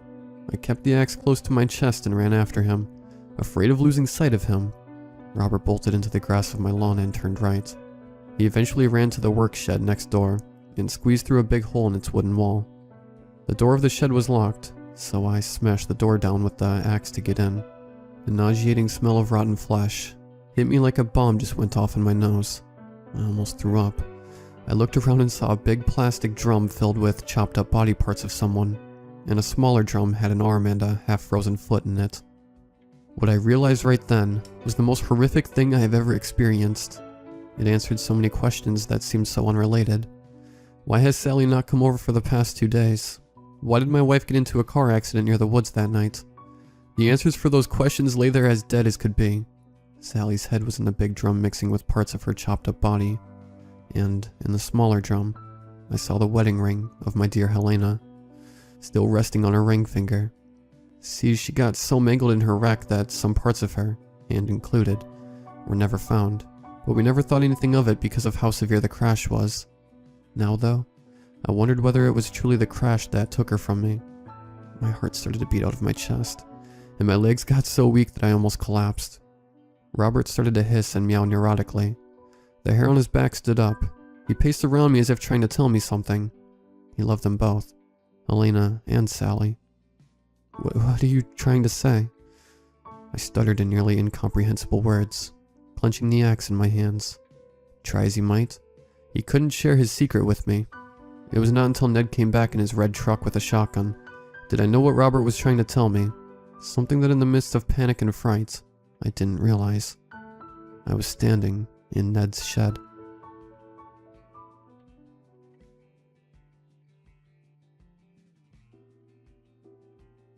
Everyone has heard of the boogeyman, a creature, tall and dark, who comes out at night and preys on fearful children. The story is a classic tale, one that every kid and their neighbor like to scare each other with during sleepovers. People come up with several different versions of the story, like how the boogeyman only comes out during the full moon, how it can transform itself into your greatest fears, or how it lives under your bed and waits for the right moment, right when you are the most vulnerable, and snatches you. But I know the truth. There is no such thing as the boogeyman. No, there is only something far different. Something that strays from the legends. Something that you wouldn't expect. How do I know this, you might ask? It's because I saw the thing with my very eyes. I was 9 years old when it happened. I lived in a relatively quiet and peaceful home in the suburbs, with my mother and father. Being an only child, I had the privilege of having a large room filled with a vast assortment of toys and games all for myself. My parents loved to shower me with presents, and I admit, I was a bit of a spoiled kid. The more things I collected, the less storage space we were getting in my room, and eventually my parents decided that I needed somewhere to store all my junk. So a few weeks prior to when it happened, they had found an old secondhand closet, and decided it would fit nicely into my room. As the 11-year-old I was, I didn't have much of an opinion on the wardrobe, and let my parents place it and clean up how they wanted. Days passed without any abnormal happening. I saw my friends from time to time, and otherwise played happily with all of my games.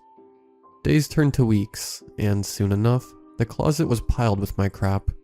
Dust and webs had collected on the tops of it. There were a couple of bite marks around the frame, and part of its edge had chipped off due to me being a little too rough while roughhousing with my friends. If it looked worn out before, it started to look its age very quickly after entering my bedroom. There was something about the closet that always felt a little off. Like, ever since I got the closet, I always had this feeling that something bad was going to happen. But again, as the kid I was, I took little to no notice of this, and brushed it off quickly. The night it happened, I had been playing with my favorite stuffed toys, making them play fight with each other, which consisted mostly of me smashing them together and throwing them around the room. My playtime was interrupted by the sound of my mother entering the room and telling me it was time for bed. I reluctantly put my toys back in the closet, where I usually kept them. My mother then put me to bed and tucked me in, but not before giving me a goodnight kiss, closing the lights, exiting the room, and closing the door slowly and quietly behind her. I knew that it was time for me to sleep, but I just couldn't. I tried. I really did. But I grew relentless just laying there with too much pent-up energy to relax. I wanted to play, not sleep. Surely one quick game wouldn't hurt, I had thought to myself. I rolled over and watched the door for a few moments, until I saw the light from around the border flicking off. I sat up and instantly got to work, opening my nightlights, then pattered towards the old closet. In the dim light, the thing felt like it was towering over my little body. I never really realized how large it was until then. I felt myself shivering as I neared the piece of furniture, which I found odd because I didn't feel cold. I ignored this and reached up to open the door of the closet as silently as I could as to not alert my parents, and looked in. The toys in the closet were scattered messily, and it was hard to see clearly with the minimal lighting. I frowned and blindly attempted to search for my favorite toys, but to no avail. Frowning deeper, I leaned my body closer into the closet to reach into the back when suddenly I felt my body tumbling forward and right into the mess. The door behind me croaking loudly as I did so. I fumbled for a few moments to catch my footing, but found it was impossible to stand there with all the clutter around me.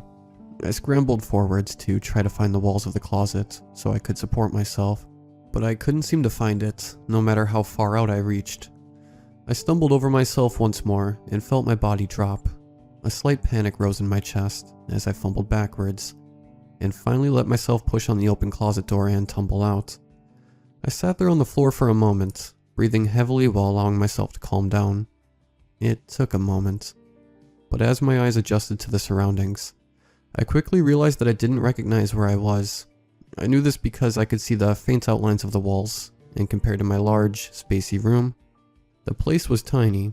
Not only that, but I could feel something soft and woven underneath where I sat, which was a contrast from the hard, cold floors of my own room.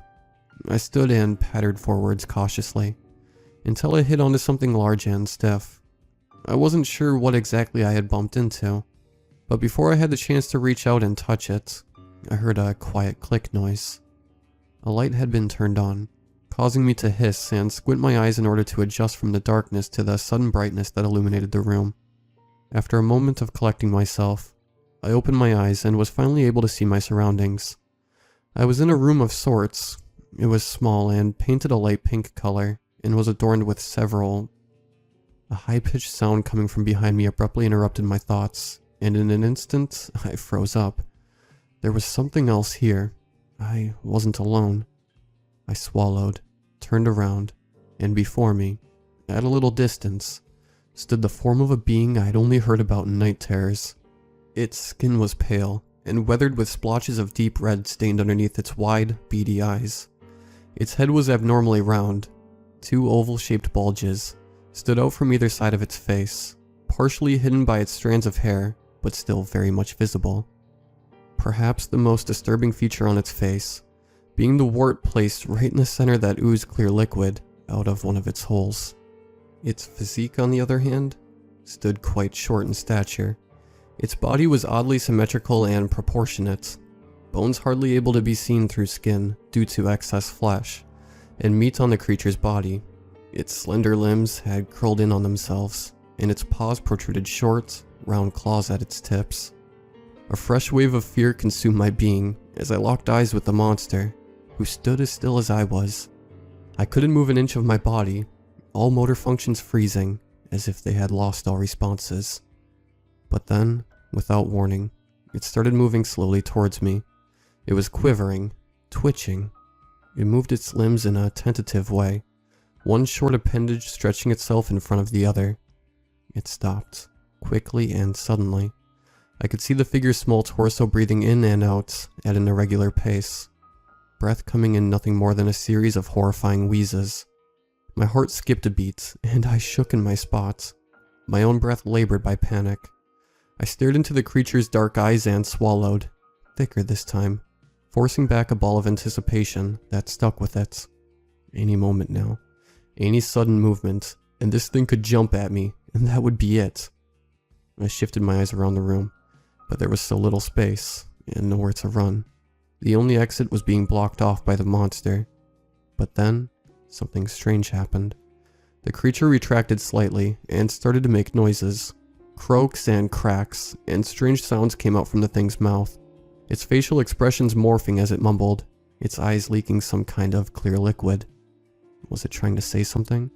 Was it trying to threaten me? It had to be. There was no other fact. But its voice sounded minuscule. As frightened as I was, surely it wasn't trying to talk to me. I stared at the creature, stunned and shocked. My thought process told me that maybe I could try to communicate with it, long enough to stall it and run, until I can make it back to the safety. And so, I timidly opened my mouth and interjected the creature's incoherent sounds. Hello? And then there was silence. The creature stiffened at my words, wide eyes becoming impossibly bigger, and pink mouth dropping down into what I recognized as an expression of shock. I thought for a moment that maybe it understood me, until an ear-piercing wail erupted from the creature, which caused me to flinch backwards in alarm. The creature threw its head back, and shrieked a terrible sound that I had never heard in my life, being nothing short of purely animalistic. In my frozen state, I could see a light begin to illuminate from the small crack of the door, and a series of heavy banging sounds that came closer and closer to the room, getting louder as they did so. It was calling its sisters. Realization dawned onto me as fast as the panic rose in my chest. The only thoughts going through my head at that moment was that if I didn't get out now, surely I was going to die. I was going to die without my family ever knowing where I went, or what happened to me. The banging noises got closer, and I could faintly begin to hear the sound of the other creatures getting closer. Their voices were deeper, and less shrilling than the thing in front of me, but were equally as deadening. Adrenaline shot through me, and I suddenly regained control of my legs, and made a dash for it, clumsily avoiding striking the creature as I bolted past it, and straight to the familiarity of the wooden doors I tumbled through to arrive here. I latched onto the handle, and tore open the door with might I didn't know I contained. I hauled myself through the door, and went to slam it shut before stopping myself last second, realizing quickly that the sound would only alert the monsters of my location. I curled up and stayed as still as possible, as quiet as possible. Through the thin crack of the door, I could only see the back of the monster and not its face. The banging noise coming from its sisters ceased, but I could now clearly hear their voices, and I realized that they must have arrived, standing somewhere I could not see them. Muffled sounds and thuds were all I heard for a couple of moments, before a new figure came into my field of vision, and I felt paralyzed in a new wave of fear that overtook me. The thing was massive. It appeared to look a fully fledged version of the wailing creature, a developed version. It crouched down to hold on to the little creature, and what seemed like hoarse, soothing sounds came out of its mouth, and it appeared to work, because the little creature slowly calmed down from its hysteria. Another even deeper voice came from behind the door, where I could not see, and the little creature responded to it. Unintelligible sounds came out from its mouth, and to my horror, it stretched out its limbs to point right in my direction, right to where I was hiding. I could see the shadow of an even larger creature stepping towards my direction, and I flinched harshly, blind panic escaping me. I swallowed hard, willing the blur in my vision to disappear, but it refused. I shut my eyes and scooted backwards as far as I could, and braced myself for the worst. I kept crawling back and back, waiting for the moment the light would come in and expose my identity. Except, it never came. Instead, I felt my back hitting into several little solid items. They clacked and clattered all around me, as I pushed backwards in fearful determination to move away. Then I felt myself hitting what must be the door of the closet, and tumbled out, backflipping painfully through the clutter of toys, until I finally fell out of the dark closet. For a long moment, I simply laid there on my front, curled in an absolutely fetal position, unwilling to move. I hugged myself tightly with all my limbs to try to stop my body from shaking, but it didn't do much. Then finally, I willed one of my eyes open. I was back in my room. I was back in my room. I couldn't believe it. Nothing had changed from since when I left, save for the toys that were now scattered all around me. The closet doors were closed, and then I did the only thing I could think of in that moment. I screamed. I had no idea how long I was screaming for, but all I knew was that my voice was starting to break, and I could no longer keep back the cries of absolute anguish I had been holding in me. I was too out of it to notice the banging of my parents' footsteps making their way over to my room, or their voices calling out for me worriedly. I didn't process the lights being turned on, and only snapped out of my trance when my mother, so softly and soothingly, reached out her 3 arms to cradle me to her bony chest. "Sweetheart, what's wrong? Tell mommy what's wrong." "Closet," I rasped, and reached out an arm to point directly at the closet. Both my mother and father shot their 8 bright red eyes to each other, then to the closet, then back to me. It was my mother who spoke first. "Oh, sweetie, what's wrong with the closet?" she asked. "Monster," I mumbled out, shoving my face deeper into the comfort of her bones. I heard my mother whisper something to my father, but couldn't quite make out what they were saying. I then felt a slender, clawed hand run circles up and down my back. "Daddy's gonna have a look in the closet, okay?" My mother whispered to me in her calm voice. I wanted to say no. I wanted to tell my father to stop before it was too late, but I couldn't. The words literally dying in my throat, as if something in me just physically wilted and died. I dared to peek 3 of my eyes open, blood turning cold, and watched as he opened the closet doors without a moment of hesitation and found nothing. There was nothing there except a messy pile of toys and a wooden wall behind it. My father smiled, exposing his sharp fangs in a reassuring way. "See, kiddo, nothing to be worried about." But it was there. There was 3 of them, with 2 arms and legs, and it had so much hair and so much flesh. I choked out all in one breath. My mother shushed me and rocked me gently. "You're really tired, honey. There's nothing there, see? Now why don't we go back to sleep? Oh, here, why don't you take Mr. Fluffy with you?"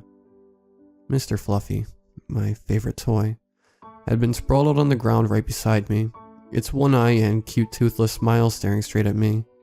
My father bent over and took Mr. Fluffy into his bristly arms, and gently guided me out of my mother's arms, to heft me up into his own. He shuffled over to my bedside and placed me onto my bed, tucking me and Mr. Fluffy in, and placed a kiss on my forehead. A wave of exhaustion overcame me, and I couldn't help but stifle a yawn.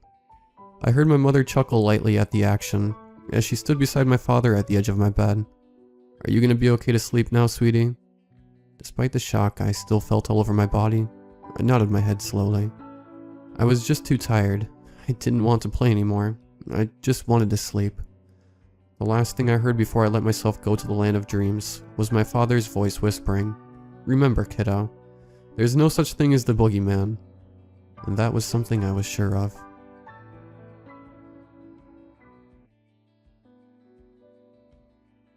The first time I noticed something was off was not long after I was fitted with a prosthetic eye. I'd been in a car accident about 7 months ago. I walked away from it, obviously, but it messed up my face pretty badly. My right eye in particular. Anyway, the day that I got my eye started out pretty great. I was pretty psyched about not wearing an eye patch anymore. I didn't have to, but the sight of my empty eye socket had sent my little nephew into a crying fit. Made me feel like crap. And I'd been wearing one since.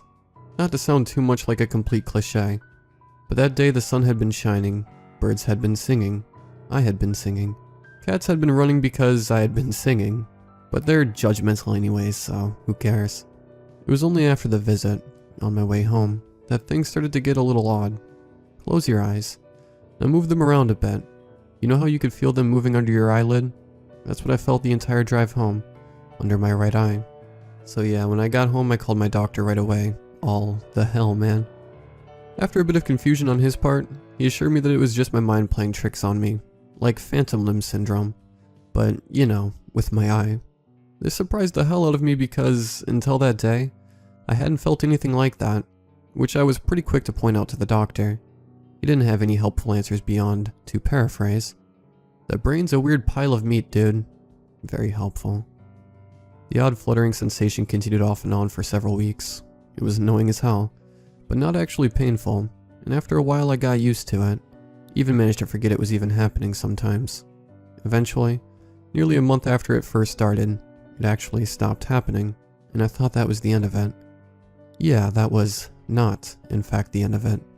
A few days after the fluttering stopped, I started noticing dark, blurry blobs, but only from what would have been my right field of vision. Understandably, this confused the hell out of me. And again I called my doctor to reiterate my earlier question with a, "Seriously, the hell, man?"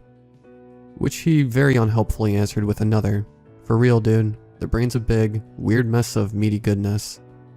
I mean, obviously he didn't say that, but it was a bunch of medical nonsense that explained fuck all. But that was what it boiled down to. Suffice to say, I was feeling pretty frustrated at that point, and a bit annoyed because those blurry blobs were everywhere I looked. A hell of a lot harder to ignore than the fluttering had been. Like, a lot harder. But I tried my best because apparently that was my life now. Weeks passed like that. Me trying my best first to ignore the blobs, and failing utterly. And then just trying to adjust to them being there. Better success. That was about when they started growing. Clearer. More distinct. Like, not all of the sudden, you know? But each day that passed, they came more and more into focus. Like they had been objects that had been far away or something, and were finally just coming into focus. With each day that grew, I noticed more and more about them, and got steadily more freaked out. The blobs. Well, they were still blobs, but, like, I don't know how to describe it. Okay, imagine for whatever reason you decided to go to a slaughterhouse, right? And you just gathered up all the meat and shit in there. All the organs, all the viscera, all the organs. Hell, even all the literal stuff, and bones and teeth and eyes. And then imagine you took all that, decided you wanted to apply it like a sculptor for Satan himself or something, and just smashed it all together into shapes that sort of resembled the end result. What would happen if a praying mantis and a squid met in a bar, got drunk as hell, and decided that the other looked kinda hot, and then draped it all over people who for some reason were cool with it? Yeah, that was probably the worst part. Those things, they were everywhere, on everyone, and no one noticed. I could see what looked like it was maybe part of a spine at one point. Maybe. Look, I'll be the first to admit I don't know much about anatomy, but it looked a lot like a spine. And when I went to visit my sister, it was wrapped around my nephew's throat, and it was... The end of it was tickling around at his little mouth, like it wanted inside him, and I couldn't let it. I couldn't. I didn't mean to scare him like I did. I didn't hurt him, I just grabbed him and I was screaming.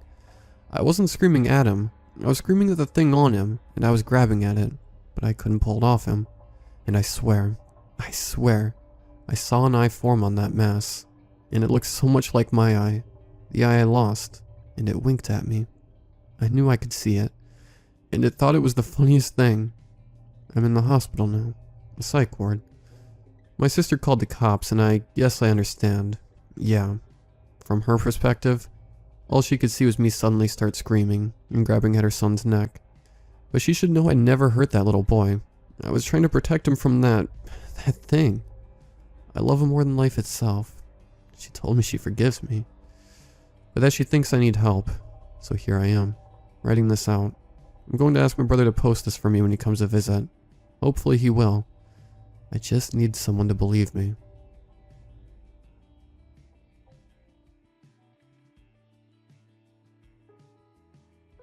I can still remember the accident.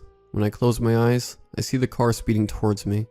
If I focus, I can even feel the impact, feel all the bones in my body breaking, feel the moment right as I realized this is the end, feel the last moments of my life drift away, in what must have been a few seconds, but what felt like an eternity. See the light that seemed to consume my vision. The worst part, however, is remembering the screams. Everyone around me, screaming in panic, knowing that any effort to save me would be futile. That is the part that stuck with me the most. I woke up in a hospital bed. Miraculously, I was alive. I then braced myself for pain, knowing that, even if I was alive, I probably sustained injuries that would follow me for the rest of my life. To my astonishment, however, my body seemed to be completely fine. Was this one of those 1 in a million scenarios, where someone goes through something deadly, but comes out unscathed? I was overjoyed. This meant that I could go home soon, and see my wife. In the meantime, I decided to look around the room. The walls and floors were white, and the harsh white lighting created a distinctly clinical feeling. There were 6 people, including me. Most people in the room were elderly, and seemed perfectly content to watch their small TVs or sleep. The only exceptions to this were me, and a young boy, no older than Nate, playing on a tablet. I wondered, briefly, why he wasn't in a children's section, before he caught me looking. Do you want one? A tablet? You just gotta ask one of the nice nurse ladies. She'll bring you one. This brought my attention to another figure in the room. A young woman in a nurse uniform, who was currently occupied bringing an elderly man some soup. She was quite pretty, but something about her felt off. Either way, I decided it best to catch her attention. Hey miss, do you know why I'm in here? And about how long until I can get out? She smiled politely, but spoke in an almost condescending tone. "We are keeping you here until farther notice, just in case. Would you like a tablet? I'll fetch you one." With that, she was out of the room, and when she returned, she handed me a tablet, which is what I'm using to type this out now. Any farther questions to her or the other nurses just garnered the same response. "We are keeping you here until farther notice, just in case." The nurses all have the same sickly sweet yet condescending voice, and it drives me insane. But that's not the only thing wrong with them. I've noticed that their fingers and teeth are slightly too long. Their hair never seems to move at all, and I don't think I've ever seen one of them blink. They all seem to have the same set of preset phrases, like dolls programmed to respond to different cues. There's only been one time I've gotten one to say something different. "Can you please tell me when I get out of here? I need to go home and see my wife." "You don't have a wife." That shocked me for a moment, but then I thought about it. Maybe I didn't have a wife. I mean, nobody ever came to visit me. Maybe I had nobody. All of the memories of the people in my life began to fade away. Now when I try to recall memories, anything but this hospital or the accident is just a collection of vague feelings. I've resolved to make new memories in here, but that's a difficult task. I've been eating the same soup the entire time I've been here. The nurses won't give me any information, and the people in the room aren't good for anything but small talk. A few times I've tried to suggest to them that something might be wrong with this place, but they always give me a look of confusion and pity, and write me off as insane. I'm not insane, am I? The only thing that keeps me going here is this tablet. There is no distinctive brand anywhere on it, and it runs on an operating system I have never seen before. It is connected to the internet, but has the ability to censor things out. For example, there is no mention of date or time anywhere on the tablet, and any mention of date or time by someone online gets censored automatically, so I have no idea how long I've been in this bed. It could have been for years for all I know.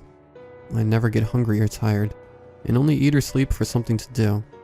There are no windows, the only light coming from the harsh fluorescent light bulbs above me, which shine constantly. Nobody seems to be changing in appearance either. None of us have showered, brushed our teeth, combed our hair, or done really much of anything since I woke up here, yet none of us have changed on the outside at all. Another thing the tablet censors is any mention of death, injury, religion, or the afterlife. I also cannot directly interact with people. I am able to make posts and view them, but any attempt to actually talk to someone causes the whole device to shut off. I find myself missing real human interaction more and more all the time.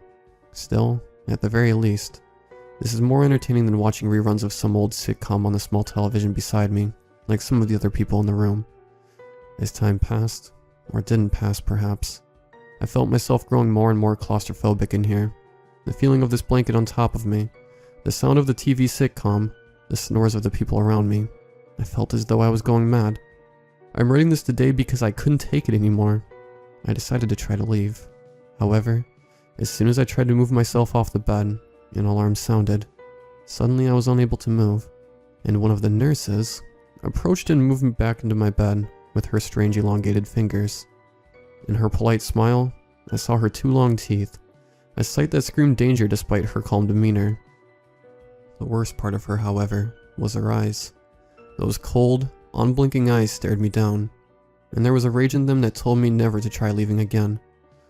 In that moment, there was a sinking feeling in my stomach, and a truth in the back of my head that I didn't want to believe. I'm dead, and I'm the only one here who knows it.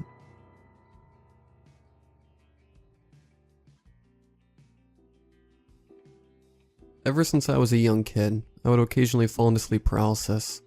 Since my parents did their best to keep me sheltered from all things bad and scary, the first time I'd ever experienced it shook everyone up.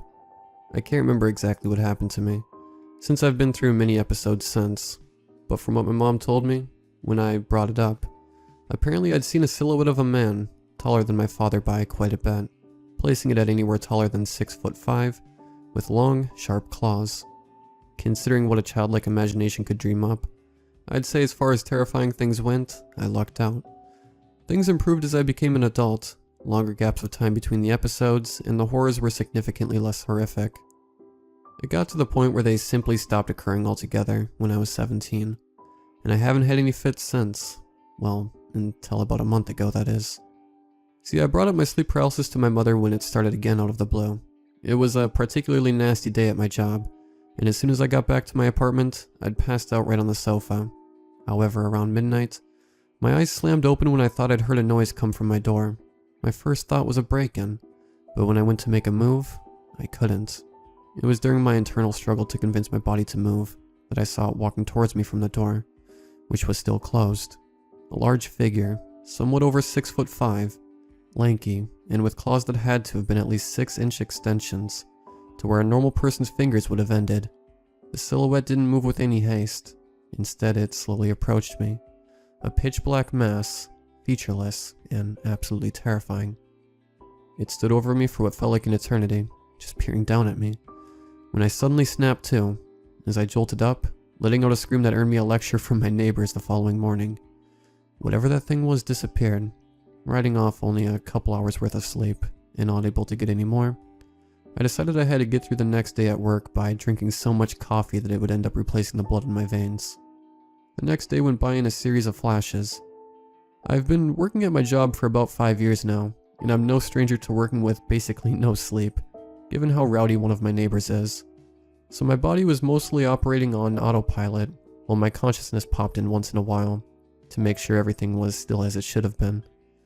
Otherwise uneventful, my day passed as any other, with me staying late to make a deadline for a project dropped in my lap at the last minute, only to get some cheap fast food on the way home, shove it in my face, and then pass out the second I got through the door.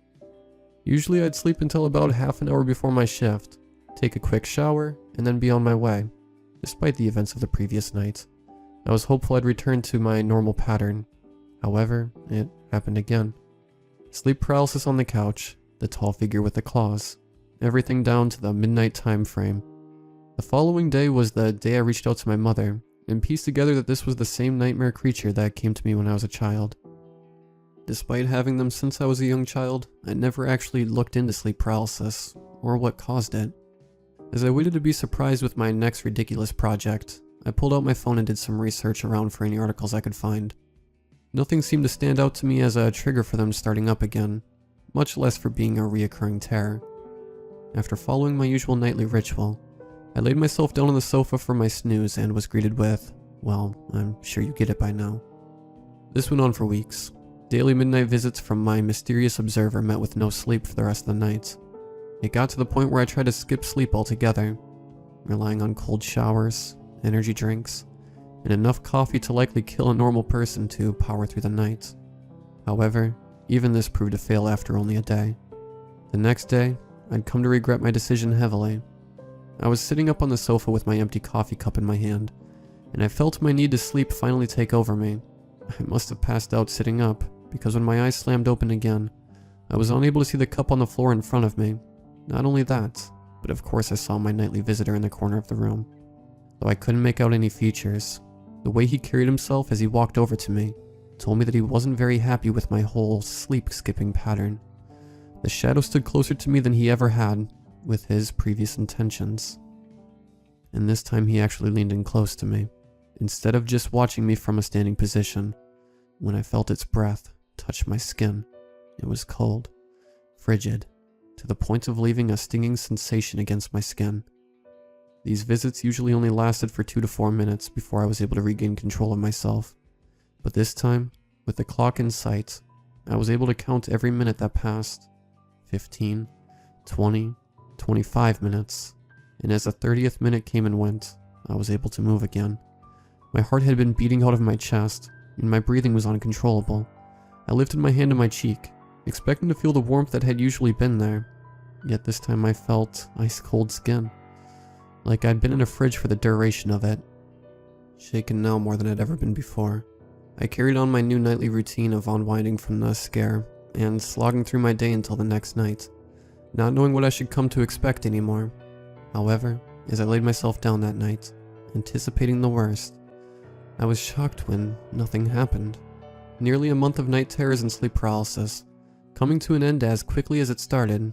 I was elated, so much so that several of my coworkers felt the need to bring my jubilation up, asking me things like if I'd won the lottery, or if I'd gotten a girlfriend. I just responded with a simple something like that, and was on my way. Everything felt normal until I walked to my car that night. Usually getting out of the office around 9 at night, There was typically nobody around when I left the garage.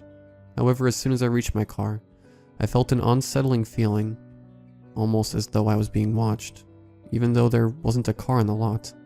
I still felt eyes on the back of me, and it wasn't until I looked down at my car door and saw the scratch marks that the terror of the situation set in.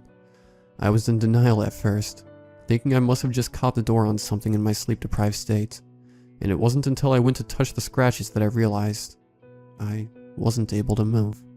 Standing by my car, wide awake, I felt my body enter what I'd grown used to referring to as sleep paralysis.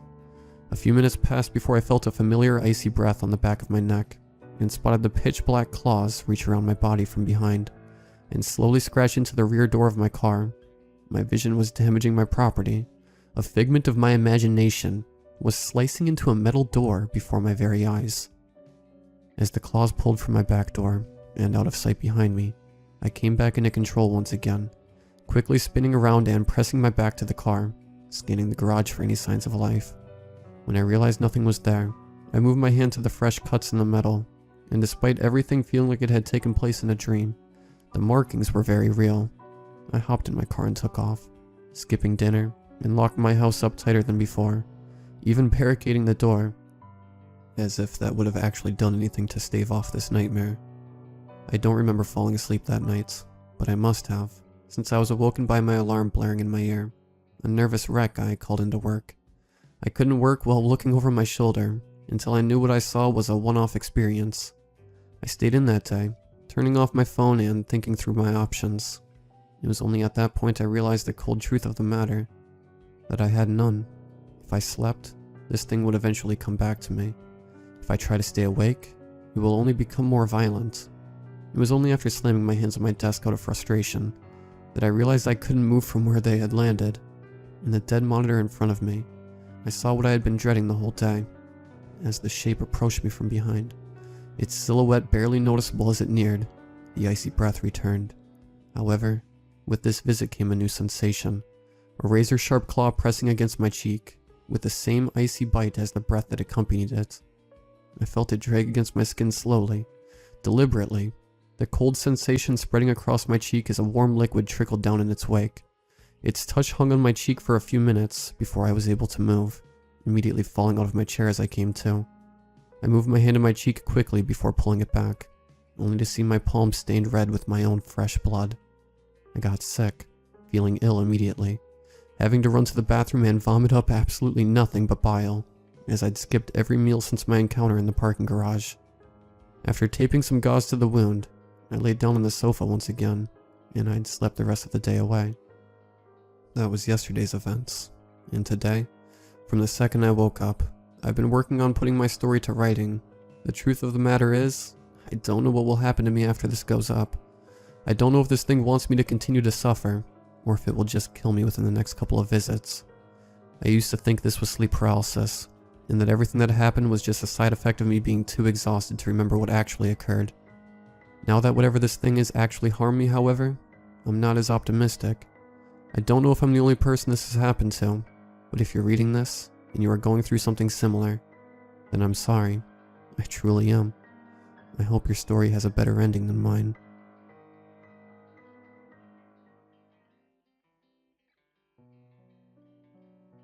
Did you know that the idea of snowmen goes back to medieval times? The first documented snowman was in the Book of Hours from 1380. People used to make snowmen for different reasons. Some would make them as a distraction from the bleak winter, and others would make them to ward off evil spirits. My experiences with snowmen, however, have been a lot darker, and even after 10 years. Whenever I see the snow start to fall, my mind flashes back to when I was a kid. Scott, wake up, it's snowing outside. As soon as I heard my father shouting up at me that the snow was falling, I bolted out of my bed and flew down the stairs. Shoes. Dad, where are my shoes? I shouted while maniacally running through the house, grabbing the first coat I could find. I was about to open the front door when my mom called from upstairs. Your shoes are in the kitchen. Make sure you put them on before going outside. Within seconds, I'd run to the other side of the house, got my shoes, and ran back to the front door. As I pulled open the door, my body shivered as the frigid air hit my exposed skin. The driveway was covered in a thick sheet of snow. There were patches of exposed grass sticking out of the driveway, like islands in a vast white ocean. I jumped into the snow, and to my surprise, it was a lot deeper than it first appeared. It almost cut me off at the waist. I had to swim to get to the recently cleared road. I could hear the kids from up the street beginning to exit their houses. You could almost taste the excitement in the air. A shiver ran through me again, but I didn't care. I loved the snow. It was like a completely different world when the snow fell. It covered everything in its sight, but by the end of the day, the street would look different. There would be leftover forts from the massive snowball fights we would all have. And my personal favorite, there would be a snowman on every driveway. "Hey Scott, I knew you'd be the first one outside." I turned around, trying hard not to slip on the sections of ice that was hidden by the snow. Standing in front of me, covered head to toe with 2 scarves and a jacket that was far too big for him, was Michael, but everyone called him Mike. "Hey Mike, I see your mom wouldn't let you out of the house until you were wrapped up tighter than my dad's hand around his wallet." For those who don't know, my dad, when it came to money, he got a little obsessive. Mike gave me a chuckle as he took one of his scarves off and shoved it into his pocket. "So, have you seen the twins yet?" He was referring to Jack and Lucy, but for obvious reasons, we called her Jill, even though she hated it. "Not yet. You know what Jack is like. He prefers staying indoors. The only reason he comes out is that his mom makes him keep an eye on Lucy." Mike laughed and fell backwards into the snow, pushing a milky white cloud into all directions as his body disappeared into it. "You still alive down there, Mike?" I said as I walked over to the section of the driveway he disappeared into. I could hear giggling as I got closer to him. He looked ridiculous as the only part of him that was sticking out of the snow was a very red nose. He bolted upright, causing me to jump back before my foot hit a section of ice, and I too fell into the snow. We both laid there for a second before we burst out with laughter and started pushing the snow with our arms and legs, making snow angels. As we stood up to admire our handwork, we started laughing again. We made the worst snow angels ever. "Hey, what on earth are you two doing?" I looked up and Jack and Lucy were walking across the road towards me. Lucy had a giant smile on her face, and Jack had the same miserable look on his. He had pulled his bright red scarf up, so it covered most of his face. Before I could respond, Mike started singing. Jack and Jill came up the hill to fetch a... Before he could finish, Lucy punched him square in the arm. Ouch. You know how girls aren't meant to go around punching people? But you are so easy to beat up. And Lucy smiled and gave him a wink. Mike started walking around the twins saying how sorry he was, but I knew what he was planning. I could see him kicking the snow into a pile as he walked. He gave me a sly smile before he gathered up the mound of snow in his arms and dumped it over the head of Lucy. Lucy let out a high-pitched squeal before turning to Mike and pushing him into the snow. Okay, I give up. You win, Jill." She scowled at him. "Sorry, I meant to say you win, Lucy." She reached out her hand and helped Mike up. Believe it or not, this is how things usually started whenever we hung out. "So Jack, are you going to join in with us today?" I knew the answer. Jack hardly said anything. He just stuck next to his sister and went where she went. I don't think I've ever seen him make a single snowball in all the time I've known him. He didn't say anything. He just stared off into the distance. "So, who wants to have a little competition?" I said as I stood there waiting for Mike to jump at the opportunity to get one over on Lucy. "I'm game," Mike said, spinning on his heels to face Lucy. "Whatever it is, I doubt Mike will be able to beat me," Lucy said as she too spun on her heels to face Mike. "It's the first snow day, and most of the street has been left untouched, so each of us will go to our respective houses and make the best snowman we can. We will go around and decide who made the best one, and that person gets to decide what we do tomorrow." I could see the evil glimmer in Mike and Lucy's eyes as cogs started turning in their heads, each of them thinking of a way to embarrass the other. "Okay, so the rules are as follows. We can only use the snow that's on our driveway and in our garden, and no sabotaging." I gave Lucy the best evil look I could muster. I knew if anyone was going to try to play anything dirty, it would be her. Within seconds, Mike and Lucy sprinted back to their houses with Jack following behind Lucy, trying not to be left behind. "Alright, time to go to work." I slapped my cheeks and began shoving snow into a big pile in the center of the driveway. With every handful of snow, I could feel the heat being stolen from my hands. After an hour of piling up snow, I could finally get to work on my snowman. I started packing as much of the snow as I could into a giant ball. At this point, I could no longer feel my hands, but I didn't care. I was going to win the competition. Hours went by, and finally, I took a step back to admire my work. I had made a snowman that was almost twice my height. I had used 2 branches from the tree in my garden for the arms. I borrowed my dad's baseball cap and sunglasses for the head. As I stood there staring at my masterpiece, I couldn't help but feel it was missing something. Then I had a light bulb moment. What's better than a snowman? A creepy snowman. I ran back inside my house and started searching for our Halloween decorations. I eventually found the box hidden under a bunch of coats in the cupboard. As I started pulling out fake spiders and witch masks at the bottom of the box, I found what I needed. A pair of yellow and bloodshot eyeballs that I had made from clay. It took me 2 days to make and paint the eyes when my mom saw them and freaked out because she thought they were real. It was a great Halloween. I ran back outside and behind the sunglasses, I stuck the eyes I made.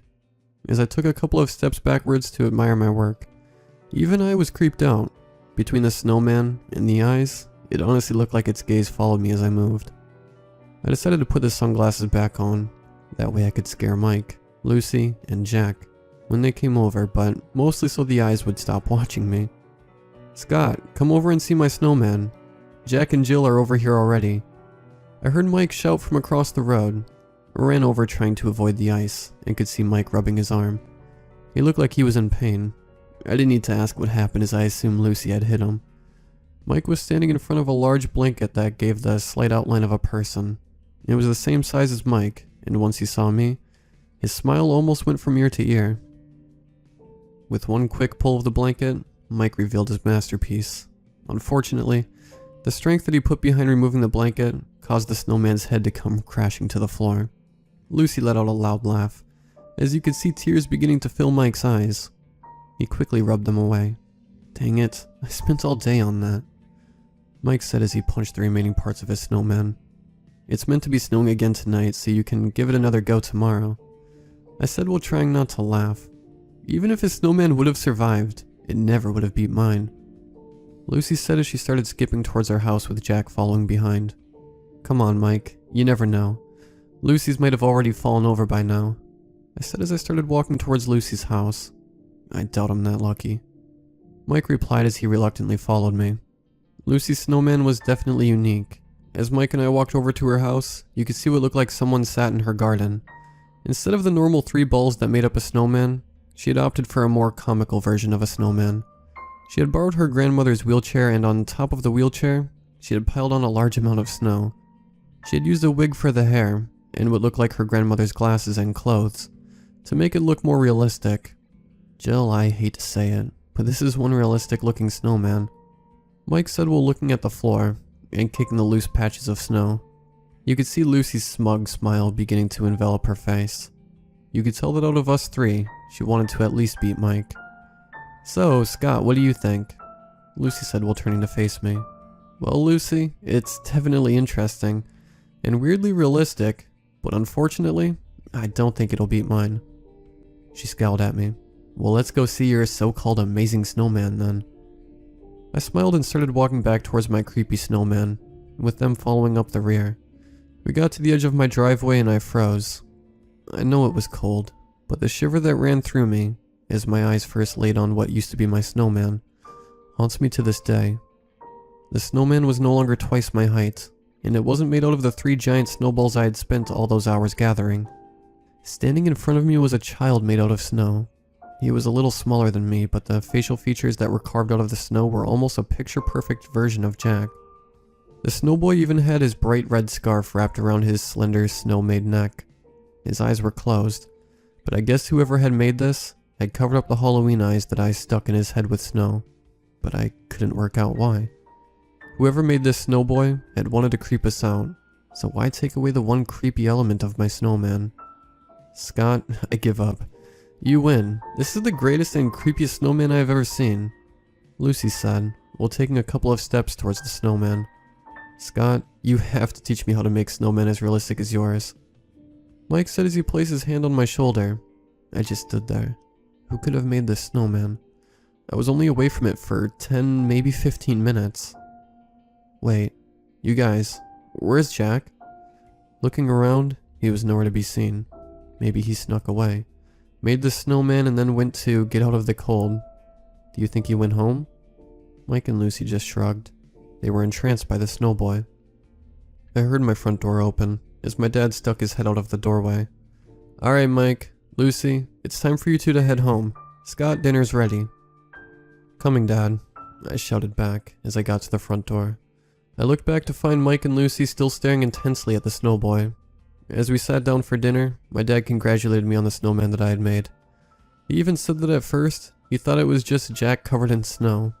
What worried me though was what my dad said next. You have to tell me how you made the eyes so realistic. Dad, what are you talking about? The eyes were covered in snow. I turned to look out the window. The snowman was still standing there in our driveway. Dad, do you see anyone else near our driveway other than me today? No, why? My dad gave me a worried look. No reason. I was just curious. I lowered my head and continued eating my chicken stew. 3 loud knocks came from our front door. I wonder who that could be. My dad said as he stood up and walked towards the door. Sorry to bother you this late in the evening, but have you seen Jack? It was Jack and Lucy's father. The hair on the back of my neck stood on end as I sat there trying to listen in on their conversation. Not since this morning. Why, has something happened? I heard my dad's reply. You could hear the worry in his voice. He was out with Scott, Mike, and Lucy earlier, but he never came home. Lucy said that she thought he had come home early, as he disappeared when she was showing Mike and Scott her snowman. Jack's father responded without taking a breath. I'll grab a torch and help you find him. He probably just wandered off and got lost trying to get home. My dad ran back into the kitchen. I could hear the kitchen drawers being pulled open in a hurry. Dad, let me help, I said as I stood up from the chair. Sure, the more people we have looking, the quicker we can find him. My dad tossed me a torch, and I grabbed my coat, shoes, and ran out of the house. You could hear the echoes of the neighbors shouting down the road. Jack, where are you? My dad and I started by searching under the snowed-in cars in case he hid underneath one to get away from the storm. By now the storm was picking up. The snowflakes were the size of baseballs, and it was getting harder to see where we were going. Jack? Come on, Jack. Tell us where you are. I could hear my dad shouting, but at this point, I could no longer see him. I only had the dim light from my torch to help me avoid the various patches of ice. Ice was starting to form on my eyelashes, causing the world to become disorienting. Trying to walk in a straight line was taking all my concentration, and even then, I kept tripping and sliding around. I could no longer hear the sound of the neighbors shouting over the storm. The light from my torch was no longer helpful. It felt like I was wandering around for hours. It was an endless expanse of snow in all directions, with no end in sight. Scott, help me. It's cold and all I can see is white. I looked to my left. Jack? Jack, is that you? I could hear Jack shouting. Scott, please help me. I followed Jack's voice through the snow. All I could hear over and over again was the sound of Jack calling me for help. I kept walking towards Jack, but the snow had gotten so deep that I was now swimming through it. The snow was filling my mouth as I tried to call out for him, but my throat was frozen shut. Pushing the snow was causing my whole body to shake, and I don't know if it was because of the burning cold or because I was exhausted. Jack's voice sounded like he was standing right next to me, shouting in my ear. I couldn't go any farther. I collapsed into the snow, and as my eyes started to freeze shut, I saw my snowman. I don't know why it took me so long to figure it out. The snowman was a perfect replica of Jack. I forced myself up and ran towards Jack. As I got closer, I tried to slow myself down, but I couldn't. I went tumbling into the snowman. It wasn't snow. I hit something solid. I tried to unfreeze my eyes long enough to see clearly. I wish I could have just closed my eyes and let the cold take me from this nightmare. As my vision cleared, I saw a pair of bloodshot eyes staring back at me. It was Jack's head. It had come off his body as I fell into him. I pushed myself back, but my back hit something hard. I looked up and my dad was looking down at me, but he wasn't moving. His eyes wouldn't leave my gaze and he wasn't blinking. I screamed. Struggling to my feet, I went to run. But I could see now. Mike, Lucy, my mom. Every one of our neighbors was standing out in the storm. They weren't moving, and in the snowstorm that covered our street, I could see dozens of bloodshot eyes staring at me, and I knew they were asking for help. I couldn't take it. I ran. I ran so far and for so long that when someone found me, I was covered head to toe in snow. When I led the police back to my street, they discovered that everyone in my street had been strangled and covered in snow. For months after that night, I was known as the only survivor of the snowman killer. There are lots of things from that night that keeps me awake, but the one thing that the police, therapists, and that I can't explain is how Jack's voice led me to him through the storm, when he was long dead in my driveway.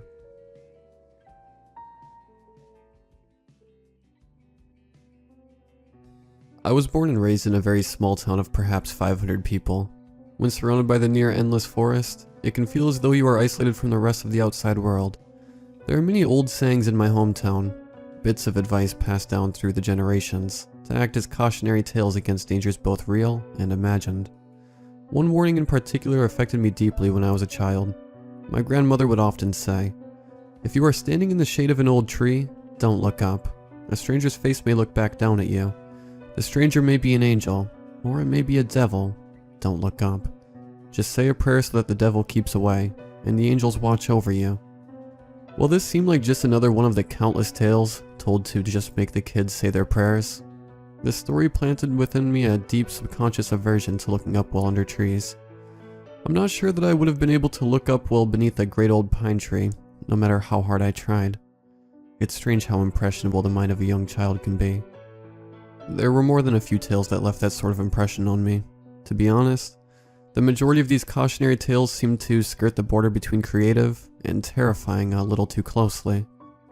As I became older, however, I forgot the specifics of most of these, and these subconscious fears gradually faded away. Despite this, I never did look up while under a large tree, until about a year ago. I had a close friend in that small town.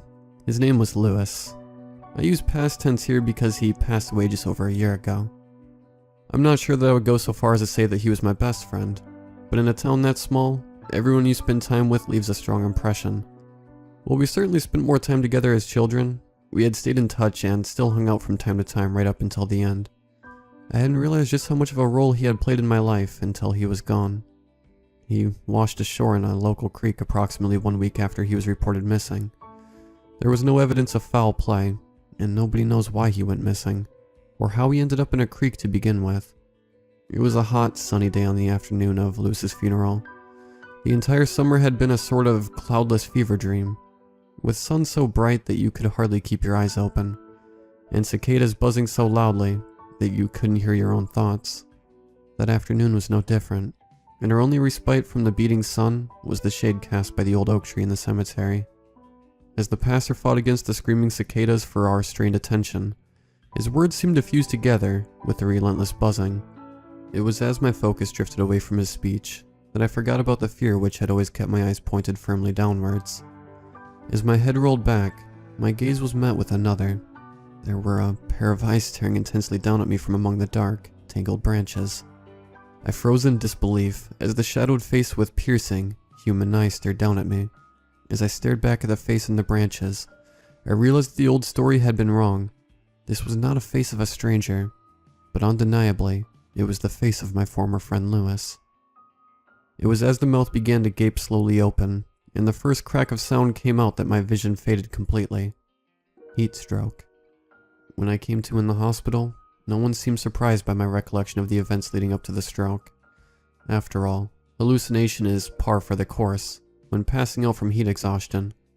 My assertion that it was Luce's face specifically, that I had seen at none other than Luce's own funeral, simply painted a picture of grief and mourning, and elicited the sort of concern that caused me to stop talking about it altogether. That's not to say that I was completely unfazed by his passing, but I was certainly not affected to the extent of delusion. Subconscious fear is a fascinating thing. When the warning was nothing more than a story, the fear was paralyzing, and to look up well beneath a tree seemed impossible to me. However, now that I felt I had truly seen something, this deep fear caused in me an opposite effect. While I was terrified still, I had an inching compulsion to look beneath the branches now. Before, the only risk was that my fears would be confirmed, but now that I had possibly seen what I feared, I had a craving to disprove it by doing what I knew I shouldn't. It hadn't seemed possible, but the summer that year had grown hotter and the cicadas louder. It was hard to find the motivation to go outside in those conditions. Yet my summer job as an assistant park ranger had me out in the blinding sun on a near daily basis, mostly just doing the rounds. Given the unbearable climate, the shade of the trees in the park was the only barrier between myself and another embarrassing medical incident. I had no real training in any relevant field, and no aspiration to become a park ranger or similar, but the idea of spending the summer between college semesters outdoors seemed like a good idea to me. In hindsight, this was not the correct decision. It was on one particularly bright Wednesday afternoon that the victor of my aforementioned internal struggle was decided. A moment came where the already burning sunlight seemed to intensely farther, as if non-existent clouds had parted and allowed a previously inconceivable amount of sunlight through. Seeking shelter from the pounding heat, I ducked beneath a large spruce tree, which stood largely alone in an open, well-kept field. The relief of the shade was short-lived, as my new proximity to the source of the screaming cicadas quickly became apparent. As I stared out into the now pitch-white, fluttering landscape surrounding me, I could only focus more intensely on the sound of the cicadas, seemingly growing louder as I involuntarily listened more closely. Now lost in the bitter hum of the hidden insects, I began to hear what seemed to be words forming from the steady screeching.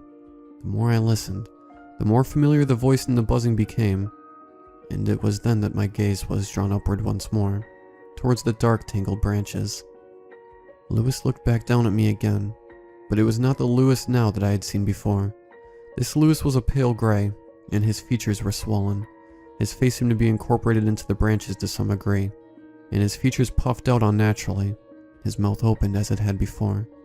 Only now it was evident that the sound which came out was formed by the distorted cacophony of the tree-dwelling insects. "Who are you? Let go of me." The next memory I have after hearing those words is that of waking up beneath the old spruce tree. As if from a casual summer nap, there were only gnarled branches facing down at me when my eyes opened, without any sign of Lewis in that dark, tangled mess. The sun had returned to its usual intensity, and the cicadas buzzed at their usual volume.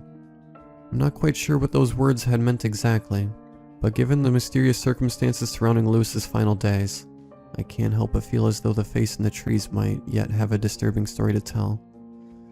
I dread to imagine what the face of my late friend will look like the next time it presents itself.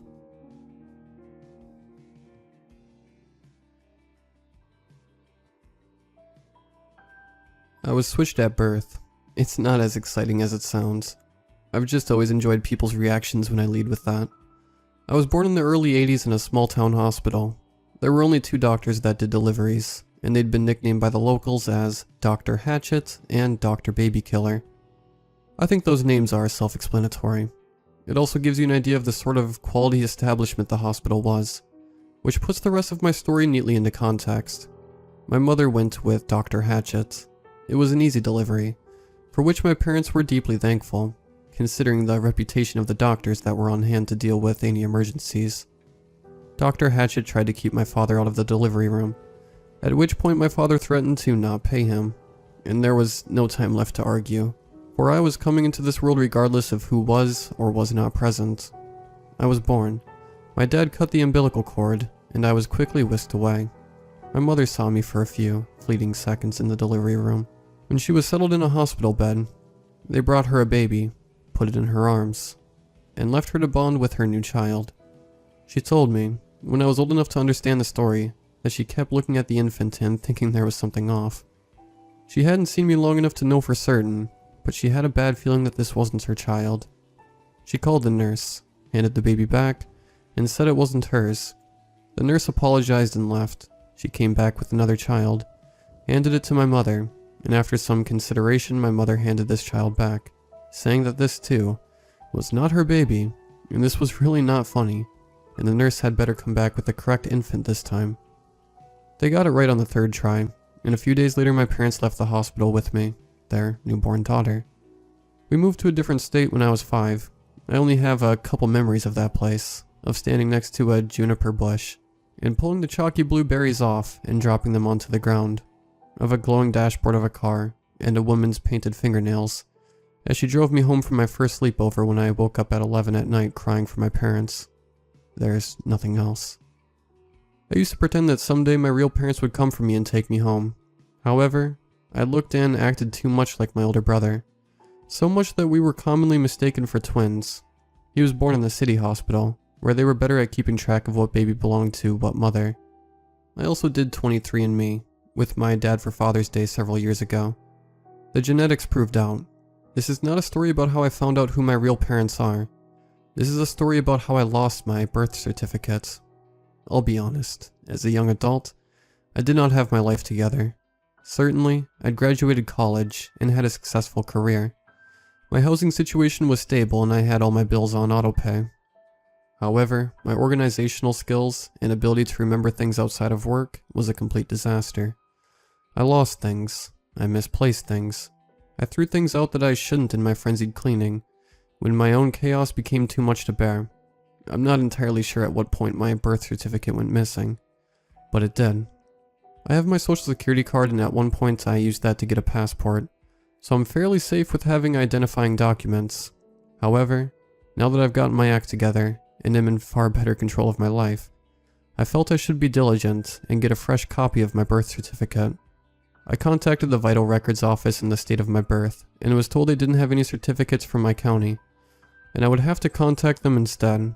She gave me the number to call, and that office told me that they didn't collect the ones from my town, and I would have to talk to them.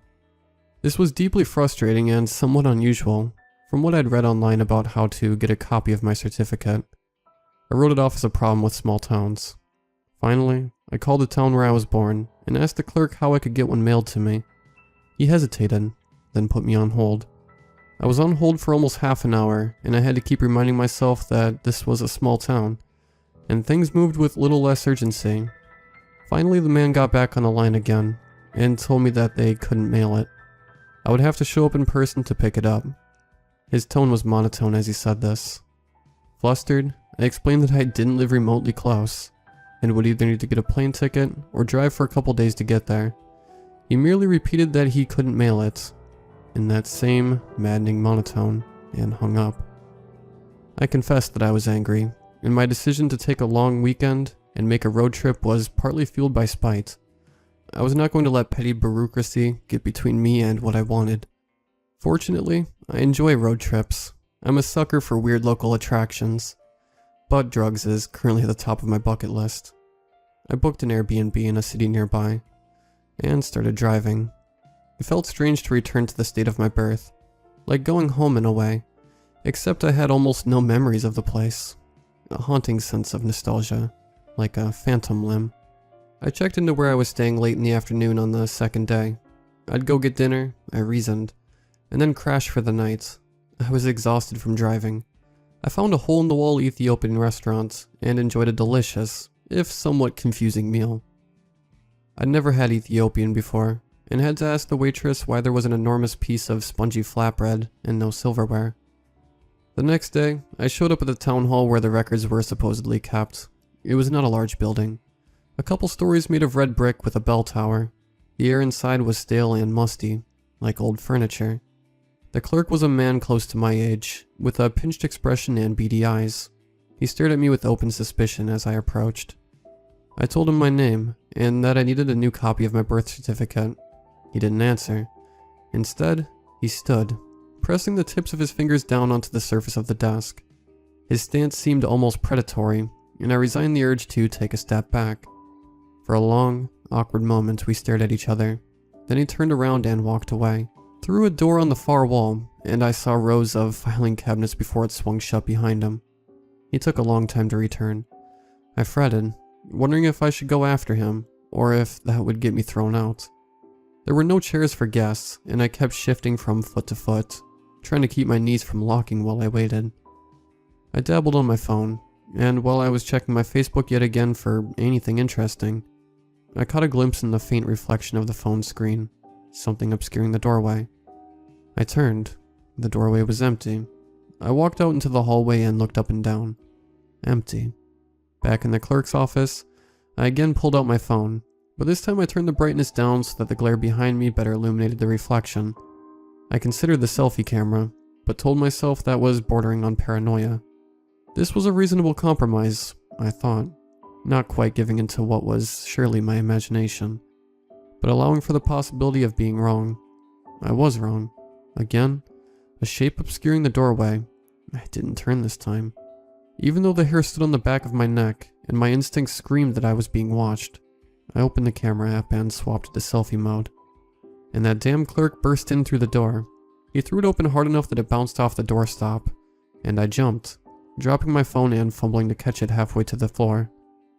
When I straightened, he had finished seating himself at his desk. A quick glance at the doorway revealed it was empty. "We don't have it," he said primly.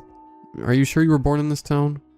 "I'm positive," I said, trying to keep my ire under control. Getting angry would only make it more difficult to deal with. There were 2 doctors. I was delivered by the one. I hesitated, then figured that honesty was my only recourse. That didn't have any infants die during delivery. His eyes narrowed. "Well, I don't know which one that was, but I do know about Dr. Baby Killer." "Yeah, I'm still using his nickname in this account. I don't want to share his real name. It doesn't seem right." "Bit of a town scandal," the clerk continued. "We've all heard about him at some point. Those infants didn't die of negligence. He killed them." It was a bit of a shock to hear that. I thought of my mother, trapped in this tiny town, counting the days until her due date and worrying that perhaps something would go wrong, and either I or her, or both, wouldn't survive. "What happened to him?" I asked. "They killed him, obviously." "What? Death penalty? Did the state even allow capital punishment?" I had no idea. The clerk continued talking though. "If you're curious, we've got all the newspaper down in the basement. I can let you in." I agreed. Apparently the way to secure the clerk's favor was to show an interest in small town gossip. He took me through the building and down a cement staircase, ending at a heavy metal door that screamed on its hinges as he pulled it open. The lights flickered a moment before deciding they would stay on. The room was long and narrow, allowing 2 rows of metal shelves that ran on and on across the linoleum floor. The walls were cement blocks, painted chalky white. "It's a little creepy," he admitted. "Newspapers are over here. Don't take anything out of here and check in with me before you leave. Are you staying close by?" "No." His eyes narrowed, but I didn't say anything else. I don't know why, but I felt I shouldn't tell him where I was staying. Then he left, and I was alone among the rows and rows of metal shelves and cardboard letterboxes. They were categorized by year, and I started with the year of my birth and worked my way up.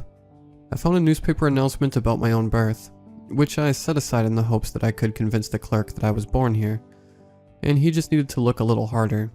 Then about 8 years later in the records, I found what I was after. An announcement that Dr. Baby Killer, who has served the community for the past 20 years, was retiring. Dr. Hatchet would absorb his practice, as there was no other OBGYN to take over. The clerk had said he'd been killed. I stood, staring at the paper, wondering if I should ignore the clerk's admonishments and stuff it in my purse. While I was contemplating theft, I happened to glance up. Someone was staring at me from the other side of the room. I shrieked in surprise and stepped backwards, hitting the shelf behind me. He quickly raised his hands, fingers spread and palms facing me. A big man, broad-shouldered and wearing khaki work pants. "Sorry," he said hastily. "You scared me," I gasped, putting a hand over my hammering heart. "I saw the lights were on. It's odd to have someone down here." "I'm from out of town and I'm researching my family history. The clerk let me in." "Oh, so you are from here?" He nodded absently, looking away from me. "Well, okay. I'll leave you to it. Sorry to startle you." "It's fine. Has anyone told you that you walk really quietly?" He didn't answer, just turned and walked away. This time I heard his footsteps, and the scream of the door as he opened it to leave. I should have heard that when he entered, I thought. Was he in the room when I arrived? How long had he been watching me? Clearly it was time to leave. I didn't steal the newspaper. I took a photo of the article with my phone instead. Then I returned to the clerk and gave him the newspaper announcing my birth. "See?" I said, pointing at my name. "That's me. I was born here."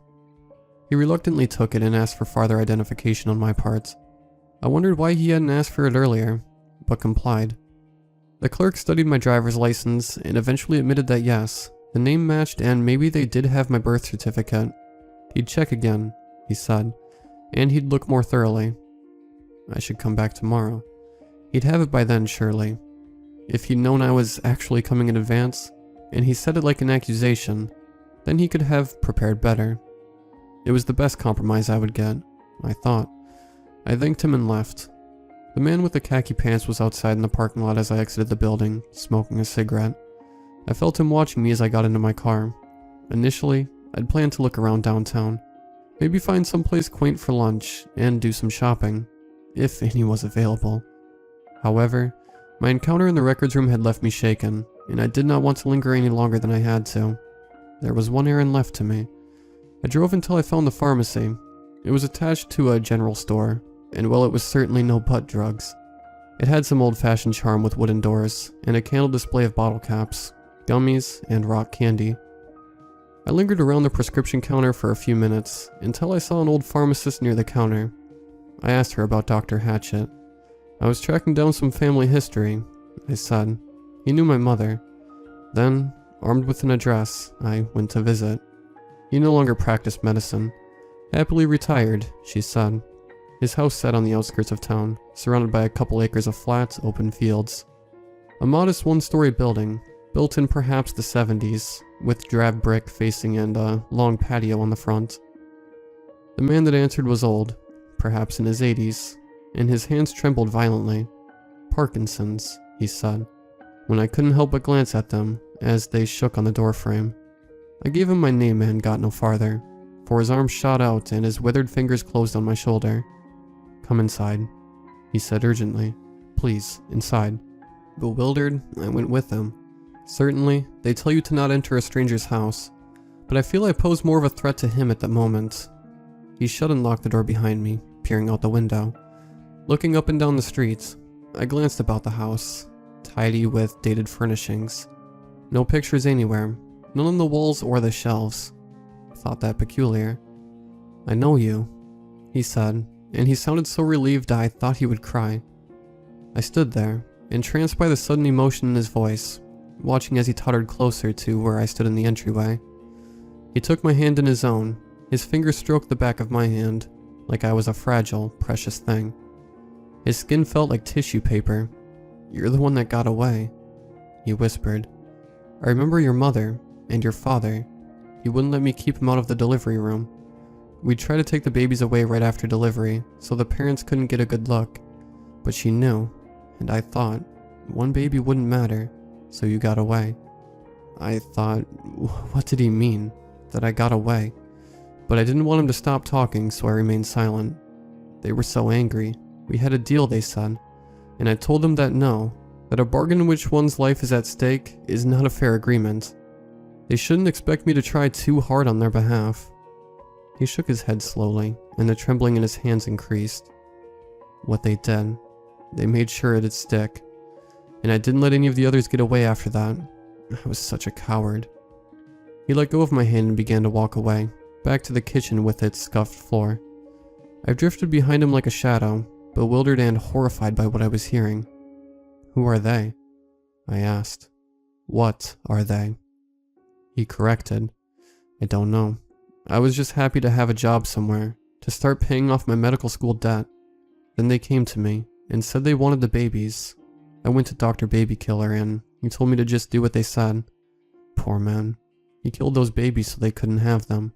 You know, I think he hated himself, but he did it anyway, and eventually they figured it out." I found the newspaper. It said he retired. Of course, that's what the newspaper said. Dr. Hatchet scoffed. "Those might get read by outsiders. They killed him.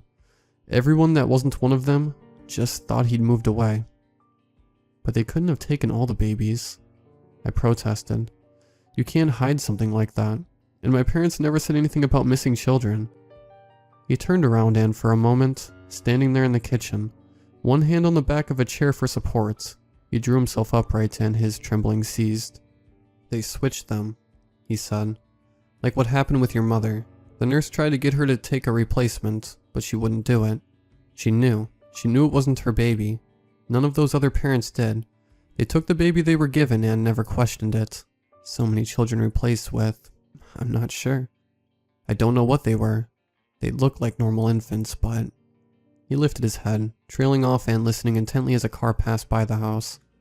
We stood there in silence as it approached the house, then passed by and vanished on down the road. Dr. Hatchett was clearly unnerved, and that small incident seemed to break him, for he stumbled towards me, eyes wide, grabbing my arm and pushing me towards the door. "You need to leave," he said urgently. "Go home. Don't come back." His frail body lacked the strength to make me move, but I didn't want to resist the old man's desperation. "I need my birth certificate," I protested. "They said they'd have it for me tomorrow." "You can't come back. They'll be waiting for you and you won't get away. They were so unhappy when I sent you home with your mother, and even more unhappy when your family moved away. I'll mail you your birth certificate. I can get it for you, but you need to leave. Don't stop anywhere else in town. Keep driving until you're at least 100 miles away. All those children we switched, they're grown now. They're grown and this town belongs to them. I don't know what they'll do if they catch you." I thought of the clerk's odd behavior and the man in the khaki pants. They were both around my age. I allowed Dr. Hatchett to push me out of the front door and then, mouth dry with fear, I hurried to my car, glancing about to see if there was anyone else around. There was not. I wondered what they would do if they found out that I had visited Dr. Hatchett. I guess I believed him at that point. His terror was genuine. I did as the elderly doctor asked. I drove and drove, stopping only at my Airbnb to gather my bags and inform my host. There had been a family emergency, and I had to leave. I'd still pay for the nights I reserved, I said, and they said that wouldn't be necessary, that they'd refund me. I suppose my fear bled through and made my lie sound real. I'm home now. That town is far, far away. I haven't talked to my parents about what happened. I only told them that the clerk couldn't find my certificate, and were going to be looking and mail it to me when they found it. Yesterday, I received an envelope in the mail. Inside was a fresh copy of my birth certificate. I never gave Dr. Hatchett my address. I did, however, give the clerk my driver's license, albeit briefly, to prove my identity. The package included a postcard. A picture of the town hall was on the front. On the back, written in black ink, were the words, "We'll see you again soon." And at the bottom of the envelope, wrapped in a handkerchief, was a withered, severed finger, with skin like tissue paper.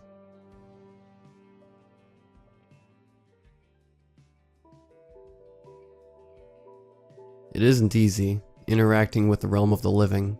If, like me, your soul becomes trapped between worlds, then all you can do is seize the moments of clarity as they come to you. So I'll start by saying sorry.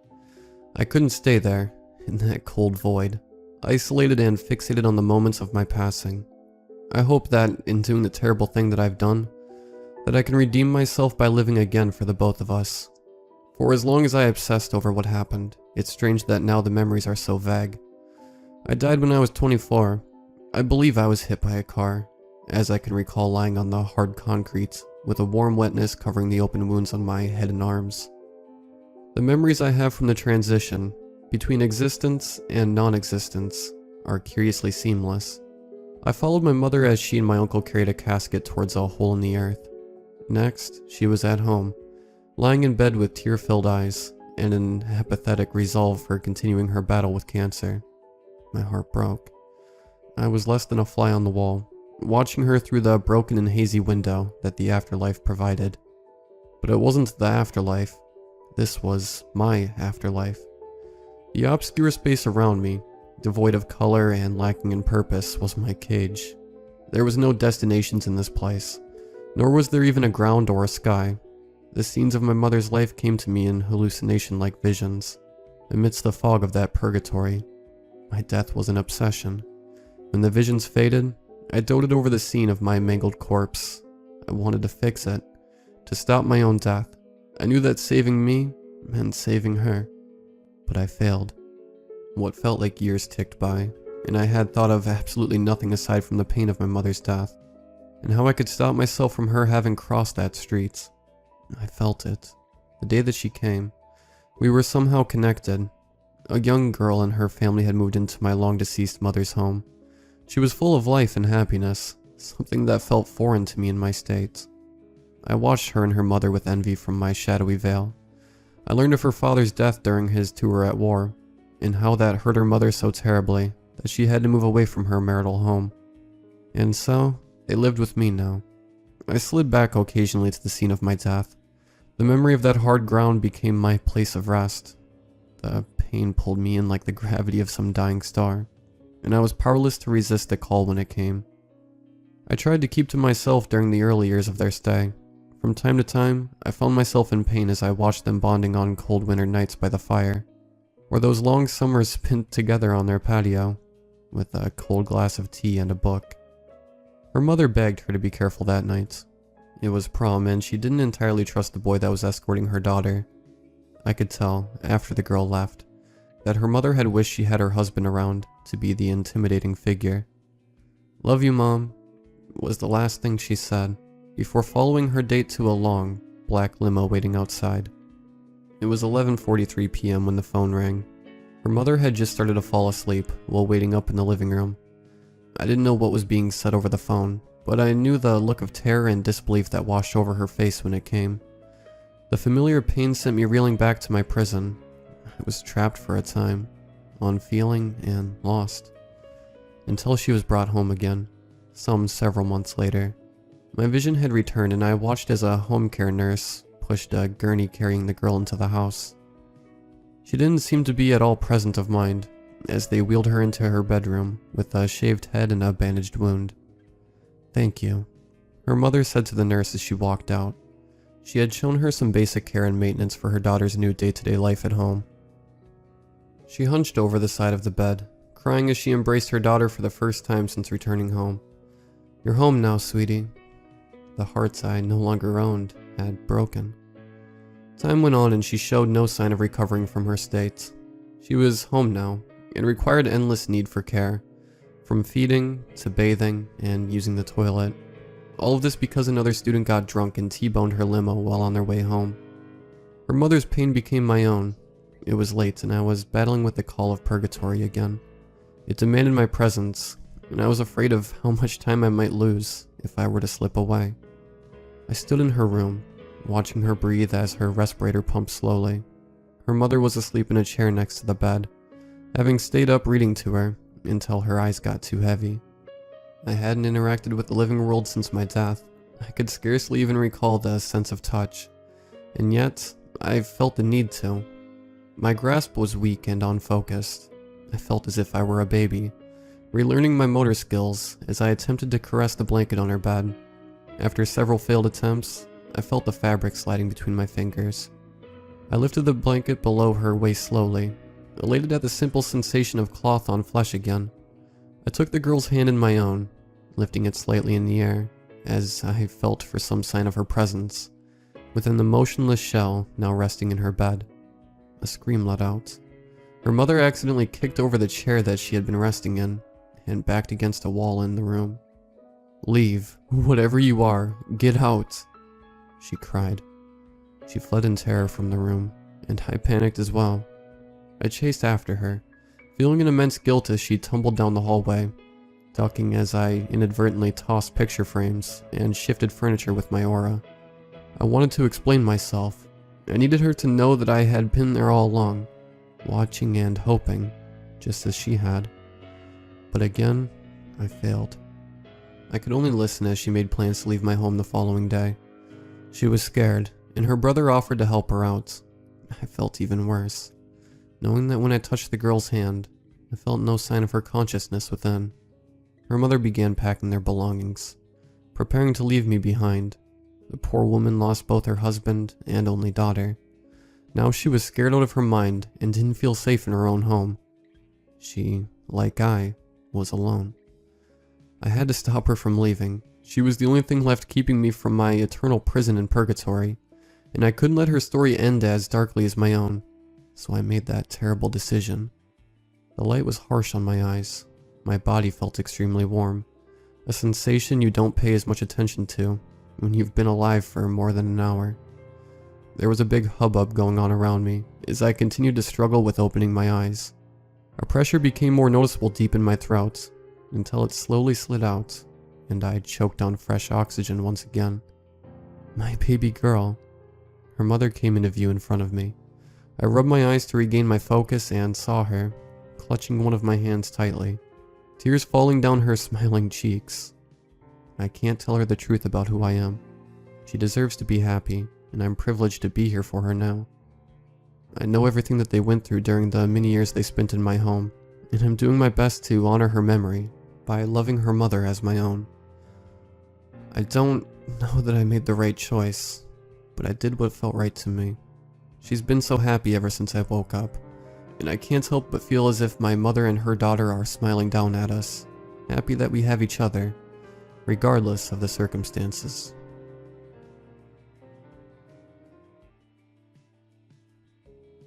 I have trouble sleeping at night, and no, I don't have insomnia, or sleep apnea, or any other sleeping disorder. Let's start at the beginning. I graduated from university a year ago with a degree in business administration, and found myself a decent apartment near my first job. The job paid fairly well, and so I was able to afford relatively nice furniture for my apartment.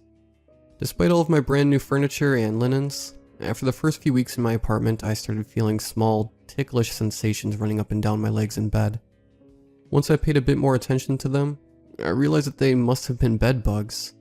I was disgusted, and I decided to sleep on my couch and do some research on how to get rid of them in the morning. I read online that the best way to get rid of bed bugs is to clean all of the sheets on your bed, and then scrub and vacuum the mattress and bed frame. When I got home from work, I spent hours going through each of these steps, making sure to do everything thoroughly to get rid of the insects. Thankfully, it seemed to work, as for the next month, I had no insects scuttling along my body at night. However, as I was laying in bed about 5 weeks after I had scoured my bed clean, I felt something run along my hand. Damn these stupid bugs, I muttered to myself as I angrily got out of bed and went off to the couch for the second time. In the morning, I called a pest control company, and they came and fumigated my bedroom. The bugs never stopped coming back. Over the better part of a year, I kept trying different things to get the bugs to leave for good. I called 3 different pest control companies, bought a new bed and linens, and even moved to a different apartment without bringing any of my old furniture with me. But no matter what I did, they always came back with time. As one might imagine, I have had many nightmares involving these bugs. There were nightmares where I would wake up and I would be endlessly covered in bugs from head to toe. They were of all different shapes, sizes, and numbers of little legs. I was never able to move in any of these dreams, and the bugs would always inevitably make their way into my eyes and mouth, with there being nothing I could do about it. There were other dreams where I would be running through the jungle, trying to get away from some unknown creature behind me. I would end up colliding with multiple spider webs, and feel huge tarantulas and other insects working their way up my legs and back as I ran. However, the most prevalent nightmare that I had was more hellish. It would always start with me slowly waking up on a hard stone floor. I would open my eyes and be met with a very large and cavernous space, lit by many small fires scattered across the cavern's rocky outcroppings. Looking down, I saw my body, or what remained of it. My arms and legs were mostly eaten away, with just scraps of skin, tendon, and bone left of them. The rest of my body was heavily decomposed, with my chest torn open in several places. There were bugs crawling all over my ruined body. They ran up and down the bones of my legs and arms, and flowed freely in and out of the gaping wounds in my chest. Terrified, I would attempt to brush them away, and get up and flee. However, my mutilated body always failed me, and after several minutes of struggle, I would resign myself to laying there against the rocky outcropping behind me. I always woke up right after I closed my eyes in defeat, and without fail I would need to brush several bugs off of me when I woke up. However, everything, including these dreams, started to change a few weeks ago. Over the past year, during the periods where I had bug problems, I only ever felt 2 or 3 at a time. One recent night I woke up from one of my bug-induced nightmares, and felt dozens of bugs all over my body. I jumped out of bed, attempting to brush them off my skin as quickly as I could. I turned on the light to see how bad the infestation had gotten, and I froze. There wasn't a single bug in sight. Come to think of it, I had never actually seen any of the bugs I'd been dealing with in the past. It hadn't come to my attention before, because they were only ever a couple, and I assumed they had just crawled away once I turned on the lights. But as I stood there that night, there was something about having so many bugs crawling all over me. and then looking to see my bed completely free of vermin. That made me break out in a cold sweat that I had never felt before. Was I going crazy? I couldn't be. I had been feeling bugs in my bed for almost a year, and neither I nor my family have ever had any serious mental problems before. I went off to sleep on the couch that night, but something told me to not make any calls to my extermination companies. It just kept getting worse from there. Every night I went to sleep, I would wake up with hundreds of bugs covering my skin. And every night, when I turned on the light, there were no bugs to be seen. The dreams began to escalate as well. When I woke up in that hellish cavern, devoid from any natural light, I would not escape back to the real world so easily. It would often feel like I lay there, suffering in my ravaged and decaying body, for hours, or even days. I was no longer alone in that cavern either. Looking around at the rocky terrain, covered in fire and insects, I saw the remains of several other unfortunate souls, all of which were almost completely eaten away. Each of these bodies had an intact, perfect head. When I had my first incredibly long dream in the cavern, I sat against the rock wall that I woke up against for what must have been 2 days or more. Within that time, I had somehow almost gotten used to the incessant crawling of bugs on and in my body, and I grew restless. I wanted to do something, anything at all, and so I decided that I would try to talk. When I tried to speak at first, I broke out in a coughing fit due to the extreme dryness in my throat. When I finally stopped coughing, I felt a change in the atmosphere in the cavern. The best way I can describe it is like when you let out a sneeze or a cough while sitting in a quiet auditorium. Nobody says anything about it, but you can almost feel their eyes on you, looking to see who disturbed the quiet of the space. Despite this feeling, I decided to call out to one of the bodies that was lying on the ground. "Hey Bonesy over there. Yeah, you. How's it going?" It may sound like a super childish way to talk, but I was sure that I was the only living being in that place, and it felt silly to talk as if I was talking to a real person. All my fake joviality quickly turned to fear as I continued to look at the body. Its head, incredibly slowly, turned to face me. It was in that moment when I realized that these bodies, these things, were still alive. I would have screamed in terror, but I saw the look of true pain that resided behind those large, tear-filled green eyes. The skeleton, this woman, had been down here for God knows how long, and all she could do was lie there in silence as bugs crawled all over what used to be her body. We gazed at each other for what felt like an eternity, and when I awoke in my bed, crying my eyes out and covered in hundreds of bugs that I could not see. I wish with all my heart that I could say that was the end of it, that I had just had a long stride of really bad nightmares and a very strange pest problem, but it wasn't the end of it. I have had the same dream every night, and every night it feels like my stay in that place gets a few hours longer. I swear when I wake up I am covered in thousands of bugs now, and every time I get out of bed they still vanish completely. I'm starting to deteriorate physically too. I stopped going to work a week ago, and I can barely function, despite the eternity I feel. Lying in that cavern every night, I only ever seem to get an hour or two of sleep, and all I see of my right foot now is a mangled and bloody bone. I know now that I am being drawn into this hell, covered in bugs and the bodies of the damned. Each night now is getting longer by the week, and it is only a matter of time before I join the other lonely, abandoned bodies in the cavern. I have come to grips with the reality that the other mutilated people that I see every night are real people, just like me, eaten away by the bugs, left to rot while still cursed to live, with nothing they can do but cry. So I have one question to ask you before I am lost to the bugs forever. Do you feel them crawling?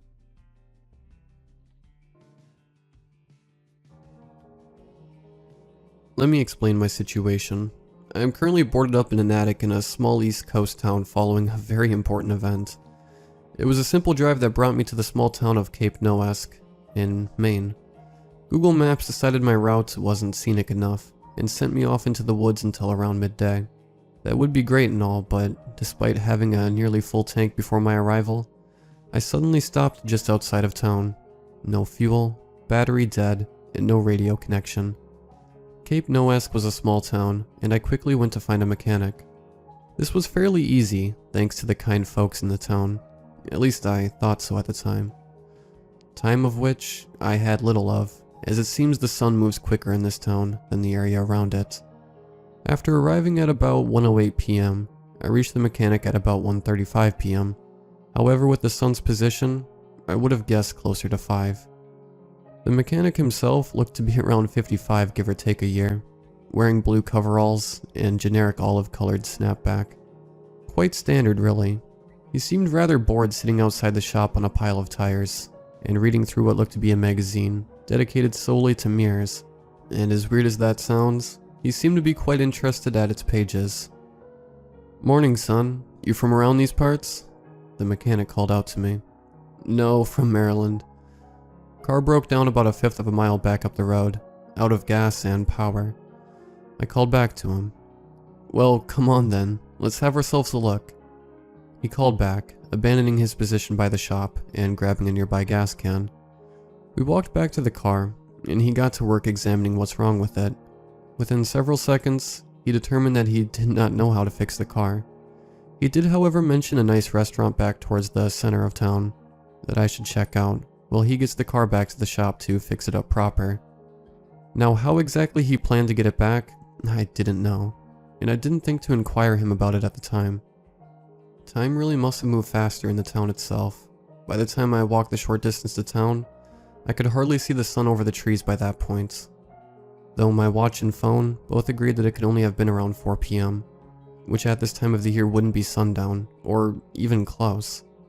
Something was wrong with this town, very clearly wrong, as by the time I reached the town center, most of the populace was heading into the streets, and by most, I mean presumably all. Now, what made this particularly strange was the fact that each upon leaving their former dwellings, gathered along the street side lied down in perfect fashion and stared directly up. The last of the sun had died over the trees, and here I was, a stranger in a small town with the entire populace laying on the ground. Quite weird, and that's when I heard the first shriek.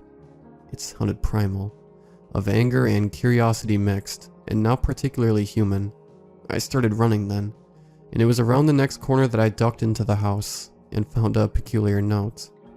The note read as follows: "I've determined the cause of this behavior. It must be the moon. The last thing I remember each night before I lose consciousness is the moon, and the light shining down through the windows. There is something wrong with it. I looked at it again tonight, but I remained conscious, and for the first time in a very long while, I felt fear of something wrong with it. I must leave here before the others see it." I heard a sudden banging on the door, and saw the moonlight seep through the windows. I put my very life into the author of that note, and ran to the attic, and hid only to see a major window on the front wall, and the back wall, and a mirror facing the only alcove that one could hide in. I quickly ducked behind the walls of the alcove, and moved away from the eastern window towards the western window. It was there I saw the mechanic's shop and my car, doused in gasoline, and soon alive with fire, trapping me inside the town for the near future, unless I want to chance whatever it is in those woods. I took my phone and got a quick photo of the moon, in hopes to see for myself what was wrong with it. And as I looked at the photo I can't remember much of the following minutes. I completely lost consciousness, and awoke a minute later about a climb down from the attic, and into the lower house. I stopped myself, and for good measure, found some rather strong boards to throw in the door, locking myself in this dank and almost completely dark room. Nearly complete except for the moonlight still covering the direct path from the east window, through the entire room, but not the alcove. I ducked in there, and had a good look at myself in the mirror, as the moon rose behind me, and that's how I got here. The town is completely silent, and my best hope is to wait until morning, to see if I can find some answers, and perhaps to see what is going on. Oh, and don't forget to take a look at the moon for me tonight.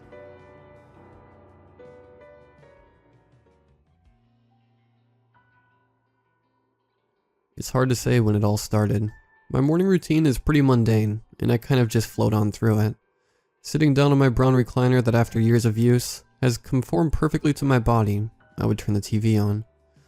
I don't watch TV, so the channel never needs to be changed, so I just sip my coffee as the news plays in the background. The news acts as background noise, something to disturb the silence as I shuffle through social media on my phone. Occasionally, if a story catches my interest, I'll peek up from my phone and keep a vague eye on the TV. Just last week, I was going through the motions and heard a story about some local business that had protesters outside of it, something about unfair pay. The name of the place was familiar to me, so I momentarily peered at the screen. The camera was focused on the reporter going over the details, and behind him was a crowd of protesters by the street. The news embellished it, making the group sound like a pact of people that filled up the block, but it was just a handful of people with hands full of signs. Cars were driving by and honking their horns. That's when one of the males tripped on the curb, and a car swept him off his feet. With the camera swiveling to keep the focus on the reporter, I could see the man's body ragdoll in the air, until it smacked against the pavement. The people continued chanting their mantra, and the reporter continued speaking on the issue. No one batted an eyelash. Even that car that had struck the man pulled away without bothering to check on the man.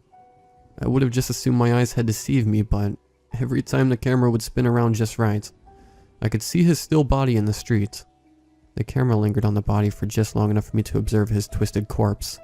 The fabrics of his red flannel shirt and blue jeans were pulled in unnerving directions by his broken body. The reporter then signed off and gave it back to the newsroom. I thought that surely someone there must have heard or seen the man get him. There was no way that many people just didn't pay attention to it, or that no other nearby driver stopped. At the time, I convinced myself that perhaps someone was helping the man, that was off camera, or that paramedics had indeed been called. I shook it off and went about my day, although, as I shifted through my clothing, my hands drifted over my flannel shirt. It reminded me of the one the man was wearing, so I pulled it out of the closet, and on the sleeves were several tears in the fabric. It had to be a coincidence, I convinced myself. Before stuffing it back into the closet, I wore dress pants that day. The sun set on that day without incident, and before I knew it, soft golden rays were peeking through my window blinds to wake me up. I sat up and once again mindlessly paced through my apartment, and got ready as coffee was being prepared. My fingers slipped around the cup's handle, and was carried over to the chair. There was always an hour for me to just sit and relax before work, so I sat down, pulled my phone out, and turned the TV on. It was then I learned that if a coincidence happens twice, then it isn't a coincidence. Almost immediately I was enthralled by the news. Some renegade idiot had thought it would be a fun idea to go on an early morning joyride, with someone else's car, and some drugs in the back seat. As the car tore down the highway with cops in hot pursuit, I watched through the camera of a pursuing helicopter. I couldn't pull my eyes away as the cars weaved around traffic and plunged through intersections. How more people weren't injured was beyond me, and I was thankful the traffic was so light that early in the morning. After about 20 minutes passed, the fleeing car lost traction on a turn and smacked into a nearby light pole, totaling the car. The cop cars pulled up to the criminal, and then guns were drawn and commands were given. I couldn't help but keep my attention on the man standing just in the frame. He was standing on a nearby home's rooftop, looking up at the helicopter. When the camera zoomed in on the scene unfolding, I got a better look at the guy. He was the spitting image of me, right down to the loose white t-shirts and Pokemon pajamas I was wearing. The wind ruffled his clothing as his bare feet slid closer and closer to the edge of the two-story roof. I could feel myself lifting from the seat. I wasn't willingly doing it like I was having some out-of-body experience. Before I thought to reach for the remote, he slipped from the top of the house and fell to the ground, landing headfirst onto the cement. As he made an impact, and his neck snapped like it was made of toothpicks, I felt a sharp pain in my head. It was such an intense hot agony that I dropped from the chair and fell to the floor. Hot coffee slowly enveloped my feet as it spilled from my discarded cup. I couldn't breathe. I could only squirm around on the floor, gasping for air. Then the criminal was detained and the broadcast ended. The pain dissipated from my body. Able to control myself again, I pressed myself up with my palms pressed against the ground and heaved several heavy breaths. Shortly after managing to compose myself, I called off work. I needed the day to myself. Calling off work turned out to be for the best. My employer called me and told me that someone had slipped something into the coffee at work. Something I happened to be allergic to. I was told they were looking into it, but that he wanted me and a few others to stay home for a while. He was worried it might have been something targeted at me due to the allergy. He didn't offer much detail beyond that, and I was, of course, curious. I dwelled on the circumstance of what happened earlier in the morning, and hearing about the incident at work until I couldn't keep myself away. My company was big, and if something like that happened, it would get out and the local news would be all over it. So I waited a few hours for the cycle to run its course, before anything new was introduced and flicked the TV on again. My nerves convinced me to switch to a channel I don't normally watch, and sure enough, they were covering the incident. My employer must have permitted them to walk inside the offices. It looked like a ghost town. It was eerie to see the place I go to for 8 hours nearly every day of the week be so empty and silent. The same place that had a constant chorus of chattering and ringing phones. The camera panned through the cubicles, and every time I would show a clear shot of the aisles, I could see myself laying on the floor. The foam was bubbling from my lips. As the broadcast continued, I could feel my throat starting to well up, and before it went any farther, I lifted the remote and turned the TV off. I could see in the dark reflection that a small lump of light yellow foam was resting on the corner of my lips. I want to know more. Really, I do. The rest of the week I decided to stay away from any sort of live media. Even when I was linked articles from friends, I could see in the preview image for it that I was somewhere on the page, whether I was behind a group of people taking a photo op, or just standing alone in a scenic shot. I never clicked. Everyone wants answers to things they don't understand.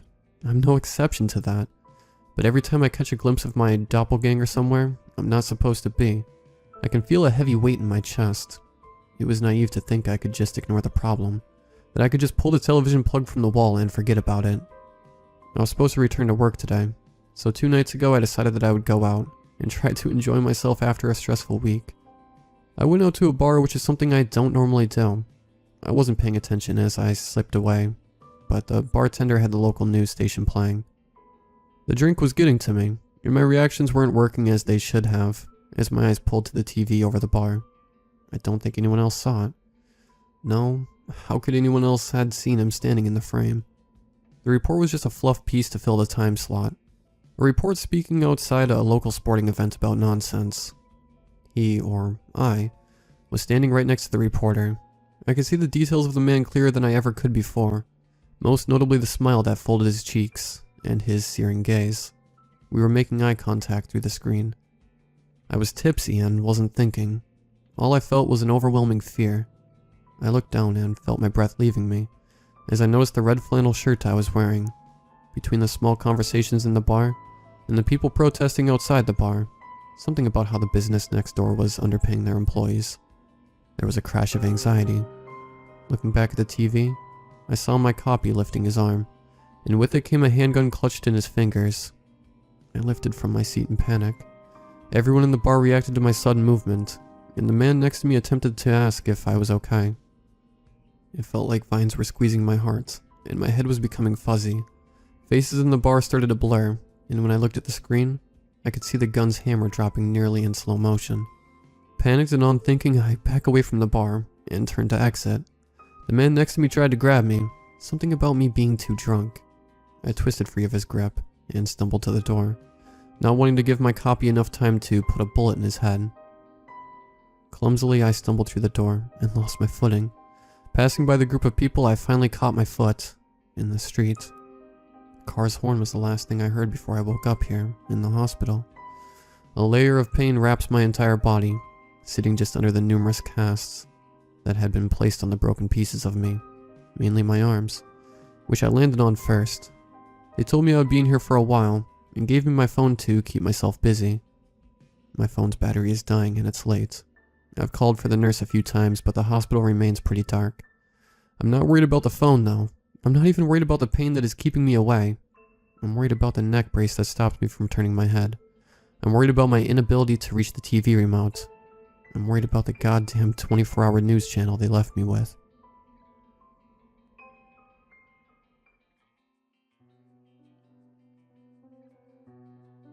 Here's some background information for y'all before I tell my experience.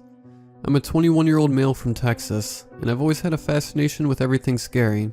The house my girlfriend Taylor and I shared sat in the only clearing in the otherwise dense woods that covered the 10-acre property. We also have 2 pit bulls, Duke and Rosie. Now I'll begin my story. "Hey, did you hear that?" Taylor whispered. "Hear what?" I mumbled, sleep still fogging my brain. The dogs. They're growling at the door. I'll go check on them. I climbed out of bed and grabbed my shotgun off the rack. I slowly walked to the front door and looked out the peephole. No one was there. I decided to take a look from outside. Rosie, Duke, come with me, I commanded. Both of them shot in tow. I stepped out into the night. I looked around with my flashlight near the tree line surrounding the house, but found nothing more than a rather large axis buck. Thinking that must be why the dogs were acting up, I decided to head back inside and check in with Taylor. Did you find anything? Taylor asked immediately as I walked in the door. I was worried, she added, waiting for my response. The only thing I saw out there was an axis. I'm guessing that's why the dogs were growling. Must be, she replied. How about a movie? I don't feel like I can fall back asleep right now. Sure. Something scary? I suggested, and her eyes lit up with excitement. Yeah, she shrieked, then ran to the bedroom, beckoning me to follow. When the end credits to our movie rolled, I checked the time on my phone. It was nearly 3 a.m. As per our usual routine, Taylor and I went outside onto the porch to have a cigarette before bed. As we were out there, I noticed the dogs were standing perfectly still, staring off in the woods with an intensity I had never seen from them before.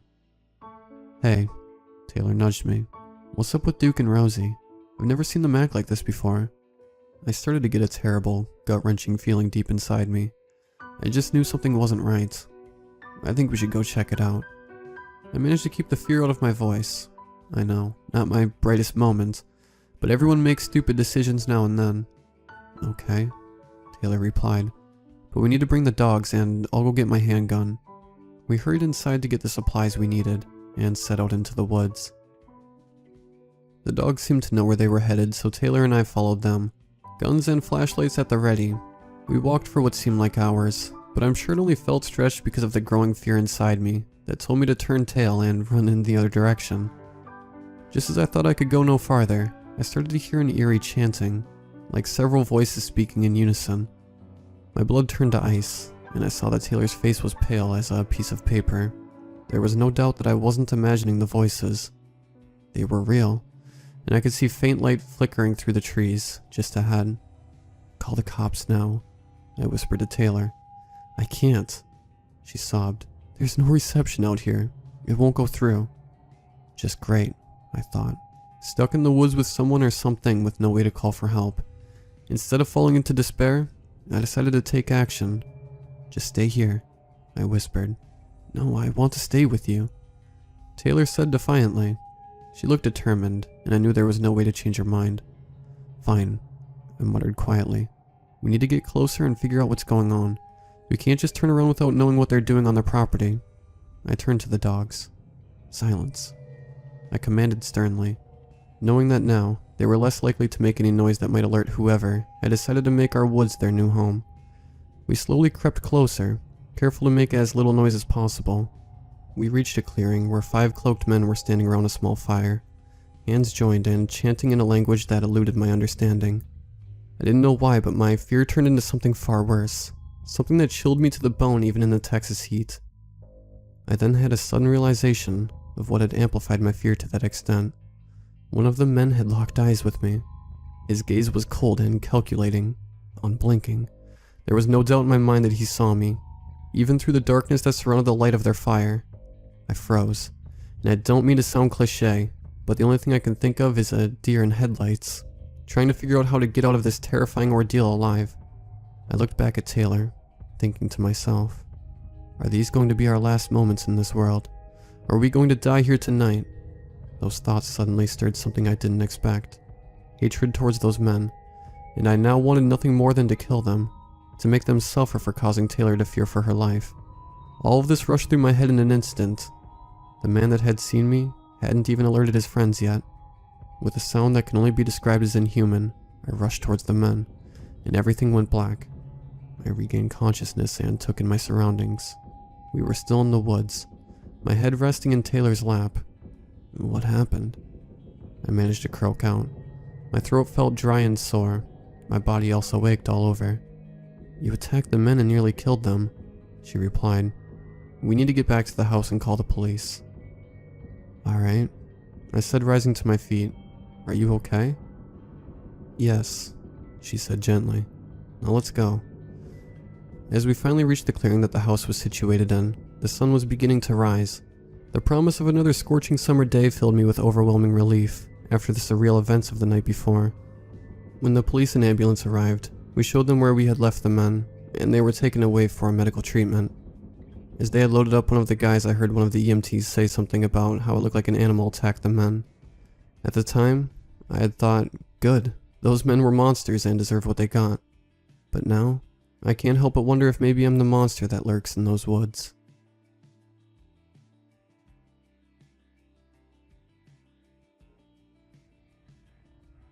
Before I start, I want to say that I've always had a fascination with otherworldly things. I was obsessed with ghost stories growing up, and I swore that every house I went into was haunted. As I got older, my fascination didn't dim. I'm a practicing witch now, and it's all because of these experiences. For as long as I can remember, I've had what I've now come to call visions. Now, unlike psychics or mediums, I don't see flashes of the past or of someone else's past lives. I see random images of destruction. I would be sitting in class, fully alert, when I would all of a sudden see a gore-filled image of a broken battlefield, or a girl with limbs torn from their sockets. Of course, it was traumatizing. I would scream, and people began to assume I had schizophrenia. Hell, I thought I was going crazy. Eventually, those images started translating into longer visions, and became nightmares instead of showing themselves in the daylight. But they still appear every now and again. One of the frequent images was simple. A white mask with 2 black holes for eye sockets, and an empty black void for a mouth. It was always smiling and staring directly at me with its dead soul. However, I only ever saw the mask. I never saw anything beyond the black voids or below the white rim. I only saw the haunting face burned to the back of my eyelids. When I was 14, I started dating a girl that I met at a convention. For the sake of privacy, we'll call her T. T was raised Wiccan and introduced me to a side of the world that I had never experienced. I grew up in a very Christian household, and the things she showed me broke every rule I had ever learned when it came to spirits in the afterlife. Some of the most interesting things she showed me were the astral plane, or astral projection, and a game called Doors of the Mind. The game became an obsession of mine, and I convinced a friend to play with me. I could make an entire post on the experiences I had in the hallway. We both became very familiar with the game, and spent a lot of time in the deep of our subconscious. For those who don't know what the game is, I'll provide a link at the end of the post for farther reading. But the basic idea is that the player lays their head in the guide's lap and go into a trance-like state. The guide leads the player through a hallway in their mind, subconscious, otherworldly plane, and has them open doors and explore the rooms beyond them. My best friend, who we'll call M, was an amazing guide, and knew exactly when to pull me out. This was, of course, until he couldn't. Fast forward a few years after dating T, and I start talking to a boy who we'll call A. We get extremely close very quickly, but I never told him about my beliefs or experiences. We live in a very conservative place, and I feared what would happen if he didn't approve.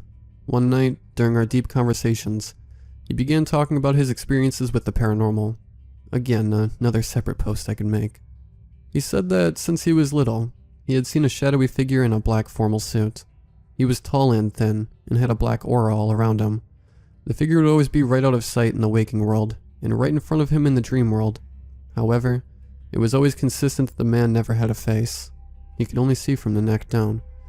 I immediately freaked out, and told him about my experiences with Mask.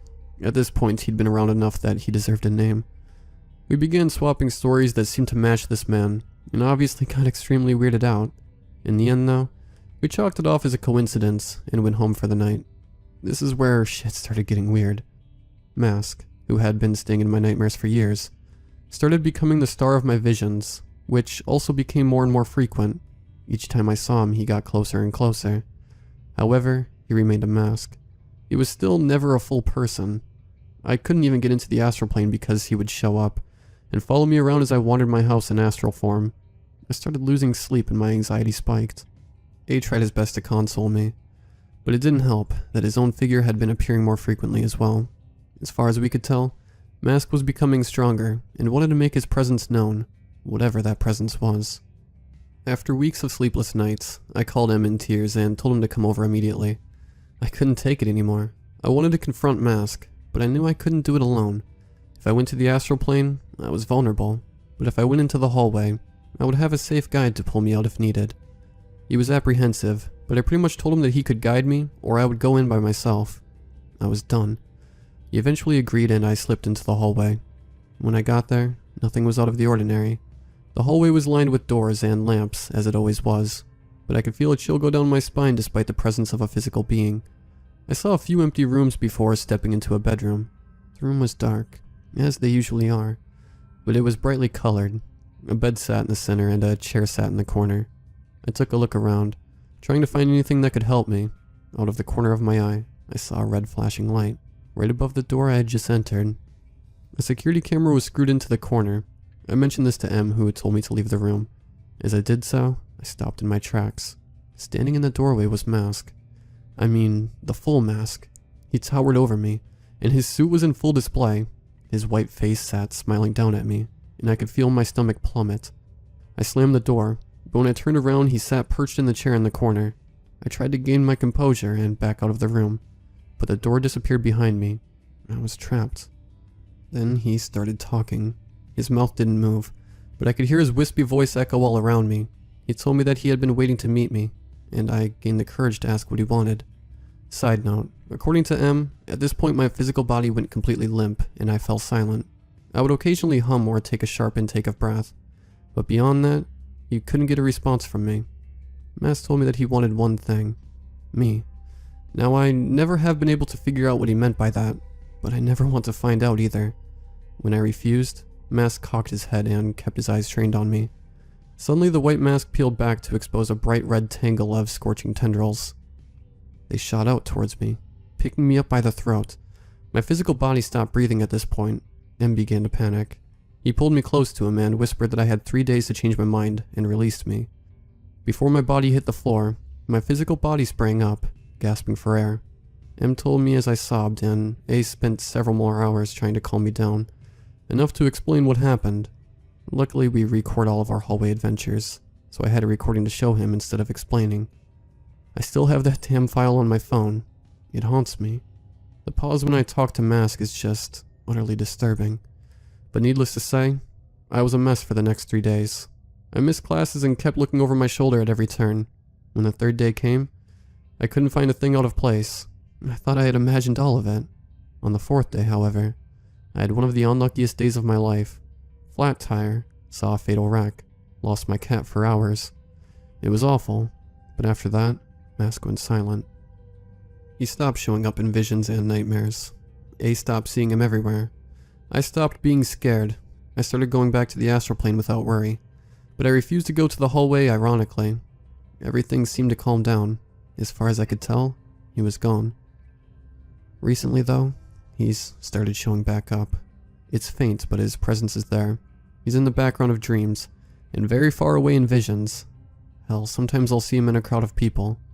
He's back, and it scares the hell out of me. That's why I'm here.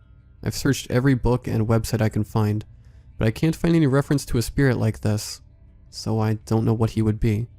If anyone has any ideas, I'm all ears. I'm willing to take any help at this point. I can't go back to not sleeping. But I've had a nightmare every night for a week. He's getting closer. I can feel it.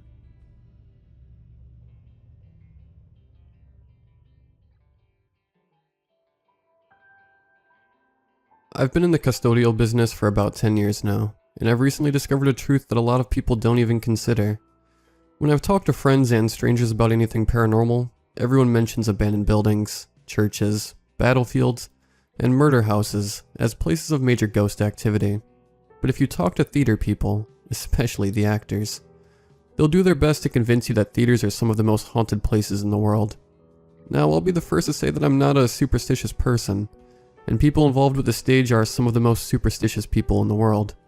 God help you if you say Macbeth anywhere in the theater, and if you wish them good luck, instead of break a leg, you get death stares until you correct yourself. But I've been working as a custodian in my town's local community theater for about 1.5 years, and I've seen and heard things that I cannot explain. And after the last incident, I don't want to go back to work there. I'm not going to tell you exactly where my town is, or the theater's name, because I really like the owners, but I truly think the shows they put on are great for our community. I don't want this confession here to negatively impact them and force them to close their curtains for good. What I will say is that my town is located in the Rust Belt, and that should be enough. The building the theater is in has a bit of backstory. It was originally built as an assembly plant during the 40s. In the 60s, it was bought and turned into a theater.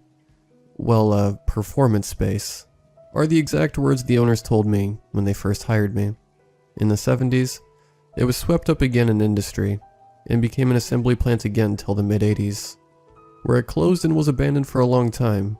The current owners, a gay couple from New York named Paul and Joseph, bought it 5 years ago and had it up and running as a theater again in 3 years.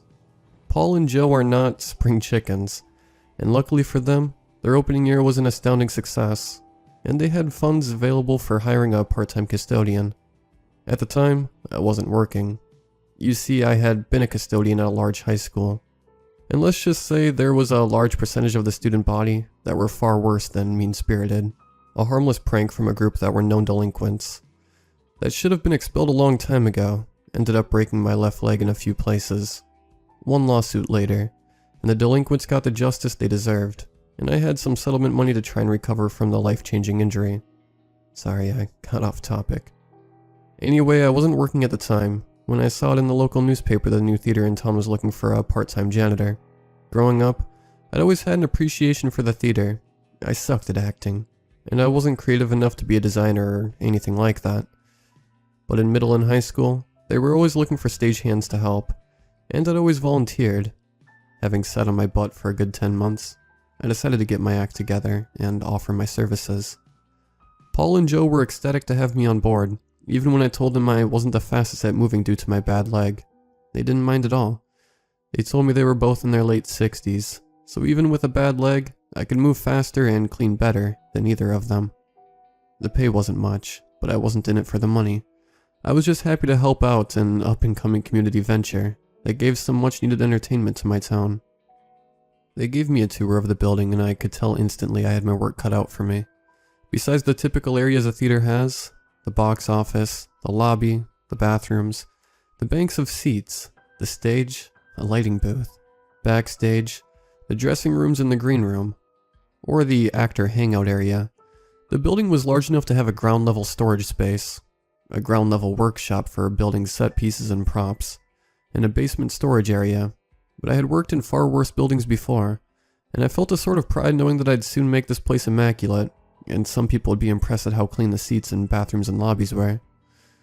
It would be even cooler if the actors would perform here in the future, commented on how well kept the dressing rooms and green room were. I may be a custodian, but I still have a sense of pride in my workmanship. At the end of the tour, after I confirmed that I would be able to do all the required work necessary, Paul and Joe told me of the history of the place. Besides the basic history I shared with you, they told me the darker side of the place. It turns out that 5 people had died in the building. 2 people had perished in an industrial accident during its time as a factory in the 40s. And 2 were killed in a murder-suicide when it was again a factory in the 70s. The most disturbing, however, was the one death during its time as a performance space in the 60s. A performance artist. Again, I won't give the name as you could pinpoint the theater from it. Decided to do an exhibit called "Will You Cut Him Down?" The piece was supposed to be a challenge to the then modern American squeamishness about death and suicide. The exhibit was supposed to feature the performance artist after he hanged himself. He had used makeup to make it seem like he had been hanging there for hours, and the challenge was, would anyone try and cut him down? However, a mistake was made, and the artist ended up hanging himself for real. In the hours that followed to opening the exhibit, the people that flowed in and out of the place were gawking at his corpse, noting how realistic it looked. It was only discovered he was actually dead when everyone had gone, and his assistant tried to tell him he could stop his performance. Needless to say, the place was quickly closed after that. I must admit that the story of the performance artist was spooky, but it was no big deal to me. I didn't mind working in a place people had died. I asked them why they brought it all up, and Joe confessed that he and Paul thought the place was haunted. When I asked why they thought that, they simply said they'd felt like they were being watched on some occasions when they were cleaning up after shows, and that the booth, where the murder/suicide had happened, was always cold. No matter how hot it was outside, or even if they put a space heater in there. I laughed, informing them that I didn't believe in ghosts, and even if there's somehow worse spirits floating around this place, as long as I didn't interfere with my cleaning, They could wail and clank their chains as much as they pleased. So began my time working at the theater. I poured all my energy into making the place shine, and it really showed. The first show of the season started 2 months after I joined, and Paul and Joe passed on to me how the patrons were amazed at how the building had cleaned up. All the time spent mopping, scrubbing, and polishing had really paid off, and my bosses were extremely grateful for all of my hard work. I was given free tickets to every show, and while some of the performances were a little too artsy for my taste, or maybe I'm simply too gotch for their themes, and layers and things, there were a few plays, like The Tavern by George M. Cohan, that I fully enjoyed. The problems began last October, however, after they had finished up a run of The Blith Spirit. After the final performance, the actors, the crew, and everyone else involved in the production decided to meet at our town's fanciest restaurant for a party. They wanted to celebrate the success of the show, and a profitable season so far. I was invited to come along, but someone needed to stay behind and get the theater cleaned up. So I respectfully declined, opting to sweep, mop, and vacuum the theater so it would look nice the day after. There was going to be a crew showing up to dismantle the set early the next morning. Everything was fine at first. I picked up trash and vacuumed the carpeted lobby, and banks of seats with no issue. However, when it was time to clean the booth, things got weird.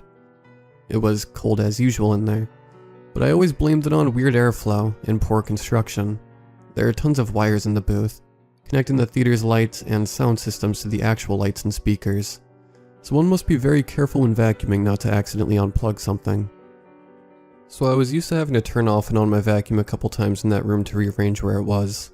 That night, when I first turned off my vacuum to move it to a different spot in the room, I heard something. It sounded like whispers. I looked around the room in surprise, but the booth is small, and there was obviously no one else in there with me, much less the theater.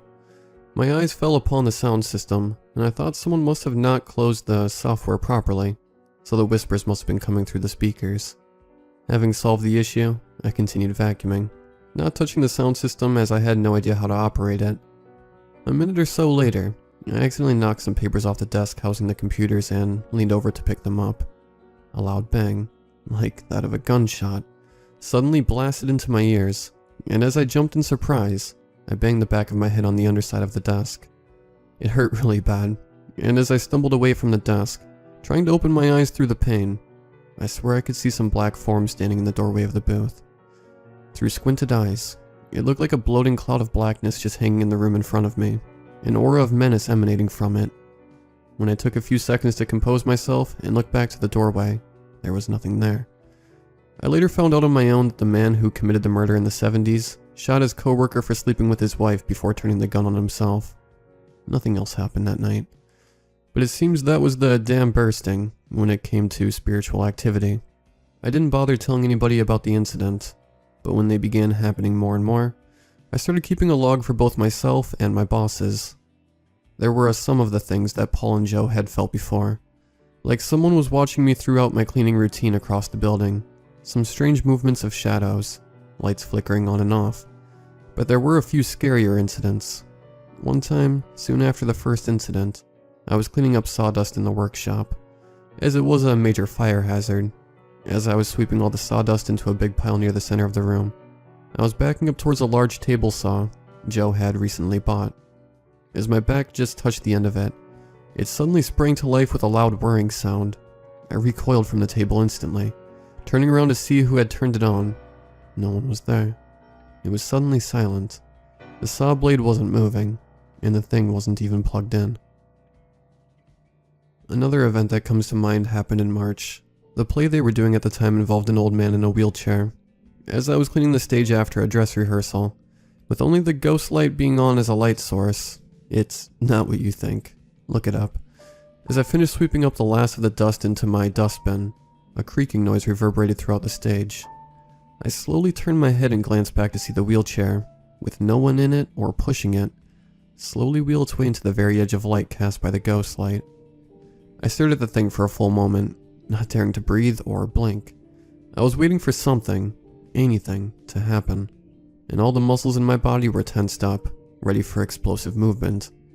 It just sat there, half hidden in shadows, like it was waiting for me to make a move. I finally reached the conclusion that maybe the wheels were a little bit loose, and for some reason, it had just rolled off its place on the side of the stage by sheer coincidence. I relaxed, set my broom and dustbin down, and slowly walked over to the wheelchair to push it back into its place. I leaned down and grabbed the wheelchair by its armrests, ready to push the thing straight back up to its holding spot.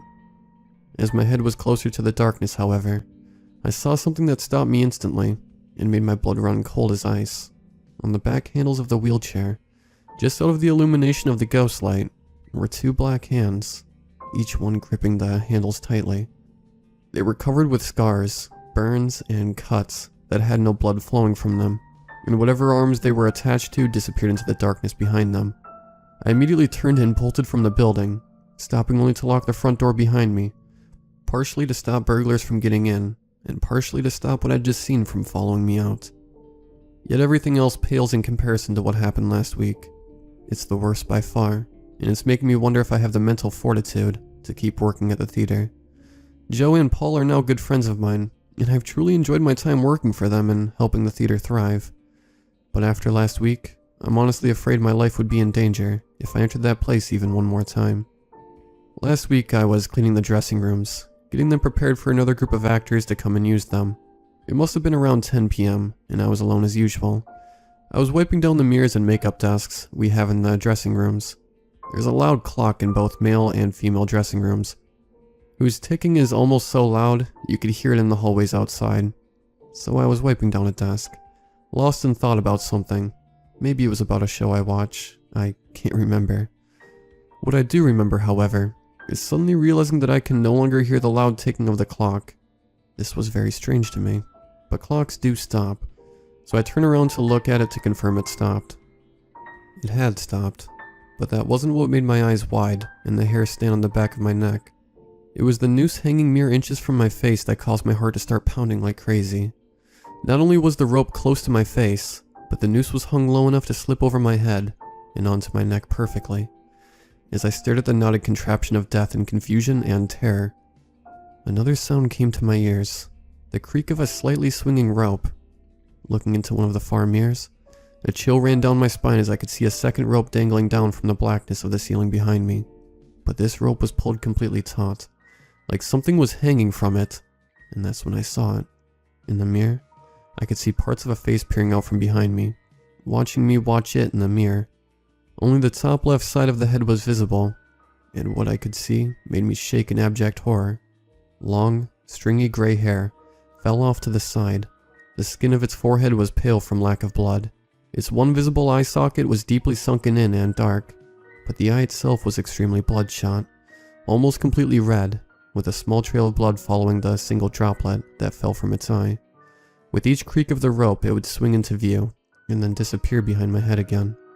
My teeth were chattering by now, and my knees quivering. It was everything I could do to keep myself standing, afraid that if I fell, the noose in front of me would be there to catch my neck and lead me to eternity. But my breaking point was the voice that suddenly invaded my ears, audible even over the seemingly deafening croak of the hangman's noose. In a voice no louder than a whisper, strained through vocal cords crushed inside a long dead throat, I heard, "Will they cut you down?" I screamed, smacking away the dreaded rope in front of me violently, and running as fast as I could to get out of the building, not even caring to lock the front door behind me. So here I am, telling you all about this. I really don't know what to do. Working for Paul and Joe has been great, and it wouldn't be fair to anyone else they hired to have to deal with whomever, or whatever, is inhabiting that place. I met Joe and Paul outside the front doors of the theater yesterday to talk in more detail about it. I thought it would be fine since the sun was shining strongly, but after a few moments of conversation, I peered through the glass front doors a quick moment while Paul was talking to me. Past the lobby, through the open doors that led to a darkened theater, next to the lonely ghost light on the stage, providing the only source of light, was a long, rotting coil of rope descending from the blackness of the rafters, a noose tied tightly at the end of it. I think I need a different job.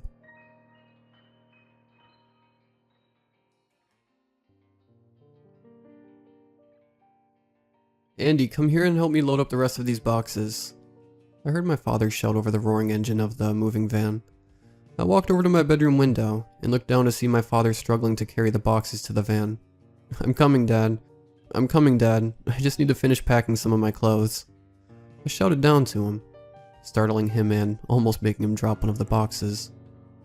You see, my parents are currently going through a divorce, and as a result of that, my father and I decided to move out of the big city and move to a small town called Rockford. I had never heard of this town, and neither had my father, but as he wanted to get away from everything, a town in the middle of nowhere that no one had heard of seemed to be a good place to go. I finished tossing the remaining clothes on my bed into any boxes that still had room left. Once I was finished, I grabbed the boxes of my clothes, said goodbye to my room, and headed down the stairs to the moving van. Here, let me give you a hand with that, my dad said, running over and taking the box from me. Thanks, Dad. Sorry about making you jump, I said while trying to hold back a smile. He just shook his head at me and took the boxes to the van. After a couple more hours of loading boxes, my dad and I handed off the keys to the new owners and started the 12-hour drive to our new home. The car journey was long and boring. My dad spent most of it telling me how great this move is for us, and that I'll make lots of new friends in school. Honestly, I didn't really have a lot of friends at my current school as it was, so I was looking forward to being able to start over, and I know my dad was looking forward to the same thing. After what felt like days, we started driving up a rocky side road. Dad, are you sure we're going the right way? This road doesn't look like it leads to a town, I said while looking around. The dirt road went right through the center of the forest. The trees formed a canopy like a tunnel over the road, making the already dark forest even darker. The only light was the dim light from the van headlights and the occasional reflection from the eyes of the forest. After 20 minutes went by, I turned to my dad and said, "Are we lost? I haven't seen any signs or anything to show people live around here." My dad looked exhausted as he replied, "Honestly, I have no idea where we are.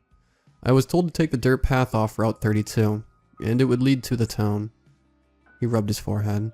I could see the sweat dripping from his face. "The only thing I can think to do right now is to keep following this road and hope it leads somewhere. Otherwise we may have to spend tonight in the moving van."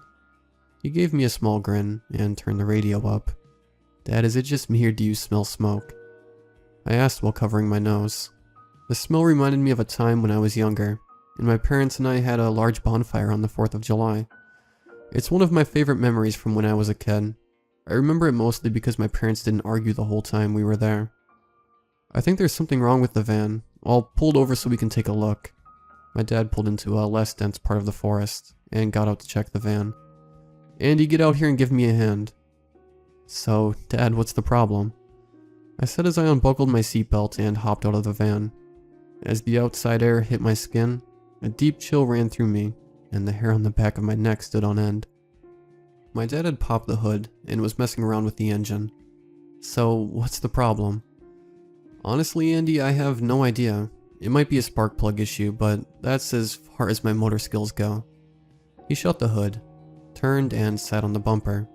"Alright, we have two options. We can either follow this road on foot until we find someone to help, or we sleep in the van and have another look in the morning." I sat down next to him on the bumper.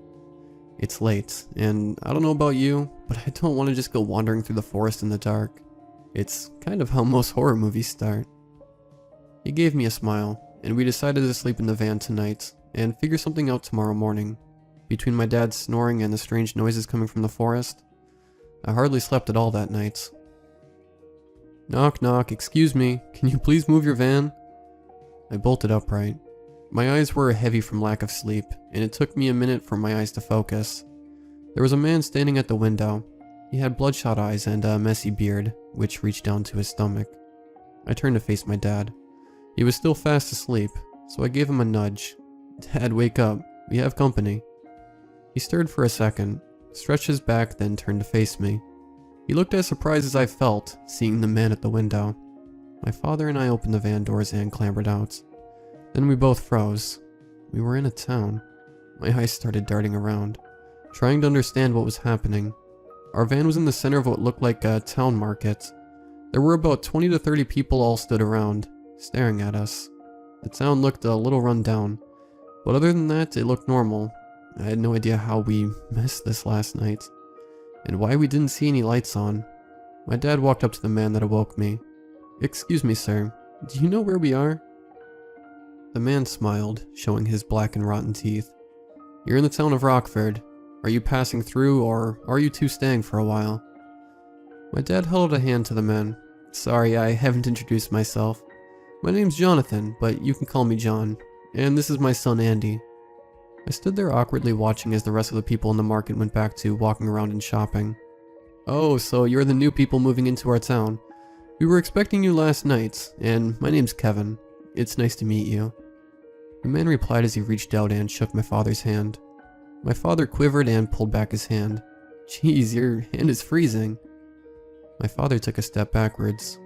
Wait, so if this is Rockford, could you show us to our house, although our van is broken? Sorry about that. My wife usually complains about my cold hands as well. Well, you and your son were asleep. I took a look at the van. It should be working fine now, Kevin said as he walked over to one of the men who has been staring at us since we got out of the van. My dad got back in the van, and after a couple of seconds, the engine roared to life. My dad started whooping and clapping his hands. Alright Andy, get in the van. We need to get moving. As I hopped back in the van, Kevin came back over and pointed us in the direction to our new home. Now I won't bore you with details of my father and I traveling to our home and unpacking, so we will continue the story from the first morning after we moved into our new home. The sunlight was blinding as it shone through the gaps in my curtains, causing me to stir from sleep. As my eyes adjusted to the bright sunlight, I laid there staring up at a ceiling that I wasn't familiar with. Yesterday was a very strange day. Thinking back, I think the only person we spoke to was Kevin. There were other people around, but not a single one said hello. They just stared at us and kept walking. Andy, get your lazy ass out of bed. I heard my father shout from downstairs. I'm coming, Dad. I shouted back at him while dragging myself out of bed. As I headed downstairs and walked into the kitchen, I saw my dad trying to cook bacon. My mother was the cook in the family. So, Andy, what are you planning on doing today? As unfortunately, I need to try to set up our internet so I can start working from home, he said before handing me some undercooked sausages and some almost black bacon. Thanks, Dad. Looks very edible. I gave him a smile. I think I'll just have a wander around the town if that's alright. I reached past my breakfast for the only piece of toast that wasn't burnt. After breakfast, my dad disappeared into the study so he could set up his desk. I grabbed my coat and went for a walk around town. It was strange. It was around 9 AM on a Monday morning, and there was no one around. I walked for about 15 minutes and every shop I went past was closed. In fact, all the stores looked abandoned and run down. The town was as silent as the grave. There were no cars. I didn't even see a bird in the sky. As I was walking down a long pathway near the marketplace I was in yesterday, the skin on the back of my neck stood on end.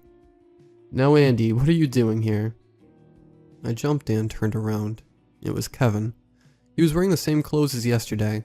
In fact, he looked exactly the same as he did yesterday. Morning, Kevin. Do you know where everyone is? But as the words left my mouth, I could hear people. I spun around so fast that I almost fell backwards.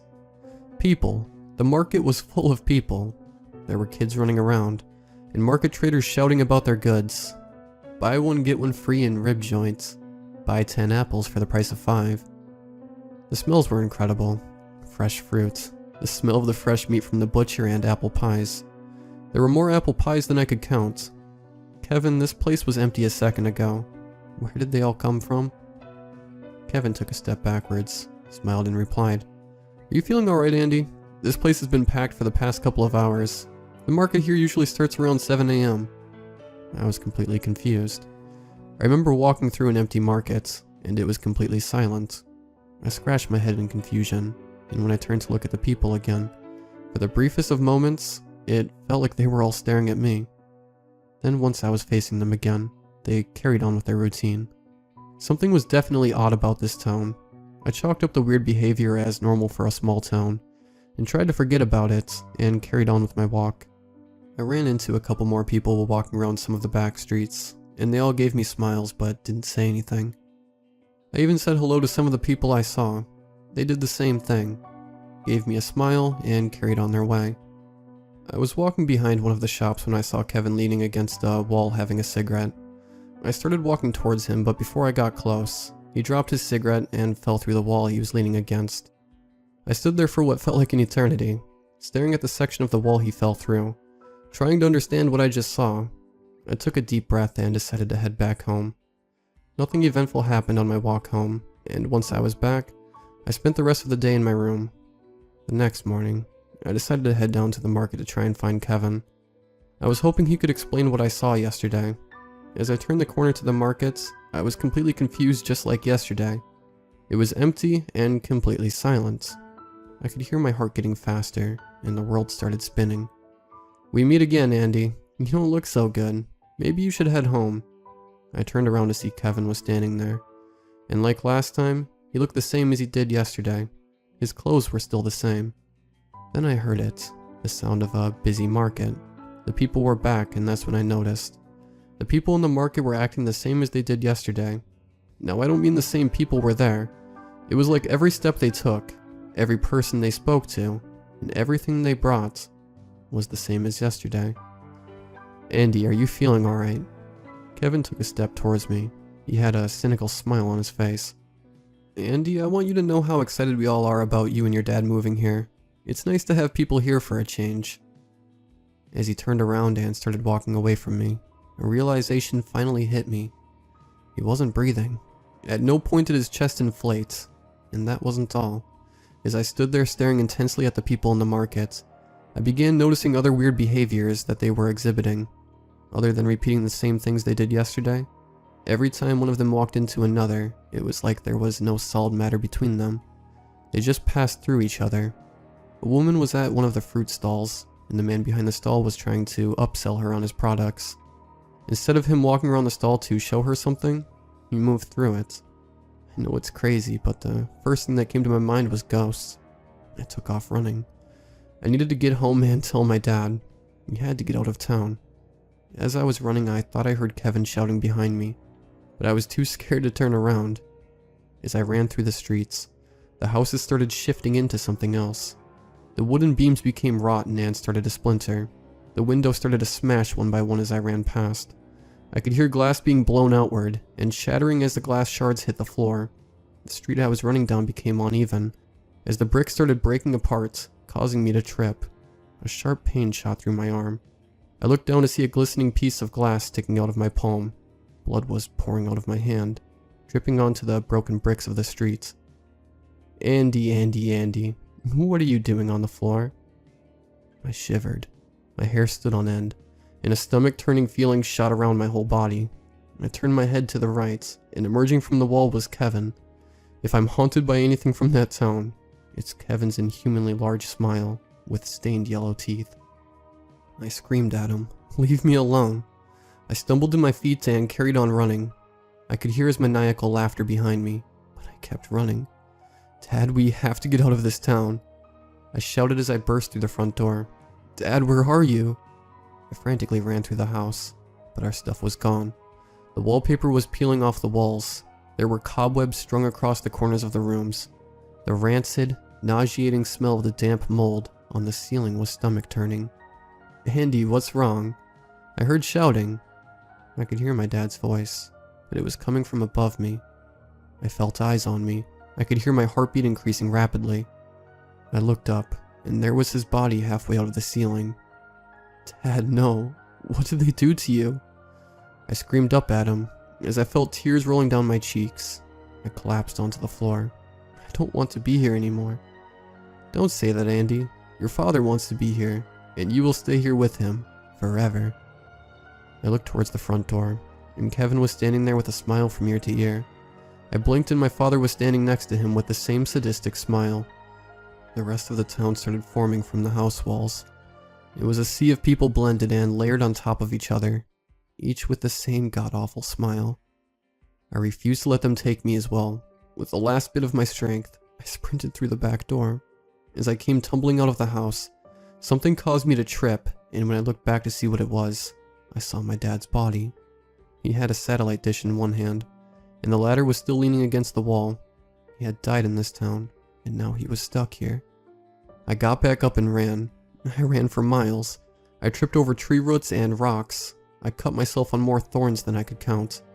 I just kept running. Eventually, a couple found me unconscious by the side of the road and brought me to the hospital. When the police came to ask me where my father was, I tried to explain. I even took them to the town, but when we got there, it was gone. it was just more forest, more trees, and no town. I wasn't able to bury my father. I wasn't even able to say goodbye. And since that day, people have been telling me that what I saw was a delusion. I know what I saw was real. I never used to believe in ghosts, but now, I know they exist.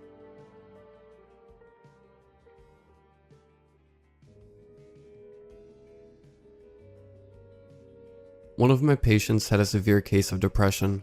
I'm a therapist, by the way. Sometimes my patients request to record audio of what they say happened to them, so they won't have to be questioned about them over and over again. I work in a small city in Canada. I've seen many horrid cases of assault and trauma, but this one really stuck to me. Miss Kylie Smith, age 27, unmarried, suffers from high levels of depression and schizophrenia, unmarried, under the guardianship of her father. Another thing to note is she has her mouth cut ear to ear, forming a scar, and difficulty doing basic tasks. Thankfully, she has been recovering well physically. Unfortunately, the same cannot be said about her mental condition. Here I asked her what happened to her that gave her this scar, and how the monsters that follow her are connected to it. The following are her exact words written from the recordings. My sister, Maria, and I went on a camping trip a few months ago. Beautiful place, lovely service, and wonderful people. However, our country is a bit poor, so in some areas like the high mountains, there isn't much development other than small towns and cities. Even in those, it's hard to keep security up, not to mention how eerie and unsettling it is on the roads at night, with no streetlights, and the only light being the moon, stars, and passing by cars if you're lucky, a flashlight or phone. Plus, you have to watch your step or you'll fall into a river or lake. It's not pitch black, but dark enough to need a flashlight. Walk slowly, and watch your step if you don't have one. I don't know what's with my sister and I, risking our lives just to see some cool sights. Maybe it's the thrill of adventure, or the urge to promote tourism and economy in our developing home, or maybe it's just what kids do when they're bored. Also, just saying, my sister was a beautiful person, silky short strawberry hair, tan skin, and a curvy yet slim figure, beautiful emerald eyes, and healthy pink lips. Me, on the other hand. Anyways, me and her got to our hotel room at around 10 p.m. The town was pretty populated, but our hotel was around a mile or two away from the marketplace. Again, eerie dark roads, no streetlights at all, just the distant marketplace. The two of us had our phones with us. It was a miracle we hadn't dropped them yet, and that they weren't even scratched. I left mine in the room though. The area was known to be relatively crime-free, so it was pretty safe to walk around alone. I should have went with my phone addiction and took it anyway. Mary, though, took hers. I mean, we needed some sort of light to help us walk. What are we, bats? We need to see so we don't get mugged too easy, or fall into some fast-flowing river. She decided to walk behind me with the light facing forward. One in front to lead, one in the back to light. Seems fair? I guess so. We walked a few minutes, chatting as we do, joking about how scary the road is, and that if we dropped something, especially as valuable as her phone, it'd be gone for good. I heard something fall and Maria go, "Damn it." I looked at her. I noticed a light on a rock off the road. Of course, her phone fell down near the river. Thank God the way down wasn't steep, nor long, just a few feet. She said, "You go on ahead, watch your step, I'll go grab my phone." I nodded and replied, "Okay," and carefully kept walking to the market. I walked a minute or two, or maybe longer, maybe less. It felt boring without someone to keep me company, even if it was just a few minutes. Time slowed down, but I didn't. I then stopped and turned around to look and see if Maria was there. No sign of her. I got worried and heard a splash in the river. That's where it started. Thousands of horrid thoughts filled my mind. Sister's instinct kicked in. I sprinted, ran. I flew to where she stopped, swearing and holding back tears as I did. I immediately looked down, calling her name, in my weak little shaky voice trying to keep myself together. Then I saw it. The light of her phone. I sighed in relief as she signaled me to keep on going. The light only illuminating her lower half, her denim pants, a bit of her black hoodie, A bit of her almost completely covered arms. It was cold, what can I say? We kept walking. I asked, "You good?" And she gave me a thumbs up in reply. "Okay," I said, and kept walking. The splash must have given her a scare, whatever it was. She wasn't talking much. No, at all. Just showing signs with her hands. I couldn't really see her face, or her upper half in general. I turned around to ask her why she isn't talking. That's when I saw it.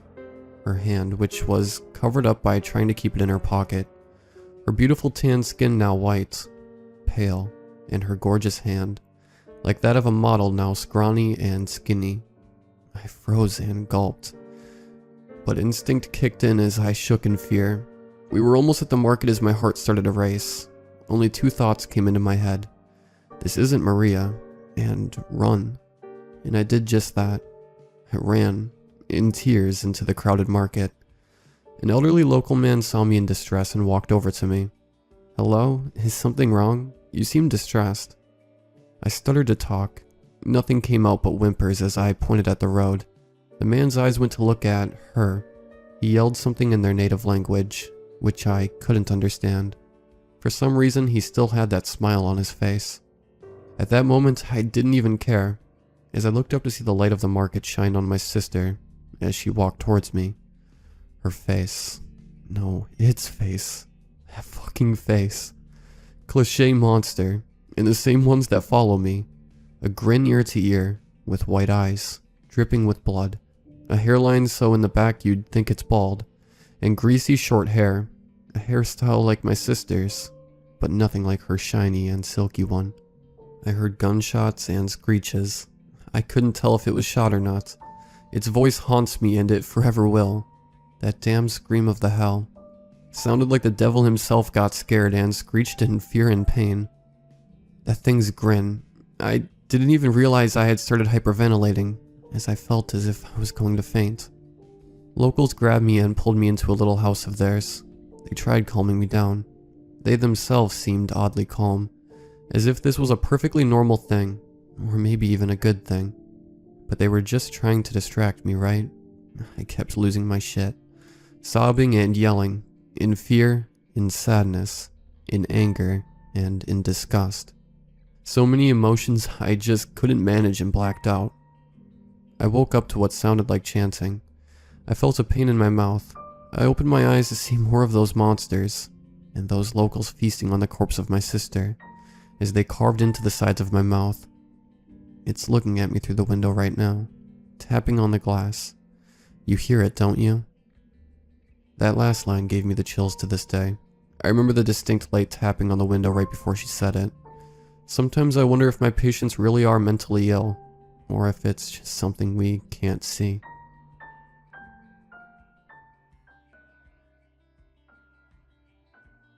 My family has owned a log cabin on the edge of the lake for generations. Well, I shouldn't say they own the cabin, since the actual building has been torn down and rebuilt from scratch several times since the original owners built it, well over a century ago. No, my family has owned a large, beautiful plot of land in one of the only clearings around the lake, would be a more apt way to put it. The current iteration of the family cabin was built from the ground up in the 80s by my father, who left it vacant for quite a while, after its completion for reasons I never actually learned. When he started the moving process into the rather small building, about 15 years after I'd moved out on my own, and about 3 decades after he'd actually built it, he told me that he had no reason to stay in his current house, seeing as I was long gone, and my mother had passed away several months before. He said he could manage the move by himself, and that I shouldn't worry about him. I felt bad about leaving all the work to him, but given his persistence, I knew that I wouldn't have a choice in the matter. That was roughly 9 years ago, and I hadn't heard from my father at all since he moved away. I won't delve into specific details about my life, so as to keep as anonymous as possible, but I'll tell you what I can about my family and myself. At the time of writing this, I'm in my 40s, with 2 children, both of which live on their own. One in a dorm and one in an apartment with his girlfriend. Earlier this year I lost my wife when she was on her way home from work, after hitting a patch of black ice and going off the road into a tree. The first paramedics to arrive told me that she died on impact, the only solace I'd been able to receive for the whole event. After the funeral, my sons and I became more distant, and I haven't heard a word from them in over 5 months. I can hardly blame them. They loved her very much, and are still more than likely recovering. I was living alone in our house for about a month after the accident, still struggling to cope with our loss, when I received a letter telling me that my father had also passed away a few weeks before, and that he had left me several things in his will. The two standout items had been a sum of money that I could easily live comfortable on for the rest of my life, and never have to work again, and a deed to the land on the edge of the lake. Not having any reason to do otherwise, I decided to pack what few things I thought I would need, and within a week, I was on my way to my new cabin. When I first arrived, I wasn't sure what to make of the location. A small cabin, comprised of a kitchen, master bedroom, living room, and bathroom that was only accessible through a 10-minute drive from a dirt path, didn't seem all that appealing, and had me considering turning around and heading home almost immediately. However, despite my initial feelings, I decided to give it a shot, and at least spend a night there to give the place a fair chance. After settling in, I decided to cook up a single meal with some groceries I'd picked up on the way, grabbed a book from the rather generously stocked bookshelf, and sat in an old recliner by a window with a perfect view of the lake. Time flew by, and before I knew it, I looked at the wall-mounted clock, only to find it was 11 at night. Surprised, I placed a bookmarker between the 2 pages I'd left on, set the book on the nearby table, and went to bed for the night. The sound of nature at night proved to be a fantastic lullaby, and I ended up having the best night's sleep I've ever had. Officially sold on the idea of calling this place my home when I woke up the following morning. The next month or so went by peacefully. I spent most of my time either reading or fishing down at the handmade dock at the edge of the property, while deviating every now and again for a canoe ride around the lake, or a walk through the woods. I was only just getting used to my new, pleasant life when suddenly things started to happen around the property that I thought were only in my imagination at first. Late at night, when falling asleep to the gentle breeze pushing through the trees, and the sound of crickets that proved to be a lull for me, I began to hear what sounded like faint humming mixed in with the usual nightly sounds. It was faint at first, making me think it was only my mind playing tricks on me, but over the course of several weeks, the sound had become pervasive, becoming louder than simply a quiet instrument on the night's orchestra, but not so loud as to sound like more than a whisper. The hums did not come every night. In fact, there wasn't much consistency when it came to most of the chilling things that I'd experienced in my time there. Shortly after the humming began at night, things started to happen during my daily routines that I couldn't explain. On my occasional trips around the lake in the canoe, I'd look over to the tree line and swear that I saw something that looked like a person. And even though at first I tried calling out to them, only to be met with silence, I assumed it was my mind playing tricks on me for spending most of my time away from civilization, save for the occasional grocery run. On my walks around the woods, I would hear twigs snapping, as well as the crunch of leaves from pretty much anywhere that wasn't in my line of sight. On the venture, I even came across a rabbit that looked like it had snapped its neck, which seemed almost impossible for it to do seeing as it was a small, flat clearing. After the encounter, I stopped my walks through the woods, sticking only to the property and never venturing into the trees. It was around the end of my 3rd month there, when I found myself hardly able to tolerate all the strange happenings around the cabin, and thought about leaving it, until the night that put all of the other oddities to shame. I noticed when I went to bed that night that the woods around me were alarmingly quiet. Not a single insect made a noise, no wind blew at all, and the only sound that kept me company was my slow breathing as I attempted to sleep. Right when I was about to nod off, however, I nearly jumped out of my skin when I heard the screen door to the cabin start to be wildly opened and slammed shut, as though someone was trying to tear it off its hinges. Terrified, I still had to figure out what the hell was going on, so I cautiously got out of bed and tiptoed to my bedroom's doorway, with a clear sight on the cabin's door. The blinds on the windows on either side of the door were pulled shut, only allowing the bright moonlight to shine through a crack at the bottom, and the door was still being slammed with brutal force. Despite everything, I couldn't help but thank myself internally for never going over my need to lock my doors at night, even though nobody lived around me anymore. After about 10 minutes of slamming, as quickly as it started, it subsided, leaving me shaken as I stood in silence, anticipating whatever was about to come next.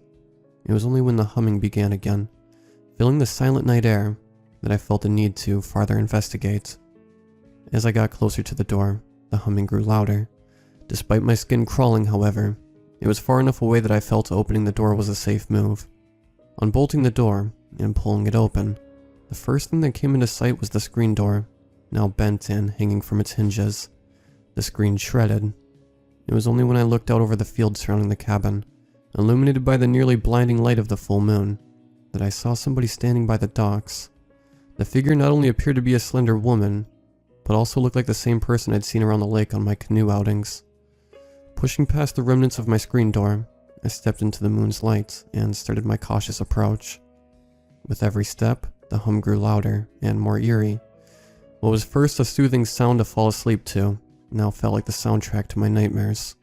When I reached the tree line, only a couple dozen feet from the woman at most, the humming paused as she started to turn towards me.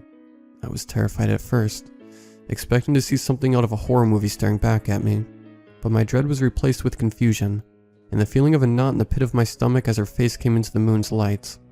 Standing in front of me, roughly 4 months since her funeral, was my wife, looking just as she always had. My heart sank as I watched her pale lips form a smile, only starting to hum again once I'd seen her. I called out to her, only to be met with the same haunting melody, as she began to take slow steps away from me. As she neared the end of the dock, I found the shock wear off just enough for me to burst into a sprint towards her. Before I could reach her though, she fell backwards into the water, but made no sound as she fell in, not even causing so much as a ripple in the otherwise still lake. I knelt down on the edge of the dock, and reached into the water with my hand, calling her name frantically as I searched for her. It wasn't a deep section of water. She would have been able to grab my hand, only when something finally did, it wasn't her. I felt a tremendous grip on my forearm, as something tried to pull me into the water. I anchored myself to the dock on one of the wooden supports as I fought, struggling and enduring a harsh pain to stop myself from falling in. After what felt like an hour of struggling, my arm was freed from the grasp of whatever had lured me to the water, and I wasted no time as I bolted back to the cabin.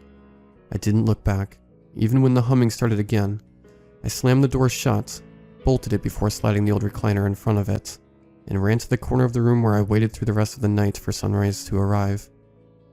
As the sun rose above the trees and cast its light on the cabin, I gathered my belongings and ran to my car, making record time as I packed everything inside and jumped in, tearing down the dirt road with no comprehension of how fast I was actually going. With the money left in my inheritance, I was able to stay at a hotel until a nearby apartment freed up for me. Once I was settled in, I decided to do a little research on the cabin and the lake itself. It was only then that I'd found out that every one of the previous owners had lost their spouses shortly before moving to the cabin, and every one of them had drowned in the lake only several months after taking up residence, including my father. I didn't want to know any more than that. I had all the answers I needed. Several days after that discovery, I looked up a company willing to demolish the cabin, and another that would be willing to plant trees in the area to fill the gap caused by the sudden absence of any structures. I've given it thought, and despite everything that happened, I'm choosing to hold on to the deed to the property. I won't let whatever killed my family members, by making bastardized replicas of their spouses, have the opportunity to strike again. The knowledge of that cursed plot of land, and the wretched cabin that once sat upon it, now lives and dies with me.